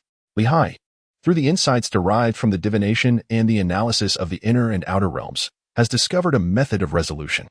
The essence of the 100 trees peach blossom formation lies not in the connected ley lines nor in the noxious miasma of the peach blossoms, but rather in the myriad of trees themselves. Li Haiyi conceived a brilliant idea. The monster shall meet its demise. Behold my Samadhi true fire. Li Haiyi ignited the Samadhi true fire within setting ablaze a peach tree before him. Tio, alarmed, swiftly severed the life force of the ignited peach tree and transferred it to another. Li Haiyi effortlessly caught the returning fallen star stone and exclaimed, 3 trees at once? Let us see how long you can endure. Once ignited by the true fire of Samadhi, Tao Yaoao attempted to withstand it for but a brief moment. nearly being consumed by the flames fueled by her demonic power. Quickly, she severed her life force. Upon hearing Li Hai's threat, Tao Yaoyao made her choice, to flee with great haste. You vile creature, I, Tao Yaoyao, shall not let you off so easily. With that, she transformed into a gust of pink demonic wind, soaring towards the horizon. Li Hai, however, was relentless. Think you can escape? A mere peach blossom demon wind. And you aspire to flee from my grasp? How delusional. Li Hai leaped into the air, transforming into a magnificent pung bird. This was the celestial transformation of the Kuanping. With the wind surging beneath him, he flapped his wings and soared upward in pursuit. Li Hai moved with remarkable speed. By the time Tao Yaoyao turned around, he had already closed the distance behind her.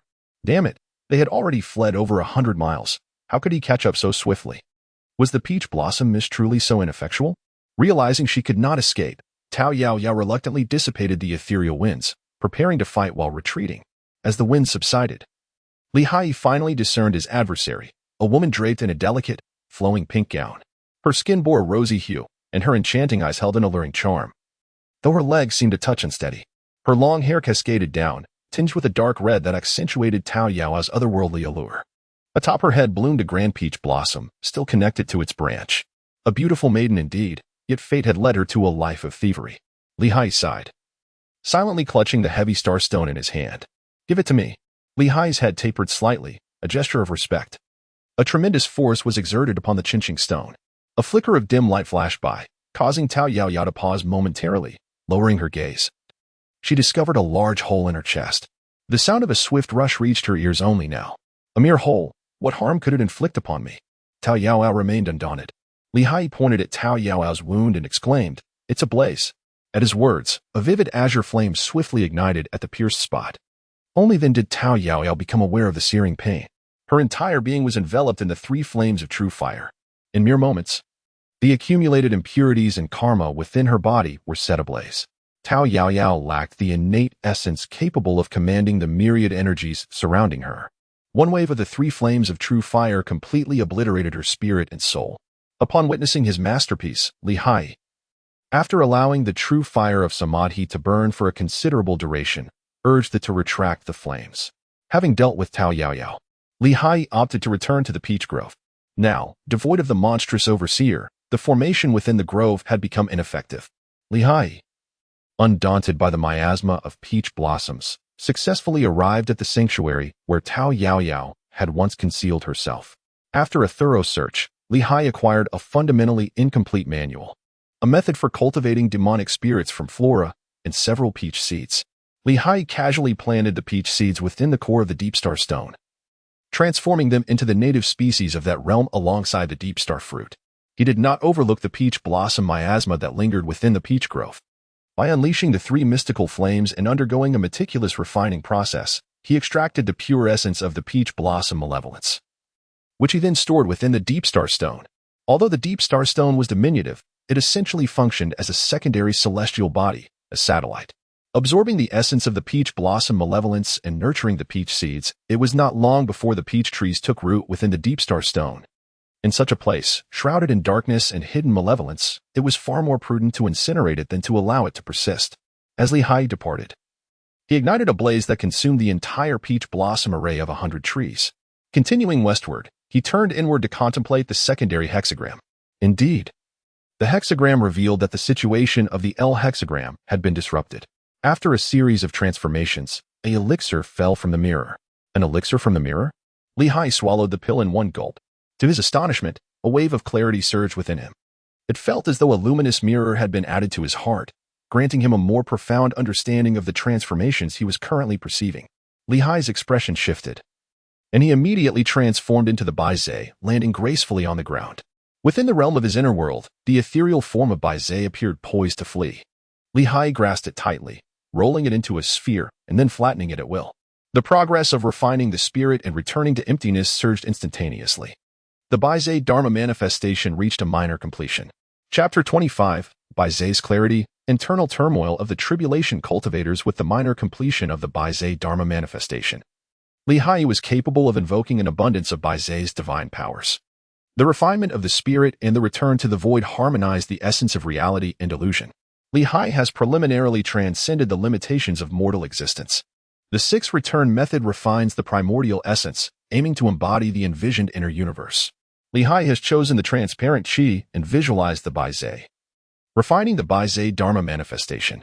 In essence, he has actively selected the evolutionary path of his inner realm.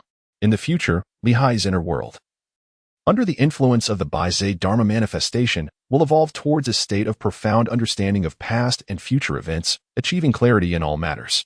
By refining the spirit and returning to the void, he attains the essence.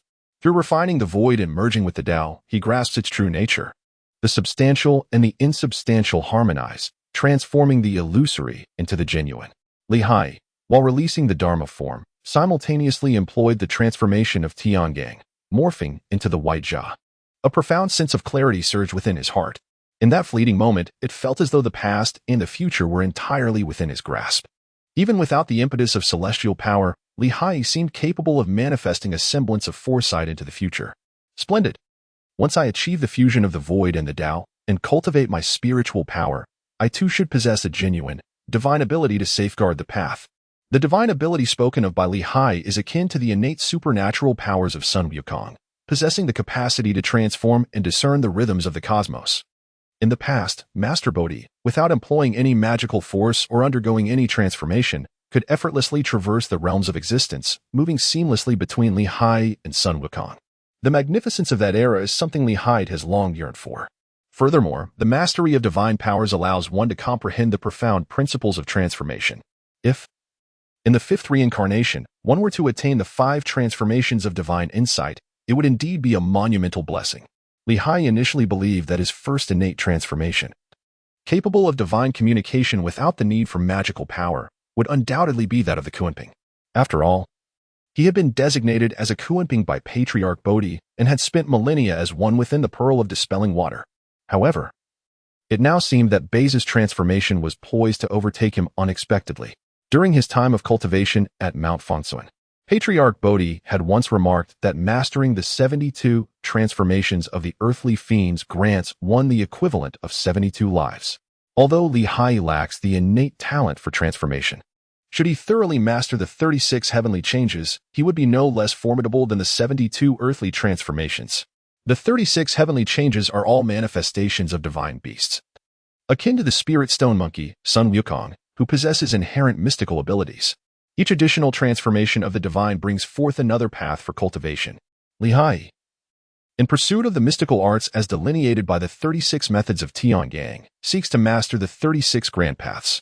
Should he truly achieve this, not only would the attainment of Taiyi be within reach, but the prospect of achieving the Tao fruit of Delua would also be conceivable. Haiyi had previously listened to the teachings of the Bodhi Patriarch, who spoke of the path of primordial unity, asserting that one must traverse at least 3 great pathways to attain mastery. As the saying goes, the Tao begets 1, 1 begets 2, 2 begets 3, and 3 begets all things. Thus, to truly pursue the path of primordial unity, one must fully realize at least 3 great pathways, as only then does the possibility of pursuit arise. Now, possessing the 36 transformations of the heavenly gang, Haiyi finds himself well-equipped with profound paths for contemplation. After consuming the elixir from the mirror, he once again cast a divination. This time, the purpose was to discern whether any obstacles lay ahead in his continued journey westward. After all, a moment's carelessness had previously led him astray into the realm of a peach tree spirit. Haiyi is not keen on undergoing the cycle of reincarnation once more. The divination soon yielded results. There is what upon the mountain, gradual progress. A gentleman should dwell in virtue and promote good customs. It seems that one must not rush in their journey. Haiyi observed the divination symbols and felt a sense of relief. The symbols indicated a gradual progression, suggesting that there should not be significant issues ahead. However, since it is a gradual process, haste must be avoided. Haiyi pondered for a moment, then turned on the spot, transforming into a burdened tortoise. With its 4 limbs suspended in the air, it leisurely soared forward. Now endowed with the celestial visage of the Baizai, Haiyi was able to harness the innate flying ability of this mythical creature to carry himself aloft. Naturally, this flight relied entirely on the support of the spiritual refinement achieved through his cultivation, resulting in a rather languid pace, akin to his own walking speed. Haiyi transformed once more into a sluggish tortoise, his speed considerably diminished. As he steadily accumulated strength and contemplated the essence of the Bai's Dharma, he adeptly interpreted the divination, progressing methodically and achieving threefold gains. Truly, I am a genius. In the blink of an eye, 3 hours had elapsed. Ahead of the languidly advancing Haiyi, 100 miles away, a group of rogue cultivators was embroiled in internal strife. This band of 6, comprising 4 men and 2 women, donned white garments. One of the male cultivators, visibly impatient, addressed Qiling, who wore a scholar's cap. Qiling, you old trickster. Are you certain your calculations are accurate? I must remind you, we were promised a plump target would arrive by now, yet not even a shadow appears. Qiling, an elderly Taoist clad in a blue robe with a large compass hanging from his chest, soothingly replied, Fear not, my friend Qixing. We have collaborated numerous times, and I have never miscalculated. Remember, without my introduction to this venture, with your talents, how could you ever comprehend the profound laws? At this moment, Qing Luo, a provocatively dressed woman beside Qiling, interjected with displeasure. What is all this noise? Have a little patience. Despite her entreaty, the two remained defiant. Yet out of respect for the woman, they temporarily quelled their discontent. Another hour slipped by. This time, Qixing could no longer contain his frustration. Look. It seems the old trickster's compass has malfunctioned. It's already been 5 hours past the appointed time. If you wish to wait, do so on your own. I shan't squander my time here with you. With that, the scholar in white sheathed his soul-reaping brush and turned to summon a bamboo steed, departing the scene. Alas! Do not leave. We must go together, cried the girl-like companion, the divine mother, who then contemplated following the scholar. The remaining 3 men and 1 woman exchanged glances. Was there still a purpose to this endeavor? Observing their wavering resolve, Qiling gritted his teeth and urged, This task must be completed. I have foreseen that the one who arrives possesses celestial fortune. Celestial fortune? How can that be? Qi Luo exclaimed in disbelief upon hearing this revelation. The divine mother, dropping her playful effade, inquired sternly, Indeed, this is no jest. We cannot afford to provoke one with celestial fortune. Are you leading us to our doom? I have shared with you the most precious information I possess, believe it or not.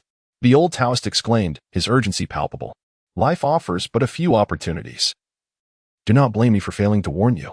Our lifespans are drawing to a close. If we do not take a chance now, we will meet our end sooner or later. The other 3 exchanged glances, and the only woman, Qi Luo, pressed, What is truly happening?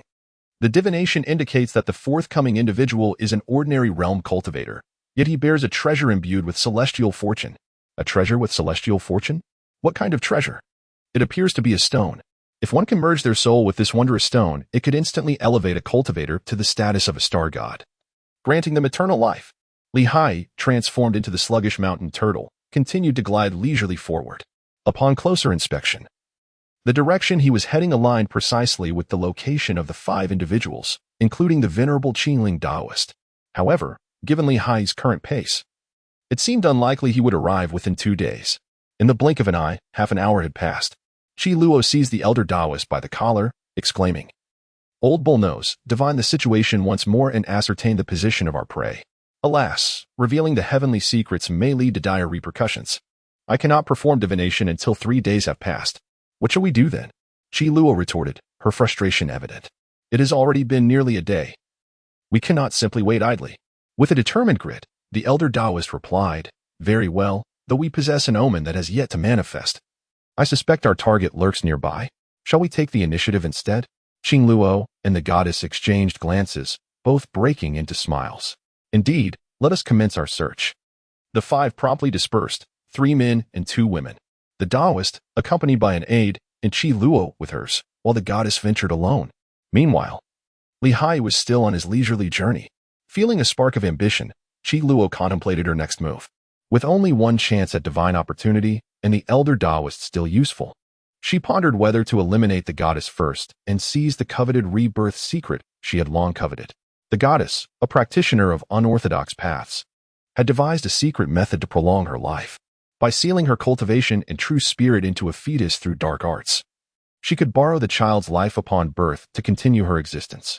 Remarkably, she had already experienced this cycle thrice. In terms of actual lifespan, the goddess had surpassed 200 years. Simultaneously, the goddess harbored her own thoughts. Though my rebirth method grants longevity, it ultimately lacks true fulfillment. Not to mention the calamities that strike every 500 years, I doubt I can withstand them, and the occasional tribulations I have faced have been arduous. I must acquire the celestial stone mentioned by Old Bull Nose. Fixing her gaze towards Qingluo's direction, she resolved. It appears I must resort to some of my most profound techniques. The goddess settled into a meditative posture, forming seals with her hands, directing her focus towards her womb. Goddess of Rebirth, summoned the 3 corpsine demons. As she invoked her spell, 3 shadowy figures emerged from her womb, transforming into blood-red apparitions that stood beside her. Seek out the trail. The goddess conjured an essence of Qi Luo to command the 3 corpsine demons in their search. To her surprise, the 3 shadows darted towards a nearby slope. The goddess felt a pang of alarm, realizing the imminent danger.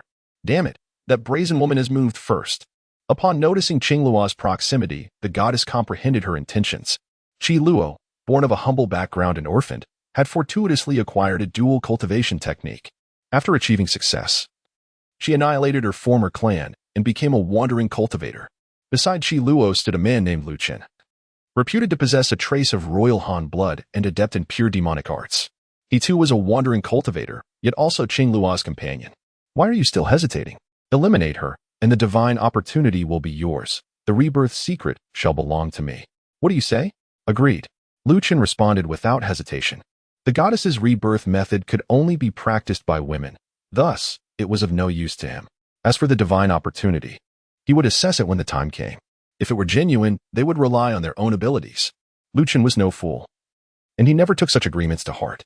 Suddenly, a commotion in the distance caught their attention. It seems a confrontation has ensued ahead.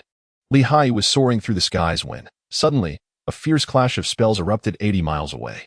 The air was thick with the fluctuations of spiritual energy, and divine light flashed chaotically. Haiyi recalled the hexagram's symbolism. Even with the appearance of a tortoise burdened by a mountain, a smile crept across his lips. Gradually, he thought, well, since my junior is also pinned beneath the 5 elements mountain, it matters not when I go. 3 or 5 years make little difference. And there is no need for haste. Haiyi, upon witnessing the conflict ahead, instinctively understood that something was amiss. Driven by curiosity, he transformed once more, adopting the guise of a Baizai, and descended to the ground to investigate the unfolding situation. Typically, the scope of exploration for practitioners at the common realm is rather limited. However, Haiyi was an exception, having cultivated the innate clarity of Qi. His offensive capabilities were modest, and his defenses were likewise unimpressive. The singular advantage he possessed was the ability to maintain a state of lucidity, which, when combined with the assistance of the Qi from his inner realm, significantly broadened his investigative reach. Before long, Haiyi had simulated the battle between the Divine Mother, Qingluo, and Lu Qin within his inner realm. Remarkably, these 3, one malevolent, one toxic, and one ruthless, were all steeped in karma and causality, hardly embodying the principles of righteousness. Haiyi discerned the underlying issue at a glance. Within the realm of the spirit platform, the keen sword swiftly severed the veil of illusion, revealing the fundamental practices of the trio. Remarkably, the one named Qi Luo evidently practiced the art of resource supplementation, yet lacked an understanding of the principles of yin and yangs, engaging in reckless cultivation. Although her cultivation progressed rapidly, it was likely that the higher her realm ascended, the more tragic her demise would be. As for the individual referred to as the Divine Mother, she brazenly utilized her own child as a catalyst for her arcane practices, truly a ruthless character. However, such actions would likely condemn her to an eternal cycle of rebirth, forever ensnared in the cycle of suffering. Haiyi observed the 3 individuals engaged in combat and remarked, "It is indeed this one named Lu Qin, whose name is rather ordinary, and his cultivation method appears quite conventional. Although it diverges slightly from the orthodox paths of cultivation, it remains fundamentally rooted in the preservation of life. One can discern that his techniques likely stem from the Taoist tradition. Each of these 3 possesses profound mastery in their cultivation. In terms of skill, each surpasses me, a mere mortal." It seems the vice hexagram's interpretation was not mistaken, urging me to proceed with caution. And here we are, they have already begun to clash. Haiyi speculated that had he arrived earlier, he might have been ensnared in the conflict, facing a daunting 1 against 3. Just as Haiyi reveled in his thoughts, he deduced the presence of 2 additional third parties. Wait a moment, why are there still a group of individuals? Is this a case of black eating black? Haiyi calculated with his fingers, and whether he counted or not was inconsequential. However, upon calculation, his expression darkened. Good heavens. I initially believed that by listening to the omens and taking my time, I could evade the repercussions of others' battles. Little did I expect that I would become the target of a calamity. Let me see. They have even set their sights on the celestial stones I possess? The melding of souls and the pursuit of longevity? Surely, this refers to my cherished stardust stone? Haiyi, consumed by rage yet smiling ironically, declared, "Do you wish for it? Very well. After all, they are merely malevolent forces. Allow me to encounter you for a moment." Haiyi harbored murderous intentions, yet he refrained from acting hastily. The divination indicated a gradual approach. Indeed, the battle nearby soon took a turn. The three corpsine demons, created from the goddess's own remains, exhibited not only remarkable command but also were corpses refined over several decades. Enshrouded in a miasma of death, their power was formidable. More crucially, the goddess had devised a technique inspired by the mother and child ghosts, allowing the three corpsine demons to swap positions. Lu Qin and Qing Luo found themselves unexpectedly surrounded by the goddess alone. The situation gradually shifted towards an unfavorable outcome for Qing Luo and Lu Qin. Chapter 26. By Zai's exorcism, resolute in eradicating evil. In a nameless, desolate mountain, the goddess engaged in a fierce battle with Qing Luo. Lu Qin joined Qing Luo in their assault against the goddess. Haiyi transformed into Base, summoning his divine form to observe the battle from a distance. The malevolent forces must be eradicated swiftly. The pursuit of immortality is an innate human instinct. However, one must adhere to certain ethical boundaries. Among the trio, Haiyi harbors the utmost disdain for the Divine Mother, while others may not discern the truth. He perceives clearly that her reincarnation secret technique essentially usurps the fate of newly born children, shrouded in deception. Lu Qin, on the other hand, siphons the vitality of the Han dynasty for his cultivation. When this vitality is depleted, calamities will ensue, stirring unrest among the populace, sparking considerable chaos. Qing Luo has strayed from the righteous path, employing methods that augment her cultivation at the expense of many lives. Each of these three has trampled upon humanity and defied the natural order. I must seek an opportunity to ensnare them all at once. Haiyi cautiously concealed his presence, biding his time for the opportune moment. With the heavy starstone in hand, he prepared for a sudden strike. His head elongated, transforming him into a mountain tortoise. Although lacking the support of celestial power, Haiyi wielded the true mastery of the 36 transformations of Tiangang. The three mere practitioners of the mysterious realm were utterly oblivious to his metamorphosis. The Divine Mother had attempted several surprise attacks without success, yet she did not leave empty-handed. A subtle aura quietly infiltrated Qing Luo's body. "Little wretch, perish." A fierce glint flashed in the Divine Mother's eyes as she bit her tongue, muttering, "Innate demon infant. Seek life and soul." Three infantile demon shadows emerged from the obscure aura. "Mama, why must you kill me?" The three demon infants lunged at Qing Luo's abdomen, their mouths agape to bite. "Ah, go away, get off me. I'm not your mother. Your mother is over there." Qing Luo felt a piercing agony surge within her heart. In the distance, the Divine Mother cackled coldly. The demon infants have long been ensnared by demonic energy, incapable of distinguishing between friend and foe. Any woman is doomed to perish in their jaws.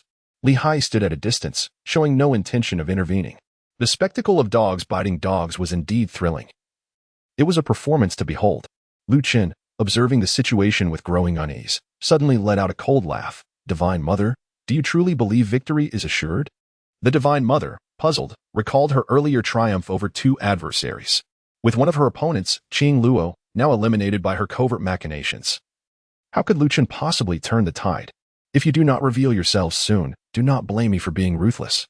Lu Qin abruptly turned and shouted towards the side and rear. Indeed, Lu brother possesses keen insight. Even the Chimin Dunjia formation cannot conceal the truth from his scrutiny. The venerable Changling Taoist emerged from the void, accompanied by the enigmatic Chia Sarin. Haiyi, from a distance, harnessed his innate clarity and gazed for several seconds before comprehending the techniques employed by the venerable Chiling Taoist and the eccentric Chia Sarin. Such crude methods, such a brutal application, what audacious fools. Haiyi couldn't help but express his admiration. This enigmatic figure, known as the eccentric of the odd convergence, possesses a unique talent for the arcane arts. After delving deep into the mysteries of the universe, he has also grasped some subtleties of the mysterious art of Chimin Dunjia. However, the eccentric of the odd convergence has not established his own domain for employing this extraordinary technique. Rather, he has seamlessly merged himself with the Chimin, making his own being the vessel for this enigmatic formation. If he could master his own Chimin domain, he would be a genius. Yet, he finds himself unable to do so, rendering the Chimin techniques misapplied and transforming him into a fool subservient to others. In simpler terms, The current eccentric of the odd convergence has unwittingly fashioned himself into a Chiman array, surrendering control to others. The one who wields authority over him is none other than the ethereal Taoist beside him. However, there is an intriguing dilemma surrounding this eccentric. Although he appears to be a fool ensnared by others, he is imbued with a bloodthirsty aura, which raises questions. Haiyi gazed through the intricate patterns of the Chiman, meticulously calculating the outcomes. Indeed, it was as he suspected, he instigated the war. Offering a blood sacrifice to the Legion to augment the power of his Chiman arrangement, Haiyi could not help but laugh in disbelief. Indeed, this group possesses not a single worthy individual, each one bears the weight of countless sins. At that moment, he finally comprehended why the Bodhi Patriarch had cautioned them when he accepted the three into the fold, warning that should they engage in wrongdoing or sow discord, they must not invoke their own names. The world of Journey to the West was far more brutal than Haiyi had previously imagined. It was clear that this realm had never been a sanitized utopia. Here, demons and monsters that did not prey upon humans were the exception rather than the rule. In Haiyi's heart, a surge of pent-up frustration arose. When I first arrived in this realm, my sole desire was to attain immortality. Now that I have achieved eternal life, I cannot turn a blind eye to the filth that surrounds me. Thus, with my true form sealed within the celestial city, death would merely be a rebirth. Observing the omens in the mortal realm, I shall carve a path forward, vanquishing demons and dispelling evil. Ever since I forged the sword of wisdom, Haiyi felt for the first time an indomitable wrath within him that could not be quelled. Haiyi's anger was not provoked merely by a few malevolent forces.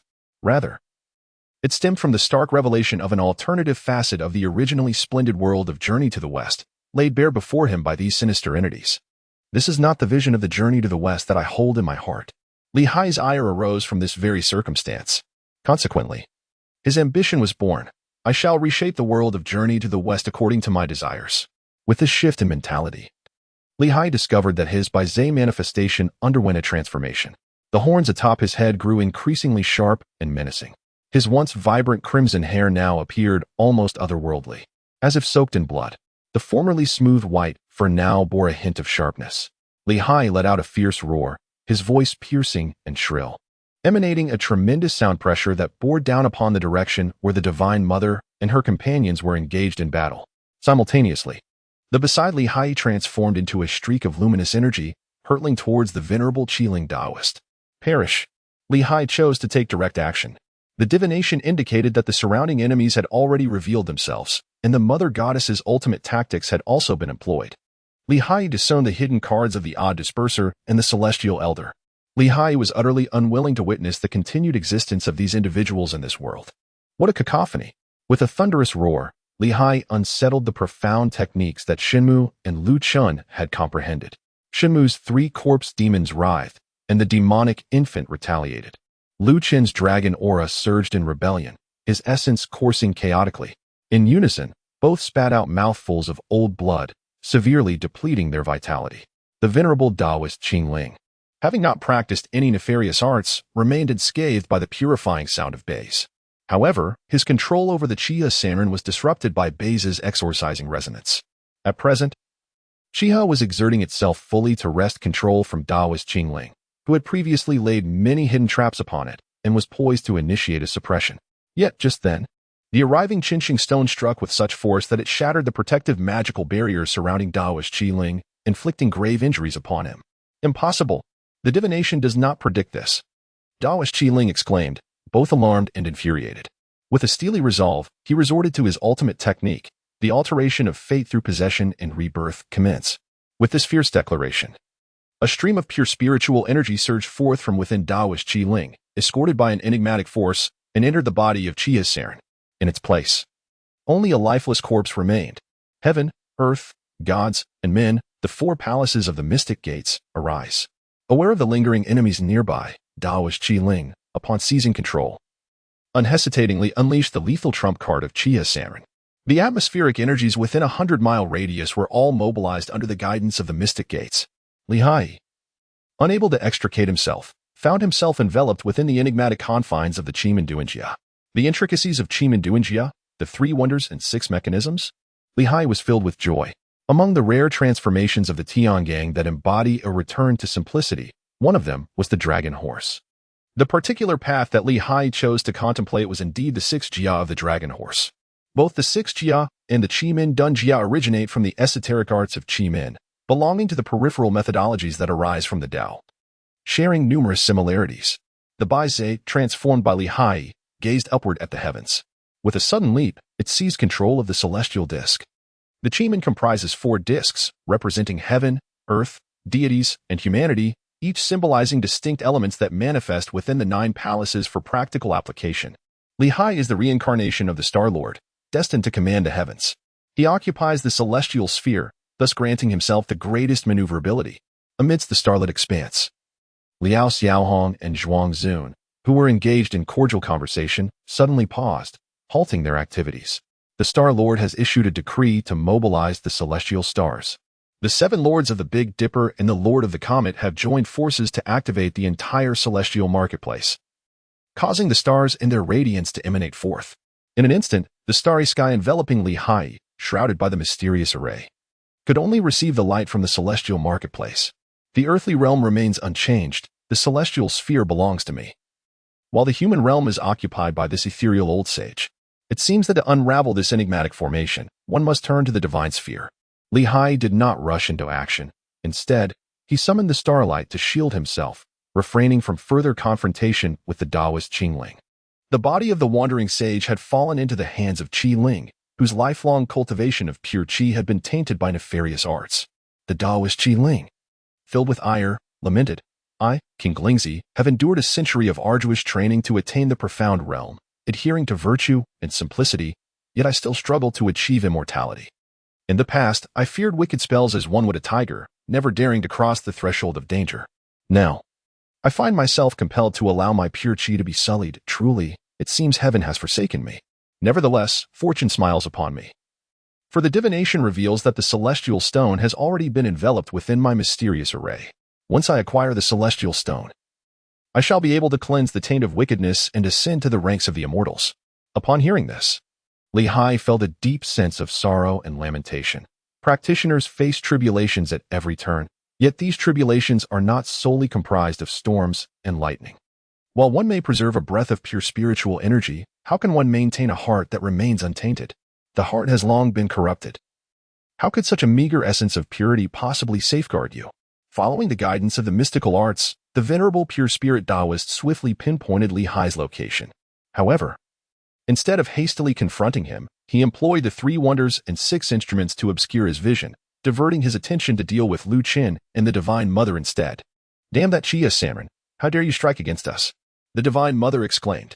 Indeed, that stone was summoned by you, was it not? Your relationship with the pure spirit Taoist has always been amicable. Why would you turn against him? The Divine Mother and Lu Qin were perplexed, unaware that Chia Sanren had been usurped. What they witnessed was the shadow of a celestial stone that had slain the pure spirit Taoist, after which their desolate mountain was ensnared by the intricate formations of Chia Sanren. Instinctively, they believed that all of this was orchestrated by him. And this exorcising sound. I and that mad woman could never wield such power. Only the pure spirit Taoist, and you possess the capability to conceal your malevolent deeds and employ such exorcising techniques. Lu Qin questioned as well. Me? Plot against the pure spirit Taoist? The pure spirit Taoist could not help but chuckle aloud. Enough of this idle chatter. Let us play the fool. With the white tiger in position, we shall eradicate evil and obliterate demons. Attack. The pure spirit Taoist summoned the white tiger, one of the 8 gods of the mystical disk, unleashing a surge of malevolent power to vanquish evil. While he commanded the white tiger to assault the still struggling Lu Qin and the Divine Mother, he remained vigilant against potential threats. Yet, even as the Divine Mother and Lu Qin were successively slain by the ferocious wrath of the white tiger, the anticipated adversary remained absent. Li Haiyi, of course, would not intervene. Although the white tiger is a deity of ferocity, it is also a righteous god. The Divine Mother and Lu Qin represent the utmost in malevolence. And with the white tiger poised to vanquish them, how could Li Haiyi possibly interfere? Only after they were completely eradicated did Li Haiyi descend from the heavens, stepping upon starlight. What? No longer hiding. The venerable Taoist Qi-Ling fixed his gaze upon Li Haiyi, realization dawning upon him. So, you are a transformed beast. No wonder your exorcising sound was so formidable. That must be your innate divine ability. Be wise and promptly surrender the celestial stone to me. I shall take you as a spiritual companion. Otherwise, I shall slay you, flaying your skin and stripping your tendons.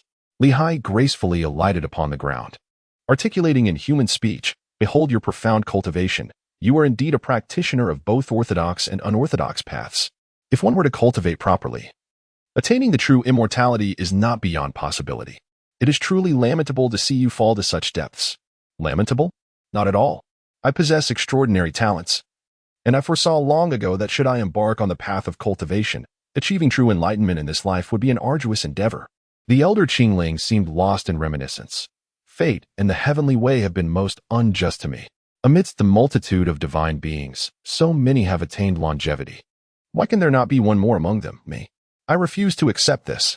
Li Hai, however, was no longer inclined to engage in debate with the esteemed Taoist Qingling. Enough of this procrastination. How about it? After half a day's extraction of the Earth's vital essence, are you prepared to take action against me? The Taoist Qingling, furious and humiliated, retorted, "Such a mere beast, how audacious. You are aware of my extraction of the Earth's vital essence and still dare to utter nonsense? The heavens will turn upside down, and you shall meet your demise." With a commanding shout, Taoist Qingling summoned the forces of the three wonders and the six principles to turn the tide. In the place where Li Hai had fallen, the ground suddenly collapsed.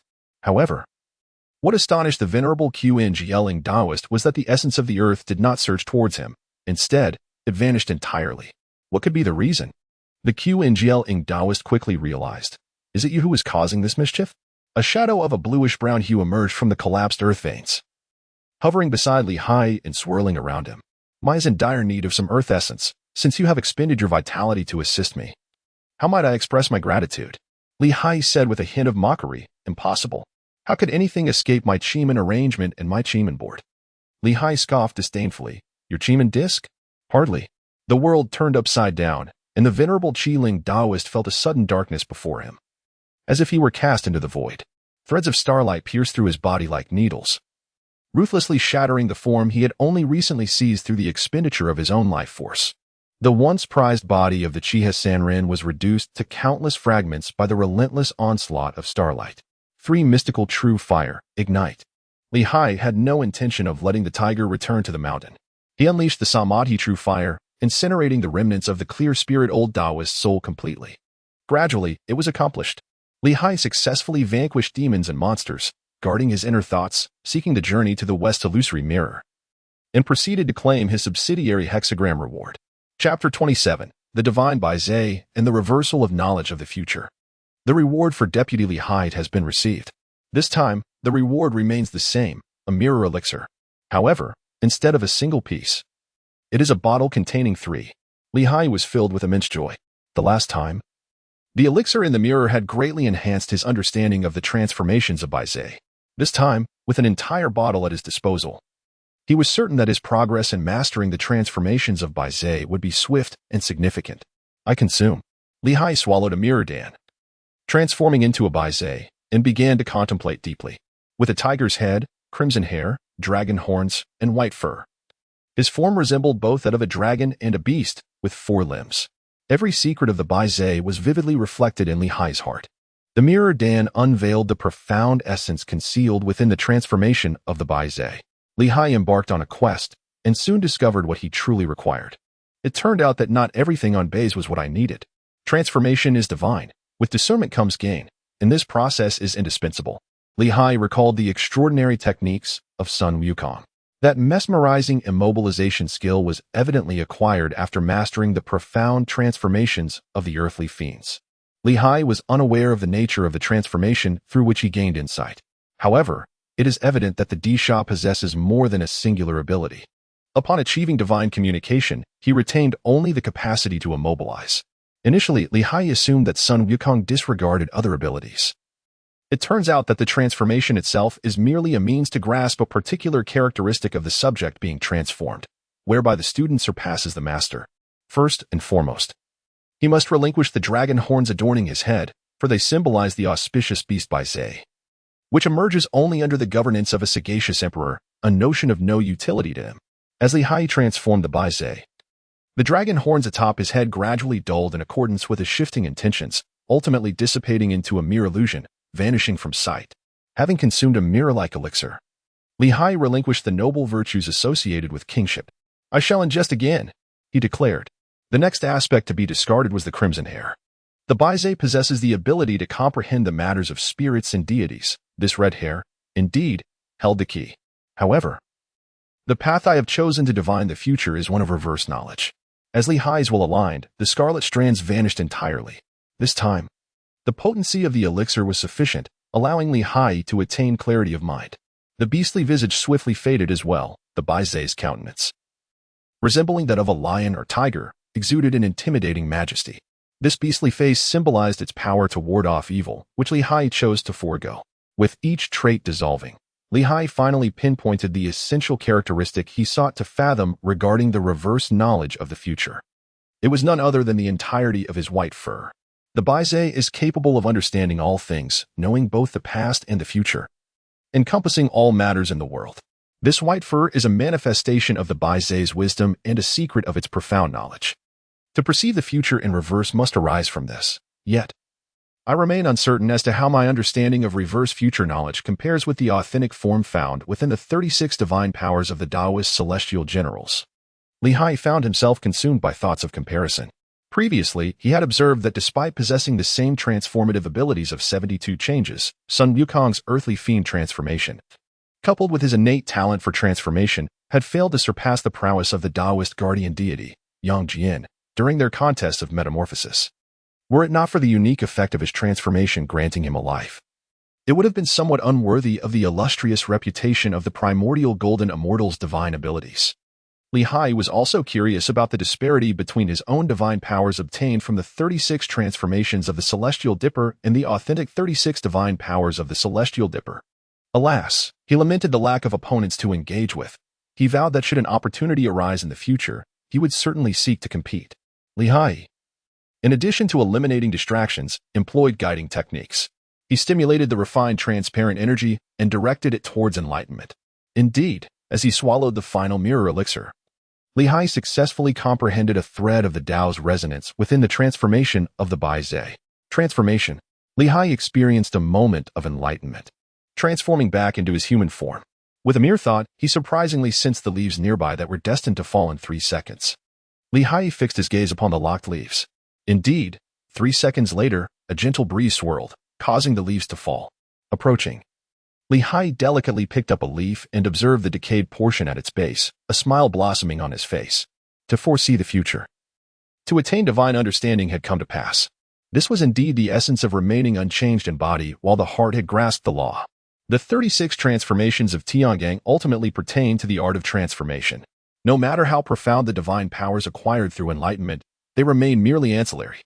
After attaining this divine insight, Li Hai transformed once more into the Baizai. He felt a wave of clarity wash over him, an influx of information flooding his mind. After meticulously digesting this knowledge, Li Hai was elated. From this day forth, he possessed another life, one imbued with the essence of a divine beast. Through divine understanding, Li Hai tapped into the legacy of Baizai imprinted within the 3 realms. The knowledge that had recently flooded his mind was the ancestral wisdom imparted to him as the newly reborn Baizai, past and future intertwined. The peculiar demons and chaotic beasts of the 3 realms revealed their secrets. This sensation was truly delightful. As the Baizai, Li Hai could actively refine the imprint of the Tao, comprehending the path to strength through the understanding of all things. However, the other abilities of Baizai could only be tenuously borrowed during his transformation and could not compare to the true Baizai. Nevertheless, this was already sufficient. Li Hai transformed back into his human form and retrieved a bronze mirror, directing it towards the crown of his head to cultivate the ability to foresee the future. A medium is required. I shall use a lock of hair as my medium, just as Baze does. The originally jet black strands of hair, infused with the ethereal essence of Baze's divine path, swiftly turned white, ultimately becoming almost dazzlingly bright. Li Hai deftly gathered his strands of white hair, once again invoking the ability to perceive the future. It became evident that, indeed, after achieving a state of enlightenment, there was no need for magical powers. It was instinctual. Through experimentation, Li Hai discovered that by exerting his full strength, he could foresee events occurring within the next 3 days and also glimpse occurrences from the past 3 days at specific moments. No wonder he could comprehend all things. The intricate connections and sequences were instinctively known to him. What could possibly conceal itself from my understanding? The faculty of foreseeing the future could, with the passage of time, continually strengthen. When the day arrives that I can foresee events 500 years ahead and also reflect on those from 500 years past. With no limitations on the scope of my insight, I shall possess remarkable abilities. After Haiyi tested his version of the Heavenly Gang's 36 transformations, he finally comprehended the origins of this profound ability. The transformations arise from the heart. Thus, this divine skill, the Heavenly Gang transformations, is born of the heart. Truly a testament to the authentic teachings of my lineage of Bodhi. The Bodhi lineage emphasizes the cultivation of the heart. The Ling'ai Fangcun Mountain embodies the heart, while the Sheyue Sanchen Cave represents the essence of the heart, and the wisdom of Bodhi is also rooted in the heart. It appears that the other divine abilities passed down by the Bodhi patriarch to his direct disciples are likewise centered on the heart. Sun Wukong's somersault cloud symbolizes a rebellious heart that transcends the realms, while the Biming Yuyan previously imparted to Haiyi reflects a carefree spirit, unimpeded by worldly concerns. The transformations of Heavenly Gang and Earthly Fiends illustrate that all methods stem from the heart, adapting in accordance with one's innermost feelings. In terms of power, Haiyi's version of the Heavenly Gang's reverse foresight of the future is undoubtedly inferior to the authentic Taoist version. However, the enhancement of the genuine reverse foresight relies on the comprehension of profound principles and the cultivation of the way. In contrast, Haiyi's version of reverse foresight draws upon the strength of his heart. As long as Haiyi invests his heart's energy, this divine skill will continually amplify until it surpasses the limits of his heart's capacity. Moreover, since the ability is anchored in Haiyi's heart, as long as this heart remains undiminished, the power will not deplete any magical energy. With this matter settled, let us continue our journey westward. Haiyi once again utilized the secondary hexagram to cast a fortune. The hexagram of abundance, it suggests that a gentleman should rectify injustices to attain punishment. To his astonishment, he encountered the hexagram of abundance once more. However, the previous interpretation of this hexagram pertained to direction, whereas this time it concerns harvest. The imagery of this hexagram seems to imply that issues may arise ahead. Haiyi propelled himself into the future, soaring forward. Shortly after his ascent, he was intercepted by a solitary cultivator clad in a yellow robe. Esteemed friend, the cultivator greeted politely, I am Linjin, a practitioner of qi refinement. May I inquire where you have been cultivating? Li of Chaoshi residence, I have the honor of meeting you, replied Haiyi. Cultivators often possess the ability to discern truths, rendering deceit futile, yet this does not preclude the art of selective omission. Thus, Haiyi revealed his name from this realm, as Chaoshi residence was indeed a place of his own cultivation. Ah, it is you, Li Daoist, Lin Jun remarked with familiarity. Might you also be here in pursuit of the Qingshu secret realm? Upon hearing this, Haiyi became intrigued. Daoist Lin, what is this Qingshu secret realm? You are not yet aware, my friend, replied Daoist Lin. The Qingshu secret realm is born from pure and ethereal energies, harboring the Qingshu lotus within. The seeds of the Qingshu lotus possess medicinal properties that can aid cultivators in refining their dharma forms. Upon hearing this, Haiyi was filled with joy. Indeed, the omens do not deceive, and the Feng hexagram is undeniably auspicious. However, despite its favorable nature, the hexagram's commentary serves as a cautionary reminder against the dangers of excess leading to decline. Thus, one must remain vigilant. I wonder how one can enter the Qingshu secret realm, and what challenges lie in obtaining the Qingshu lotus seed. Linjin shot a curious glance at Haiyi. You feign ignorance. Any mortal cultivator can enter the Qingshu secret realm. To acquire the Qingshu lotus seed, one must vanquish the illusory beasts conjured by the essence of Qingshu. Those who can defeat these phantasmal beasts shall claim the lotus seed for themselves. With a glint of realization, Linjin continued. Ah, right? My dear brother, I stopped you to seek a companion to face the illusory beasts together. You haven't assembled your team yet, have you? Perfect. I am also in need of an adventurous partner. Would you be interested? Haiyi beamed with a cheerful smile. Is that so? Then count me in, if you please. Of course, Linjin replied, patting Haiyi on the shoulder. Tomorrow, let us gather at the Qingshu market outside the Qingshu secret realm. Let us not part ways. Haiyi accepted the invitation and bid farewell to Linjin. For knowledge of the future, Haiyi, after Linjin's departure, immediately activated his ability to foresee the future, seeking to investigate the circumstances of the past few days. After a thorough examination, he found nothing amiss. Everything appeared to be perfectly normal. Could it be that I am overthinking this? Haiyi adjusted his tuft of white hair, pondering to himself, oh well, after all, Feng is an auspicious omen. I shall adapt accordingly when the time comes. The Qingshu market, held every 3 years, is a temporary bazaar that coincides with the opening of the Qingshu secret realm. The Qingshu lotus seed is, in fact, a one-year spiritual material. The ethereal beasts spawned by Qingshu Qi serve as guardians of the Qingshu lotus seed, categorized into 1-year, 2-year, and 3-year beasts. These correspond to the realms of refining Qi to transform into divinity, refining divinity to return to the ethereal, and refining the ethereal to unite with the Tao. As for practitioners of the profound realm, this Qingshu secret realm holds no utility for them. The process of refining divinity to return to the ethereal involves the construction of the Dharma form. At this moment, Haiyi finds himself in dire need of auxiliary elixirs. The emergence of this clear void secret realm is indeed timely. Naturally, such secret realms, which open once every few years and cater to mortals' cultivation, are quite prevalent across the 4 great continents. These continents, abundant in spiritual energy and vibrant with myriad auras, frequently witness the fusion of ethereal essences with various chaotic energies, giving rise to an array of unique secret realms. This phenomenon is rather common. In those days, Haiyi ran from his home to the Lusha River, encountering numerous hidden realms along the way. At that time, Haiyi possessed no skills or abilities. Although he had heard whispers of these mystical places, he could only take detours around them. However, after he ascended to immortality, the allure of these secret realms faded. Nowadays, it seems there is indeed a necessity to explore them once more. When Haiyi met with Linjin, he realized that he had underestimated this fellow cultivator he encountered on the road. Lin Daoist, just how many like-minded individuals have you gathered to partake in this expedition to the Qingshu secret realm? Before Haiyi could voice his question, a bearded rogue cultivator interjected with a challenging tone. It was understandable for him to be so inquisitive, as Linjin had surprisingly assembled over 20 rogue cultivators for this endeavor, with only around 100 individuals permitted to enter the Qingshu secret realm. Linjin's group comprised a significant portion. Ready for the scrutiny of his actions, Linjin calmly addressed the crowd. Fellow Taoists, please do not be anxious. If I have invited you here, I surmise that, if I am not mistaken, this is your first time entering the Qingshu secret realm, is it not? What do you mean? Is this some kind of trap? Indeed, if you cannot clarify, do not blame us for being impolite. A few cautious individuals had already discreetly stepped back, positioning themselves behind the others. Observing this, Linjin hastily clarified, as I previously mentioned, within the Qingshu secret realm, there are the illusory beasts, and the Qingshu lotus is guarded by these very beasts. But have you considered why the seeds of the Qingshu lotus can assist in refining one's Dharma manifestation and aid us mortals in enhancing our cultivation? Have you pondered the origins of these illusory beasts? Why? Because the Qingshu lotus is formed from the essence of the Qingshu Qi, using the Dharma manifestation of cultivators as a template.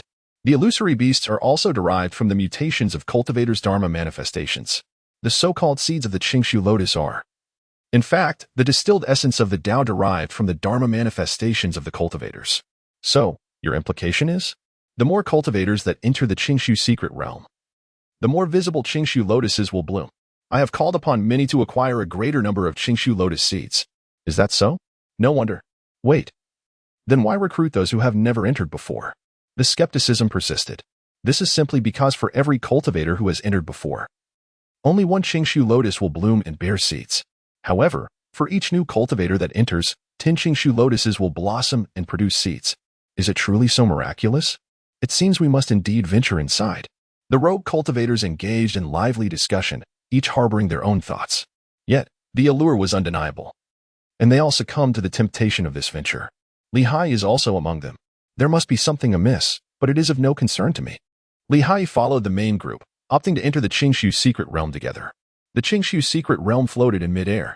Fortunately, all present were cultivators with Dharma manifestations, each possessing some means of flight, allowing them to gain entry.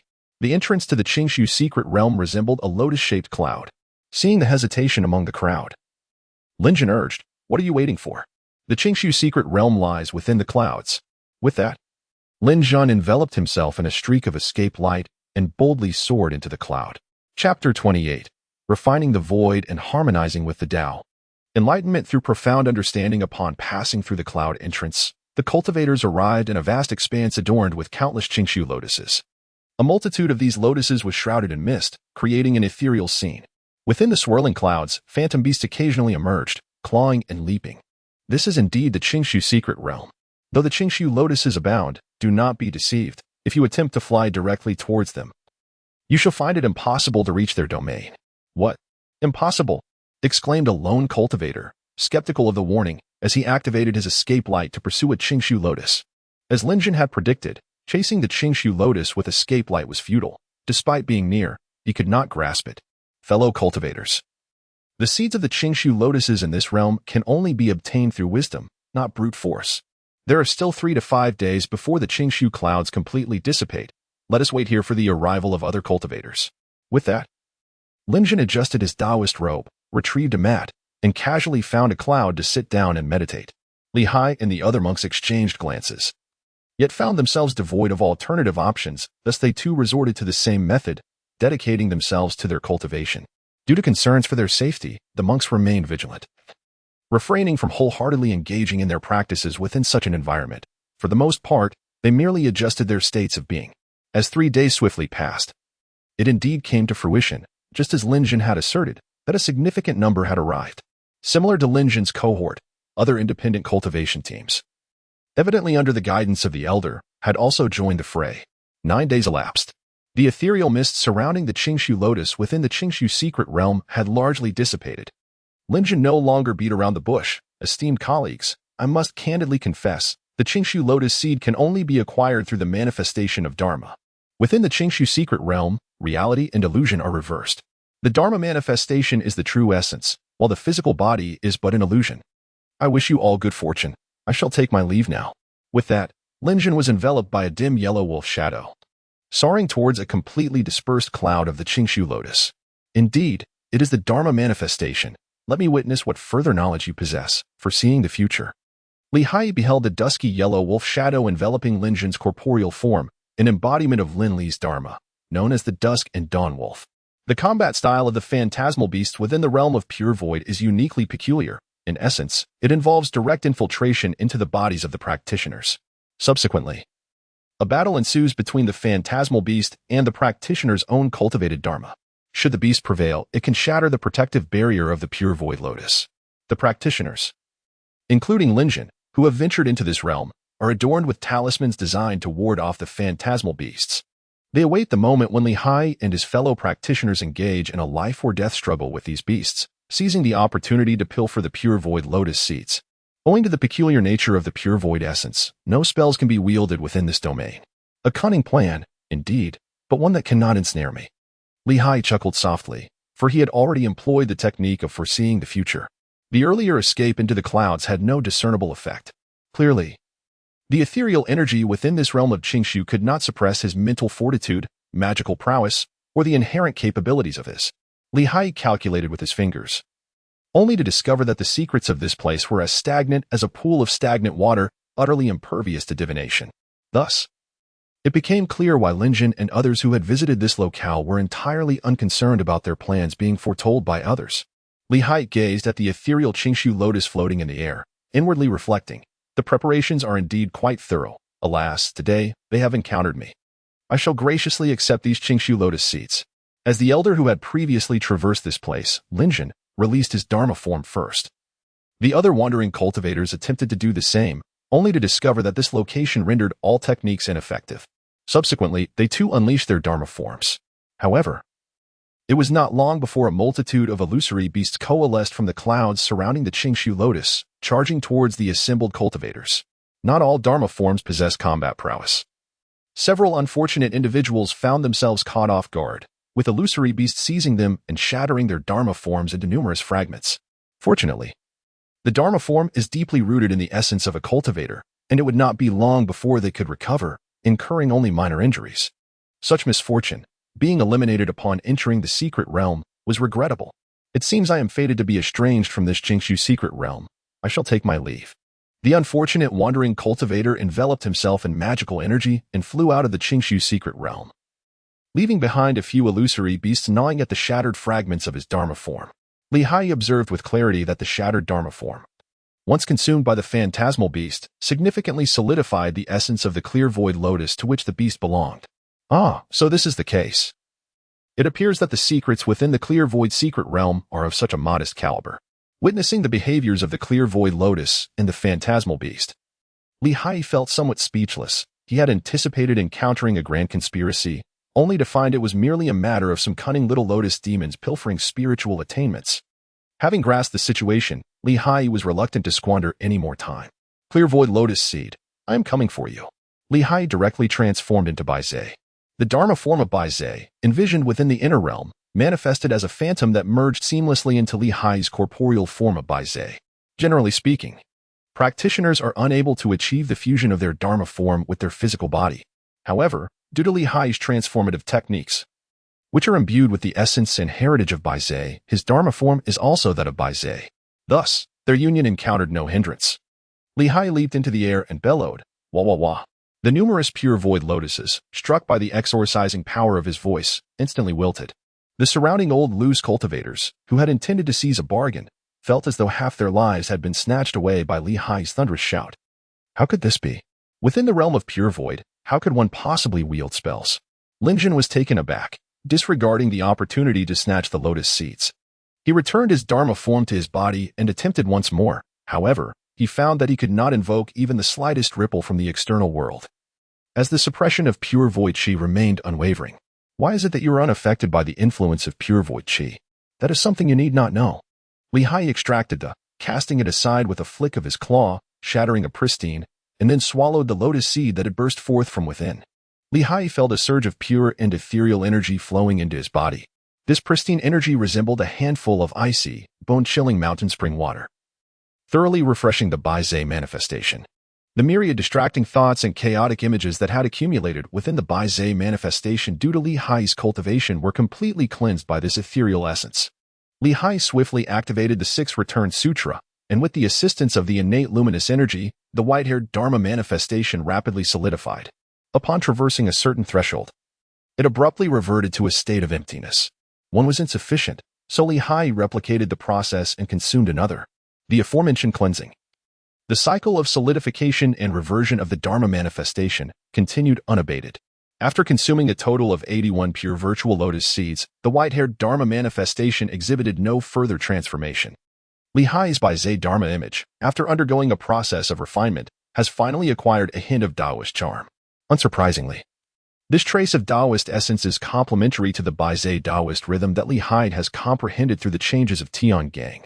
Furthermore, Li Haiyi has discovered that the Baizai Dharma image, originally intended as the foundation for refining emptiness and merging with the Tao, seems to no longer require this process of refinement. The Baizai Dharma image, due to the influence of Tiangang changes, is now sufficiently aligned with the standards of Tao integration. Here, the term Tao integration refers not to the integration with the heavenly Tao, but rather with one's own Tao. Specifically, within the context of the Sixth Return Scripture, it involves using the innate luminous energy as a foundation, with the Baizai Dharma image as the guiding principle, to reopen the internal cosmos and merge the Taoist essence within the Baizai Dharma image into this inner realm. This serene and empty secret realm, where myriad energies are dormant and all laws are non-existent, presents an opportune moment for a breakthrough, as the heavenly Tao remains tranquil. Li Haiyi waved his hand casually, expelling a multitude of scattered cultivators. Simultaneously, he enlarged the, obstructing the entrance. The transformation of the was not a result of Li Haiyi's mystical techniques, but rather a natural instinct acquired from previously absorbing the earthly essence of the Qingling Taoist. After all, the was, in essence, a celestial body. Li Haiyi introspects within himself. Within his chest and abdomen lies a primordial, luminous energy, continuously absorbing the myriad energies within his body, strengthening himself as he prepares for the momentous task of recreating the cosmos. According to the teachings of the Six Returns canon, once one comprehends the essence of the Tao through the manifestation of the method, one must utilize this manifestation to reopen the inner universe, transforming the initially conceived ethereal realm into a concrete reality. This represents yet another form of refining the void. The practice of visualization serves to transform the false into the true. The intricacies of this process are ineffable. In truth, it is not only the Six Returns canon that espouses such principles. Many orthodox Taoist practices emphasize this cyclical transformation of the false into the true. Particularly within the school of visualization, practitioners engage in this profound endeavor from the very outset of their cultivation. Once everything is harmonized, Li Haiyi transformed into his true human form. He opened his mouth and exhaled a primordial transparent energy that floated in the void. Li Haiyi summoned the vital essence within him, transforming it into three luminous chains that swiftly soared into the primordial clear energy, instantly shattering the envisioned inner realm. The inner realm he had previously conjured was, after all, an ephemeral construct. Now, having detached from his corporeal form and liberated from the entanglement of myriad energies within, it swiftly reverted to a state of chaos. The primordial clear energy absorbed the inner realm, and the countless inscriptions and seals solidified during the visualization became integral components of this primordial energy. The manifestation of Bays emerged from the primordial clear energy, revealing its true form. Under Haiyi's guidance, it began to disintegrate. As the manifestation crumbled, the primordial clear energy coalesced into a chaotic mass, returning to the origin. The primordial essence, with the manifestation as a conduit, bestowed the rhythm of the Tao. Harmonizing with the Tao within himself, he established clarity in the path, birthed from the primordial, and achieved existence in accordance with the Tao. Time passed, tick by tick, each hour slipping away. Haiyi's inner world gradually emerged from chaos, slowly attaining order. The Tao begets one, one begets two, two begets three, and three begets all things.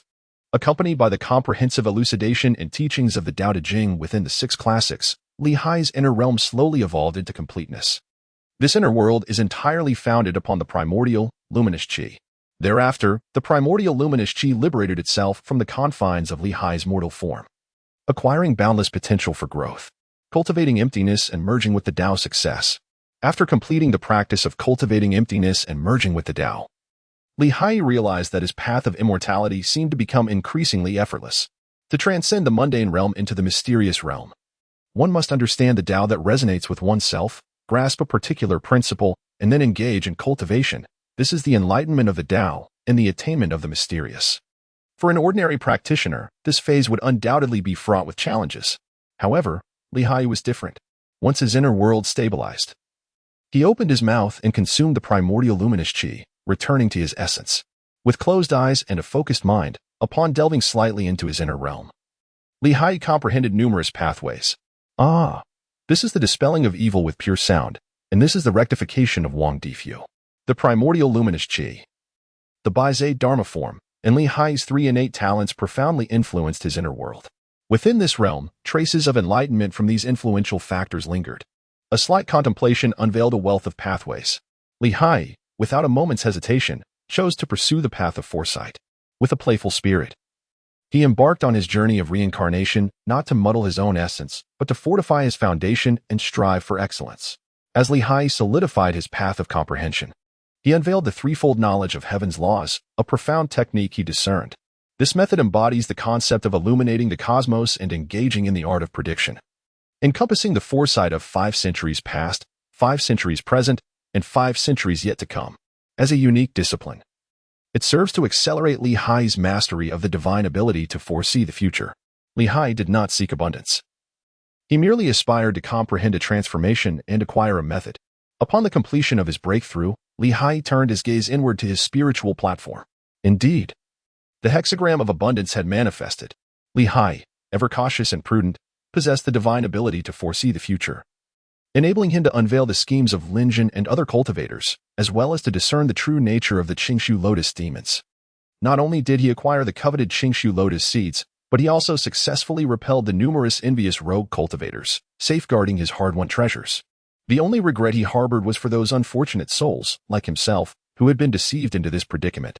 Yet, in the realm of cultivation, competition is relentless. It is not entirely Haiyi's fault that these unfortunate beings lacked the requisite skills. From this day forth, I shall also be regarded as a cultivator of the profound realm. Haiyi transformed into Bays and soared out from the realm of Qingshu. Upon his emergence, he contemplated for a moment and summoned the celestial starlight, inscribing the secrets of this realm directly at the entrance. He chuckled to himself, thinking it a meritorious deed to shield future generations from potential pitfalls. Having departed from the realm of Qingshu, Haiyi once again opened to divination. The Taiyi purple gold elixir? What a tremendous revelation! Haiyi was overjoyed upon seeing the reward. The Taiyi purple gold pill is an exceedingly precious elixir within the realm of black myth, Wukong. Its effect is to permanently enhance the magical power of the consumer. This marks the first occasion for Haiyi to acquire such a precious elixir within the realm of the secondary hexagram. I shall consume it, he declared, and promptly ingested the treasured pill. Indeed, this elixir, aptly named the Taiyi, lived up to its reputation by augmenting the very source of his magical essence. For practitioners of the mystical realm, enlightenment and mastery yield the pathways of the way. To truly possess magical power, One must cultivate the insights gleaned from these pathways and refine the Tao acquired in the mortal realm into true magical essence. The magnitude of one's magical prowess is intrinsically linked to the duration of cultivation and the practitioner's depth of understanding. The Haiyi purple gold pill enhances the origin of Haiyi's ethereal essence, which is an amalgamation of the spirit, energy, and vitality derived from his mortal cultivation. In simpler terms, it purifies the primordial clarity of his innate energy, rendering the Tao's resonance, which emerges from the white marsh's form, ever more complete. In the inner cosmos he has forged increasingly profound. Haiyi measured the speed of the magical power acquired through the refining method, and the results were truly delightful. Haiyi deeply experienced the ebb and flow of the inner cosmos, feeling a profound sense of wonder at the birth of that elusive and enigmatic force following the dissolution and reformation of the base Dharma form. Previously, as a golden immortal, he had perceived the power within his golden immortal body as rather insubstantial. Though formidable and intricate, it felt as if it were veiled by countless layers of gauze. Now, having embarked on a new path of cultivation, he finally comprehends the meaning of boundless magical power and vast supernatural abilities. Chapter 29. Everything goes smoothly. Boundless magical power. Magic power is profound and mysterious. Different cultivation methods yield diverse sources of magical power. Yet they share a commonality. This power is not of the mundane realm. It embodies the essence of the profound and the path to enlightenment, inherently infused with mystery. After Haiyi forged his first strand of magical power, he experienced a profound sense of solidity and authenticity that starkly contrasted with his earlier training at Mount Fangcun. Indeed, the cultivation at Mount Fangcun emphasized the refinement of the heart. Prior to achieving true immortality, the magical powers cultivated were, in essence, illusory. It is precisely for this reason that, upon attaining the path of true immortality, one must first transcend the mortal coil, subsequently reconstructing the celestial form upon the foundation of the Bodhi body realized within the heart. The magical power he now wields is genuine, boundless, and inexhaustible. Unless one employs supernatural abilities, this power remains perpetually abundant. This bears some resemblance to the heart strength inherent in the Bodhi lineage. While the intricacies of magical power are profound, the vastness of supernatural abilities is equally enigmatic. Invoking such powers temporarily depletes magical energy, necessitating further cultivation for restoration. Haiyi meticulously pondered the intricate relationship between magical powers and divine abilities, while also contrasting the heart strength of the Bodhi lineage with the mystical forces of the Taoist school. It appeared that the Taoist magic was far more rational than the heart strength of the Bodhi lineage. Cultivating Taoist magic, with its solid foundation and stable nature, could alleviate many of the shortcomings associated with the heart strength. For the Bodhi lineage, the profound principles of Taoism were of paramount importance. If the Taoist tradition possesses methods to continuously enhance magical power, it stands to reason that the Bodhi lineage should equally have pathways to elevate the heart strength. Clearly, in my subsequent lifetimes, I must endeavor to explore the Buddhist path. Haiyi resolved to cease his ponderings. Let me observe how the new divination unfolds. Haiyi gazed inward at the spiritual platform. The primary hexagram of the journey to the west was once again the viewing hexagram. However, the secondary hexagram had transformed into the water and fire harmonized hexagram. Water rests above fire, symbolizing harmony. The gentleman contemplates potential calamities and takes precautions. This hexagram suggests that there are indeed individuals awaiting my assistance ahead. Haiyi was initially cultivating his magical powers while soaring through the skies. However, upon perceiving the divinatory signs, he ceased to procrastinate and ascended with utmost speed. As an adept of divination and cultivation, Haiyi has always regarded the omens with the utmost seriousness. After all, without the mystical mirror of the journey to the west, the prospect of achieving enlightenment in his cultivation journey, let alone surviving to adulthood, would be fraught with uncertainty. The divination revealed a profound truth. Water over fire symbolizes the alleviation of worldly suffering, while fire represents calamity. Thus, with water above fire, all tribulations can be resolved. Haiyi soared through the skies with unwavering determination, covering a distance of 100 miles in just a few short hours. Indeed, he beheld a group of individuals pursuing another. Wait, is that Yuanan? Although Haiyi arrived in response to the hexagram, he was, in truth, not in a hurry. After all, one should do good deeds when possible. If it cannot be accomplished, it is simply fate. Yet now, amidst the throngs of those pursuing him, Haiyi unexpectedly spotted Yuanan. Do not flee. Amidst the ranks of the new emperor, Lu Xian, there were indeed many staunch loyalists. The false emperor, Lu Xian, is already deceased. How dare you continue to pursue us? Li Yuanan could not comprehend why the remnants of Lu Xian exhibited such unwavering loyalty. Since they refused to meet their demise with honesty, she would not hold back any longer. The dark soldiers of the Emperor Xian dispatched a scholar, clad in the garb of a literati. Upon witnessing Li Yuanan and her companion's obstinate defiance and refusal to surrender, he gritted his teeth and decided to reveal his trump card without further hesitation. Li Yuanan felt a sudden darkness enveloping him as ghostly mist and ominous clouds surged forth from the ground. One by one, armored phantoms staggered out from the ethereal fog. What is this? Li Haiyi was taken aback. Previously, during that robbery, there had been a demonic cultivator named Lu Qin who had cultivated through the royal aura of the dragon vein, mastering the dark arts for selfish gain. The methods employed by this scholar appeared to be of the same origin as those of Lu Qin. Li Haiyi's expression shifted as he channeled his magical energy into the inner realm, beginning to calculate. Let me see what secrets lie within. Upon his calculations, Li Haiyi was taken aback. It turned out that the interior of this great man had long since become like a sieve. Indeed, his demise was not unjust.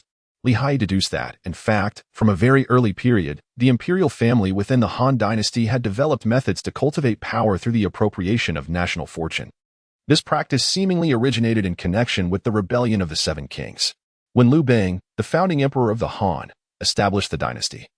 He leveraged the influence of the remnants of the 6 former states, adopting a dual strategy of administrative districts and feudal states. The feudal states were predominantly held by the Liu clan. These remnants of the 6 states infiltrated the royal family, usurping the national fortune of the Han through their fiefdoms.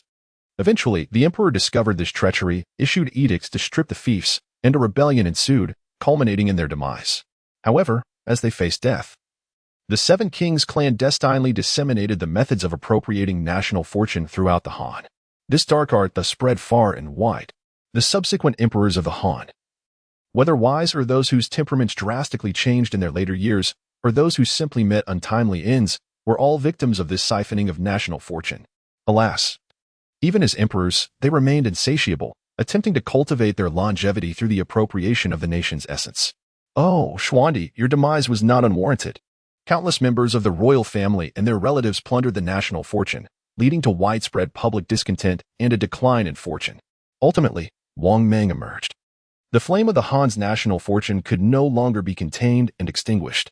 Nevertheless, the Han, having nurtured scholars for centuries, ultimately overthrew the Xian dynasty. Regrettably, the first to ascend, Lu Xian, was not a sagacious ruler. Upon realizing the underlying truths, he not only refrained from purging the remnants of this toxic legacy, but secretly commanded his subordinates to practice the art of usurping the national fortune, seeking to offer sacrifices to the Han and attain longevity.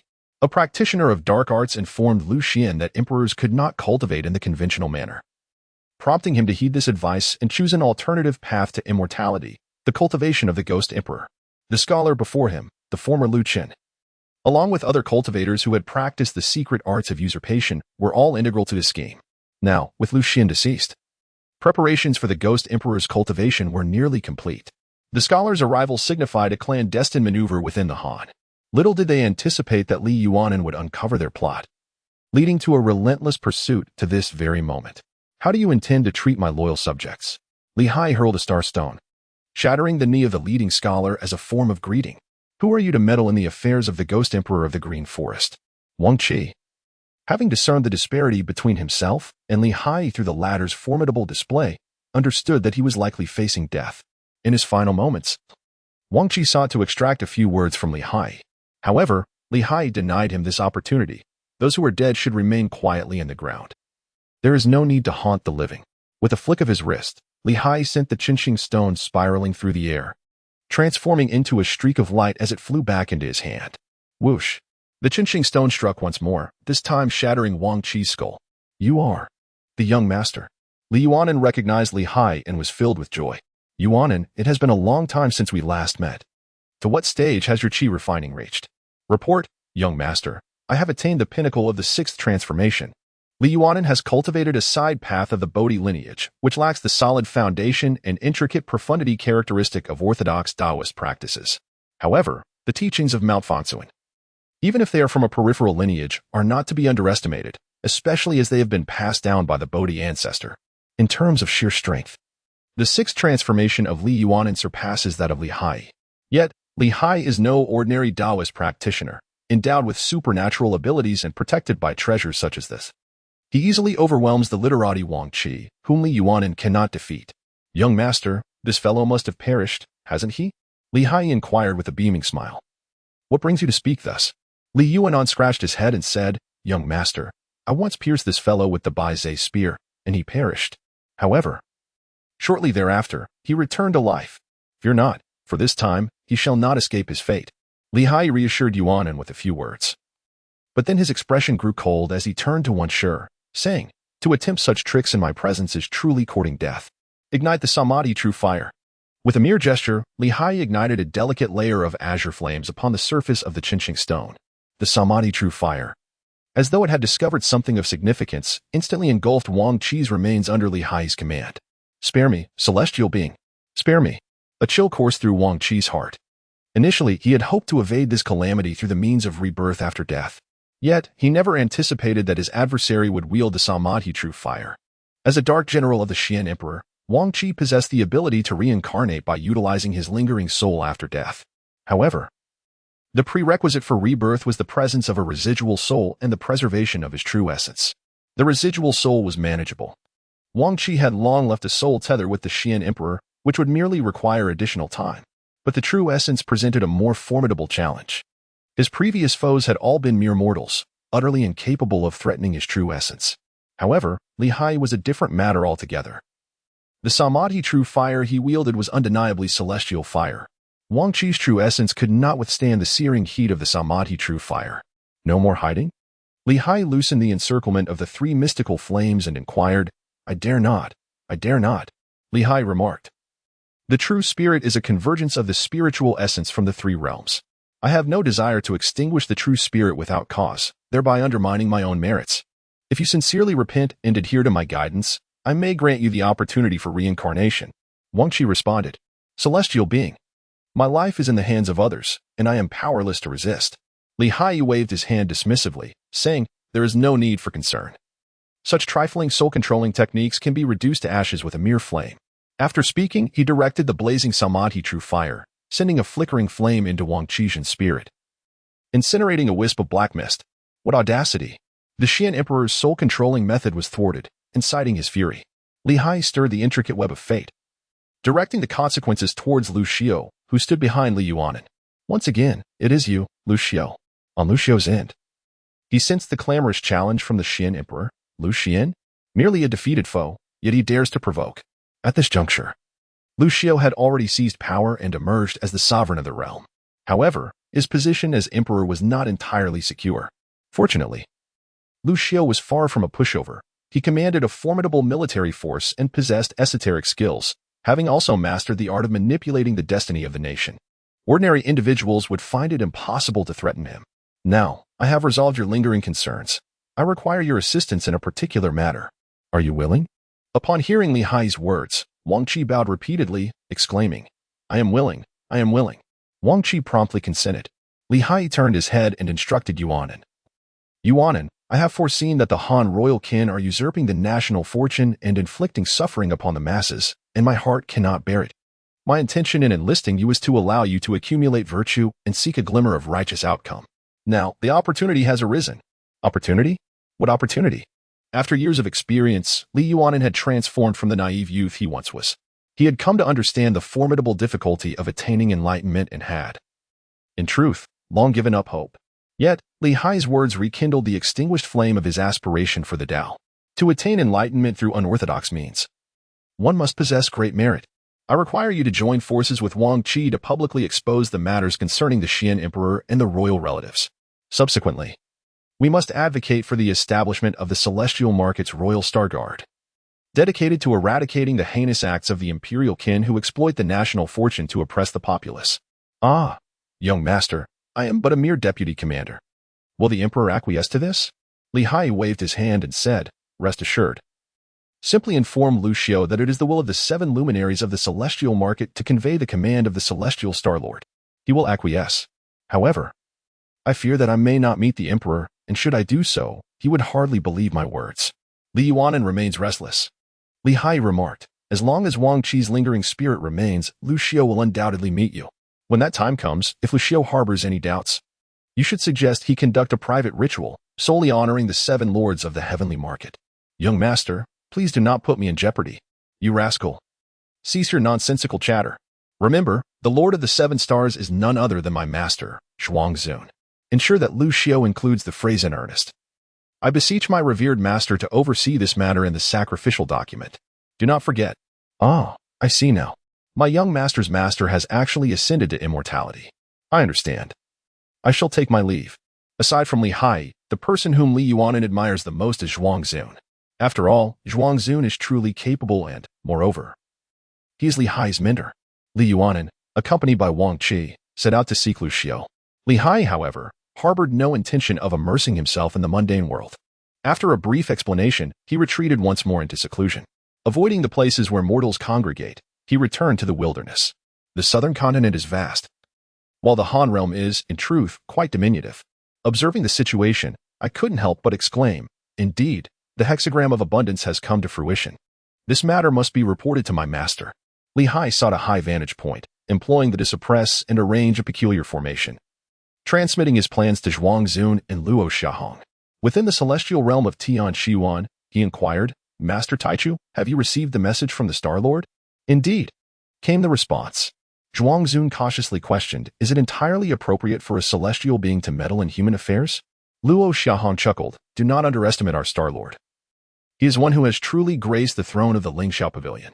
Allow me to share a secret. During a recent drinking session with the Wuda Star Lord, I learned that our Star Lord's true master seems to possess a significant background. Despite the heavens not stripping the Star Lord of his status, his lineage runs deep. Furthermore, our celestial kin, the Star Master, has yet to assume his rightful place, making the Star Lord's actions quite legitimate. What you say bears wisdom. I shall devise a plan for this matter. Then I must trouble you, Mr. Jinping. After exchanging pleasantries, they set their course. In the realm of Nanzhan, the Han dynasty, beginning with Lu Xiao, an organization known as the Star Guard was established. This Star Guard maintained absolute neutrality, targeting only one class of individuals, those royal family members who sought to cultivate their powers by leveraging the fortune of the dynasty. It is said that the inaugural leader of the Star Guard bore the surname Li. Chapter 30, The Subtle Lines of Fate, Concealed Currents for Miles, my lord. The origins of Li Xingwei remain shrouded in mystery. Should we truly permit him to establish this so-called Star Guard? A scholarly figure clad in green inquired once Li Yuanan had departed. Lu Xiao, tossing aside his yellow robe, responded with a smile, Cousin, what does the divination reveal? Reporting to my lord, it is merely 8 characters, the subtle lines of fate, concealed currents for miles, according to the supplementary divination. The efficacy of this Star Guard seems to lie a millennium hence, and it bears no relation to our dynasty. A knowing smile crept across Lu Xiao's face. Indeed, any organization capable of connecting with the celestial Star Lords is extraordinary. Their plans are surely of a grand scale. However, such an organization wielding insight into the royal lineage raises concerns for our Han dynasty. The strategist continued to urge caution. Lu Xiao, however, retorted, there are always greater powers beyond our own. Li Yuanan is but a martial general with some cultivation. The true mastermind lies concealed behind him.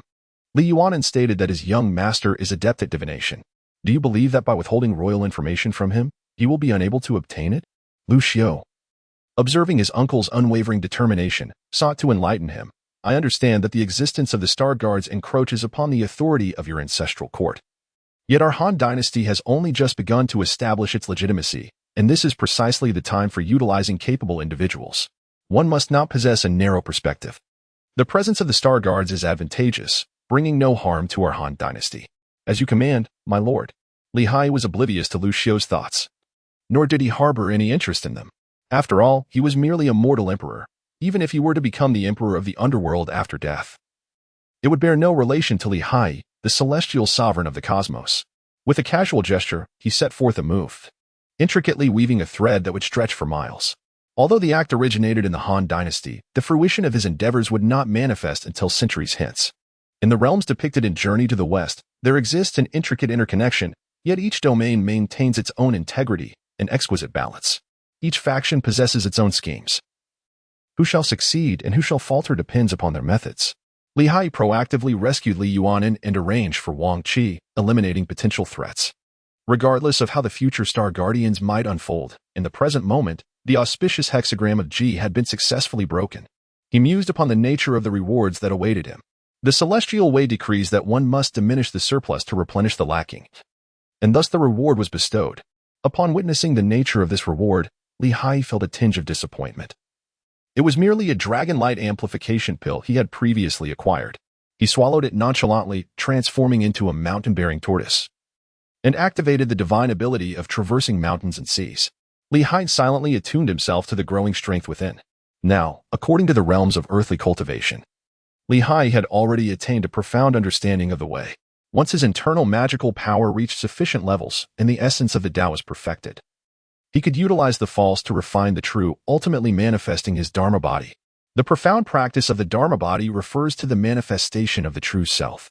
In the path of Taoist cultivation, one must cultivate both essence and life. However, in this context, life pertains not to the physical form, but to the Dharma body itself. Haiyi reflected upon the unique practices of the Bodhi lineage. The initial step involves cultivating an immortal body to attain the true essence of the celestial path, followed by refining the celestial soul, ultimately achieving the unity of body and soul, thus attaining eternal existence as a golden immortal. However, without the cultivation of the heart, the nurturing of the Bodhi seed, the planting of the Bodhi tree, and the comprehension of wisdom to forge the sword of insight, such a method of cultivation would undoubtedly be deemed a deviation from the true path. It appears that my prior insights were indeed accurate. The essence of the authentic teachings of the Bodhi lineage lies fundamentally in the concept of the heart. According to the threefold understanding of the celestial method I have discerned, the I can cultivate is not insignificant, and I must take the time to make a careful selection. Haiyi meticulously contemplated the various forms of his Dharma body. The Dharma body, forged through the cultivation of spiritual power, is intrinsically linked to his essence, which is derived from his innate vitality, the luminous chi of primordial clarity, the Baizé manifestation, and the inner cosmos. The Dharma body serves as the vessel of enlightenment. As a pure human, Haiyi swiftly dismissed all non-human forms of Dharma body with a mere moment of reflection.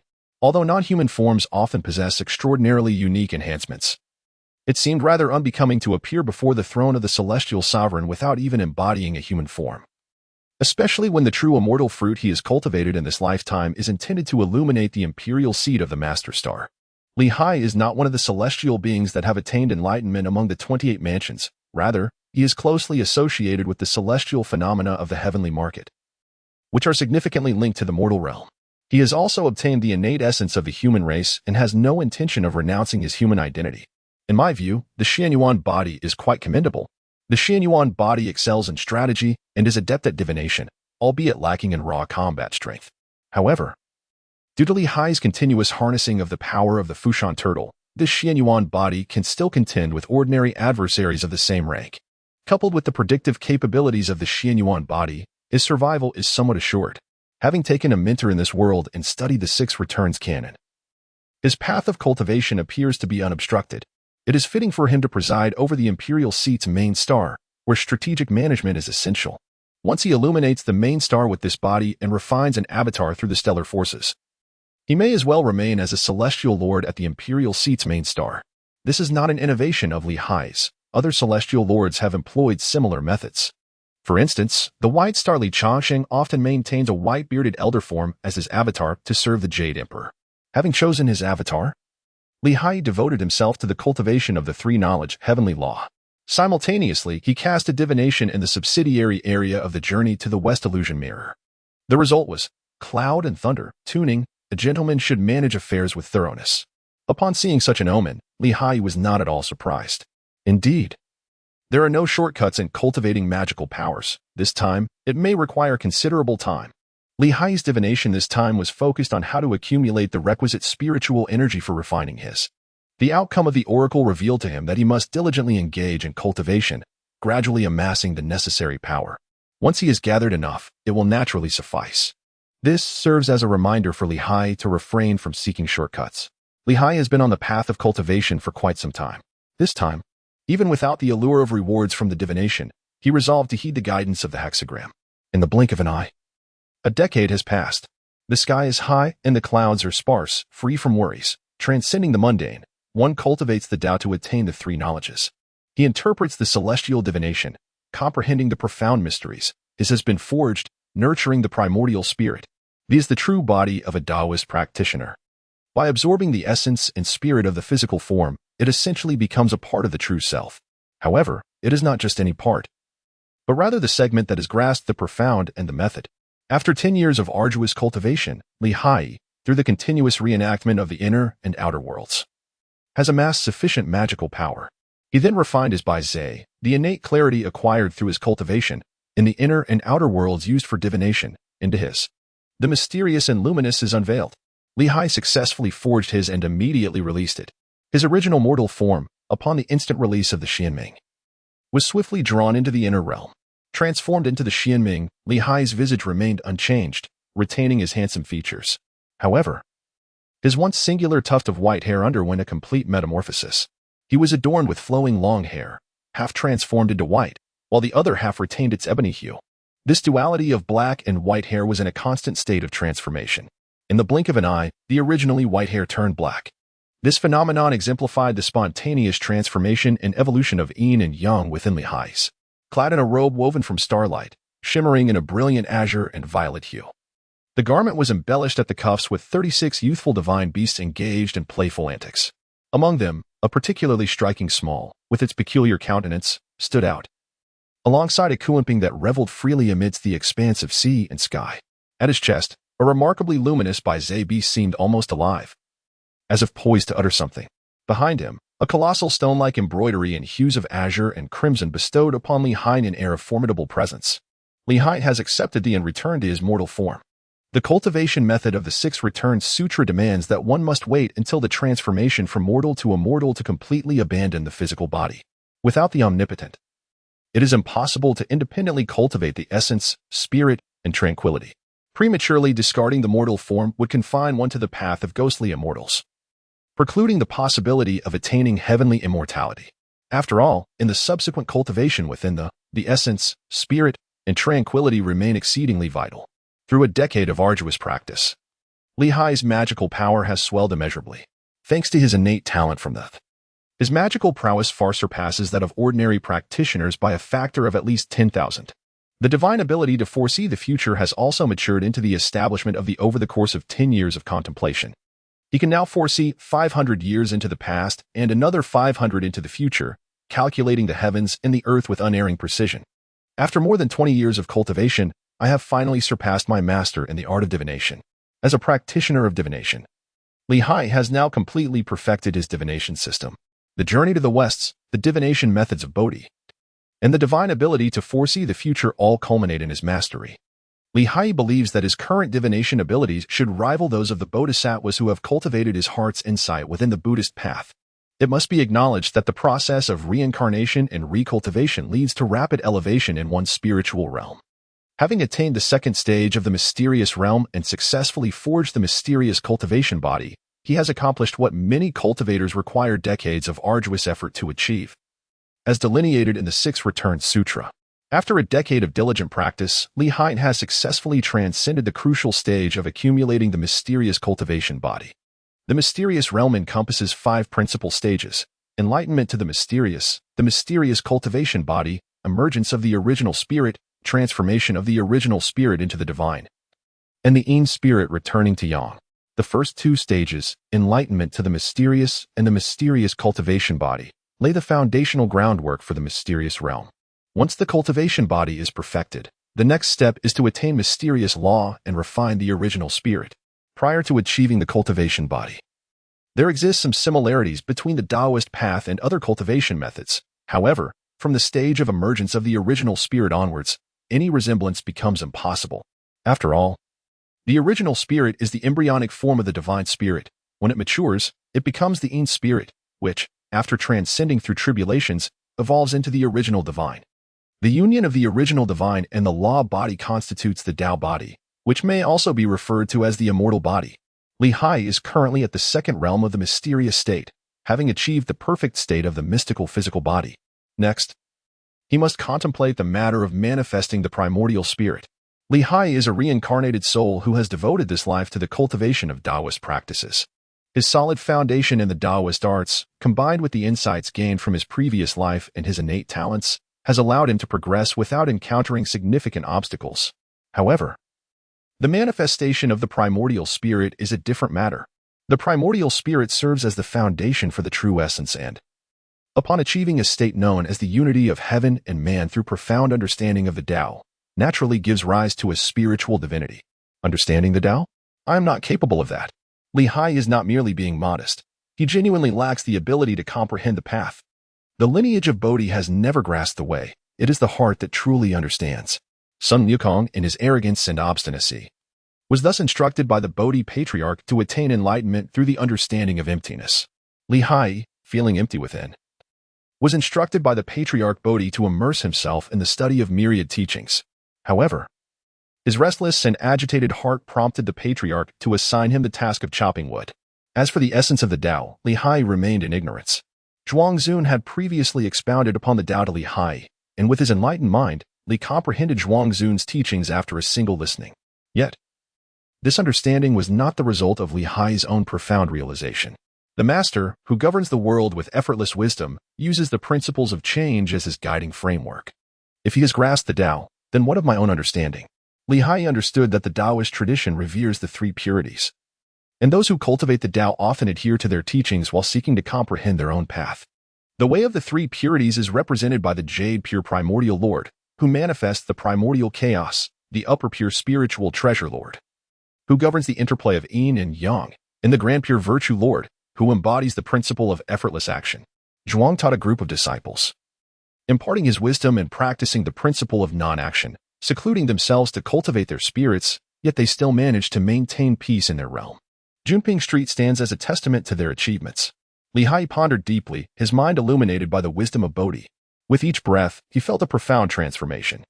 The path to enlightenment gradually unfolded before him. It seemed that the essence of manifesting the origin of the Tao, assisting the operations of heaven and earth, and governing the world in accordance with the Tao constituted the fundamental principles of the Taoist teachings. Thus, which path should I pursue? Haiyi is uncertain. Yet he possesses the ability to emulate others. The enlightened individuals, who retreat from the world to cultivate their skills, engage in meditation to comprehend the profound mysteries of nature and the evolution of Yin and Yang. When faced with chaotic times, they wield their swords to uphold justice. This raises a question. What is the true path they seek to uphold in their quest for justice? Haiyi, reflecting upon the paths of the great sages, found himself once more ensnared in confusion. If he were to deceive himself and cultivate a contrived essence to validate his path, it would not be particularly challenging. After all, he is, by all accounts, a true immortal who has attained the status of a golden immortal. The wisdom of others can indeed refine one's own understanding. Even if one has never tasted pork, one must have seen a pig run. Yet, the lineage of Bodhi places utmost importance on the cultivation of the heart. Haiyi had no desire to hasten his days and inadvertently lay a great trap for himself. Very well, let him first receive the reward, and then consult the divination to assess the situation. When faced with uncertainty, one should always resort to divination in the pursuit of immortality. Divination must be employed to attain clarity. After a fleeting moment of shimmering illusions, a wine gourd emerged from the auxiliary divination. Haiyi held the Shio Huangjing in his hands and, upon closer inspection, was instantly filled with joy. Is this the Qing Tian gourd? The Qing Tian gourd is indeed a remarkable treasure. In the realm of Shio, every celestial being is bound by their tribulations. However, after overcoming these tribulations, they may also gain longevity. For those who wish to attain eternal life and continuously succeed in their tribulations, there are generally two approaches. The first is to cultivate the means to survive through the tribulations. The second is to postpone the tribulations until one has sufficient strength to face them. Methods for deferring tribulations are exceedingly rare. Typical examples include the Tiangang and Dizai transformation of the Bodhi lineage, the Taoist practices of the Tao sect, and the merit and virtue of the Buddhist teachings. There exists a universal means to delay tribulations, known as longevity. Every living being possesses a measure of longevity, however. Humans have human longevity, while celestial beings possess celestial longevity. Human longevity is determined by the book of life and death, immutable from the moment of birth. Attempts to alter it are futile and may even precipitate premature tribulations. Conversely, celestial longevity can be augmented through various means. Generally, those who can enhance celestial longevity monopolize such resources. For instance, the elixirs of the Taoist sage can extend celestial longevity, while the ginseng fruit of the ancestor of earth immortals provides a similar effect. Additionally, the waters of the 8 treasures merit pool in Buddhism, offered during the Ulambana festival, yield the same benefits. The heavenly court primarily offers jade liquid, celestial nectar, dragon liver, phoenix marrow, and the peaches of immortality. This Tian gourd can continuously regenerate celestial wine. If I were to procure some jade liquid from the heavens and pour it within, would it not become an endless source of celestial wine? With this thought igniting within him, Haiyi became increasingly convinced of its merit. As for the path he would cultivate in this life, that could wait. He must fill this gourd with celestial wine. Chapter 31. Fire and thunder bite through the two realms mountain. Let me see just how ominous this divination truly is. After acquiring the Tian gourd, Haiyi performed another divination, the secondary hexagram revealing thunder and lightning bite through. The former kings enforced clear penalties and strict laws, like a fishbone lodged in the throat. To obstruct it is to succeed. The clear penalties and strict laws intimidate the wicked. It seems that to comprehend the path, I must forge ahead relentlessly. Haiyi's objective in divination is to comprehend the path to enlightenment and to manifest the primordial spirit. Such an auspicious hexagram suddenly clarified his previously perplexed heart. Indeed, I am a celestial sovereign, a disciple of the Bodhi patriarch. How could I not create a profound upheaval to justify my mastery of the 36 transformations of the celestial dipper? How could I honor the arduous cultivation of my northern mist cloud wandering? How could I do justice to the mirror of the journey to the west that resides within my spiritual platform? With a single thought, the universe is rendered clear. Haiyi soared through the clouds, his speed nearly reaching its peak. Indeed, having cultivated his physical form and amassed sufficient magical power, Haiyi was once again able to traverse the skies with ease. With the North Sea's drifting clouds, complemented by the transformative prowess of the 36 variations of Tiangang, he ascended and descended freely at will. In a single flight, he traversed a considerable portion of the southern Jiangbu continent. Before long, he arrived at Mount Two Realms. This mountain, also known as the Five Elements Mountain, was named during the later Tang dynasty due to its role in delineating the territories of the Tang dynasty and the Tatars. Haiyi's arrival was undoubtedly to see Sun Wukong. What are you staring at, you white-haired little Taoist? Sun Wukong noted the white-haired Taoist hovering before him, remaining silent yet gazing intently. A sense of unease crept into his heart, prompting him to bare his teeth and speak without restraint. Upon witnessing the situation, Haiyi chuckled. You mischievous monkey, how is it that you possess such keen insight yet fail to recognize your elder brother? Elder brother? Hi, my elder brother? How have you changed so much? With this reminder from Haiyi, Sun Wukong immediately recognized him. After all, the only one bold enough to speak to him in such a manner, aside from his master, was Haiyi. As for Guangxin, he had come earlier. And it was Guangxin who had informed Sun Wukong of Haiyi's circumstances, which had somewhat quelled Sun Wukong's discontent. I have been entangled by you, leading to the loss of my heavenly duties, sealed in my true form, and reincarnated into the mortal realm to face tribulations. In this life, I appear thus. What is it that displeases you? Sun Wukong scratched his copper head, which was covered in monkey fur, and replied innocently, Elder brother, I, Sun Wukong, have indeed fallen into the trap of the Tathagata, and it has caused you trouble. Once I escape, I shall certainly reclaim your share from the Jade Emperor and that old trickster, Tathagata. Haiyi casually took out the star stone, harnessed the three my true fire, and struck Sun Wukong on the forehead with the stone. Oh, brother, why do you hit me? Sun Wukong exclaimed. I'm striking you for your lack of memory. The Buddha, Tathagata, is a peer of our master. How dare you behave so audaciously? Do you not regard our master at all? Haiyi expressed his disappointment, saying, I had hoped that during your time at the foot of the mountain, you would have made some progress, but it seems I overestimated you. Sun Wukong, with his indomitable spirit and unyielding strength, unfazed by the mere weight of a sinking starstone compared to his formidable Rui Jingu Bang, replied with a smirk, Brother Haiyi. To be honest, when I caught a whiff of the foul odor, I realized I was no match for the old Buddha. It's just that. What is it? I simply couldn't bring myself to admit defeat, and my pride was at stake. Haiyi smirked. I knew it all along, you clever little monkey. You're not truly foolish. You possess a certain awareness. I must say, as a spirit stone monkey, how is it that you exhibit no discernible wisdom? Sun Wukong chuckled heartily, glanced around to ensure no one was watching, and beckoned Haiyi closer, saying, Brother, come here and lend me your ear. Haiyi was momentarily taken aback, but did not ponder for long before leaning in closer. He heard Sun Wukong whispering softly, Before Master departed, he entrusted not only you but also me with certain matters. The borrowing of treasures from the Dragon Palace, the uproar in the underworld, and the chaos in heaven were all orchestrated by Master. Impossible, Haiyi retorted, you hasty monkey. Had you known this earlier, how could you have cooperated so willingly? Haiyi expressed his disbelief. Sun Wukong's expression fell. Well, my master indeed did not disclose this to me. However, he did confide in Brother Guangxin. Brother Guangxin has orchestrated many things, for instance, subtly guiding me, the old monkey of Flower and Fruit Mountain, to venture into the Dragon Palace in search of weapons and armor, covertly inciting my companions to entice me into stealing the powers of the underworld, provoking the nether realm, and furthermore, instigating rumors to prompt that naive god of martial virtue to trouble me, forcing me to rebel against heaven. These are all the machinations of Brother Guangxin. What? Upon hearing Sun Wukong's words, Haiyi was taken aback. Brother Guangxin has not been seen since the return of Patriarch Bodhi to this realm. Haiyi once believed he was in seclusion, honing his skills, unaware that throughout this journey, Sun Wukong had been orchestrated by his design. Wait a moment. It seems that even without his involvement, Sun Wukong's ascent to the mountain to seek a master was also guided by Brother Guangxin. The secrets surrounding Brother Guangxin appeared to be quite significant. Observing Haiyi's fluctuating expression, lost in myriad thoughts, Sun Wukong chuckled. Haha, are you astounded, Brother Haiyi? I was far more surprised to learn that all of this was orchestrated by Brother Guangxin.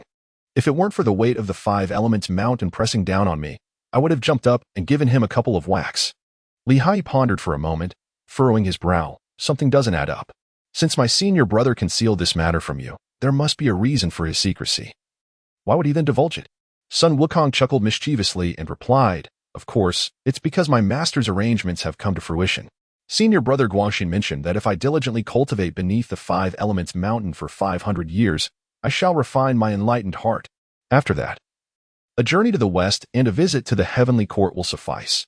Within a century, I, Sun Wukong, can attain a righteous fruit, rise to the ranks of immortals, and be granted esteemed titles, becoming a celestial being or even a Buddha. Within a century? Just a casual visit? Haiyi, upon hearing Sun Wukong's words, nearly burst into laughter but managed to suppress it with great difficulty. He then remarked, in that case, I extend my heartfelt congratulations to you. Junior brother, the attainment of your rightful status appears promising. Alas, I share in your joy. I have heard from Brother Guangxin that you must undergo reincarnation and cultivate for at least 5 lifetimes to accumulate merit before returning to the heavenly realm. I wonder, which incarnation are you currently in? Haiyi gazed at his mischievous companion, who had a penchant for stirring up trouble, and remarked with a hint of annoyance. How many lifetimes have you experienced? This is my first. Ah, so slow? I recall attaining the status of true immortal was rather straightforward, Sun Wukong replied, his confusion evident. It was only natural for him to be perplexed, after all, when he embarked on the path to enlightenment. It was no more challenging than climbing a tree to pluck peaches. Such beings, born of heaven and earth, were indeed remarkable. The journey of cultivating oneself as a mortal to reach immortality was far from simple. Enough of this, he concluded. Junior brother, I must accumulate merit and pursue my path to immortality. We shall meet again in the next life. Haiyi called out, contemplating for a moment, and retrieved a peach pit from his bosom, planting it in a spot accessible to Sun Wukong. He then transformed into a green phoenix, skillfully manipulating the forces of creation to nurture this peach tree, intertwining its roots with the earth's veins of the 5 elements to ensure its enduring existence. This peach, encountered along his journey, may not rival the heavenly peaches, yet it is still a rare variety, meant to bring you solace. I shall return in the next life to see you. With that, Haiyi playfully tugged at Wukong's mane, turned gracefully, and departed. After Haiyi's departure, Sun Wukong gazed at the newly planted peach tree, clenching his fists. Brother Haiyi, regardless of the formidable trials spoken of by Brother Guangxin, I shall safeguard you. Indeed. Guangxin had previously divulged a scheme to Sun Wukong, not merely to allow him to cultivate peacefully beneath the 5 elements mountain. Guangxin had also shared with Sun Wukong a perilous matter concerning Haiyi. In the lineage of Bodhi, the 3 great true teachings struggle along their respective paths. In the realm of the wonderful method of Bodhi, the Bodhi Patriarch, while delivering a sermon, suddenly broke into a smile. The disciples below, noticing this, curiously inquired, Patriarch, what brings you such joy? You have 3 junior brothers in another realm, and they have all resolved to embark upon the path of enlightenment. Another realm? 3? The disciples gasped in astonishment. Having studied under the Bodhi Patriarch for countless years, fewer than 10 from the wonderful method of Bodhi had taken the path of enlightenment. How could it be that suddenly 3 disciples from another realm have chosen to tread this path? In the realm of journey to the west, Haiyi once again arrived at the banks of the Liashaha River. Oh, has the curtain-lifting general taken his position? Haiyi arrived at the flowing sand river and chanced upon a villain committing a heinous act. Just as he was about to intervene, he felt an unusual sensation. A premonition of forthcoming events, and gradually unraveled the circumstances behind the occurrence. The assailant was none other than the celestial general, the curtain-opening marshal, who had descended to the mortal realm. He had disrupted the heavenly banquet of the peaches of immortality and shattered the precious glass cup, resulting in his punishment from the heavenly court. The shattering of the glass cup was, in fact, a calamity he was meant to endure, yet he failed to transcend it. Aware of his imminent demise, he had resigned himself to his fate, but unexpectedly, the barefoot immortal interceded on his behalf, sparing his life and casting him into the mortal realm as a form of punishment. It is important to note that within the realm of the journey to the west, the glass is no ordinary object. It is a commemorative gift sent by the medicine master, the Buddha of luminous glass, a figure of great significance in the Buddhist pantheon. The medicine master Buddha, though not widely recognized in this realm, is a formidable practitioner on the path to transcendence. Among the 3 ears of Buddhas, he is one of only 5 eminent figures, even ranking above Shakyamuni Buddha. Given this context, the act of the curtain-opening marshal in shattering such a treasured item is indeed a grave offense. While he may escape the death penalty, he cannot evade the consequences of his actions. Consequently, he was sent into the tribulations of the journey to the west, serving as a form of accountability to the Buddhist order.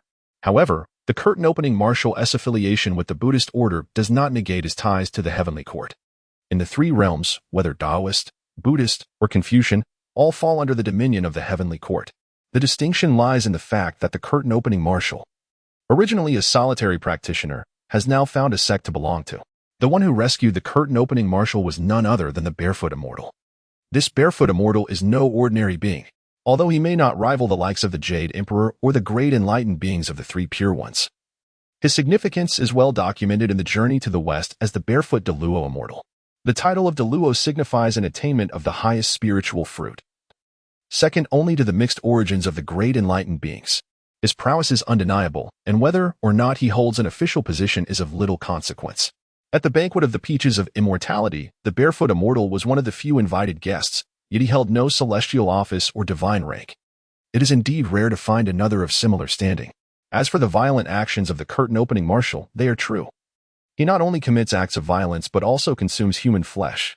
However, he is not inherently cruel nor resistant to change. Rather, he has been taught a method of devouring humans, specifically positioned to obstruct travelers in this location. In truth, the flowing sand river was already protected by a formation, and those who reached this point were either irredeemably wicked or renowned figures on their journey westward. The curtain-opening marshal does not slay the innocent. The notion of consuming the wicked sounds alarming. Moreover, it seems to be a method associated with the Buddhist teachings. Could it be? Alas, this situation is too complex. I shall return another time. Haiyi deduced that the target of the curtain-drawn general's malevolence was deserving of their fate, and that the act was not born of spontaneous malice. Consequently, he relinquished his notions of chivalry and righteousness. The western journey was obstructed by brigands. He had grown weary of the southern region of Jianbu, and the eastern land of Xinjiang was fraught with too many enigmas for him to traverse. Thus, it would be more prudent to venture to the northern region of Jiulu, to seek solace and explore the path of enlightenment. Haiyi encountered Sun Wukong and, on his journey westward, found himself obstructed by the curtain-lifting general. Glancing at his own diminutive stature, Haiyi opted for surrender. The benevolent radiant light method appeared to be a law beyond this realm, and Haiyi's divination could only reveal a name. Haiyi contemplated for a moment and ultimately resolved not to provoke anyone just yet. In the land of Beiju Luzhou, the inhabitants are categorized into various ranks, including celestial beings, noble individuals, and commoners. Beyond the realm inhabited by the celestial beings, one finds an abundance of demons and monsters. Haiyi was unaware of the circumstances that led to such a situation, yet it was evident that all was amiss here. The celestial beings enjoyed lifespans extending over 1,000 years, free from concerns about sustenance, clothing, or shelter. When a man and a woman exchanged glances, the woman would follow the man, engaging in intimate relations beneath the wondrous trees, resulting in immediate conception. A fetus would develop and be born within 7 days, and an infant would mature into adulthood in the same span. Each day, the celestial men and women would gather in groups, indulging in merriment, devoid of worries or cares. Upon his arrival, Haiyi calculated with his fingers, leaving everyone in a state of bewilderment. This was no gathering of humans, it was clearly a herd of domesticated swine. No, even domesticated pigs would not exhibit such exaggeration.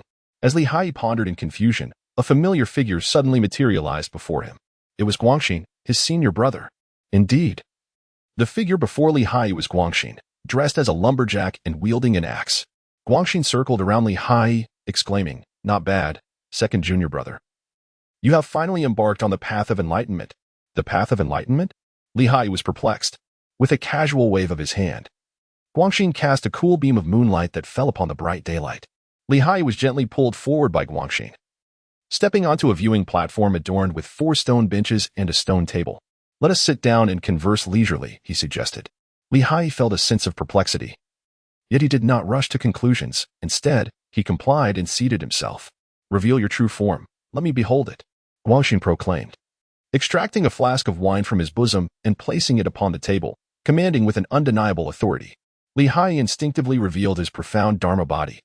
Gazing at the figure before him, with its half-white hair and an aura of celestial energy enveloping him, Guangxin nodded in satisfaction. Indeed.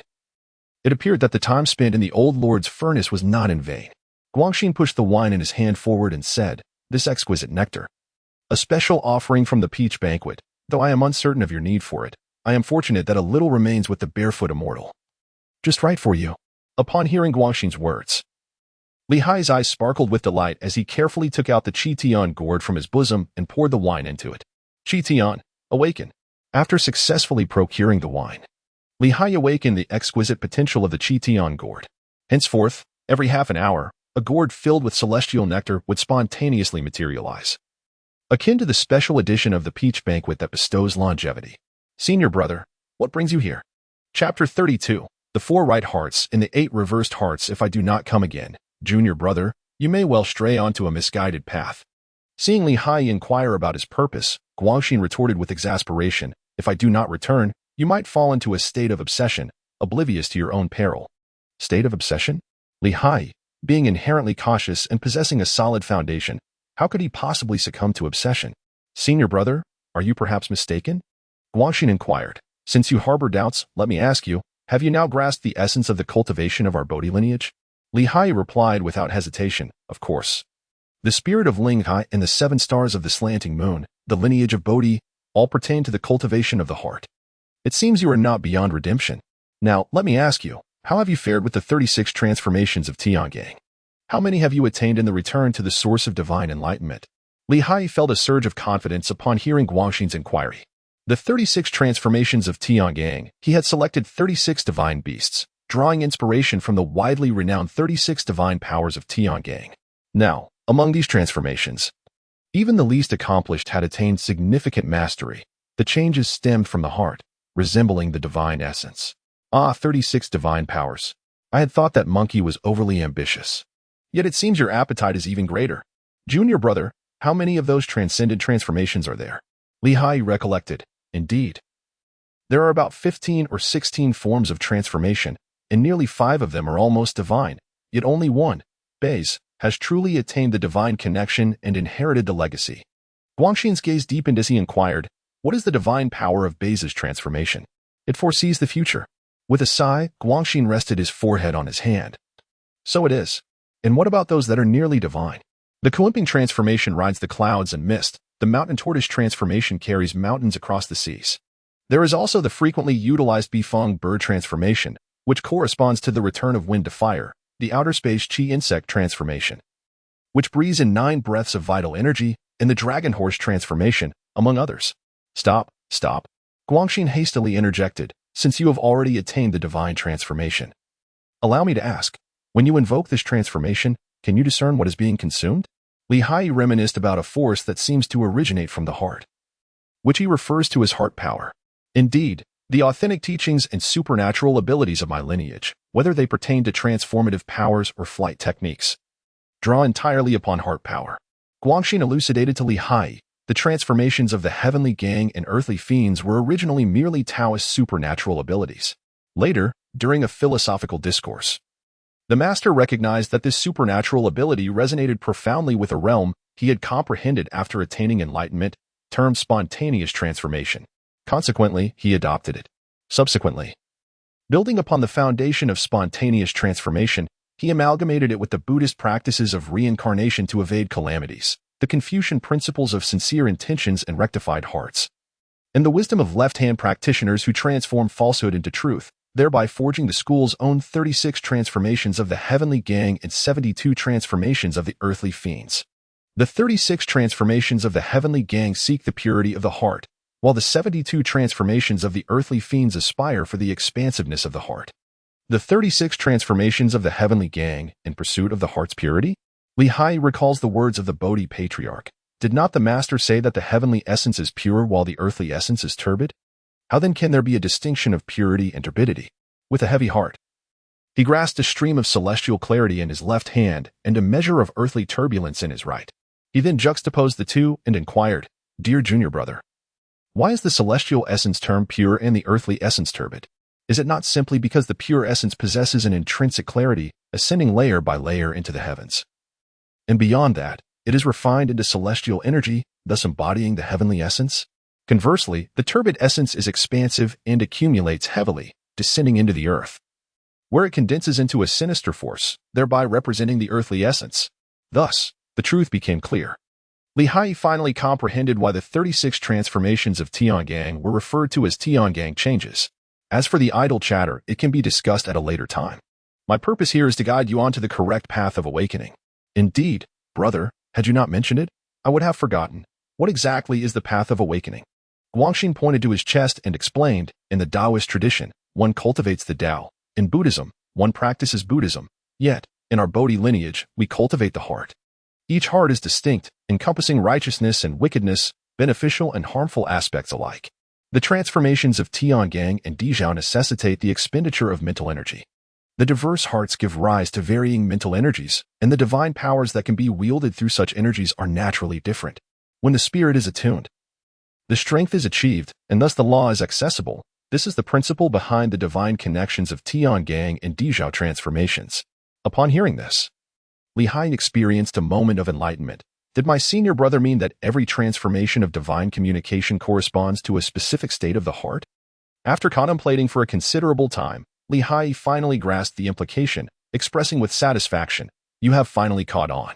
Taking myself as an example. Although I have attained the status of a Haiyi golden immortal through the extraordinary methods of my master, it was merely a shortcut. The slanted moon represents the heart, albeit a heart that is not upright. The heart of the mind is indeed present, but it is not expansive. My heart is neither upright nor ample, hence. After achieving the Tao fruit of Tai, my cultivation has not progressed a single step further. Reflecting on the past, Guangxin sighed, in order to resolve the issue. My master instructed me to select 2 transformations and diligently cultivate 2 states of the heart. Since my heart was askew, it was essential to rectify it. The first state of the heart I chose is called the upright heart, and the object of transformation I selected is Nuwa, the goddess who mends the heavens. Haiyi was rendered speechless. He thought his choices were absurd enough, having selected 36 divine beasts. Only to discover that his senior brother's choice was even more outrageous. He had chosen Nuwa. Unfortunately, I cannot transform into the great goddess Nuwa. So I settled for the next best thing. I transformed into the colorful stones that she used to mend the heavens. This is quite preposterous, I assent it. The space was too limited, so I sought something grander. Remembering the past, Pangu opened the sky, slicing through the chaos to create the world. I felt a kinship with that spirit, so I chose my second heart, which I named Determination, a reference for my transformation. It couldn't possibly be the great Pangu, could it? Haiyi covered his face and inquired. The first paragraph of Journey to the West, the legend of the Monkey King states, since Pangu shattered the primordial chaos, the distinction between clarity and turbidity has been established. Clearly, it was Pangu who ruptured the primordial chaos in the realm of Journey to the West. Of course, the Supreme Old Lord also performed the act of creations, albeit not within the primordial chaos, but rather amidst the chaos. No wonder my senior brother only cultivates 2 hearts. One embodies the righteous heart that transforms into the colorful stones used by Nuwa to mend the heavens, and the other is a resolute heart that transforms into Pangu's act of creation, shattering the primordial chaos. Truly remarkable. Naturally, as you know, I cannot transform Pangu. Instead, I have chosen to transform the primal green lotus that nurtured the great deity Pangu. Haiyi reminisced about the image of Guangxin. Senior brother, are you dressed as a woodcutter? Guangxin, aware of Haiyi's unspoken inquiry, replied, the axe is crafted in the likeness of the heaven-cleaving axe, and the trees are nurtured from the primordial chaos. By felling trees, I can expand the territory of my earthly celestial realm. Please, senior brother, impart your knowledge to me. Li Hai suddenly knelt down. Guangxin, stroking his chin in contemplation, remarked, "Your situation was touched upon by our master before his departure. Allow me to provide you with an analysis, and you may judge its validity." As Guangxin paced around Li Hai and the table 3 times, he continued, "I am aware of your penchant for divination, your desire to seek foresight in all matters. Thus, you have delved into the transformations of the Baizai, employing methods to foresee the future. In my view, this is, in essence, a manifestation of your vigilance." Vigilance? Li Hai had never contemplated that his transformation into a Baizai could possess divine capabilities. The origin of this phenomenon lies therein. Indeed, although the reasons remain elusive, you are perpetually imbued with a sense of trepidation towards everything that surrounds you. In an effort to alleviate this apprehension, your master, before his departure, took the time to escort you to the heavenly realm to pay respects to the Jade Emperor, the supreme old lord of Taoism, and the Buddha Shakyamuni of Buddhism. Have you truly forgotten? Li Hai was utterly astonished.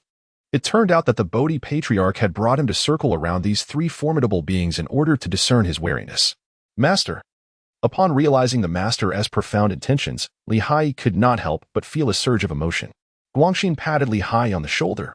The master has always been protective and sincere towards others. This is not only his character but also his practice. Guangxin's words rang true. In the Bodhi Patriarch's awakened heart, sincerity and a clear conscience are indeed virtues.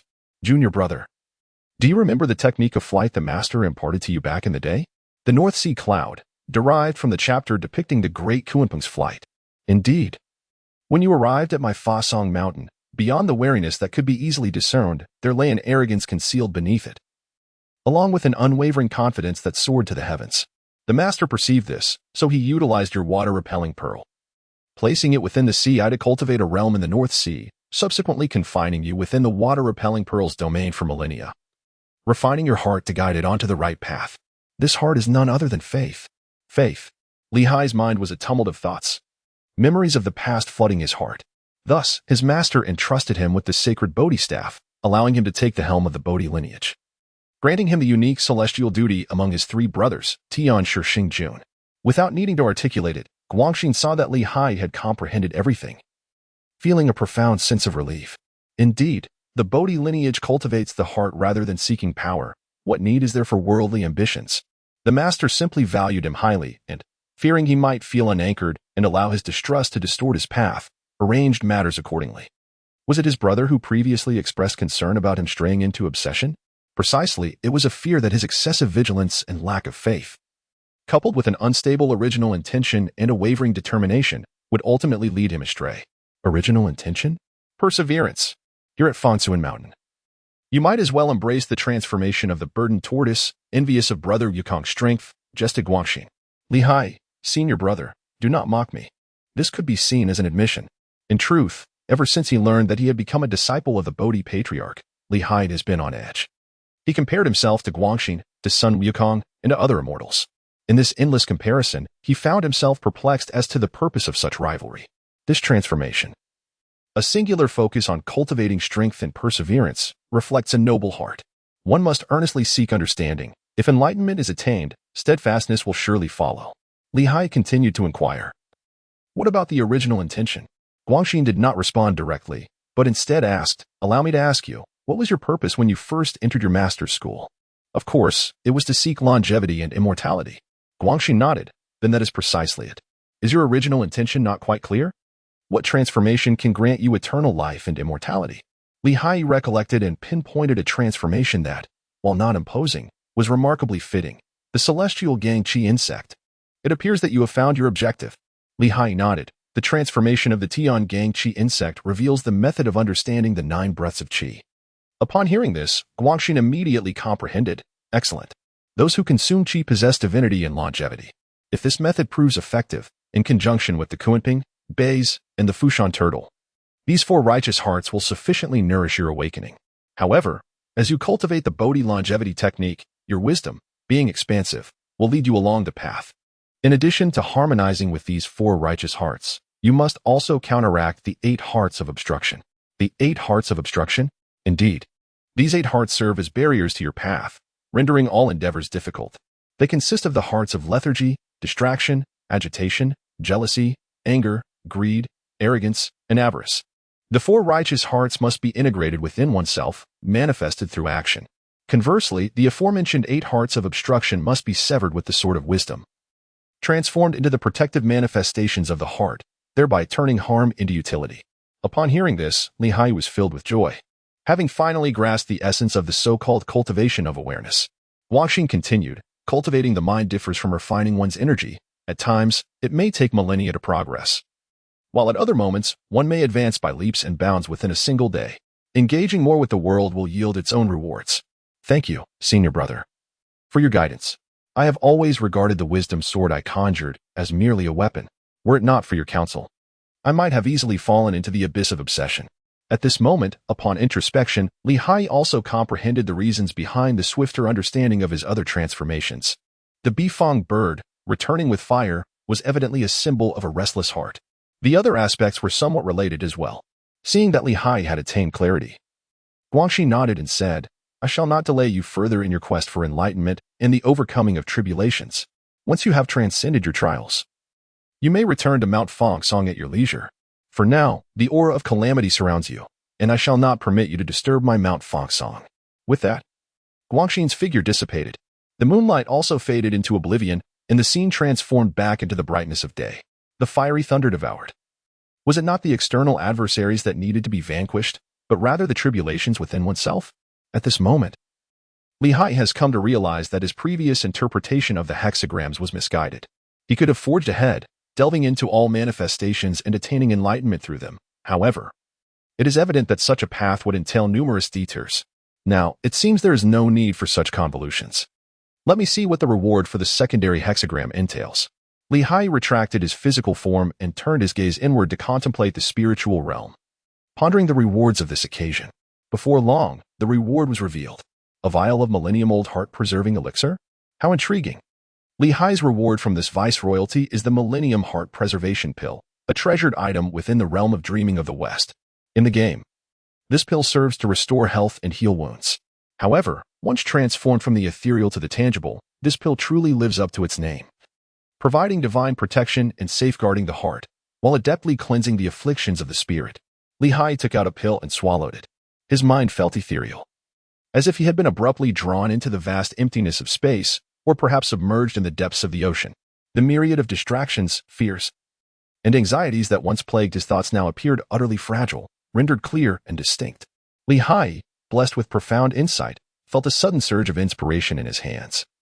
Conjuring an obsidian-hued sword of wisdom, cut, he commanded, and with that singular utterance, the sword struck inward, severing a fragment of Haiyi's own consciousness. This fragment shimmered ominously, a vivid crimson akin to blood, interwoven with dark, intricate patterns.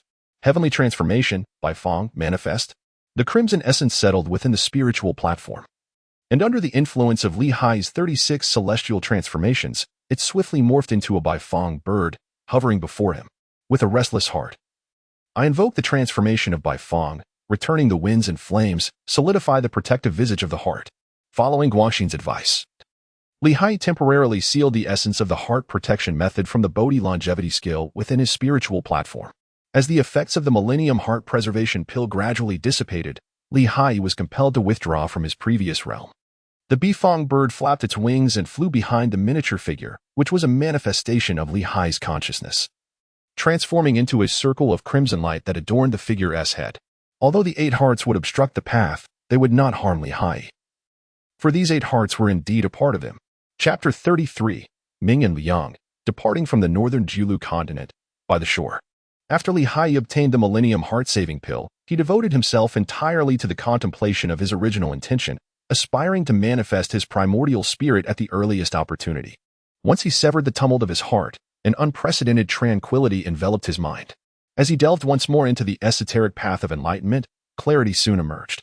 Given that my Baizé transformation is fundamentally rooted in excessive vigilance, it follows that my exploration of the primordial spirit should commence in this direction. Haiyi, drawing upon his identity as the Star Sovereign, his practice of the Six Return Sutra, and the profound truths of the Tao Te Ching imparted by Zhuangzun, meticulously reflected time and again. At last, in a fleeting moment, he suddenly turned back and realized that he had always been traversing his own path. As the celestial Star Sovereign, he prophesied earthly affairs through celestial phenomena, observing the evolution of worldly matters. The warnings he issued were his duty.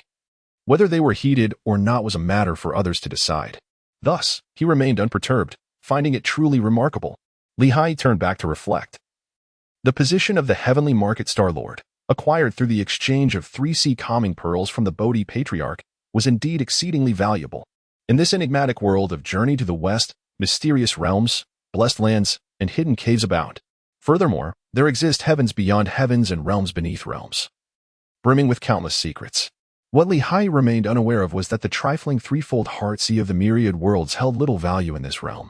However, the reason it could yield benefits, attracting more than one party's interest, lay in the presence of elements coveted by the Jade Emperor, the Supreme Lord Lao, and the Tathagata Buddha, the innate divine restrictions. The Bodhi Patriarch had comprehended the innate divine restrictions contained within the sea calming pearl, uncovering the method to open the heart sea of the myriad worlds. For the formidable practitioners within the Taoist sect, the Buddhist realm, and the celestial court, the threefold heart sea had already sufficed for these 3 great figures to grasp the secrets of the complete set of innate divine restrictions encapsulated within the sea calming pearl. From this perspective, it could be said that the Bodhi Patriarch had, to some extent, incurred a loss. Nevertheless, during his scholarly travels in this world, the Bodhi Patriarch had reaped considerable benefits from the teachings of the 3 schools, thus achieving a rough balance. As Haiyi established his own path, a strand of primordial spirit gradually took shape within his shimming Dharma body. This primordial spirit was born from his magical power, which was derived from his profound cultivation, encompassing all significant accomplishments of his practice in this lifetime. The foundation of the Taoist primordial spirit had thus been laid. The moment the primordial spirit was born, Haiyi discerned its name, the celestial evolution primordial spirit. Following the emergence of this spirit, he sought to gradually merge his soul into the primordial spirit. As this process unfolded, the Yin aspect of the soul would transform the primordial spirit into a Yin deity. This transformation process is known as the primordial spirit transformation. Haiyi experimented with the 6 returning classics, and at this moment, he had already embraced the principles of returning to softness and returning to clarity. By cultivating the vital energy to achieve gentleness, one can attain a state akin to that of an infant. Both the original spirit and the soul are exceedingly delicate. Haiyi dared not act recklessly, fearing that he might lose the essence of the spirit or soul he had painstakingly cultivated. Fortunately, he possessed the Millennium Heart Preservation Pill. Unlike the 3 or 9 pills from the myth of the Black God, this time he had received a generous 30 pills of the Millennium Heart Preservation. Were it not for the need to wait for his mental state to recover after severing the 8 hearts, and the requirement for the 8 hearts to be sufficiently apparent, Haiyi would have already completed the severance. Now, these pills were quite suitable for nurturing his soul and sustaining his spirit. Let me consult the oracle and ascertain whether there are any issues with the transformation of the spirit into divinity. The divination revealed. Leave. The Great One continues to illuminate the 4 corners. Excellent. Haiyi was immensely satisfied with the outcome. The continuous rise in fortune was indeed a promising omen corresponding to this divination. With the results of the divination in hand, Haiyi felt at ease. He decided to seek refuge in a small nation, where he could nurture his Yin spirit while investigating the circumstances in the northern Julu continent. 3 years swiftly passed. After 3 years of stealth, Haiyi had fundamentally grasped the situation in the northern Julu continent. This place was far from favorable. In ancient times, many formidable demons were exiled here, resulting in a highly complicated situation. Due to the desolation of the northern Julu continent, over time, humans had become the property of various demons. In simple terms, this was a land rife with man-eating demons. The reason these demons consumed humans was equally straightforward: to prolong their lives. Upon learning the specifics, Haiyi's anger surged from the depths of his heart. An indignation ignited within him. With a swift mental strike, a circle of dark black rings appeared behind him, representing the Haiyi, fueled by wrath. The Haiyi could sense the presence of the unjust, breaking through barriers with its divine insight. Severing 2 of the 8 hearts, Haiyi's speed in transforming his spirit into divinity significantly increased. 3 years had elapsed, and within Haiyi's physical form, the essence of the spirit had transformed into a true Yin spirit. The Yin spirit could travel at night, covering vast distances in an instant, and was adept at conveying dreams and teachings. Previously, Haiyi had relied on the method of dream transmission to receive teachings from Zhuangzun. Of course, Zhuangzun's nighttime excursions were no longer limited to the realm of the Yin spirit. The Yin spirit, arise. Haiyi sat cross-legged, with his 5 hearts directed towards the heavens. A shadowy figure emerged from the crown of his head, soaring thousands of miles in an instant. Arriving at a realm known as the Kingdom of Celestial Demons, this place, named the Kingdom of Celestial Demons, was actually established by a vulture that had transformed into a demon, specifically to sustain the lives of its human subjects. Haiyi has come with ulterior motives. Within the 10 miles distant Tiangang Mountain, an elixir that can prolong life is set to emerge. Haiyi's ethereal spirit instantaneously imparted dreams to numerous mortals, among whom were many minions of the vulture demon. This vulture demon was no ordinary foe. It had already attained the status of a quasi-great demon, a formidable entity within the realm of Yang spirit. In the mortal world, it was considered a top-tier power, capable of seizing a territory and establishing a demon kingdom, a testament to its formidable abilities. Unfortunately for it, this time it encountered Haiyi. Although Haiyi was not intimidated by a direct confrontation, he harbored concerns regarding the potential allies of this celestial demon vulture. After careful contemplation, Haiyi resolved to employ the strategy of sacrificing 2 peaches to eliminate 3 warriors. The following day, Haiyi once again infiltrated the dreams of mortals, this time targeting a place known as the Kingdom of Bairong. Behind this Kingdom of Bairong lurked a canine demon, adorned with white fur, seemingly quite amiable. Regrettably, it too was a man-eater and could not be spared. Haiyi did not deceive. The dream-invoking liquor was crafted from the exquisite essence contained within the Tiangang gourd. A single gourd sip can bestow a lifespan of a full 60 years, while even demons, though diminished, can extend their lives by several decades. At a small lake several dozen miles away, Guangxin lifted a jug of wine and took a hearty swig. The celestial nectar was indeed delightful. Having witnessed Haiyi transform 1 jug of this elixir into several, Guangxin was thoroughly impressed. His master was indeed formidable. Tapping into inspiration from another realm to discern that his second junior brother had acquired a treasure, the Tiangang gourd. The secrets of this second junior brother were substantial. From the previous water-repelling pearl to the later sea-stabilizing pearl, and now the Tiangang gourd, remarkable, truly remarkable. Guangxin had initially come to deliver the celestial nectar by the directive of the Bodhi patriarch. Among the 3 true disciples of the Bodhi lineage, Guangxin had been the earliest to follow the Bodhi patriarch. In terms of cultivation, he was also the most accomplished, a Haiyi golden immortal, a prominent figure within the realms of the 3 worlds and the 4 continents. However, Guangxin's own cultivation issues remained unresolved. Nonetheless, he had long discovered the solution. What he lacked now was merely the right moment. His keen focus on Haiyi's actions in the North Julu continent stemmed from the opportunities present within that realm. He eagerly anticipated how his second junior brother would stir the murky waters of the North Julu continent. Guangxin's gaze pierced through the shimmering moonlight towards the depths of the north. In the heart of the North Julu continent lay the Dark Moon Demon Realm, a wondrous place seemingly independent of the 3 worlds. The Dark Moon Demon Lord had established this realm, where the blood-red waters of the Darkwood stream flowed, and the haunting echoes of the demon sound wells resonated deeply. The celestial demons captured souls, while the earthly demons severed life's essence. At this moment, the Dark Moon Demon Lord was also fixated on the situation near Tiangang Mountain. Let them fight, let them chaos reign, and then let them all perish. The Dark Moon Demon Lord was a pitiable figure. Originally a demon lord from another realm, he had resided in a flourishing world of cultivation known as the Immortal Demon Realm, where immortals and demons were in perpetual conflict. As a demon lord, he practiced the Dark Moon demon arts to carve out his dominion. However, he fell victim to a scheme, consumed by spatial fragments, and was exiled to this realm. Arriving in the North Julu continent, he initially perceived the abundant spiritual energy and myriad opportunities as a chance to once again cultivate his demonic powers. Yet, upon merely revealing himself and absorbing a few strands of lunar essence, a mysterious whisk from the sky swept away a significant portion of his life.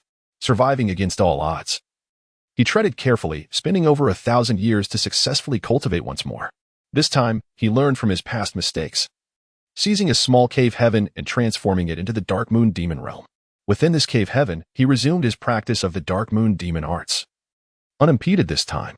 Moreover, he attained a status known as Tai San Xian within the hierarchical realms of cultivation. What the Dark Moon Demon Lord did not realize was that with his unique path of the Dark Moon Demon arts, he should have naturally achieved the status of a Tai Golden Immortal. Alas, due to inherent flaws in his practice, he could not attain the true golden fruit of the Golden Immortal, relegating him to merely a scattered entity. These scattered entities, including the Dark Moon Demon Lord, lacked the immortal essence that a Golden Immortal ought to possess. Without this essence, their power wanes with external changes, their lifespans are influenced by the environment, and their cultivated abilities may fade into obscurity over time. to maintain his strength. The Dark Moon Demon Lord transformed the entire Dark Moon Demon realm into a vast base for cultivating and nurturing demons, barely sustaining his current level. In the distance, Guangxin observed the Dark Moon Demon realm, contemplating the opportune moment to act. My Fangcun Mountain, the slanting moon still lacks a counterpart. This dark moon is just the fitting addition. Alas, to attain enlightenment, I must trouble the Dark Moon Demon Lord to meet his demise. In the journey to the Westworld, immortals are categorized into 5 types: celestial, terrestrial, human, divine, and demonic. Among the 3 disciples of the Bodhi Patriarch, Sun Wukong is a celestial immortal, while Haiyi is a human immortal. Guangxin practices the terrestrial immortal arts, belonging to the terrestrial immortal category, wherein expanding one's cave heaven is tantamount to enhancing one's cultivation. Absorbing and refining the essence of the Haiyi path is also a method of cultivation, essentially no different from Haiyi's approach of consuming pills. However, the Dark Moon Demon Lord might not perceive it this way. With the Dark Moon penetrating his heart, I command the essence of the Haiyi to flow forth. Guangxin performed his incantation, enveloping the Dark Moon Demon realm within his Fangcun Mountain. While employing the secret arts of the Bodhi lineage to substitute the Dark Moon with the slanted moon, beginning to siphon the Dark Moon Demon Lord's Haiyi essence. At the edge of the western Yohajo, an unfamiliar mountain suddenly emerged without warning. Guangxin named this mountain Dark Hollow Mountain. Within Dark Hollow Mountain, a plethora of massive black trees rapidly sprouted. Dressed as a woodcutter, Guangxin hefted an axe and began to fell the trees. His slanted moon cave heaven would absorb the essence of other cave heavens, transforming it into spiritual wood within Fangcun Mountain, which he would then personally chop and refine. Haiyi, of course, remained oblivious to the machinations of his senior brother, Guangxin, who was simultaneously plotting against the enigmatic Dark Moon Demon Lord concealed deep within the North Julu continent. Concurrently, unbeknownst to both brothers, the Star Army dispatched by the Emperor Ziwei had encircled the Xianzhu Demon Emperor outside the mystical Xianyao Cave. This individual represented a formidable demon emperor of the North Julu continent, wielding power equivalent to that of a Haiyi Golden Immortal. The slightest shift in one's actions could trigger a chain reaction. Thus, Haiyi's maneuvers incited Guangxin's own. Furthermore, under the guidance of Dimu Yuanjun, the Emperor Ziwei utilized the Celestial Star Array to deduce the intentions of Haiyi, the Celestial Market Star Lord. This presented an opportune moment to eliminate the thorn in the side of the North Julu continent. This time, the Emperor Ziwei not only took matters into his own hands but also enlisted the formidable Marshal Tianping as a Star Lord. Marshal Tianping was among the most capable warriors in the Emperor's retinue. He was renowned as the leader of the 9 celestial bodies of the Northern Dipper. And upon transformation, these became the 9 divine beings, with Tianping as their foremost. Additionally, Marshal Tianping was revered as the preeminent figure among the 4 sacred ones of the North Pole. Notably, one of the other 3, known as Lingying Yuxingzhenjuan, bore the esteemed title of the true martial emperor. Haiyi was oblivious to the fact that while he was scheming against others, they were also plotting against him. And not just one individual. The Xianyao Cave, unlike Guangxin's solitary and covert approach, was met with the decisive intervention of the Emperor Ziwei. Marshal Tianping led an impressive army of 360,000 celestial soldiers, surrounding the Xianyao Cave with unwavering resolve. During the battle, Marshal Tianping revealed his true form. A formidable figure with 3 heads and 6 arms, wielding a halberd, a sword, a bow, and other weapons, standing 50 zhang tall. Clad in black robes and a mystical crown, adorned with golden armor, Tianping, engage, commanded the Emperor Ziwei. At once, replied Marshal Tianping, who promptly gestured for the celestial soldiers to charge toward the Xianyao Cave. Inside, the Xianzhu Emperor was indulging in revelry when he sensed an imposing formation descending from the sky. He quickly activated the cave's defenses, emerging with a pig's head atop his own, brandishing a Xianshui rake, demanding, "Who dares to act so audaciously in the Xianyao Cave?" Flying forward, Marshal Tianping pointed his sword at the Xianzhu Emperor, declaring, "You vile creature, your days of ease are over. Kneel and accept your demise." Enraged, the Xianzhu Emperor retorted, "How dare you? You seek death." With no intention of reasoning, the two engaged in fierce combat. In the North Julu continent, the Xianyao Cave was home to the extraordinary Xianzhu Emperor, a true demon emperor forged through countless battles. Once a practitioner of righteous Tao, he had strayed from his path, succumbing to the allure of dark powers to heal himself, ultimately transforming into a true demon. Regrettable as it was, this descent into madness was a trial he was destined to face. Had he not survived, his fate would have been death and annihilation. Yet, His perseverance could be attributed to the protective merits he had accumulated. Marshal Tianping, with his 3 heads and 6 arms wielding various weapons, led the charge against the demons. The Xianzhu, invoking the protective powers of the Kuei water, sought survival amidst the chaos. Both sides unleashed their true powers in an epic confrontation. Yet the marshal's celestial fate ensured his survival, while the Xianzhu's golden essence proved resilient. The clash resulted in a stalemate, neither side gaining the upper hand. Had only Marshal Tianping engaged, he might have struggled against the Xianzhou Emperor. However, the celestial court never entered a battle unprepared. Hidden amidst the stars, the Emperor Ziwei transmitted commands to the Big Dipper constellations. Act as you command. They responded in unison. This time, they were not facing Li Haiyi and Sun Wukong's antics in the heavenly palace. This was a confrontation with the powerful Xianzhou Yao Emperor. With the full might of the 7 celestial beings, backed by the Emperor Ziwei's authority, they prepared to unleash their formidable powers without concern for their own safety. The Xianzhou Yao Emperor quickly sensed the impending threat. 7 mere golden immortals dare to defy your grand presence? He scoffed. As the Big Dipper formed their 7-kill formation. When the formation first attempted to ambush him, he shattered its protective starlight with a single swing of his rake. Defiantly challenging, if you possess the skill, face me one-on-one. This mob mentality is no true strength. Unfazed, the 7 celestial beings continued their assault, evading and striking from the shadows.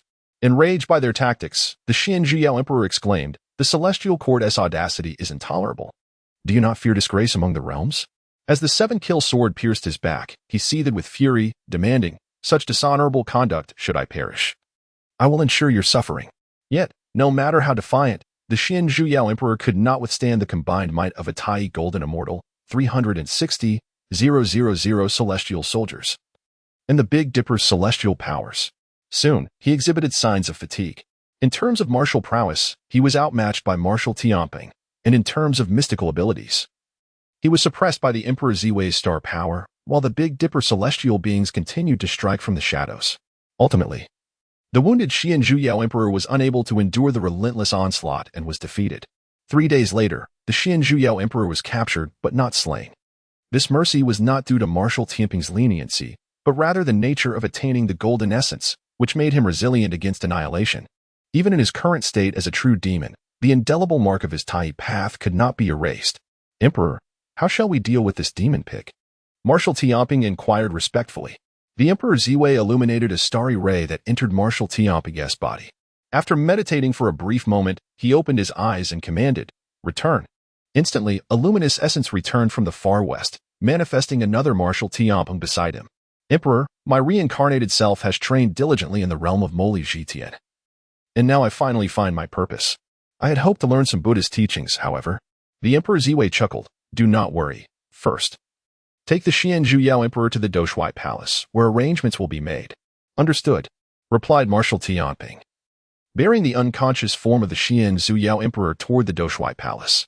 As a guardian deity of the Taoist faith and a disciple of the esteemed Laozi, his mastery of the 36 transformations came from the teachings of Laozi himself. Yet, he was perplexed as to why the emperor instructed him to bring his Buddhist reincarnation to the Doshui Palace, seemingly a slight against his own master. Meanwhile, the troubles faced by the Dark Moon Demon Lord were no less daunting than those of the Xianzhou Yao Emperor. The latter had attained the Golden Essence, a state of unwavering power and vast abilities. In contrast, the Dark Moon Demon Lord had yet to attain such a state and struggled to maintain his own cultivation, with his abilities severely limited. Although Guangxin faced tribulations preventing him from ascending to the Great Tao, his status as a Taiyi Golden Immortal was indisputable. Devising a scheme against the Dark Moon Demon Lord, who exhibited clear vulnerabilities, posed no challenge, though they had yet to engage in formal combat. Guangxin had already ensnared the demon's fate. All that remained was a spark, one capable of igniting the Dark Moon Demon Lord's demonic energy. And Guangxin calculated that this spark would be provided by Li Haiyi. Li Haiyi was oblivious to Guangxin's intentions, unaware that within the divination he conducted, the Li hexagram had inadvertently led to the demise of 2 Taiyi, one of whom was a Taiyi Golden Immortal. If the Xianzhou Emperor was already a target of the Celestial Court, Li Haiyi merely expedited his death. Conversely, the Dark Moon Demon Lord was unwittingly drawn into calamity by Li Haiyi. At Duanya Mountain, the birthplace of the exquisite nectar, a gathering of wolves and a multitude of vultures turned an inconspicuous cliff into the focal point of a 1,000-mile radius. The entire mountain was encircled by the minions of the vulture demon and the dog demon. A battle was undoubtedly imminent, concealed 100 miles away. Haiyi pondered only how to incite a more ferocious confrontation between the two factions. Within the realm of the celestial evolution Zen spirit, the primordial luminous energy surged and ebbed in a continuous cycle of deduction. Soon, a plethora of information regarding the two demons was unraveled. After meticulous scrutiny, Haiyi extracted two particularly intriguing pieces of intelligence. Firstly, the vulture demon practiced a secret technique that allowed it to refine corpses into corpse puppets, which could not only be employed in battle but also serve as a means of evading disaster. Due to its impending celestial tribulation, it had been actively seeking immortal corpses to mitigate its calamity. Secondly, the dog demon originally belonged to the wolf lineage. Its current form as a dog was due to its master. This master, named Chiba, was also a practitioner. Unfortunately, as a solitary cultivator, Chiba lacked celestial fortune. After a millennium of arduous cultivation, he ultimately succumbed to the 9 transformations immortal tribulation, perishing in the process of transcending to immortality. In his lifetime, Chiba amassed little merit and achieved nothing beyond nurturing a loyal dog. This dog took its master's surname, calling itself Qizhong, and, leveraging Chiba's legacy, it diligently pursued its own path of cultivation, eventually rising to the status of a formidable demon. Haiyi deduced the location of Chiba's burial site, while simultaneously realizing that Qizhong had imprisoned Chiba's fragmented soul within the corpse, harboring hopes of resurrecting him one day. One must admit that Qizhong's loyalty is indeed commendable. Unfortunately, Chiba's true essence has long since undergone reincarnation. Even if the mere remnants of his soul were to be revived, he would no longer be Chiba. Moreover, at this juncture, Qizhong has unwittingly descended into the path of darkness, and Haiyi has no intention of fulfilling his desires. Gazing inward at the spiritual platform, the Li hexagram remains intact. At this moment, Haiyi feels compelled to take action. Only by igniting the first flame can he discern the true nature of the illuminating path ahead. Haiyi pondered. Stroking his chin, the vulture demon requires an immortal corpse to evade calamity. Furthermore, their quest to seek the divine nectar concealed within Broken Tooth Mountain is aimed at prolonging their lifespan. The canine demon's master, whose body conveniently qualifies as an immortal corpse, presents a solution to the predicament. Previously, the vulture demon was unaware that Qizhong's master's body still existed. However, with this knowledge now in hand, it would not be long before the vulture demon would discover it too. For 3 days, the vulture and wolf demon stood in confrontation at Broken Tooth Mountain. As the anticipated emergence of the divine nectar drew near, tensions mounted, and both sides prepared for battle. At the edge of the battlefield, a blood-red vulture descended and transformed into human form, its feathers not yet fully retracted. Approaching the vulture demon king, Chu Yuan, it bowed and communicated, "Great king, we have located the immortal corpse." Upon hearing this, Chu Yuan was overjoyed. "What? Where is it?" The vulture demon stepped forward and detailed the situation to Chu Yuan, who then cast his gaze toward Qizhong in the distance, a smile creeping onto his lips. Doubts regarding the authenticity of the divine nectar faded, replaced by a more enticing option. Suddenly, everything became more intriguing. It seemed that he would need to devise a plan to delay the foolish dog. With a calculated demeanor, Chu Yuan swiftly orchestrated his strategy. He sent a message to Qizhong, "White Roan, you have come seeking the rumored treasures of the realm for the sake of cultivation and longevity, which is quite understandable. However, it would be wise to confirm the authenticity of the divine nectar before engaging in battle. Otherwise, should you fall victim to schemers and end up aiding others, it would be a great loss." Qizhong, unaware of Chu Yuan's true intentions, had previously interacted with him, but their relationship had been far from amiable. Having relied on his speed to injure Chu Yuan before, he had managed to escape. This time, Qizhong had made preparations, setting up a grand formation that would ensure Chu Yuan had nowhere to flee. Initially concerned that he would not have enough time to establish the formation or accumulate sufficient power, he now found it reasonable to delay. Qizhong responded, "Your words are indeed wise, fellow Celestial. How about we each retreat 10 miles and await the emergence of the divine nectar before proceeding?" "Very well." Chu Yuan conceded, promptly retreating 10 miles with his vulture kin. Qizhong scrutinized Chu Yuan for a time, and seeing no signs of treachery, he leapt into the air and shouted, leading his pack of wolves to also retreat 10 miles. Thus, the two factions that had been on the brink of conflict fell into an eerie calm. Once Chu Yuan achieved his aim of delay, he summoned his subordinate demons and, with great reluctance, plucked 2 dark red feathers from his own underarm, handing them to a demon general. "These are my life's dark feathers.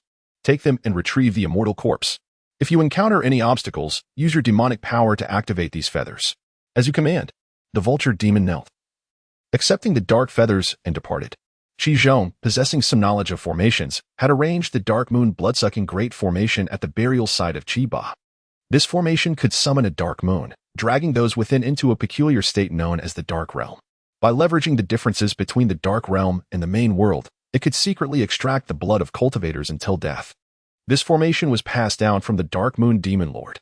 As the vulture demon entered the resting place of the immortal corpse, it sensed something amiss and promptly activated the dark feathers.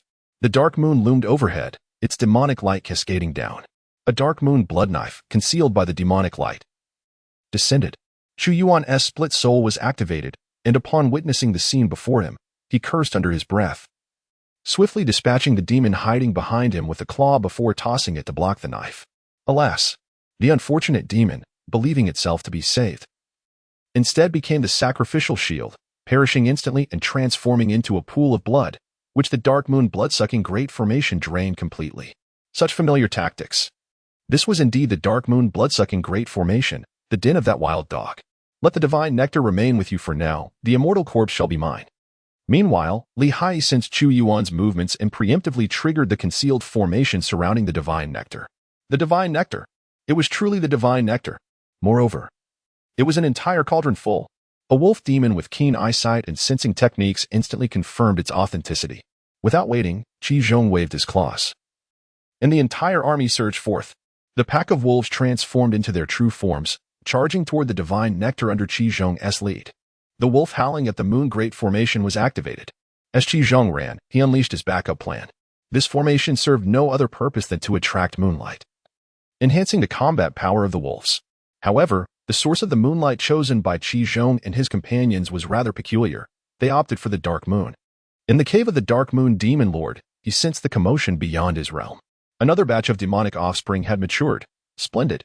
The cave of the Dark Moon Demon Lord required vast quantities of demons to refine demonic energy, ensuring the cave's operation. The Dark Moon Demon Lord would periodically release Dark Moon demonic light to recruit his followers. The wolf howling at the moon great formation employed by Qi Zhong was a modified technique passed down from the Dark Moon Demon Lord. As the formation activated, a dark moon slowly solidified above Broken Tooth Mountain. Demonic light cascaded from the dark moon, enveloping the gathered demons. The Dark Moon Demon Lord's consciousness also detected the divine nectar within Broken Tooth Mountain. What? Where did this divine nectar come from? The Dark Moon Demon Lord, in a fit of excitement, caused the demonic light from the dark moon to fluctuate violently. To ascertain the situation, he decided to descend a manifestation through the dark moon to personally investigate Broken Tooth Mountain. Indeed, it was the divine nectar. The Dark Moon Demon Lord was not a native of this realm. He belonged to the extraterrestrial demons.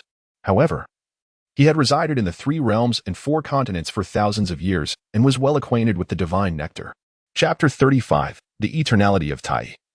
Deceiving the world with a name, sensing the strengths of both parties vying for the divine nectar. The Dark Moon Demon Lord disdainfully scoffed. A bunch of wild demons who do not even qualify as demon kings dared to covet such a treasure. With the dark moon descending, the holy body of the dark and bright emerged. The Dark Moon Demon Lord, leveraging the wolf howling at the moon great formation established by Qi Zhong and others, made his entrance.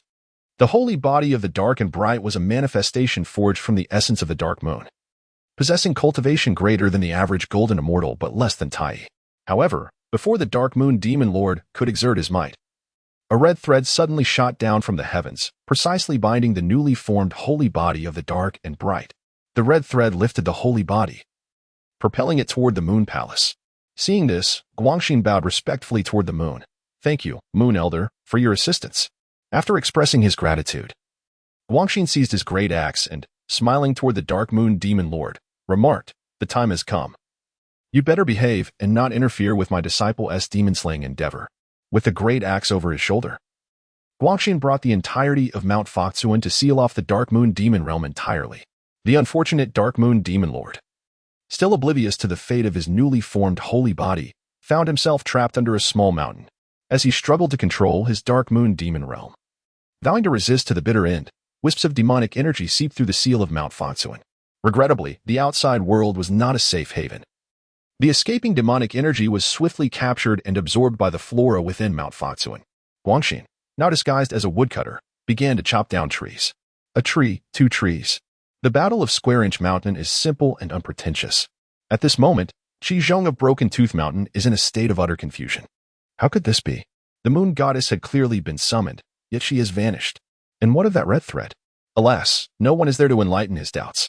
Within the Moon Palace, the thread of fate binds the Hui Ming's sacred body and draws it into the Moon Palace. The Lord of the Yin Star, fulfilling his mission, has successfully captured the Hui Ming sacred body. The matchmaker is merely a subordinate of the Lord of the Yin Star. It is, in fact, the Lord of the Yin Star who has taken decisive action. Although he remains low-key, his power is formidable, a true master who has cultivated since ancient times. The Lord of the Yin Star delicately pinches his orchid fingers, summoning the essence of the Moon Star right where he stands.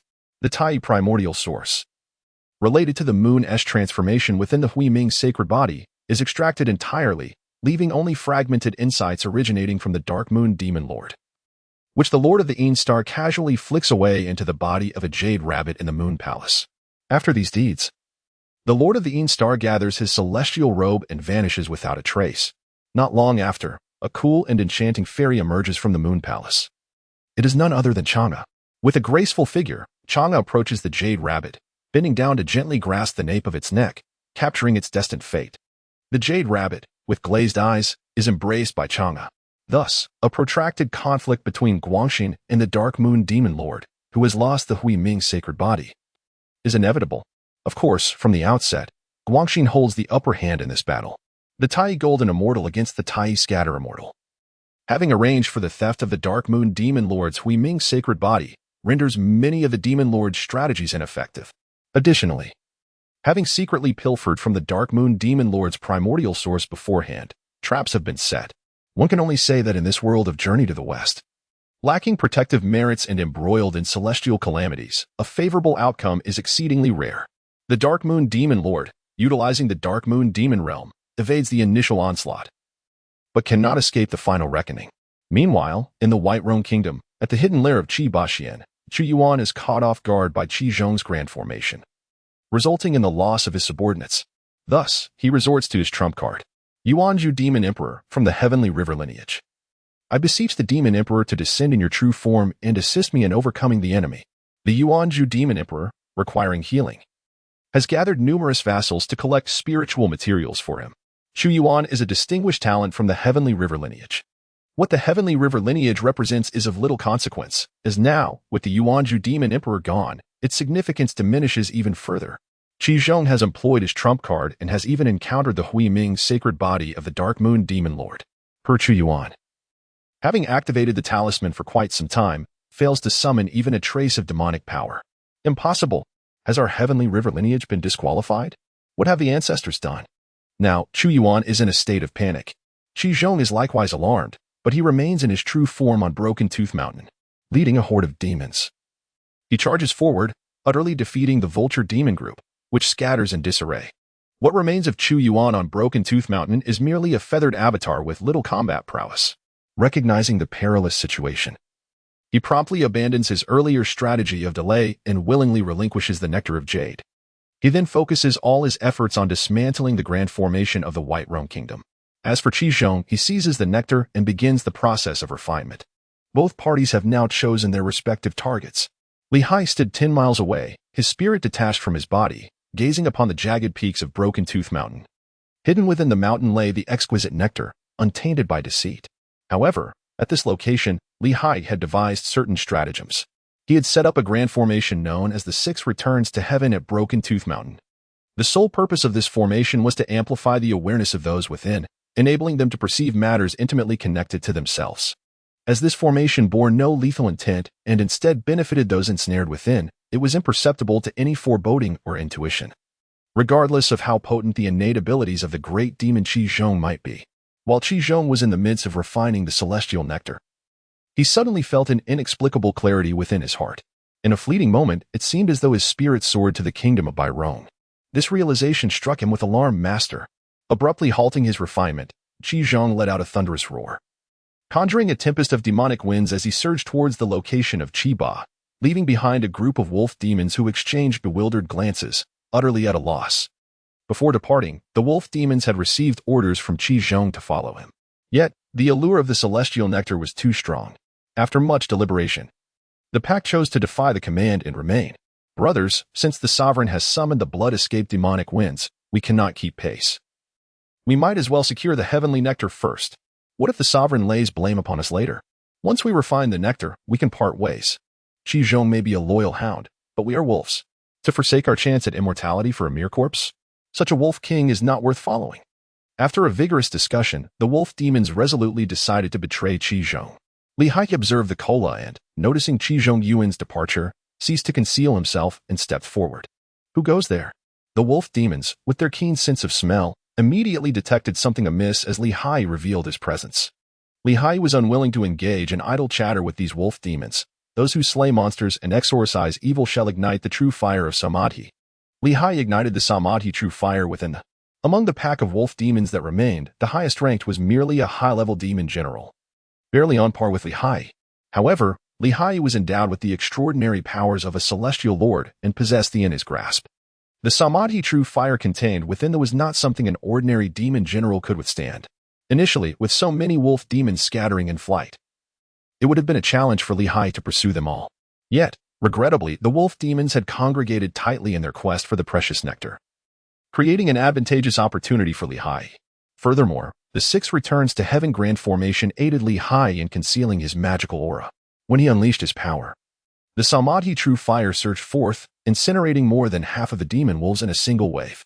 A distant wolf, exerting itself to isolate the Samadhi true fire with its demonic energy, soon found that such an endeavor was futile, as the Samadhi true fire could ignite even magical energy. Thus, it merely delayed their demise by a few seconds. Li Hai, clutching the starstone, observed with a hint of disdain as his adversary narrowly evaded the initial onslaught of the Samadhi true fire. Without a moment's hesitation, he chose to deliver a decisive blow. Those acquainted with him understood his journey. Li Hai had traversed the path of cultivation, honing his skills in the Bodhi longevity technique in his past life, and now practicing the 6 return sutra in this lifetime. Yet he had never truly refined his martial prowess. Thus, when it came time to act, he never held back, unleashing his divine abilities with abandon. In the realm of Journey to the West, martial arts, divine powers, weaponry, magical artifacts, backgrounds, and Taoist attainments can all be employed in combat. However, they are not inherently interrelated. It is quite commonplace for mighty immortals with boundless powers to possess little to no martial skills. Naturally, those celestial beings who have endured through the ages may acquire some martial abilities, yet for them, pure martial prowess holds little significance. Many who excel in martial arts often possess unique divine abilities or formidable weapons to complement their skills. For instance, Erlangshan wields a mountain-splitting axe and a 3-pointed, double-edged sword. Neza brandishes the fire-tipped spear, and martial Tianping is equipped with a plethora of weapons to augment his 3-headed, 6-armed form, while Sun Wukong possesses innate divine strength. Among others, Li Hai possessed both the wisdom sword and the Bodhi staff. However, it is worth noting that the Bodhi staff is ill-suited for use as a weapon, and one would feel a pang of regret should it sustain damage. The wisdom sword, while resilient and capable of reconstituting itself with mere incantation, lacks the requisite hardness and is not designed solely for lethal purposes, rendering it equally inappropriate as a weapon. The only somewhat reliable option remains the concealed starstone, which serves as a hidden projectile. A small consolation is that Li Hai has chosen the burdened turtle as a manifestation of steadfastness in his quest for balance. Once this transformation aligns with the divine, Li Hai feels it will be time to seek an appropriate weapon. The pack of wolf demons, however, remained oblivious to the tumultuous thoughts swirling within Li Hai's mind. Their only fixation was on 2 words: fiery pill. After half an hour, Li Hai locked onto the final wolf demon general. The starstone soared forth, casting a crimson shadow in its wake. The beleaguered demon, attempting to flee, was struck down and sent tumbling to the ground. As it endeavored to rise again, it discovered that the blazing true fire had already ignited its chest. Li Hai stepped forward, extinguishing the Samadhi true fire and retrieving the deep star stone. He then turned and approached the exquisite nectar. After a circuitous journey, he returned once more, for it seemed that these demons were indeed fated to remain distant from this divine elixir. Li Hai did not intend to reclaim these exquisite elixirs. Instead, he effortlessly shattered the barriers encasing them, merging their essence into the subterranean river below. The long-exploited Duanya Mountain, ravaged for millennia, suddenly blossomed with vitality and grace. Li Hai smiled faintly and turned his sword towards the kingdom of Bairong, where a grand spectacle awaited. Meanwhile, Qi Zhong was hastily pursuing. yet ultimately arrived a moment too late. Qi Ba had already been extracted by Chu Yuan. At this moment, Chu Yuan was racing against time to refine the celestial corpse. "Release my master." Qi Zhong transformed into his true form, barking at the heavens. Upon witnessing this, Chu Yuan also transformed into a vulture, seizing Qi Ba and taking flight, deftly evading Qi Zhong's furious strike. "You old rascal, do you truly wish to make this difficult for me?" Qi Zhong warned. Chu Yuan retorted. "Refining corpses to avert calamity is my method of cultivation. I have relinquished the divine elixir to you, but I shall never abandon this celestial corpse." The divine elixir could prolong one's lifespan, serving as a means to extend fate, yet the celestial corpse could directly aid Chu Yuan in overcoming a tribulation. In comparison, Chu Yuan ultimately favored the celestial corpse. Neither was willing to concede. Thus, a fierce battle commenced. A cacophony of canine howls and vulture cries echoed. As demonic powers and blood surged forth, a contest of seizing corpses and protecting masters ensued. This clash unfolded on the battlefield of the kingdom of Bairong, swiftly escalating to the kingdom of Tianyao. Given that both Chu Yuan and Qi Zhong were formidable demons, the lesser demons dared not intervene. After half a day of combat, both demons bore wounds, and the residual shockwaves claimed the lives of many demons across both nations, prompting the clever to flee. At that moment, Chu Yuan spoke. "Dead dog, had I not been unable to contact the demon emperor, you would have perished long ago." Qi Zhong retorted defiantly. "Had the avatar of the Dark Moon demon lord I summoned not vanished, you would have met your end sooner." With that, Qi Zhong let out a roar and began to fight desperately.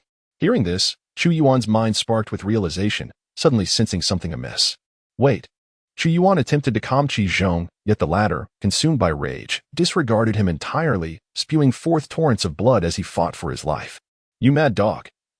Cease your assault. I have something to discuss." Qi Zhong refused. "First, release my master." Chu Yuan wished to comply, but having commenced the refinement of the celestial corpse, he found himself unable to relent. Thus, the battle raged on. Li Haiyi had been waiting patiently, as Chu Yuan and Qi Zhong were, after all, not celestial beings. Lacking divine power and possessing only demonic strength, their abilities were destined to wane. That moment would herald the time for Li Haiyi to intervene and reap the rewards. Indeed. After 3 more hours, both Chu Yuan and Qi Zhong found their demonic power depleted. "Release my master." Qi Zhong, despite having lost his magical abilities, continued to persist. He could still draw upon the blood river to restore his strength, making him somewhat stronger than Chu Yuan. As Chu Yuan labored to refine the celestial corpse, he struggled against Qi Zhong, feeling the strain of the confrontation. Were it not for his ability to fly, he would likely face dire consequences. Nevertheless, sacrifices made would yield their own rewards, as Qi Ba's celestial corpse was on the verge of being refined by Chu Yuan. Within Li Haiyi's ethereal spirit, the celestial mechanisms whirred, elucidating the entirety of the battlefield with remarkable clarity. Observing the exhaustion of both factions, he seized the and hurled it towards the celestial corpse of Qi Ba. The 3 mystical flames ignited the celestial body and the specter of Chu Yuan. At this moment, both Chu Yuan and Qi Zhong were left in a state of bewilderment. Li Haiyi was not taken aback. The once again flew into his hand, this time with the intent directed at Qi Zhong, who had dared to harm his master, an offense that could not be forgiven, even though he had long succumbed to darkness. Qi Zhong's unwavering loyalty to his master, Qi Ba, remained intact. Upon witnessing the immortal corpse being incinerated by Li Haiyi, Qi Zhong disregarded Chu Yuan and turned to charge at Li Haiyi. Northern Underworld Cloud escaped. Li Haiyi transformed into a Kuanping, and with the assistance of the turbulent winds, he swiftly evaded Qi Zhong's assault, covering several miles in an instant. Once Qi Zhong had exhausted his strength, Li Haiyi soared back once more.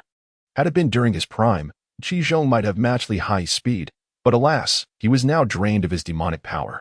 Li Haiyi grasped the Qinsheng stone, aiming it at Qi Zhong's forehead. Realizing he was powerless to resist, Qi Zhong summoned the last vestige of his magical energy, lunging towards the corpse of his master. "In death, we shall remain united." The blazing flames of the 3 mysterious true fire roared. The devoted hound, consumed by madness, did not forget his former master. The vulture, feasting on carrion, encountered fire while seeking a corpse. Flames ravaged the 2 kingdoms, illuminating the heavens and clearing the earth.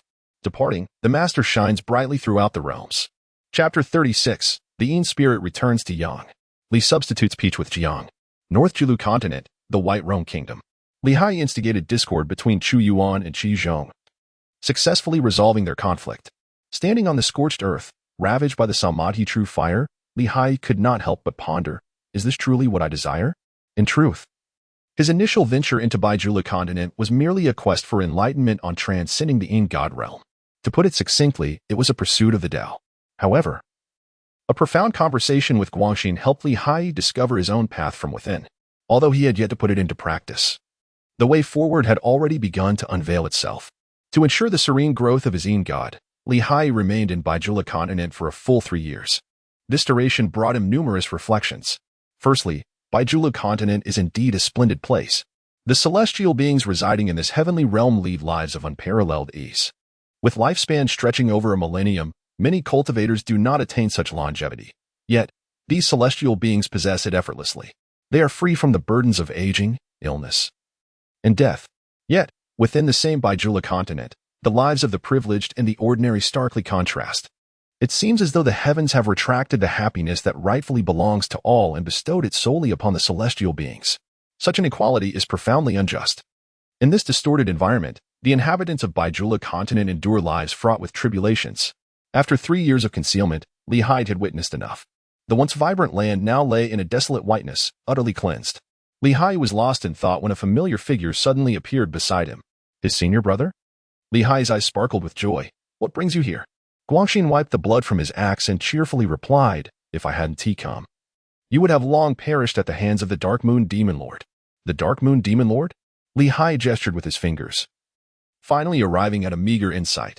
Without the aid of the Western Journey illusion mirror, discerning the whereabouts of individuals whose realm surpassed his own was indeed a formidable challenge.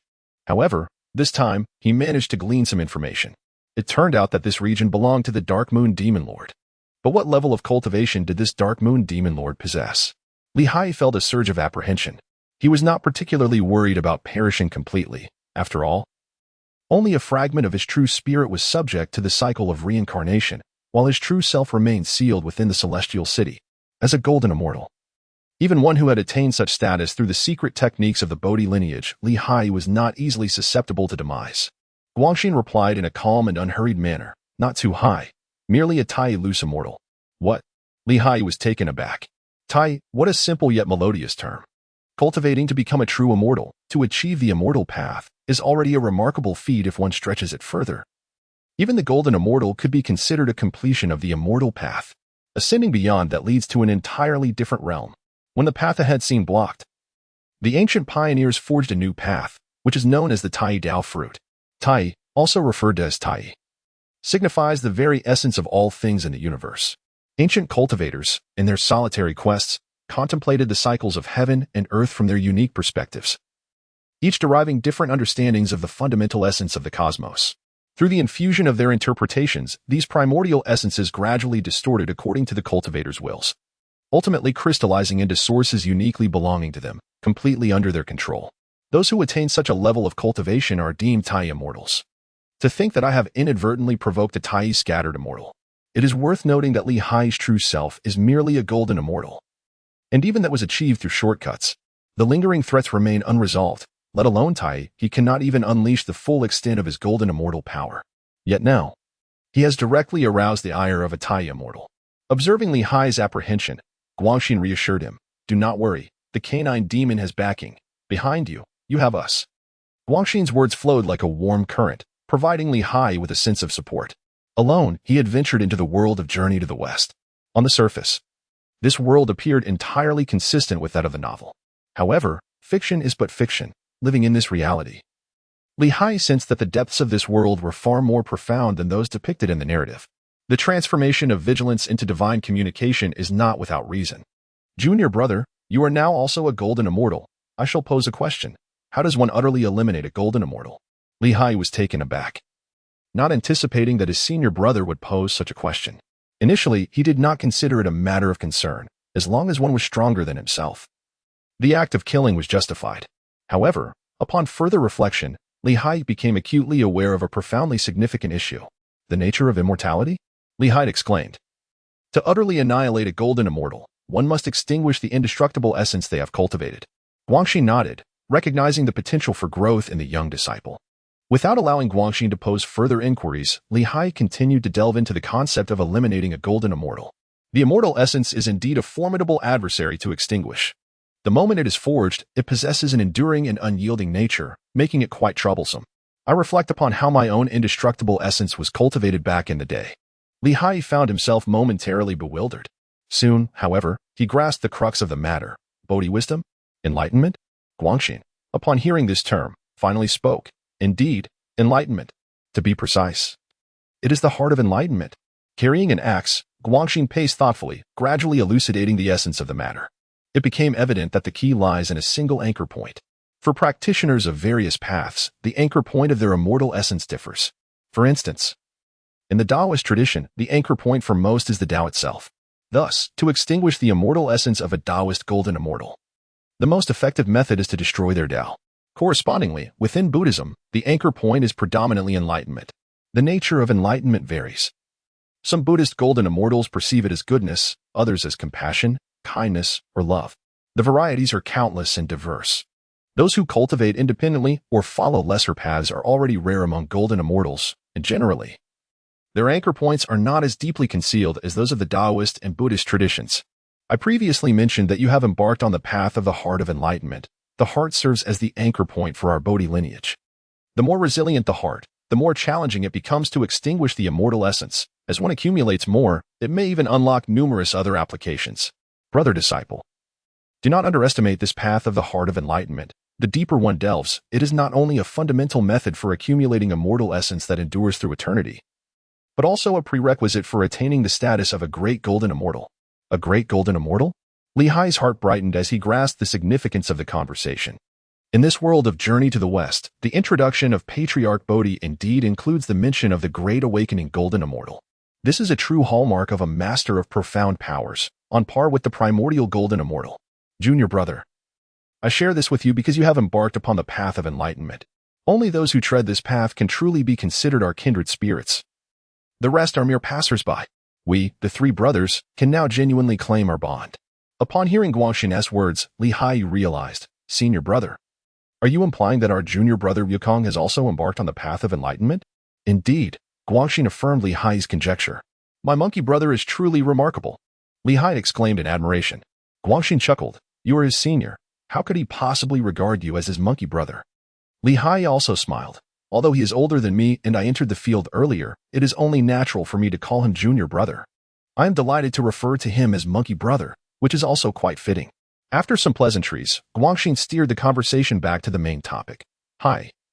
The Dark Moon Demon Lord has already been subdued by me. It is challenging enough to completely eliminate a golden immortal.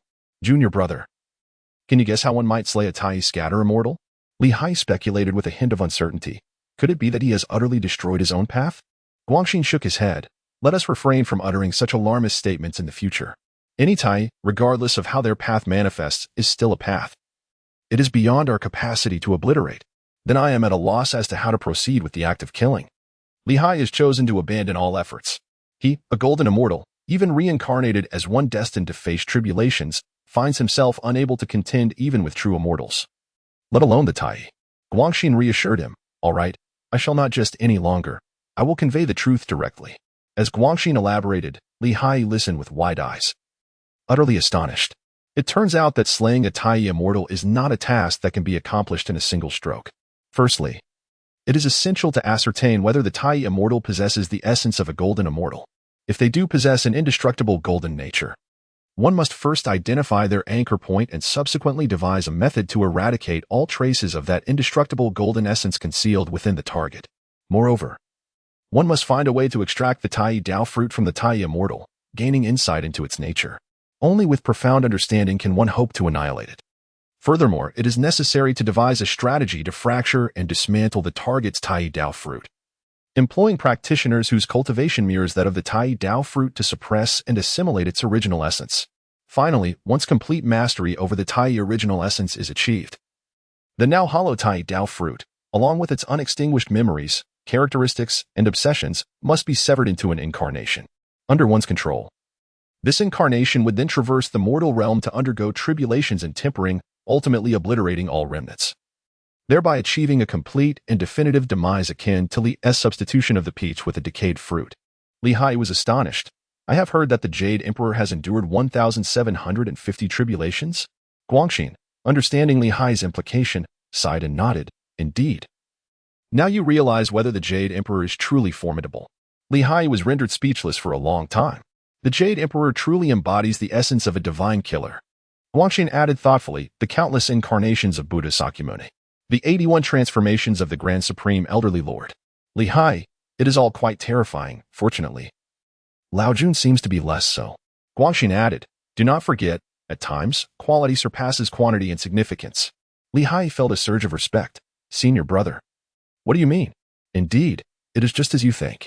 The powers of the old lord, along with his treasures, did not come from the wind. After a profound discussion, Li Haiyi felt as though his worldview was on the verge of shattering. Upon looking up, he perceived that the celestial beings above were all shrewd and cunning, each an absolute master in their own right. Guangxin, still unsatisfied, inquired, pray tell, who was it that forged this universe? Li Haiyi blurted out, of course it is Pangu. As he spoke, he found himself unable to continue. Pangu's creation of the heavens and the earth was undoubtedly unquestionable. However, Laozi, too, was credited with the creation of the universe.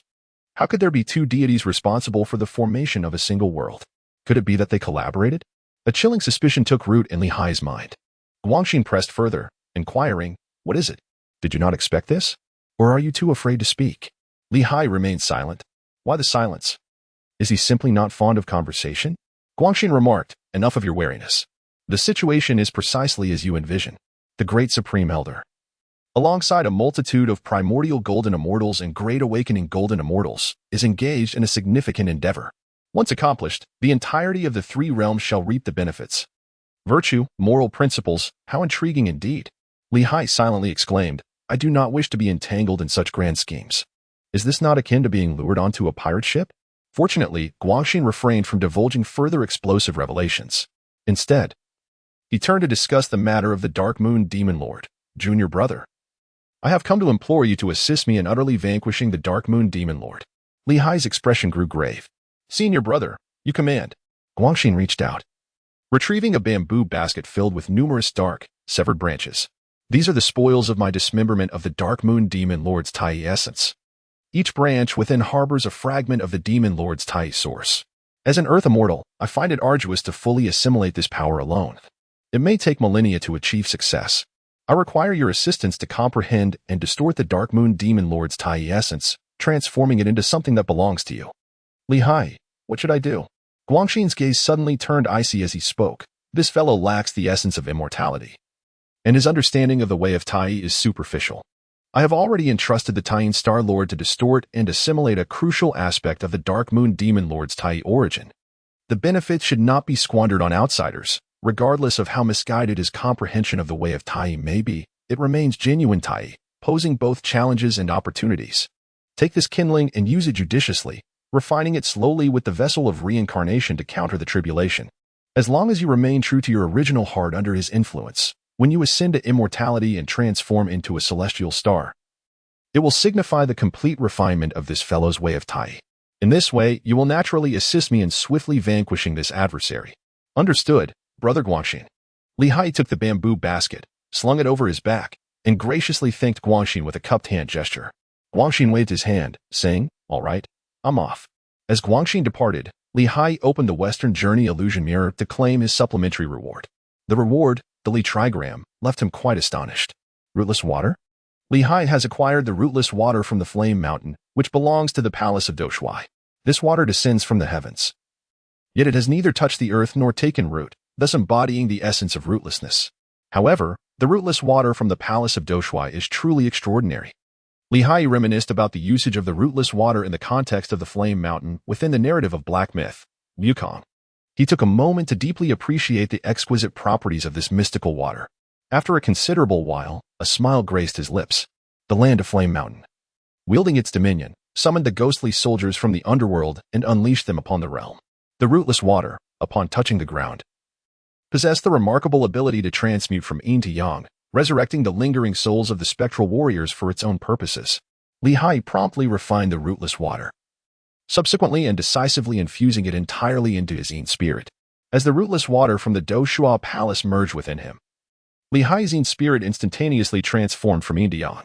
The yang spirit was born. A surge of calamity surged within Li Haiyi's heart.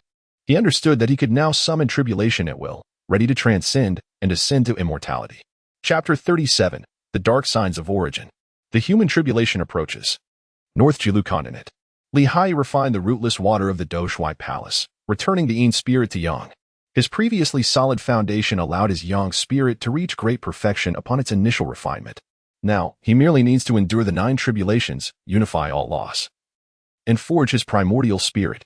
Haiyi did not hastily invoke the calamity. Rather, he naturally retrieved a piece of firewood from the basket behind him. Subsequently, with a flicker of the Samadhi true fire, the firewood was ignited. Under the blazing flames of the Samadhi true fire, Haiyi swiftly separated the irrelevant impurities, refining a thread of the Dark Moon Demon Lord's essence into his Yang spirit, beginning to contemplate its profound principles. The pursuit of enlightenment is not something that can be achieved in a fleeting moment. Thus, Haiyi's immediate concern was to ascertain the nature of this first tribulation. Heaven and water diverge, leading to litigation. A gentleman should deliberate on the initiation of his endeavors. Upon observing the divination, Haiyi sensed the essence of the recently refined Dark Moon Demon Lord and felt a surge of amusement. Remarkably, having just refined a mere thread of it, he was already embroiled in disputes. The divination indicated contention, a symbol of arguments over right and wrong. With the secondary hexagram revealing such implications, Haiyi promptly identified the subject of contention. I am divining the first calamity of my fate, evidently. My senior brother's bundle of firewood has ignited the tribulations destined for me. According to the divination, Haiyi grasped the essence of his inaugural calamity. This hexagram foretold imminent disputes, urging the diviner to clarify all matters before proceeding with any actions. Generally, the need to untangle various issues to avert future disputes pertains to human calamities. Haiyi became aware that his first wave of tribulations was of a human nature.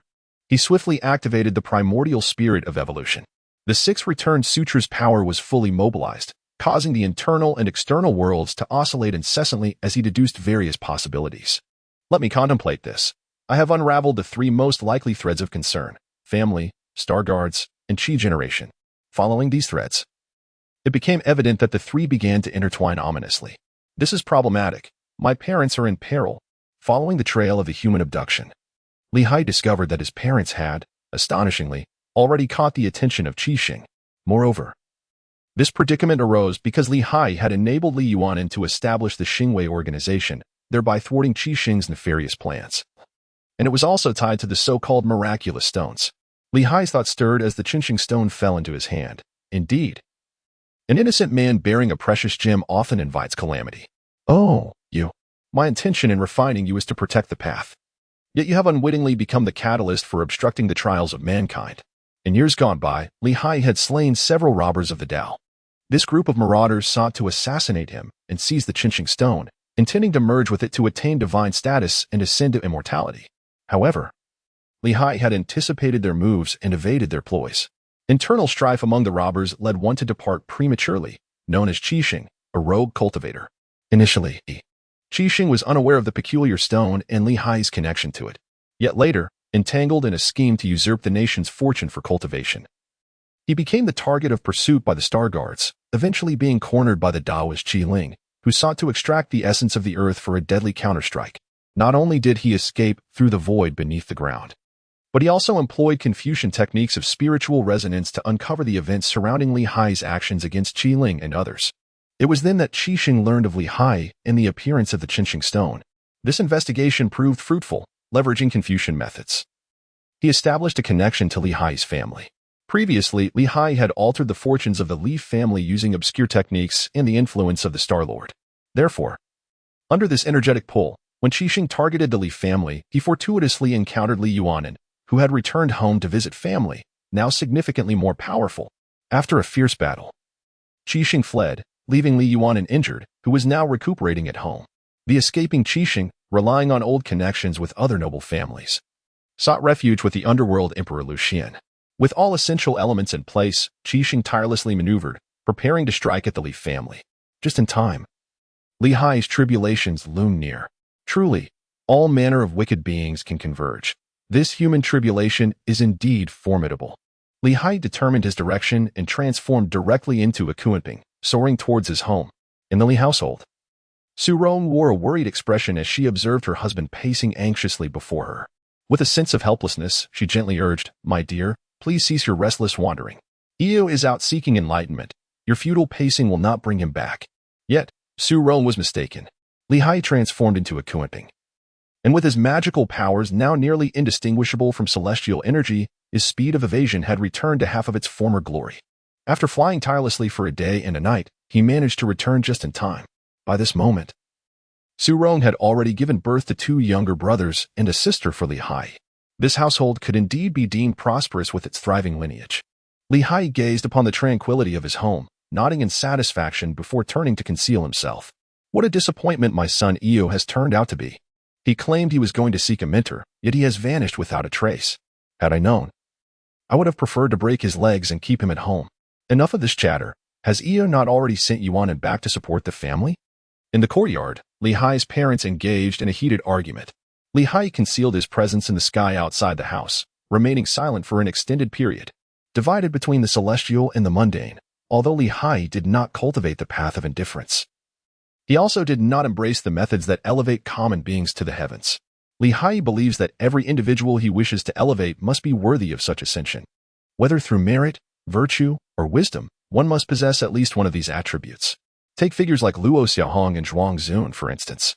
The journey of severance, abandonment, and transcendence is an inevitable path to immortality. It is no wonder that the first calamity among the 9 tribulations is that of humanity. The reproaches of parents, the scorn of friends, the bonds of emotion, and the guilt imposed by societal morality. These are formidable challenges that test the integrity of one's heart. Fortunately, Li Haiyi had long been prepared, having steered clear of worldly entanglements. In this lifetime, he recognizes 2 profound debts of gratitude, one stemming from the nurturing of his parents, and the other from the teachings of his master, Zhuang Zun. Zhuang Zun, possessing ample virtue and having achieved sufficient cultivation himself, has been appointed by Li Haiyi to oversee the 7-star officials, which he considers a fitting return for his master's guidance.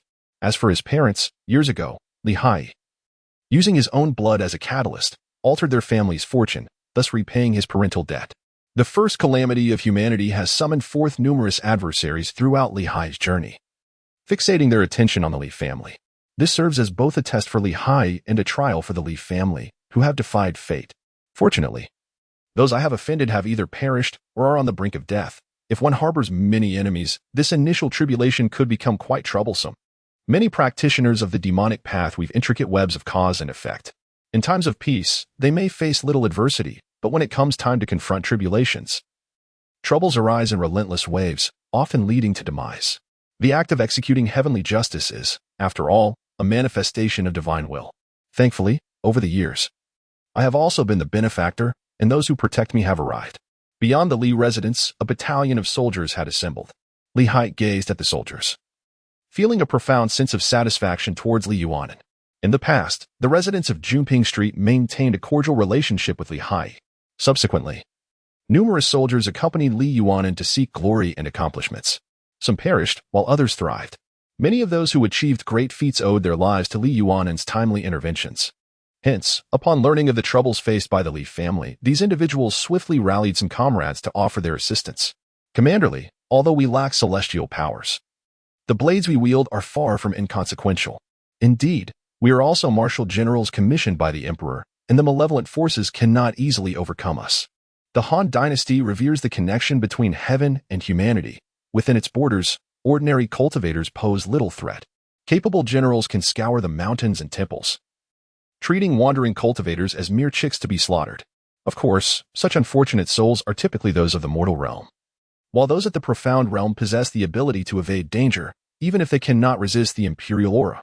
As for powerful beings like Li Haiyi, as long as they do not confront the might of the Han army or the emperor in person, they remain unafraid.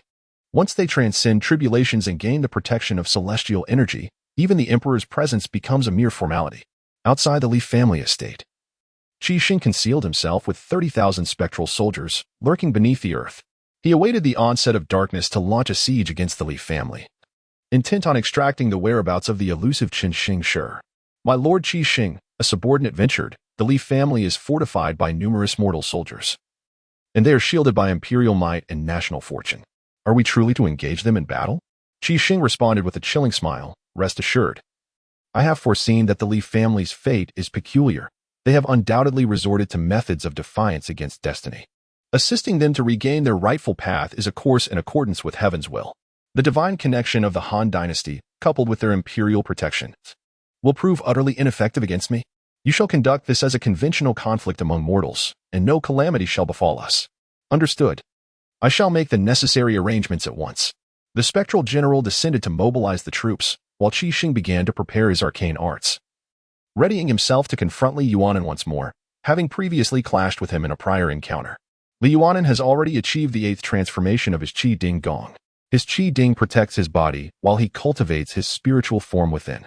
At this moment, his combat prowess is formidable. The moon hangs low in the sky. Shrouded in mist, a dense, grayish-black fog seeps into the Li family estate. Li Yuanan, despite his injuries, managed to lift the Bai Zhe spear with great effort and stepped outside. Who dares to show themselves? Li Yuanan, having held the position of general for an extended period, naturally exudes a commanding aura befitting his rank. The surrounding mist of gloom have been considerably dispelled. Commander Li, it is a pleasure to see you again. Pray tell, how fares the general's injury? It is you once more. Who are you to dare confront my stellar guards time and again? Li Yuanan's expression shifted slightly as he began to scold. He sought to uncover the true identity of Qi Xing. However, Qi Xing offered him no such opportunity. As a Confucian practitioner, despite taking an unorthodox path, he was certainly not someone a mere martial artist like Li Yuanan could easily intimidate. Me? Qi Xing gestured to himself. I am here, of course, to carry out the decree of death for the Li family. With a wave of his hand, a soldier emerged, ready to proclaim the imperial edict. By the mandate of heaven, the emperor proclaims, the Li clan has defied divine authority and disrupted the natural order. Therefore, by the command of the Xian emperor, the 9 clans shall be annihilated. Li Haiyi is in the heavens, clearly hearing. There are indeed numerous charges, yet alas, the imperial edicts issued by a deceased emperor hold no sway over the living. Li Yuanan and his fellow townsmen were undeterred. A group of ignoble specters from the ghostly clan dared to act recklessly in this place, courting death. The soldiers, accompanied by the sound of battle cries, charged forward. Li Yuanan took the lead, piercing a shadow soldier with a single thrust of his spear. With a swift motion of his qi, he absorbed the remnants, causing the shadow soldier to vanish entirely. The battle soon escalated to a fever pitch. The Li family estate is not vast, nor does it boast a multitude of servants and retainers. Its depth is rather limited. When emotions stir, it is immediately beset by turmoil and tempest. Li Haiyi lamented to himself, this method of altering fate seems rather ineffective. It cannot even fend off a few shadow soldiers. Truly useless. It appears I must take matters into my own hands. As the dark celestial arts surged forth, a shadowy star coalesced, forming a realm of magic. The sanguine light that fell within transformed instantly into a blood shadow, charging onto the battlefield. The blood shadow swiftly maneuvered through the ranks of the shadow soldiers, causing their formation to disintegrate into chaos. This is not good. We cannot withstand them. This was the collective thought of the shadow soldiers, and soon they were in disarray, fleeing in all directions. This is dire. Reinforcements have arrived. Qi Xing, sensing the peril, let out a wail. Li Haiyi, empowered by the blood shadow, was determined not to let Qi Xing escape. The heavy star stone, imbued with azure 3-flame true fire, pierced through Qi Xing's chest. Qi Xing's life force extinguished, and his remnant soul attempted to coalesce once more with a surge of azure energy. Regrettably, Li Haiyi had already enveloped everything in a shroud of dark shadow and blood. As the sanguine light passed through, the azure energy within Qi Xing vanished without a trace. With the 3-flame true fire blazing, Qi Xing ultimately succumbed to Li Haiyi's hand. Young master, is that you? Li Yuanan sensed the presence of Li Haiyi. Previously, he had encountered the Ende. Li Haiyi conveyed, take good care of my residents. I shall attend to some matters. A rock soared from the clouds, flying towards the horizon. In its eyes, shadows lurked. Li Haiyi comprehended the essence of the Dark Moon Demon Lord bestowed by Guangxing. What he gleaned was the path of the celestial phenomena of the Dark Star. The moon and the stars are but celestial bodies. The Dark Moon, Dark Star, Dark Phenomenon, and Blood Shadow all intertwine. For the Dark Moon Demon Lord, this technique merely serves as a peripheral insight. However, for Li Haiyi, it signifies the beginning of his understanding of the heavenly principles. As for the blood light that surged forth earlier, it is, in truth, the lingering blood shadows left in the hearts of those who perished at Li Haiyi's hand. These shadows do not exist in reality. They are but remnants etched in Li Haiyi's heart. Very well, this first tribulation has proven to be manageable. Fortunately, my past karmic burdens are not too profound, and I possess a fair share of merits. Li Haiyi soared through the skies, feeling the gradual dissipation of the first layer of tribulation energy enveloping him. Within his being, the young spirit absorbed the dissipated tribulation energy, slowly transforming it into the first strand of celestial energy. The 9 tribulations of ascension to immortality, the first tribulation, has been surpassed. Haiyi followed the traces left by the shadowy soldiers and eventually discovered a portal to the underworld that Lu Xian had concealed among the living. This portal lay hidden 3 miles beneath the earth. Haiyi circled around the gate of Hades for a moment before transforming into the majestic Kunping, plummeting down with immense force. Accompanied by a resounding roar, the ground collapsed and the air surged as the gate of Hades lost its nurturing energy from the earth. Haiyi transformed into the formidable mountain turtle, encircling the ghost gate before seizing it with a powerful grip. A colossal pillar of earth and stone was effortlessly lifted by Haiyi. My strength has indeed grown immensely. I am nearing a force of 100,000 pounds. The morphed into a shadow, shattering the giant pillar and revealing the ghost gate. Today, I shall obliterate this ghost gate, should you dare to trespass again. I will annihilate your ghostly realm. Haiyi summoned the true fire of Samadhi, utterly obliterating the gates of the underworld. As for Lu Xian, Haiyi remained uncertain whether he had deliberately aided Qi Xing or merely acted in accordance with the flow of events. Nevertheless, he had already inscribed Lu Xian's name in his ledger, vowing to eradicate him when the opportunity arose. Regardless, the minor controversies surrounding the defiance of fate had come to an end. Chapter 38. The chaos of demonic tribulations and the malevolence of the devil's calamity. After navigating through the tribulations of humanity, Haiyi received the rewards for his divination. By adhering to the auspices of the hexagram, he sought to mend deficiencies in accordance with the heavens. Conversely, through the inverse hexagram, he endeavored to counter the heavens with abundant offerings. Haiyi resolved the hostage crisis through meticulous prior arrangements and deft maneuvers behind the scenes. Li Yuanan, seeking to alter his fate through astrological means, reverently apprenticed under Zhuangzun to attain renown. The Xingwei organization endeavored to avert unforeseen calamities. It can be said that this individual met with calamity devoid of any dignity and death. Following the celestial guidance, the rewards have been duly received. Haiyi received a bag of celestial beans. Haiyi counted the beans, and there were easily over 1,000. These are truly remarkable treasures. Sun Wukong adores them. Although it is the Sun Wukong from the Dragon Ball universe, the celestial beings he acquired this time originated from that very world. It is peculiar, as rewards from Shantian typically consist of items I urgently require. Do I truly need these celestial beings at this moment? To the best of his recollection, Haiyi remembered that celestial beings possess healing properties. With one bean tossed into his mouth, he pondered the effects. Haiyi was astonished to discover that this celestial being could indeed enhance the ethereal energy. After Haiyi overcame his first tribulation, he already possessed a trace of celestial energy within him. Upon consuming this celestial being, that energy surged in potency, multiplying 100-fold and beyond. Splendid. Haiyi, in a state of elation, refined a piece of dark moon magic wood. A surge of bloodthirst rushed towards his primordial spirit, and an inexplicable killing intent welled up within his heart. This is not good. He has been affected. Haiyi hastily transformed into a mythical creature, the Xieji, and soared towards the wilderness. Simultaneously, he did not forget to consult the oracle for guidance. The flames blazed in the heavens, signifying great prosperity. A gentleman ought to suppress malevolence and promote virtue, aligning with the mandates of fate. Indeed, I am fond of this auspicious hexagram. Haiyi gazed upon the divination symbols and felt a sense of tranquility wash over him. This auspicious hexagram signified that he should suppress malevolence and promote virtue, aligning himself with the celestial will, thereby enabling him to reap abundant rewards. Among the 3 realms, the most significant decree is that of the heavenly court.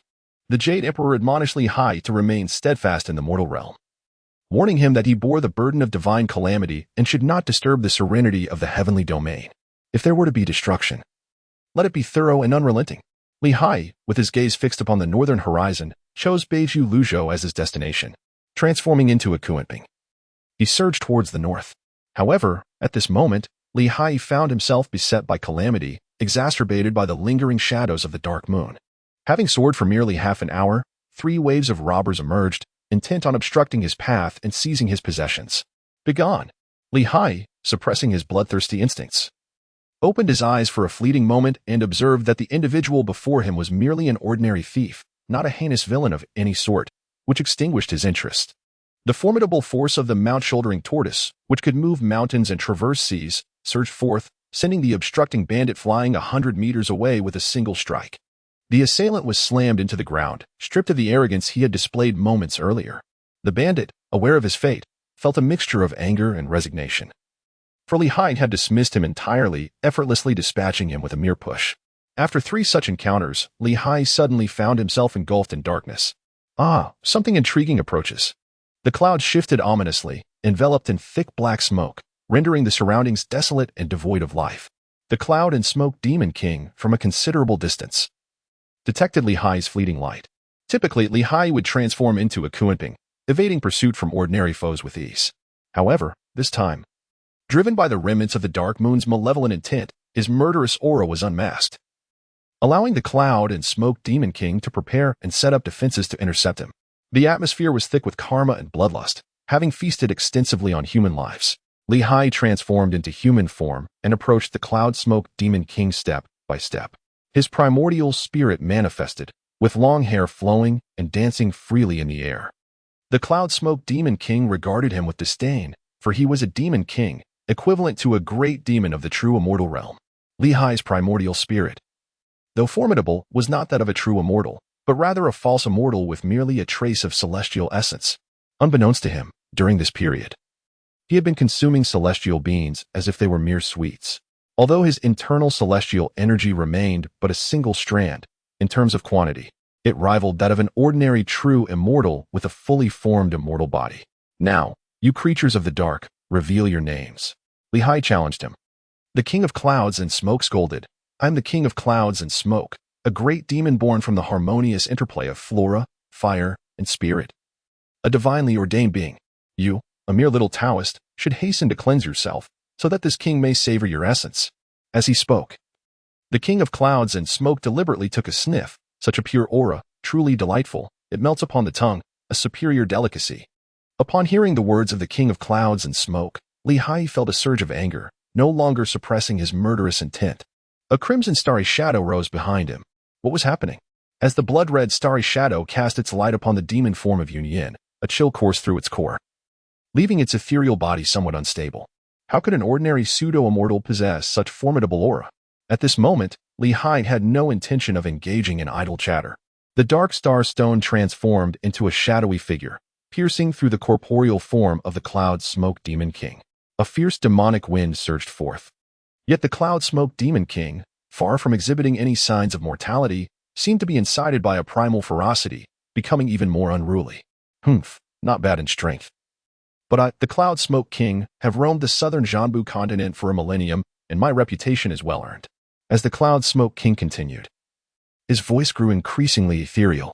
By the time his name was uttered, it had completely dissipated into the void, leaving behind a vast cloud of black smoke that enveloped the entire mountain peak.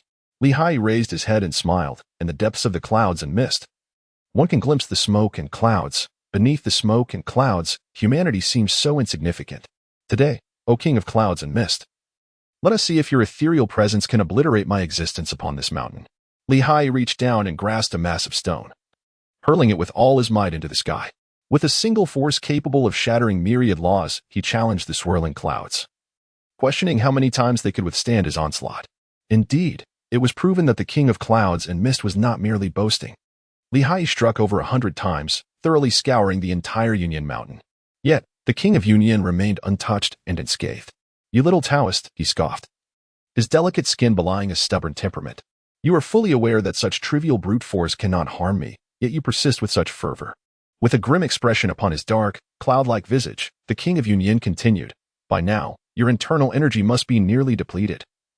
It is time for me to take action. With that, the seemingly innocuous clouds around him suddenly transformed into a swirling vortex, rushing towards Haiyi. A cacophony of chaotic sounds erupted from within the clouds.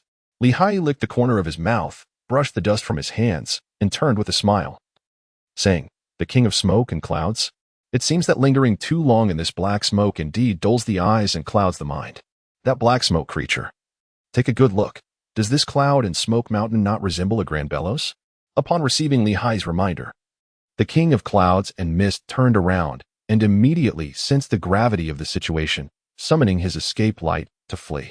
Haiyi, through countless trials and tribulations, astonishingly fashioned a colossal bellows from a massive stone. harnessing the mystical powers of Chimin Dunjia. He utilized this bellows as the foundation to ingeniously construct an enormous smoke-extinguishing formation. Prepare to meet your demise. Haiyi activated the formation. A tremendous force of suction emerged as the vast expanse of black smoke was swiftly drawn into the bellows.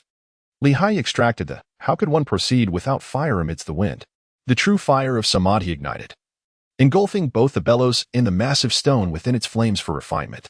The bellows, constructed from the colossal stones, were set ablaze by the true fire of Samadhi. Subsequently, with the aid of the intricate formation and prohibitions, it rapidly transformed into a cauldron-like shape. As for the cloud smoke demon king, at this moment, it was utterly terrified. The true form of the demon king was refined by Haiyi into a small black cloud, now swirling within the cauldron. Indeed, from now on, you shall be named the 100-Stone Cauldron, and you shall be called Cloud Smoke. Haiyi, discerning the direction of Li Yuanan, casually tossed the items. The 100-Stone Cauldron and the Cloud Smoke Black Cloud were thrown to the recuperating Li Yuanan. The Celestial Gang Chi Cauldron, combined with the Earthly Fiend Stone Cauldron, along with the demonic techniques obtained from the King of Demon Refining, are sufficient for you to attain the true immortal Tao. Li Yuanan was puzzled about the origin of the tripod when he heard the voice of Haiyi beside him. Thank you, young master, for bestowing this treasure. Li Yuanan felt a sense of worry. How could he repay the debt owed to the young master? Stealing his resolve, Li Yuanan stowed away the 100-Stone Cauldron and commenced the process of alchemical refinement, seeking the path to enlightenment. The Bodhi Patriarch once proclaimed that even the unorthodox can yield genuine results. The Bodhi Patriarch spoke the truth within the teachings passed down by Haiyi. There exists a wealth of methods capable of transcending the mundane through unconventional practices, ultimately leading to the attainment of true immortality. Alas, each of these methods often requires specific consumable spiritual materials. For instance, Li Yuanan's Chi Cauldron technique can amalgamate with the true cauldron, utilizing oneself as the core while employing celestial treasures as support, refining treasures into the body, defying fate, and undergoing a profound metamorphosis. Upon encountering the Cloud Smoke King, Haiyi's mind began to devise a plan. It was indeed fortuitous that Li Yuanan had preserved the Li family from calamity, averting a dire fate. Now, as he expended some effort to reciprocate this favor, Haiyi found it quite agreeable. Just as he was about to depart after vanquishing the Cloud Smoke King, a sudden impulse surged within him. Through the intricate workings of his internal world, his gaze sharpened, fixating on the heavens. Remarkably, the Cloud Smoke King had chosen to conceal his treasures amidst the dark clouds above, a rare and intriguing method of safeguarding one's riches. Haiyi sprang into the air, transforming into Dizai, and soared into the void. Leaping upon the clouds, Haiyi effortlessly shattered the barriers set by the King of Mist. The protection was quite formidable. Let me see what lies within. Haiyi dispersed the clouds, and a smile inevitably crept upon his lips. Could it be that this is the Emoyun Foam? Haiyi unexpectedly obtained an egg of the Emoyun Phoenix from the private collection of the Cloud Smoke Demon King. The Phoenix itself is a celestial auspicious beast, and the Emoyun Phoenix is a particularly unique variant of this mythical creature. Unlike typical beings of flesh and blood, the essence of the Emoyun Phoenix is comprised of the very fabric of ink clouds. Within the North Sea's wandering clouds, there exists a secret technique capable of binding the elemental beasts of wind and water, allowing one to refine their own Kuan fish into the majestic wind ping, thereby enhancing the evasion speed of their North Sea clouds and accelerating the responsiveness of their spiritual essence. The Emoyun Phoenix is one such elemental beast, and it is exceedingly rare among auspicious wind and water creatures. Haiyi unhesitatingly entered into a feng shui contract with Mo Feng. With the presence of the mystical feng shui creature, Baiming Yuyun, he ascended to the second tier, where the essence of feng shui was imbued with life. Haiyi once again summoned the North Ming Cloud. The wind whispered and the water shimmered, while the sound of the tide surged with vigor. Beneath his feet, a dark-hued cloud phoenix took form, lifting Haiyi into the sky with a powerful flap of its wings. In an instant, they soared across thousands of miles. Splendid! My North Ming Cloud has ascended to the next stage. The North Ming Cloud is one of the two mystical arts personally imparted by the Bodhi Patriarch. The 36 transformations of the Heavenly Gang conceal the secrets of enlightenment and the application of mental power. The North Ming Cloud, indeed, is no ordinary phenomenon. Initially, Sun Wukong's somersault cloud was merely a form of magical skill. Later, it materialized into a sentient being, becoming a loyal companion that would never betray him. In simpler terms, it gained a heart. Haiyi's Northern Dark Cloud has the potential for remarkable transformation. With the contract of the Ink Cloud Phoenix, Haiyi no longer needs to expend his own magical energy to traverse vast distances instantaneously. The second tier of the Northern Dark Cloud bestows upon him the ability to evade during combat. Unlike the first tier, which primarily serves for travel, the second tier, aided by the Ink Cloud Phoenix's control over the clouds, renders Haiyi's Northern Dark Cloud far more agile than before. Moreover, the abundance of spiritual herbs and flowers, many of which are rare varieties, constitutes a significant bounty. Haiyi has seized the fortune of the Cloud Smoke King. The Cloud Smoke King had not spoken falsely. He was indeed born from the communion of vegetation and fire spirits. Even after transforming into a demon, he did not forsake his passion for cultivating plants, hoarding a considerable amount of spiritual materials and medicinal herbs like a hamster. Haiyi contemplated for a moment and decided to plant all these spiritual herbs and medicines within the depths of the Qinsixing Stone. At this juncture, having surpassed the second tribulation, Haiyi's Tao body was infused with a second strand of celestial energy. Haiyi, filled with joy, took out a handful of celestial beans and swallowed them one by one. Soon, the second stream of celestial energy grew to be nearly equivalent to the first. After managing his harvest, Haiyi claimed the reward from the Great Fortune hexagram. The journey to the West illusion transformed, revealing an automated plantation. This was a synthesis of various planting modules from derivative games such as the Black Myth, Rui Painting Scroll, Dreaming of Journey to the West Plantation, and the Flying Westward Planting System. The divine ability, 8/4, blossomed in an instant. With the internalization of this divine power, Haiyi's 36 transformations of the celestial general swiftly manifested 2 hearts. The dull-hearted dragon horse transformed into a white protective visage, while the distracted heart toad transformed into a dark yellow protective form. Additionally, he already possessed the agitated heart by Fong Bird and the wrathful heart Xieji. Haiyi has already mastered 5 kinds of transformations. However, due to his lack of righteous intent and insufficient spiritual power, although he has attained enlightenment, he need not expend further magical energy, yet his potential remains limited, confining these transformations to a supportive role. Nevertheless, even as mere assistants, they far surpass other transformations that lack enlightenment by an immeasurable degree. This reward is indeed remarkable, a unique divine ability that allows for the cultivation of spiritual herbs and materials. By merely placing the ignorant heart in the trembling Dharma form to preside over it, one can occasionally reap delightful surprises. Truly splendid.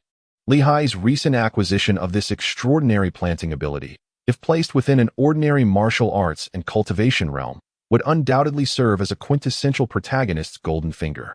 However, it is regrettable that this is the world of Journey to the West.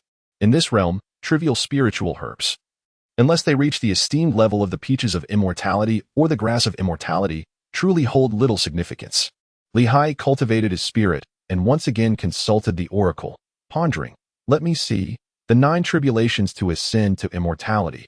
The first pertains to human tribulations, the second to demonic tribulations. What variations might the third tribulation present?" Indeed, at this moment, Haiyi had come to a realization. The demon king of clouds and mist represented his second tribulation. This tribulation stemmed from Haiyi's pursuit of the path of celestial warnings, coupled with his own endeavors to vanquish demons and evil, driven by a heartfelt wish to eradicate all malevolent beings. Naturally, under the influence of his spiritual energy, the demons would not extend any courtesy towards Haiyi. In a world filled with mountains, a gentleman distances himself from the petty, neither harboring malice nor lacking in severity. What a formidable challenge has arisen, with the winds growing fierce. Chapter 39. Going against the tide and braving the contribulation. Must I flee once more? Haiyi gazed at the divination symbols, feeling a profound dissatisfaction. Under ordinary circumstances, he would have retreated.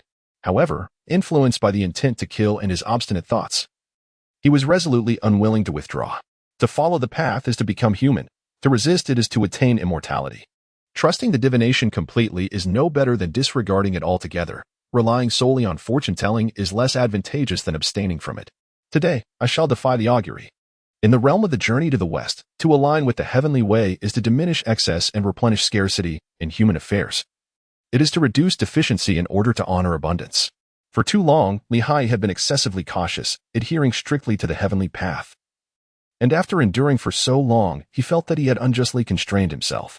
Seizing the opportunity to refine the essence of the dark moon, he decided to embrace a moment of madness. With this thought, Haiyi steadied his resolve, cloaked himself in ink clouds, and soared forward. Of course, To act against the heavens does not mean to do so recklessly. I must retain some contingencies and make necessary preparations. Li Hai soared amidst the clouds, retrieving the bamboo basket bestowed by Guanxing. He extracted the Dark Moon Demon firewood, igniting it stick by stick to enhance his chances of victory. As wisps of the Dark Moon's essence were refined, Li Hai's eyes gradually became infused with a crimson glow. The demon tribulation, let us see whether the Dark Moon Demon Lord is more demonic, or if this tribulation proves to be the greater darkness. Li Hai gazed at the undisturbed mountain ahead, his eyes betraying a profound intent to kill. The ink-black clouds swirled ominously while the northern winds howled with a chilling ferocity. Li Hai pressed down on the cloud and soared downward. Come forth. Li Hai understood that the emergence of the Dunning hexagram signified a formidable adversary. There was no avoiding it, no circumventing it. The demon king of the underworld, gazing at the oppressive clouds looming above, furrowed his brow. Rather than fleeing, was he instead provoking a confrontation? How intriguing. It appeared that my Netherwind cavern was destined to house yet another ice sculpture. The demon king of the underworld was an old acquaintance of the misty smoke demon king. In their youth, when they were merely fledgling beings of magic, they had forged a bond. Together, they had ventured into a peculiar secret realm, where a fierce battle ensued between a golden wind dragon and an ink cloud phoenix, allowing them to reap the rewards of their struggle. Subsequently, the misty smoke demon king chose the phoenix egg formed from the ink cloud phoenix's demise, absorbing its essence and purifying his bloodline, thereby embarking on the path to demon royalty. In contrast, the Netherwind opted to extract the essence of the fallen golden wind dragon, refining its bones into a nether dragon, thus treading the path of darkness and ascending to the title of Demon King. As the power of the Netherwind stirred, a howling wind surged within the Netherwind cavern. Li Hai felt a chilling sensation in his heart, as if surrounded by a palpable aura of death and decay. The essence of smoke lingered around you. Did he perish by your hand? The ghostly wind carried an air of desolation, resembling a specter afflicted by illness. Yet, within his singular gaze, there resided an enigmatic glow of demonic light. Li Hai's expression subtly shifted. Yunyan? I do not recognize that name. However, I did indeed eliminate a certain individual who emitted black smoke a few days ago. Are you perhaps a relative seeking vengeance? Mingfeng scoffed with a derisive laugh. Relative? A mere hybrid mountain spirit is hardly worthy. Yunyan took something of mine, and when I went to retrieve it yesterday, I found it missing. I stopped you in order to reclaim my belongings. After stating his purpose, Mingfeng regarded Li Hai with keen interest. By the way, you have an appealing appearance. My Mingfeng cave is in need of a roadside welcoming ice sculpture, and you seem quite fitting for the role. Mingfeng practiced the art of corpse refining. A golden wind dragon no longer sufficed for him. He now had his sights set on the ink cloud phoenix in Yunyan's possession. Previously, out of consideration for the immortality of the great Yunyan, the demon king Mingfeng had refrained from taking action, fearing that he might alert Yunyan and allow her to escape. Now, however, the item had fallen into Li Hai's hands.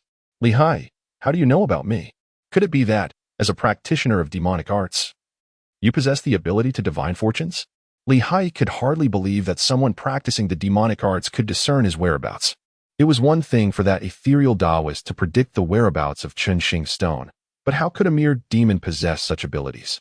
Mingfeng replied, You need not concern yourself with that. While divination is not my forte, I have my own means.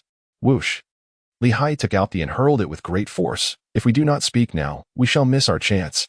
A fierce battle erupted outside the Mingfeng cave. Dark starry magic and blood shadows wreaked havoc upon the mountains. Li Hai exerted every ounce of his strength to refine the essence of the Dark Moon Demon Lord within him. This essence, a fragment of the Tai immortal source, provided a direct conduit to the Tao. Although Li Hai was not the Taoist himself and lacked the authority of Tao fruit, rendering this essence a mere consumable for ephemeral enlightenment, its potency remained largely intact. Had he not been burdened with mere remnants, insignificant as the Netherwind and a fleeting blood shadow, he would have found it exceedingly challenging to withstand the forces at play. After all, in terms of cultivation realm, the Netherwind was merely a demon king, equivalent to the true immortal realm. How curious. I mistook you for a mere novice when in fact you were a fellow traveler. Observing the multitude of blood shadows, the Netherwind erroneously believed Li Hai to be a demon cultivator.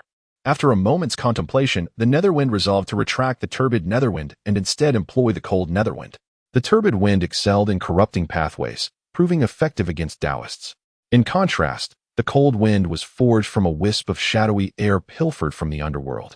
Though inherently Yin, it possessed divine qualities, rendering it particularly lethal to demons. My demonic friend, The sunlight outside is blinding. Why not accompany me into my cave for a closer communion? The Netherwind called out, turning to transform into a swirling black wind as he returned to his lair. Within the depths of his cave lay his dominion. The cold Netherwind resided deep within, and as for the blinding sunlight, a convenient pretext indeed. Haiyi was undoubtedly aware that the Mingfeng cave harbored numerous hidden traps. Turning around and fleeing would indeed be the wisest course of action. However, as he felt the surging malevolence within him, the overwhelming intent to kill, coupled with the substantial amount of the Dark Moon Demon Lord Tai's essence he had previously refined, he found himself torn between instinct and reason. Haiyi ultimately made the decision to venture in and take a chance. Haiyi summoned a dark cloud of ink, stepping upon it as he entered the cave of the Netherwind. In his ears, the sound of howling winds echoed. Haiyi extended his ethereal consciousness and sensed a familiar aura. Is this the chill of the Yin Wind? Haiyi was amused. It turned out that the trump card of the Dark Wind was, in fact, the Yin Wind. In the past, when Sun Wukong wreaked havoc in the underworld, Haiyi personally ventured into the realm of the dead. He was well acquainted with the ominous essence of the Yin Wind. This malevolent energy could disturb the souls of those with impure intentions, scattering their true spirits. However, for righteous deities like Haiyi, it merely served as a refreshing breeze. Just as he was reveling in his triumph, a sudden flicker of movement caught his eye, his own blood shadow. Oh no, I completely forgot that I am now a demon. Haiyi was swept by the biting cold wind, emitting a piercing scream. Having absorbed the primordial essence of the Dark Moon Demon Lord Tai and tainted by its demonic nature, he was precisely shattered into fragments of ice by the chilling gales originating from the Netherwind. Haiyi, while enduring the agony of the biting cold, seized the opportunity to delve into the essence of the pure Dark Moon path. Previously, he had already internalized the Dark Moon path into the Dark Star path. After a full incense stick's worth of contemplation, Haiyi successfully comprehended a secret technique known as the Hidden Star. This technique belongs to the Tai level of secret arts and aligns perfectly with Haiyi's affinity for the Star Lord's mystical practices. How intriguing it is that I have grasped such a profound secret. Haiyi has comprehended a secret technique known as Hidden Stars, which originally stemmed from the Dark Moon Demon Lord's understanding of the Dark Moon star forging method. However, having lost the fundamental essence related to lunar phases, it is now reduced to the forging of ordinary stars in Haiyi's hands. Yet, as the Celestial Market Star Lord, he possesses comprehensive knowledge of the primary star of the Celestial Market's imperial throne. By integrating the Hidden Stars technique, Haiyi seamlessly applies this mystical art to the imperial throne's primary star. Ha ha ha, my demonic friend. All the powers you have painstakingly cultivated are nearly swept away by this sinister wind. It is now my turn to take the stage. The Dark Wind, having gathered the chilling breeze of the Nether path, approached Haiyi. Observing the self-satisfied demeanor of the Dark Wind, Haiyi chuckled. You and that Cloud Smoke Demon King are indeed cut from the same cloth. One believes in the immortality of his ethereal form, while the other is convinced of the invincibility of his Dark Wind. What a farce. As the demonic essence dissipated, the suppressed magical powers within Haiyi surged back to life. The path of celestial evolution, the profound and radiant Dharma body. The swiftness of the Dark Wind was vividly imprinted in Haiyi's mind. It became evident that apart from this Dark Wind, you possess nothing more than a dragon's corpse to present. Haiyi calculated that the greatest trump card of the Netherwind was a corpse forged from the remains of the Golden Wind Dragon. His initial concerns had diminished by about 70 to 80%. If it were anything else, he would indeed face considerable difficulty, after all. A true immortal level Netherwind was already a formidable adversary, and confronting another true immortal level corpse would be overwhelming for any ordinary cultivator facing such a powerful foe. However, the corpse was something that Haiyi did not fear at all. All methods of corpse refinement relied on employing magical restrictions or other means to infuse the soul fragment of the controller into the corpse, thus allowing the necromancer to manipulate it. With Haiyi having severed the 8 hearts and comprehended the Heavenly Gang transformation, he had made significant progress. The Baifeng controlled fire frantically, while the dragon horse remained untainted by merit. The Tanxing neglected to harvest honey, and the Xiaji observed the hearts of all with a darkened gaze. Manifest the heart-guarding Dharma. The Baifeng, dragon horse, Tanxing and Xiaji leaped forth from Haiyi's spiritual platform, transforming into 4 radiant beams of light that soared down to the ground, materializing their dermic forms. Go. Extinguish the soul fragment within that dragon corpse. With a whoosh, 4 beams of light rushed towards the hiding place of the dragon corpse. Netherwind was taken aback and hastily attempted to command the dragon corpse into action. However, a shadow flew towards him at that moment. It was the starstone that Haiyi had launched. In that brief moment of distraction, Netherwind suddenly felt a jolt of pain in his demonic soul as the fragment within the dragon corpse was obliterated, causing a backlash that struck him. Netherwind froze in shock. He had yet to make a move, and his backup was already gone. How could he continue the fight? Haiyi's heart protection technique extinguished the manifestation of the Netherwind, transforming into light as it soared back to his mind, where it coalesced into a protective ring, safeguarding his spirit. Sensing the dire situation, Netherwind turned to flee. Wishing to escape like the wind, Haiyi transformed into a formidable mountain turtle, unleashing a thunderous roar. The entire Mingfeng cave trembled and collapsed under the force of his bellow. However, Mingfeng, being a creature of its own territory, cleverly seized a gust of wind to make a swift escape. Although it fled with remarkable speed, what a pity. Haiyi collapsed the Mingfeng cave. Yet he still allowed the Mingfeng Demon King to escape. It is not entirely to blame Haiyi for his failure to stop him. After all, the Mingfeng Demon King is a formidable entity. Capturing such a being, especially when not constrained, presents a significant challenge. With the celestial essence being renewed and having surpassed the tribulation thrice, he has entered the mid-stage of ascension.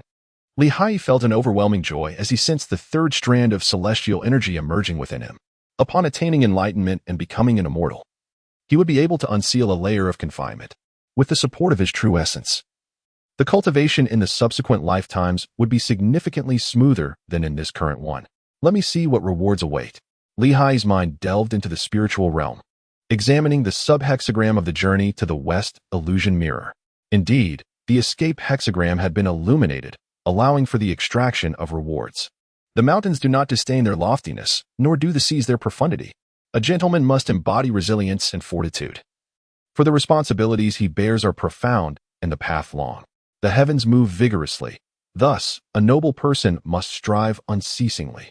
A succession of ancient proverbs regarding perseverance and determination resonated in Haiyi's ears. To act against the heavens is to adhere to the path of humanity, sacrificing the insufficient to honor the abundant. Haiyi has gained insights into perseverance and tenacity, enriched by the profound wisdom of ancient sages.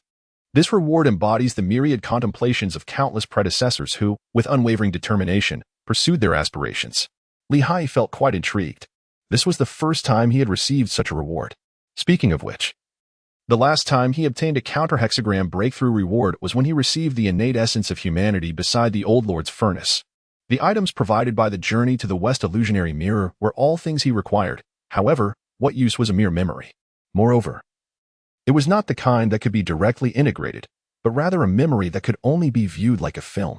Haiyi meticulously sifted through the labyrinth of his memories, realizing that this place was not far from the secluded cave, grass snake abode, where he had once retreated for spiritual cultivation. After careful contemplation, Haiyi resolved to return to the grass snake abode to further refine his recollections and engage in profound introspection. This process of contemplation unexpectedly consumed 3 years. 3 years later, in the southern continent of Jambudvipa, at the grass snake abode, he was astonished to find that this act of reflection had indeed spanned 3 years. Haiyi has immersed himself in films for 3 years, experiencing them as if he were part of the narrative. Countless trials have shaped his will, accompanied by the inner voice that resonates beyond the screen. Haiyi has truly experienced the essence of perseverance and tenacity. Change. Haiyi transforms into the burdened mountain tortoise, embarking on a path to divine enlightenment. His unwavering determination is rooted in sincerity and internal conviction. This metamorphosis into the burdened mountain tortoise coincides with Haiyi's profound comprehension of perseverance, ultimately achieving communion with the divine. Of course, this is also attributable to his relentless dedication to harnessing the strength of the burdened mountain tortoise to enhance his physical form. He possesses an intimate familiarity with the essence of power. As the emerald form of the divine beast, the burdened mountain tortoise gradually fades. The ultimate resonance of strength settles within his limbs. In ancient times, colossal tortoises could support the heavens even after losing limbs. While the burdened mountain tortoise may not prop up the sky, it can bear the weight of mountains upon water, exhibiting a unique and profound mastery of strength. Haiyi transformed this technique into a divine art. The burden of the mountain turtle's metamorphosis no longer drained his magical energy, but instead drew upon his unwavering determination. With the assistance of the white-haired deity, Haiyi employed a handful of fur to enhance the transformation. He harnessed the mountains and traversed the seas, balancing water and weight. The intricacies of power and rhythm became increasingly complex. After a series of adjustments, every bone within Li Hai's body was etched with subtle patterns of strength. Even in the most concealed areas, the nails of his hands and feet bore these intricate designs. After all, with his white hair already stained, adorning his nails with such patterns posed little concern. Li Hai consoled himself and chose not to dwell on it any longer. After the mystical communion with the turtle spirit, he felt a surge of strength that resonated within his very soul. As long as Li Hai remained true to himself, the formidable power he had acquired could manifest through any body he inhabited. The sole consideration was whether this current vessel could withstand such immense force. Li Hai, in a state of profound contemplation, once again divined the circumstances surrounding the fourth calamity. Having ascended through the 9 tribulations, he had now traversed 3, which were represented by the realms of humanity, demons, and spirits. The intermediate tribulations need not always manifest as external adversaries. As the I Ching suggests, there is land upon the marsh. The Noble One teaches with boundless wisdom, safeguarding the people without limits. Chapter 40 emphasizes the infinite nature of teaching and the protection of the populace. This hexagram signifies a call for me to impart wisdom and disseminate teachings. Upon gazing at the divination symbol, Li Hai was momentarily taken aback, puzzled as to why his fourth calamity was one of enlightenment and transformation. However, after reflecting on the path he had chosen, he gradually began to comprehend. The celestial signs may be evident, yet who can interpret them to heed the warning? Li Hai reminisced about his teacher, Zhuangzun, who taught behind a curtain day after day. He then thought of his true master, Bodhi Patriarch, who welcomed all fated disciples and imparted esoteric teachings. The 3 pure ones, aiming to disseminate the teachings of Taoism, saw Laozi personally reincarnate to leave behind his writings. The Buddha of Lingshan tirelessly expounded the sutras, never growing weary. Educating others stands as the greatest merit in this world of journey to the West. This journey is inherently one of seeking scriptures and transmitting teachings, where the widespread propagation of Mahayana Buddhism ensures the decline of Hinayana Buddhism.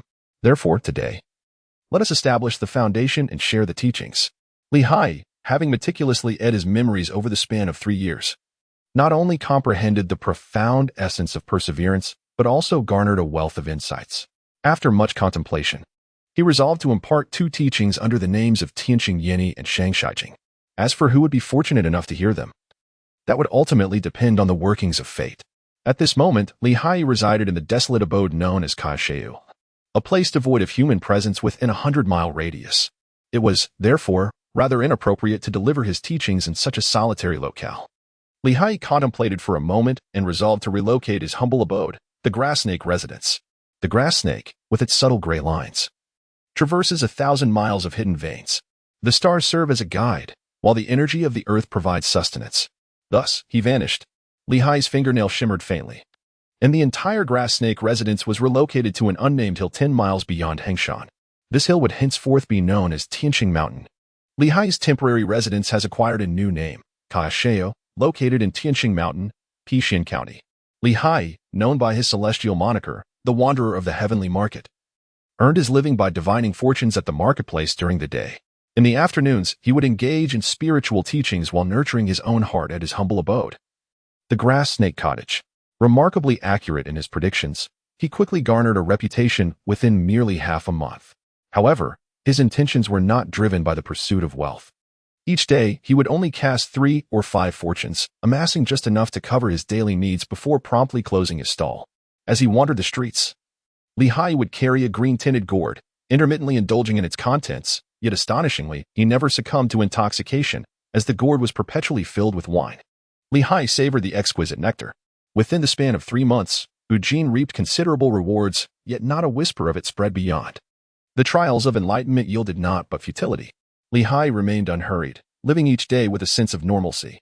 As time passed, the surrounding towns gradually became acquainted with this individual named Li Hai. In the blink of an eye, a decade had slipped by. Throughout these 10 years, Li Hai distilled the knowledge and memories within his mind into 2 sacred texts.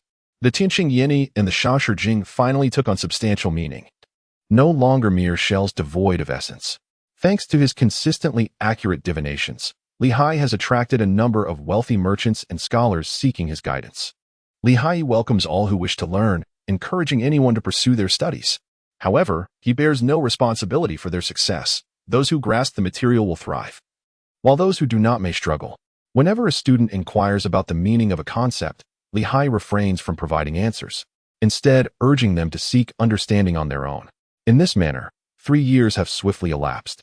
The number of students taught by Haiyi continues to grow, with many coming and going like fleeting passers-by. Observing these transient students, a profound sense of nostalgia inexplicably settles in Haiyi's heart. Did the master, in his time, regard us, his fellow disciples, with a similar sentiment? Haiyi's mind was tumultuous with conflicting thoughts, yet he displayed not a trace of it on his countenance. With a clear and resonant voice, he calmly elucidated his 2 scriptures: to perceive the truth without practicing it, to witness the law without seeking it. To remain ignorant of one's original intention is to be perpetually mired in the mundane. Haiyi sighed as he bid farewell to a student who had been recommended for an official position. It is indeed rare to find a true disciple of the Tao. He lamented. Half a year passed, and one day, a scholar named Zhou Xiao arrived, expressing his desire to learn the Tao under Haiyi's guidance. Haiyi gazed at Zhou Xiao, contemplating the cycles of life and death, and delineated the young man's biography. Zhou Xiao, the second son of a powerful family situated 300 miles away, was 12 years old this year. In a bid to escape the sordid affairs of his household, he nurtured an aspiration for immortality, having perused several texts that ignited an insatiable thirst for knowledge. Upon hearing of the presence of Fangcun Mountain and the emergence of the Chaoshi residents, he specifically journeyed to seek a master and learn the art of cultivation. Do you wish to study the scriptures? Haiyi sat cross-legged, a tuft of white hair dancing in the breeze above his head. Zhou Xiao gazed upon this peculiar man, whose visage appeared youthful yet bore the unusual mark of white hair, and thought to himself, truly, he possesses an ethereal demeanor, an air of a celestial being. It seems I have come to the right place this time. I have come to study the scriptures, but more so to seek enlightenment. I implore the immortal to accept me as a disciple and impart the teachings of the Tao. With this earnest desire, Zhou Xiao knelt down, wholly intent on seeking guidance. Haiyi waved his hand and said, my cultivation is insufficient, and the path ahead remains unclear. I am not qualified to accept disciples. However, if you wish to study the scriptures, I can take on the role of a master on behalf of my teacher and accept you as a junior brother. Would you be willing? Upon hearing this, Zhou Xiao repeatedly bowed his head and replied, I am willing. I am willing. Haiyi smiled broadly, his lips curling into a grin as he proclaimed aloud, in that case, I shall bestow upon you the Dharma name of Yuan Shao. Do you accept? I do, thank you. Senior brother. Haiyi sought 12 junior disciples at Fangcun Mountain. Li Yuanan is one, and Zhou Yuan Shao is the second. After rummaging through the various esoteric techniques in his memory and considering Zhou Yuan Xiao's situation, Haiyi resolved to impart to him a particular method from the Liuzi sect, known as the Copper Scroll of Celestial Script. The Copper Scroll of Celestial Script? Zhou Yuan Xiao's heart raced with excitement. A celestial script, indeed. He had truly encountered a serendipitous fate. Without a doubt, our lineage's ancestor is named Patriarch Bodhi, and among the true disciples above the level of true immortals. There are 3, Guangxin, myself, Haiyi, and Ryukong. When you meet them in the future, do not forget to pay your respects as a junior. The other disciples have not cultivated adequately and have mostly undergone reincarnation. Haiyi provided a brief overview of the current state of the Bodhi lineage, and he did not forget to mention the circumstances surrounding Li Yuanan. Naturally, what Haiyi discussed predominantly pertained to worldly matters, leaving celestial affairs entirely unaddressed. I distinctly recall the mention of a woodcutter, a true immortal brother, and a monkey brother. Haiyi gently stroked Zhou Yuan Xiao's head and handed him the Copper Scroll of Celestial Scriptures. Thank you, senior brother, for imparting the teachings. After kneeling and performing 3 prostrations and 9 bows, Zhou Yuan Xiao finally rose. Haiyi remarked, in the days to come, let us first embark on the study of scriptures together. The Copper Scrolls of Heaven require 3 sacred texts as the foundation for enlightenment. Here, I possess 2 volumes to bestow upon you. The remainder, you must seek to comprehend on your own. Haiyi is a man of his word, never one to break his promises. He is generous in teaching his disciples. Previously, he dedicated himself to instructing Li Yuanan, sacrificing his own progress and cultivating qi to specifically assist him in establishing a solid foundation using the celestial worm of the heavenly gang. This time for Zhou Yuan Xiao. Haiyi has presented the celestial star interpretation as his foundational scripture. This celestial star interpretation, derived from the teachings of my esteemed master, Zhuangzun, merges the principles of the I Ching with celestial numerology and astronomical observations of the celestial market and star trajectories. It encompasses discussions on all earthly matters and universal truths, serving as a sufficient guide to aid you in your foundational cultivation. 3 years later, Zhou Yuanxiao embarks on his journey as a master.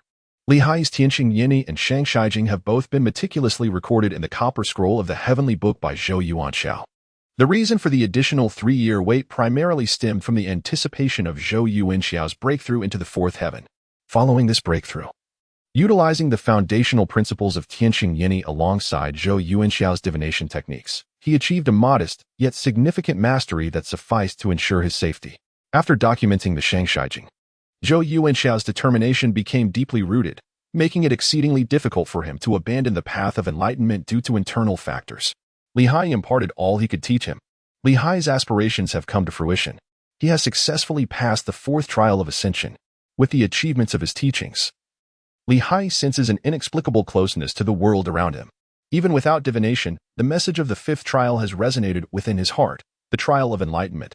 Wealth, companions, methods, and the essence of cultivation are the four essentials. Li Hai encountered the tribulation of philosophical discourse, and it is hardly surprising given the circumstances. Although he had attained a celestial state, his demeanor was not one of arrogance. Rather, he possessed an innate ethereal disposition. Lacking in ethics exchanges with fellow practitioners and devoid of the rigorous tempering that comes from worldly cultivation, his foundation inevitably bore certain imperfections. Nevertheless, let us first receive the rewards and unveil a new hexagram. The hexagram of Lin illuminates, and the mirage spins. In accordance with the heavenly order, excess is diminished while deficiency is replenished. Li Hai experienced a moment of enlightenment, feeling as though he had acquired a small magical ability, aptly named Immaculate Defense. Upon examining the description, he discovered that this intriguing power originated from the passive ability of Zhu Beiji in the game Honor of Kings. This small ability, indeed a passive one, transformed tangible damage into ethereal pain upon injury and allowed him to siphon vitality from adversaries to mend his own wounds during an assault. Remarkably, it provided him with an additional edge in skirmishes and team battles.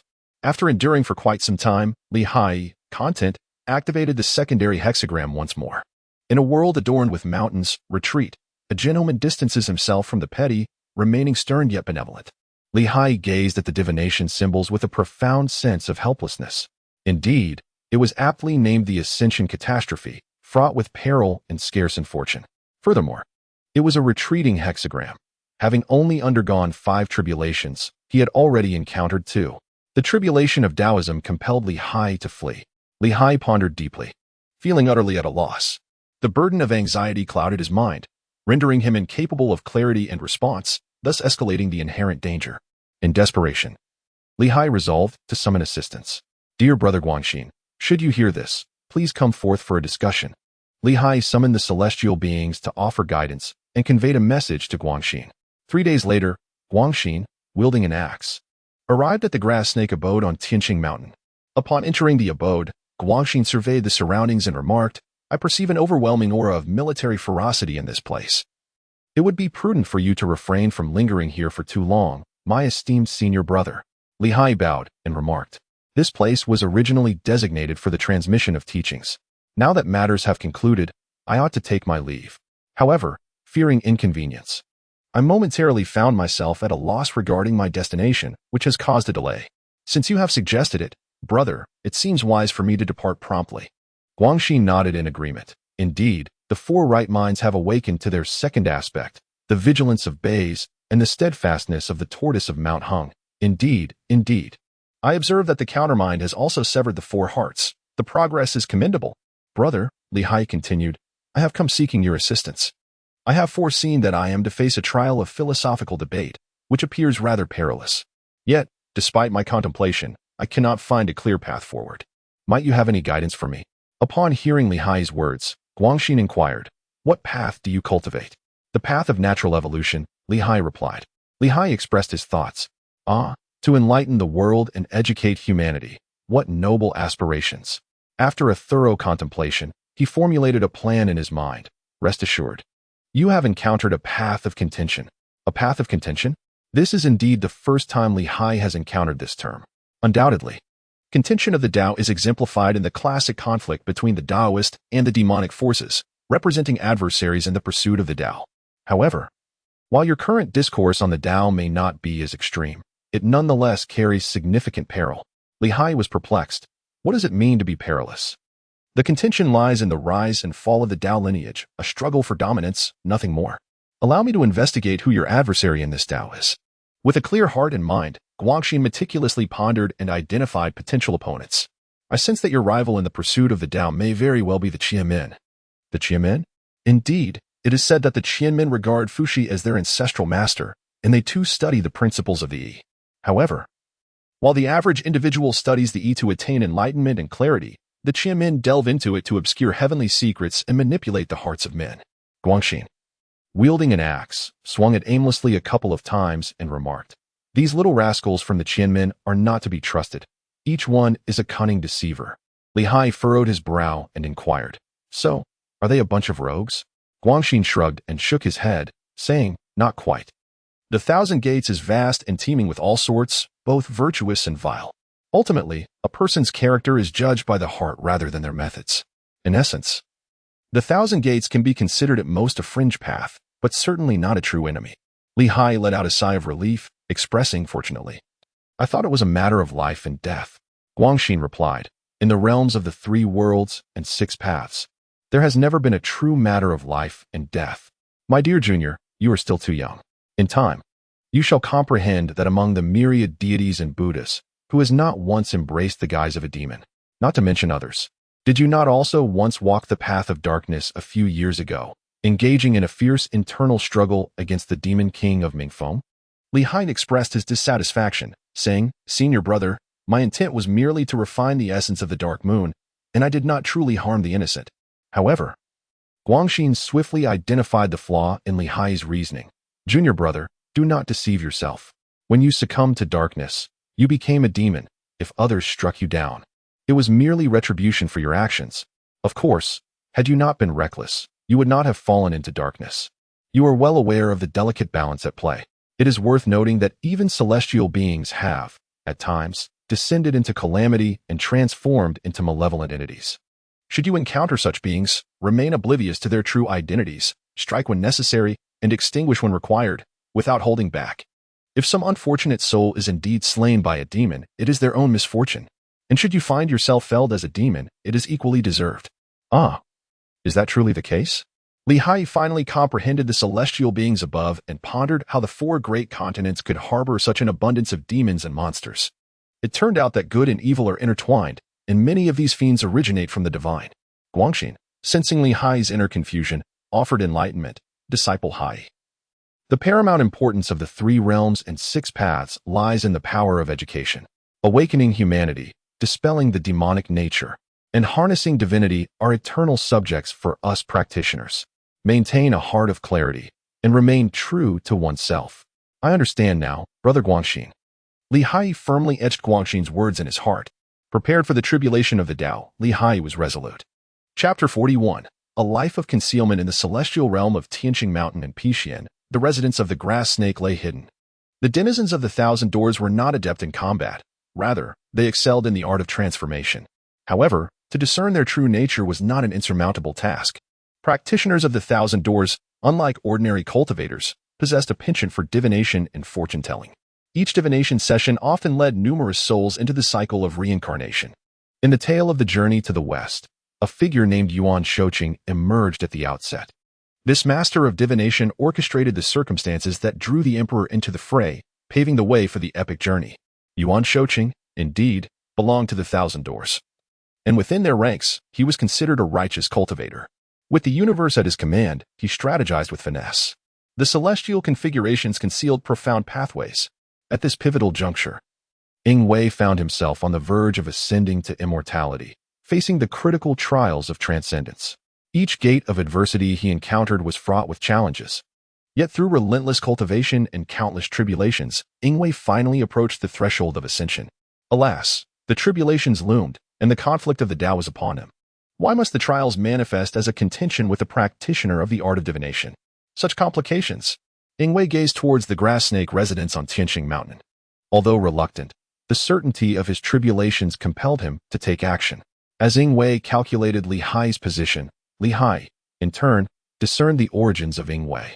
Were it not for the knowledge of the 1,000 doors, uncovering your secrets would have proven arduous. However, I am well aware of your greatest trump card.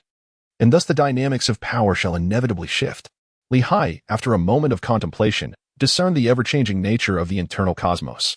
In the brief span of a half-stick of incense, the internal realm had manifested and dissolved countless times.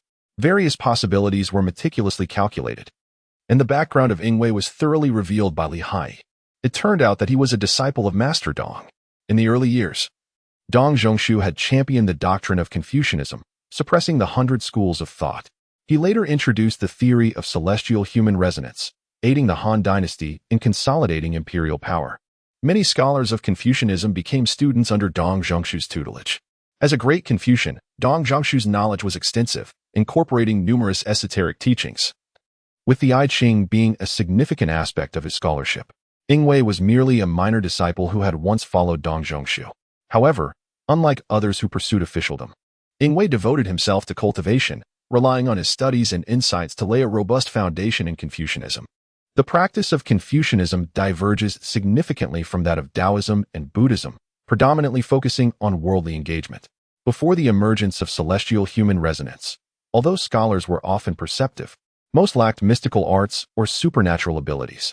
It was only after the advent of celestial human resonance that some means of self-preservation became available, albeit with considerable restrictions, leading orthodox Confucian practitioners to refrain from direct action. Ingwei mastered the entire doctrine of celestial human resonance and played a role during Lu Xiu's elimination of the Gengshi Emperor. Presently, he had attained a noble title, which, due to his pursuit of immortality, was conferred upon his own descendants while he remained in the shadows. He was indeed a learned and reasonable individual, not inclined to engage in reckless combat. Perhaps it was prudent to test the waters. After all, he might find an easy target. Master Tian Shi, trouble looms. A rival has arrived in the city, and it appears his intentions are far from benevolent. One day, while Haiyi was delivering teachings within the confines of the grass snake residence, a disciple approached with alarming news. Someone in the city was spreading rumors, asserting that Haiyi was a notorious fraud, with predictions that were correct only 1 out of 10 times. Haiyi opened his eyes and observed the flustered students, nonchalantly responding, "They are speaking of me, not you. What is there for you to fret about? Pray tell, what do the rumors proclaim?" The students hesitated before relaying. "It is said that you, Junping, are a usurper of name seeking acclaim. Like a clumsy imitator from Handan, you have pounded the bell for a decade.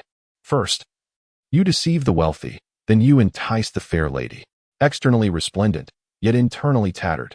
Upon hearing this account, Haiyi's face flushed with indignation. Such shamelessness! I may concede to the slander of deceiving wealth, but I assure you, I have never engaged in the abduction of another's spouse. Noticing Haiyi's continued indifference, the students were perplexed. "Master, do you not wish to defend yourself?" Haiyi shook his head and said, "When destiny calls, one shall come. When it disperses, one shall depart. Let the heart be as serene as a gentle breeze, and virtue flow like a clear stream.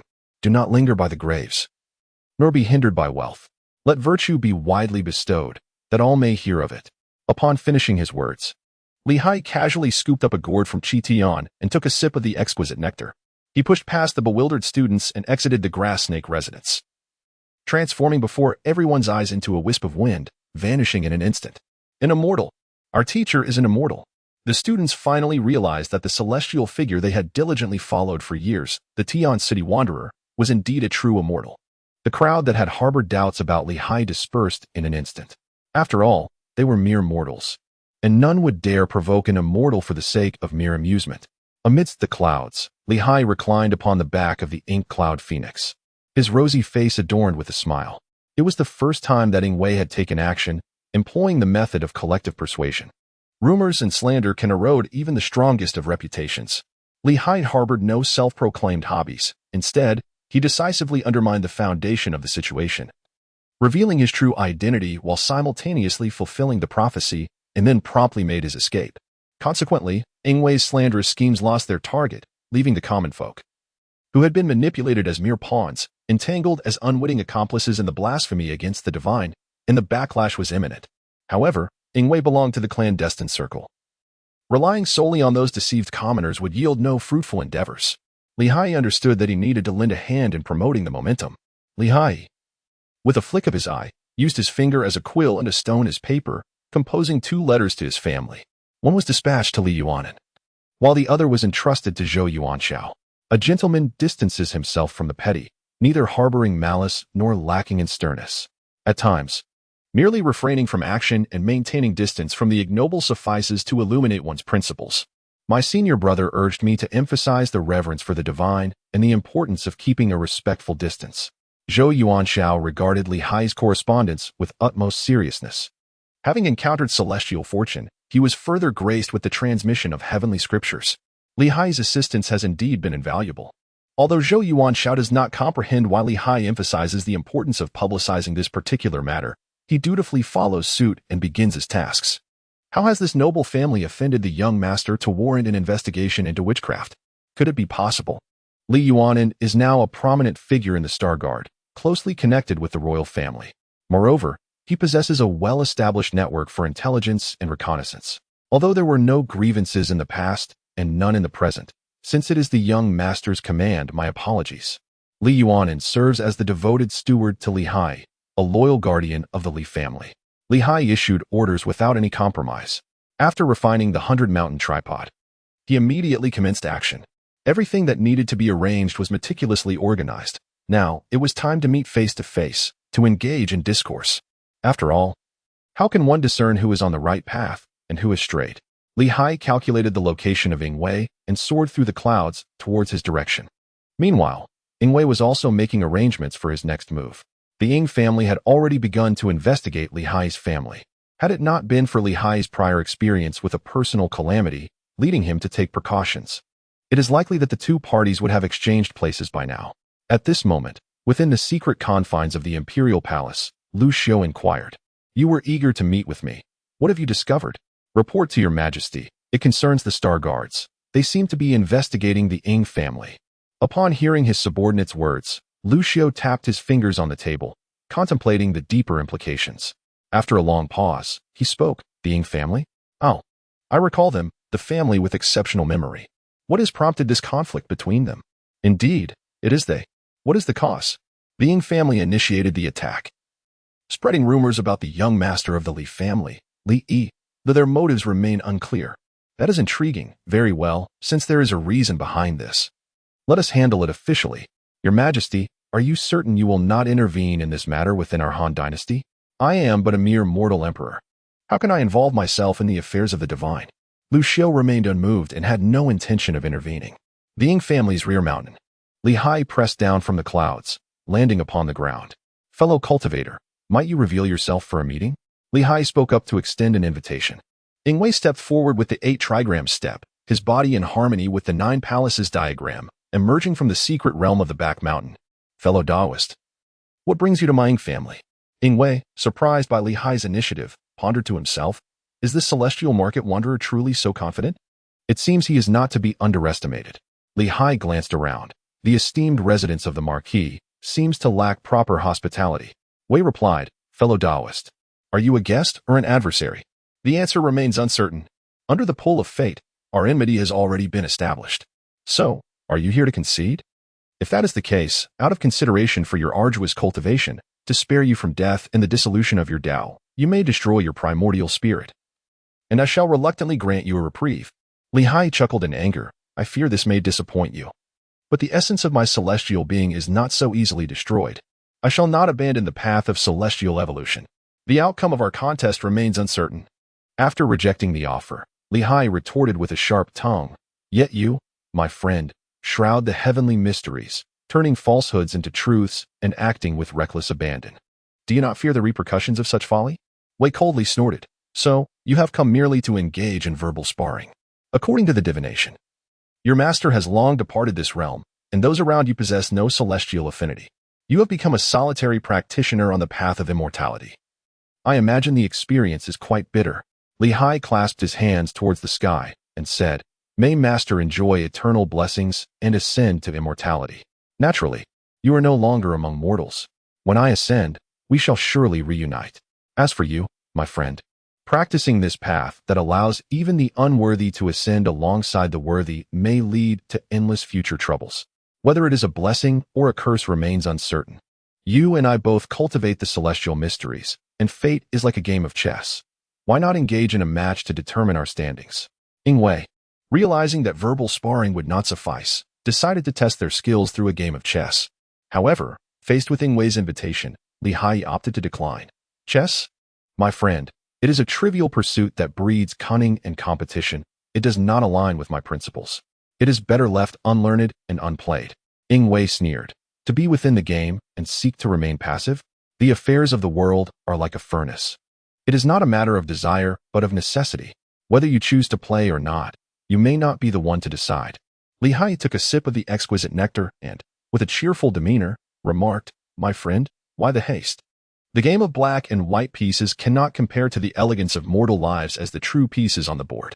We both have our hidden strategies. And those who needed to act have already done so. Haste is of no avail. Instead, why not savor this divine elixir of mine and await the outcome together? Very well, Ingwei acquiesced. As a scholar practicing the art of celestial resonance, he could contend with formidable foes and malevolent beings, leveraging the country's resources. However, in dealing with someone like Haiyi, who held considerable renown in the mortal realm, he could only maneuver with subtlety and engage in a low-key contest of wits. In the blink of an eye, 3 months had elapsed. The Star Guard and the Marquis had engaged in a fierce struggle, both overt and covert. Yet, the ultimate outcome left both Haiyi and Ingwei feeling far from elated. Li Yuanin is formidable, and so is the Star Guard. However, the is equally complex. Many lives have been lost, yet no critical evidence has been uncovered that could topple the opposing side. The outcome of this clandestine struggle has resulted in mutual devastation for both parties. It appears that you and I cannot determine a clear victor. Ingwei felt a sense of discontent, his expression somewhat grim, as he reluctantly stated, Both of us have mastered the art of divination. One serves as a warning to the world, while the other orchestrates the fate of the common people. Originally, we bore no grievances toward one another, and it was only due to the unfolding of calamities that we became entangled. Now that we have fought and compared our strengths, both sides have suffered losses. Must we truly resolve this with a fight to the death? In truth, Haiyi was also wavering, contemplating whether to engage in a desperate battle. Haiyi understood that Ingwei still had a hidden strategy. When the heavens unleashed their deadly intent, the stars shifted and the constellations rearranged. When the earth revealed its lethal force, dragons and snakes emerged from the land. When humanity invoked its perilous energy, the cosmos turned in tumult. Heavenly friend, I cultivate the path of humanity, while you pursue the path of divinity. In a true deathmatch, neither of us would gain an advantage. Would it not be wiser to seek a truce? What manner of truce do you propose? Dear friend, this calamity still lingers upon us. Haiyi felt a surge of excitement. Ingwei presented his proposal. Without concealing anything from you, my friend, I possess a method to navigate calamities. It allows one to transfer the impending misfortune onto a loved one, thus bearing the burden in their stead. This way, one can transform the tribulations of the Tao into those of humanity. If you're willing, I can impart this knowledge to you. Upon hearing this rather unsavory suggestion, Haiyi was immediately disinterested. After a moment of contemplation, he remarked, Robbing from kin and deceiving the heart is not befitting of me. Are you implying that we must engage in a life and death struggle? Ingwei Tian appeared to be in harmony with celestial forces, poised to summon divine wrath at any moment, ready to engage Haiyi in a fierce battle to the death. Haiyi waved his hand, saying, There is no need for that. If you possess an ingenious method of escape, feel free to utilize it. As for myself, I have my own means of extrication. Thus, they reached an agreement. In that case, I shall look forward to experiencing your techniques in the future. Ingwei retracted the strange phenomena surrounding him, and a consensus was reached between him and Haiyi. The tumultuous clash for supremacy concluded with both parties conceding defeat. Haiyi ascended on clouds and vanished into the mysterious realm, while Ingwei stealthily entered the secret depths, disappearing from sight. As the two relinquished their ties, the fifth strand of celestial aura surged forth, allowing Haiyi to transcend yet another tribulation. However, this time, the remnants of the calamity lingered. The wave of adversity having passed yet leaving behind residual malevolence, which amalgamated with other dormant calamities to form a formidable tribulation. The subsequent trials grew increasingly arduous. Haiyi gazes into the mirror of the journey to the west, receiving his reward. As the phantoms shift and transform, they ultimately condense into a single fine hair. A hair of salvation? Upon touching the fine hair, it vanished into thin air. A surge of celestial energy coursed through Li Hai's body. A message entered his primordial spirit. Is this one of the 3 miraculous hairs from the 1986 version of Journey to the West? Li Hai was filled with great joy. According to the introduction of the Journey to the West mirror, this miraculous hair could be used to avert disaster. At this moment, the 6th tribulation had arrived, and he decided to first examine the auspicious signs. If they appeared daunting, he would use it to substitute the calamity. The heavens reside within the mountains, abundant and ample. A gentleman should cultivate wisdom by learning from the deeds of the virtuous in history, thereby enriching his own virtue. Upon witnessing such auspicious signs, Li Hai felt a sense of perplexity. Observing the tribulation's ominous aura, it seemed that the 6th tribulation would be arduous. Why then was it a sign of great abundance? However, once the tribulation's energy stirred and the heavens and earth responded, Li Hai understood the reason behind the auspicious signs. The Heart Demon Tribulation. The Heart Demon Tribulation, also known as the Miscellaneous Thought Demon Tribulation, is one of the most feared tribulations for ascending immortals. Yet, for Li Hai, it was an exception. Chapter 42. Attaining the Path to Immortality, Rebirth in the Cycle of Life. Tiangang Mountain, the abode of the grass snake. Li Hai returned to his cave, sealing the mountain in preparation for the impending trial of the heart's demons. 3 months later, the trial arrived as anticipated. On that day, Li Hai was diligently refining his magical powers when suddenly, a darkness enveloped him, causing him to feel faint. The sounds of bustling traffic echoed as if from a distant yesterday, and the vibrant lights and intoxicating atmosphere conjured ephemeral illusions in his mind. Li Hai seemed to have returned to a previous existence. Friends and family called out, the Arab beckoned, and the livestock tenders clamored. A multitude of doubts arose from the depths of his heart, seeking the Tao? Superstition. Have you lost your mind in your dreams? Time travel? Spare me the fantasy. I would rather believe I am Qin Shi Huang. Remember to secure a proper job. By the way, you are not getting any younger. It is time to find a partner. Confronted with the myriad illusions of his past life, Li Hai brandished his sword of wisdom, severing each one with resolve. Centuries of cultivation do not deceive. The minutiae of Mount Fangcun could not merely be conjured from his imagination. The memories of his millennia-long existence in the Pearl of Water, as a Kuan, remain vividly etched in his mind. The squandered days of yore have become mere echoes, as he takes root in the spiritual realm to cultivate his path. Sword of Wisdom, grant me your cleaving power. Li Hai let out a roar from the depths of his heart, wielding the obsidian Sword of Wisdom, sweeping away the ethereal illusions before him. The shattered phantoms transformed into swirling black mist. Yet, as one wave of illusions dissipated, another surged forth. This time, it was a recollection of Li Hai's journey to the southern continent, traversing to Mount Fangcun in search of enlightenment. From an ordinary mortal to an apprentice of the immortal, and then cast back to the mortal realm once more. The rise and fall of his fortunes evoked a sense of nostalgia within him. Nevertheless, despite his reflections, the Sword of Wisdom remained steadfast in his heart, undeterred in its purpose. The heart demons of mere ascension trials, seeking to disturb Li Hai's golden immortal resolve, stood little chance of success. Li Hai is unlike Sun Wukong.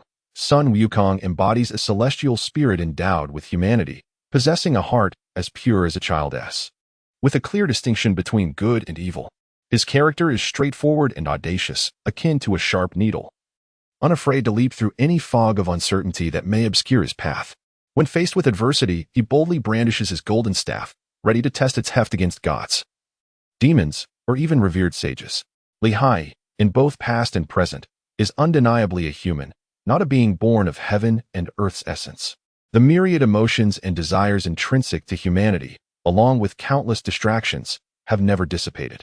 Li Hai, indifferent to the pursuit of the emotionless path, has transformed himself into a mere stone, which is not his true aspiration. Li Hai harbored no aspirations to become Sun Wukong, nor could he ever attain such a status. The Bodhi patriarch discerned the flaws within Li Hai, thus arranging for him to dwell in the world of the water-repelling pearl, where he spent over 10,000 years as a Kuan, honing his intellect and spirit. Guangxin also recognized the issues plaguing Li Hai, advising him to align his 4 righteous hearts and sever the 8 errant thoughts. Now that the tribulation of the heart has arrived, it is time for Li Hai to gain clarity regarding his own heart. What is it that I truly desire? Li Hai introspected deeply. Immortality? I have already attained it. This time, overcoming the tribulation of inner demons is merely a matter of life and death, and if necessary, I can begin anew after death. Eternal life? Undying existence? I have also achieved this. My master imparted to me the Bodhi longevity technique, alleviating my concerns about lifespan and ensuring my path to immortality. Serving humanity and aiding the populace? Those close to me understand my circumstances. I consider myself a good person, albeit with limitations. I belong to the category of individuals who, when impoverished, focus on self-cultivation, and when prosperous, extend a helping hand to the world. To be more explicit, I am simply an ordinary person of decent character. What is it that I truly desire? Haiyi, with the sword of wisdom in hand, hesitated to strike down amidst the chorus of skepticism, yearning to uncover the answer to his dilemma. 3 days later, a profound heaviness enveloped him, exuding an aura of despair. His primordial spirit had taken shape, deeply rooted in the essence of the Tao. The inner world melded seamlessly with his primordial spirit, as did the white Zhe law form and the innate luminous energy. Alongside the essence, vitality, and spirit, everything had reached perfection. The Tao body had been meticulously reconstructed, and he was ready to transcend without any hindrance. Yet, there remained a slight deficiency: the fulfillment of aspiration through diligent effort, the emergence of virtue from the heart. This harmonious balance of desire and restraint was precisely what I sought. A ray of light emerged from the abyss, illuminating the darkness, which dissipated like melting ice and snow in its brilliance. The tribulation of heart demons was vanquished. Having survived the 6th trial, Haiyi had scarcely caught his breath when the subsequent 3 calamities erupted simultaneously. These tribulations were familiar to him. Were they not the 3 disasters recounted by his master to the Monkey King? Thunderclaps, fire, and the gale of the Bishi. However, unlike the celestial tribulation faced by Sun Wukong, Haiyi's trials were the culmination of the 3 calamities that arose during the ascension phase. Feeling the tumultuous thunder rumbling above, the fire igniting at the Yongquan acupoint, and the fierce winds cascading down upon him, his heart was awash with a tumult of emotions. In the previous 6 tribulations, each had approached one by one. He had not anticipated the ferocity of these final 3 calamities. Fortunately, he possessed divine abilities at his disposal. Haiyi rolled on the ground, feeding himself a miraculous bean, transforming into a tortoise of burden. As he cautiously extended his neck, the celestial thunder lost its target, striking nothing but emptiness. Once the relentless thunder had missed its mark, Haiyi rolled once more, morphing into a Baize, and traversed the void, evading the mighty wind of the Biji. In the end, only the inner fire remained, continuously igniting from the bubbling spring within him. Haiyi underwent numerous transformations and could not escape his fate. In desperation, he summoned the restless spirit of the Baifeng bird, whose beak held the essence of the 3 fires of vitality. He clashed them against the dark fire. The intense fire represented clarity, utilizing the power of yin and yang. Haiyi harnessed the dark fire to refine his essence through the technique of the true fire of samadhi, ultimately crafting a unique flame of true samadhi. This fire could adapt to the fluctuations of yin and yang, revealing both the dark and bright states. The dark fire, sinister and ruthless, could consume one's achievements and destroy the treasures of malevolent beings. The bright fire, resplendent and noble, could vanquish wicked spirits and forge artifacts or elixirs.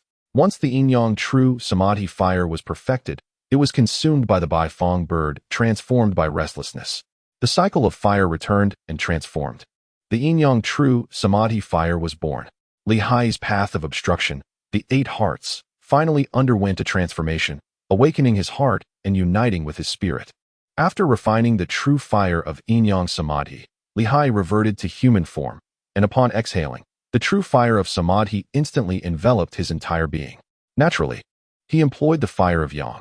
Having traversed the 9 tribulations of ascension, Haiyi once again attained the status of a true immortal. The 9 tribulations within him all transformed into celestial energy, culminating in the ultimate return to authenticity, where the false immortal was reborn as a true immortal. Haiyi sensed that with a mere flick of his hand, he could summon the ascension platform, inscribing his name in the celestial registry and securing his place among the immortals. Of course, Haiyi was already among the celestial ranks and could not ascend once more. On that fateful day and night, within the confines of the grass snake abode, Haiyi underwent his transformation into an immortal. Before his departure, he left behind 3 letters, one for Li Yuanan, another for Zhou Yuanshao, and the final one addressed to his family. Li Yi, from this day forth, shall no longer be a mortal among us, but a celestial being from the heavens. He is the lord of the star market, the sovereign of the imperial seat. He shall undertake the path of cultivation anew, offering sacrifices to the heavens to attain liberation. Li Haiyi transformed into celestial essence. Soaring towards the celestial abode of the celestial market emperor, the residence of the celestial market star lord, which is the place of his true form. On this night, the celestial market emperor's main star shone brilliantly, its starlight illuminating the entire celestial market. All gathered to welcome the star lord's return. The star lords, Ho Xing and Zhuang Zun, bowed in unison. You may rise. Li Haiyi, embodying the stature of Li Yi, harnessed the starlight to reconstruct his celestial form and addressed the two individuals. They rose, one approaching closely while the other remained at a distance. Li Haiyi, addressing the nearby Luo Xiaohong, declared, "In this lifetime and the next, I shall cultivate the path of celestial evolution, with my primordial spirit attaining enlightenment and transcending into immortality. This essence of my being shall remain as an avatar, safeguarding the imperial seat of the celestial market's master star. Henceforth, I shall be known as the celestial market star lord." Li Haiyi expressed that he was establishing the likeness of his celestial deity, the lord of the Venus star. Adorned with the amiable visage of an elderly man with a gentle white beard, struck Li Haiyi as entirely reasonable. Deities are infinitely diverse and possess immense powers. However, to be venerated by mortals, they must embody a familiar and benevolent appearance. Indeed, one's image can hold significant importance at times. Li Haiyi's essence bears little relation to the celestial city of Tianqiuan, failing to exhibit the characteristics of the Star Lords. However, in this realm of immortality, Li Haiyi reshapes his Tao body through the path of primordial spirit. The doctrine of celestial evolution encompasses the star map of Tianqiuan and the principles of the I Ching. With a subtle infusion of immortal energy into his eyes, he can imprint the celestial melodies and I Ching principles of Tianqiuan. Upon unsealing the first generation, the anchor of the heart's sea, the sea-stabilizing pearl, can be retrieved. Each time he unseals, Li Haiyi is able to bring forth elements of his original form. In the first generation, Li Haiyi chose the sea-stabilizing pearl, which he transformed into the heart's sea of myriad realms. However, due to certain extraordinary reasons, Li Haiyi did not keep all 24 layers of the heart's sea to himself, but instead offered them as gifts. Currently, the Buddhist sect, Taoist sect, and Heavenly Court each possess 3 layers. Guangxin, Sun Wukong, and Li Haiyi each hold 1 layer for storage or communication purposes. The remaining 12 sea-stabilizing pearls were transformed by Li Haiyi into the 12 supporting heavens of the heart. This represents the 3rd tier of Li Haiyi's celestial transformations, the 4 cardinal directions, 8 oppositions, and 12 hearts. The remaining 24 transformations were decided to be divided into 2 segments. 12 transformations, based on the 12 primordial stars, and supported by the 12 sea-stabilizing pearls, symbolize the heart of the moment. For these 12 transformations, Li Haiyi does not seek profound awareness, but aims for seamless transformation, allowing the inherent powers of transformation to manifest. The remaining 12 serve as miscellaneous transformations, to be explored when time permits in future generations. Thus, with this stratification, Li Haiyi's celestial transformations have finally formed a cohesive system. Cultivation is rooted in the 4 cardinal directions, supplemented by the 8 hearts. The 12 transformations of the primordial stars are utilized without hindering the fundamental essence, while the 12 miscellaneous transformations are deemed external paths, not intruding upon the true heart. Li Haiyi meticulously organized his path of cultivation, and his true spirit emerged from his body, colliding with the celestial map of the heavenly market, vanishing from sight. The starlight guided his soul into the cycle of reincarnation. Accompanied by a shooting star, Li Haiyi once again reincarnated as a human. In the northern realm of Julu, a vast and desolate land, lies a remote town, Bear Town. Li Chen's family. Li Chen is a local hunter. In the Central Plains, being a hunter is considered a lowly profession. However, in Bear Town, hunters are esteemed individuals. This is because the hunters here are practitioners of the demon blood martial arts. The demon blood martial arts is an esoteric method of cultivation created by the practitioners from the nearby demonic regions of North Julu Prefecture, focusing on the attainment of immortality. Congratulations to Lord Li on the arrival of a young master. The Li family is truly formidable. This marks their 8th son, does it not? Indeed, having 8 sons is quite impressive, and I have heard that they all possess innate demon blood. It is indeed enviable. Although it seems that their bloodlines are rather mixed. Well, mixed blood is certainly better than none. You are simply displaying your unabashed jealousy. Li Chen has 4 wives, and together with Li Haiyi, they have a total of 10 children, comprising 8 sons and 2 daughters. The eldest among them is already in their early teens, while Li Haiyi is the youngest. Li Chen playfully teased his son Li Haiyi, saying, "From now on, you shall be known as Li Haiyi. May your blood be as vast as the sea, and may you ascend to the realm of demon warriors." The path of demon blood cultivation bears resemblance to that of mortal practitioners, both mundane and profound, aiming for ascension and tribulation. The demon blood martial arts are categorized into several stages: the blood refinement stage, the demon warrior stage, and ultimately the semi-demon stage, culminating in the 9th refinement of the great demon stage. Upon advancing to the status of a demon warrior, one transcends the limits of mere mortals and becomes a notable figure in the Northern Julu continent. The art of demon blood cultivation is indeed fascinating. Upon his birth, Li Haiyi was adorned with a tuft of white hair atop his head. The intricate patterns of strength permeated through his very bones. Li Chen established a martial arts academy. He is capable of imparting knowledge on martial arts during the blood tempering stage. To commence the process of blood tempering, one must first transform the innate vital energy within their body into essence. Typically, this occurs around the age of 3. For the sake of caution, the locals often postpone the assessment of bloodline martial arts until the age of 5. In the blink of an eye, 5 years have elapsed. Li Haiyi, alongside a multitude of disciples following Li Chen, engaged in rigorous training at the martial arts dojo to temper their bodies. Li Chen entered wearing a fitted outfit. "Xiao Hai, it's your turn to have your blood tested." "All right." Li Haiyi trotted over with his short legs. Throughout his life, he continued to rely on the 9-breath technique, which provided a solid foundation. The 3 innate talents of the human race accompanied him as well. He could also wield the myriad transformations of the divine connection. Thus, despite being merely a 3-year-old child, Li Haiyi's combat prowess was not inferior to that of an ordinary demon king. Li Haiyi remains in Xiongpi town merely out of a fascination with the demonic blood martial arts. The boiling blood pill, the spirit testing stone, and the essence soup have all been meticulously gathered. Li Chen busied himself with arrangements. The 3 items he mentioned sounded impressive, yet in reality, they held little value. They were merely a few years' worth of herbs. The blood-boiling pill, primarily composed of demon blood grass, is a common herb that undergoes a transformation into a mystical variant when tainted by demon blood. Its purpose is to awaken the latent demon blood within one's body. The spirit testing stone serves to activate the incomplete lineage of the demon race, allowing one to acquire a visualization diagram for the purpose of blood refinement training. Lastly, the essence soup is simply a nourishing supplement. With it, one can complete a foundational training period of 100 days. Otherwise, significant time would be squandered. Li Haiyi, following Li Chen's instructions, consumed the boiling blood pill. Simultaneously, he delved into his inner self. Alas, the spiritual essence painstakingly cultivated over the years had dissipated in just a few days. Ultimately, what he could rely on was solely the mental strength derived from the Bodhi lineage. Beneath the effects of the boiling blood pill, the demon blood within Li Haiyi's body began to manifest.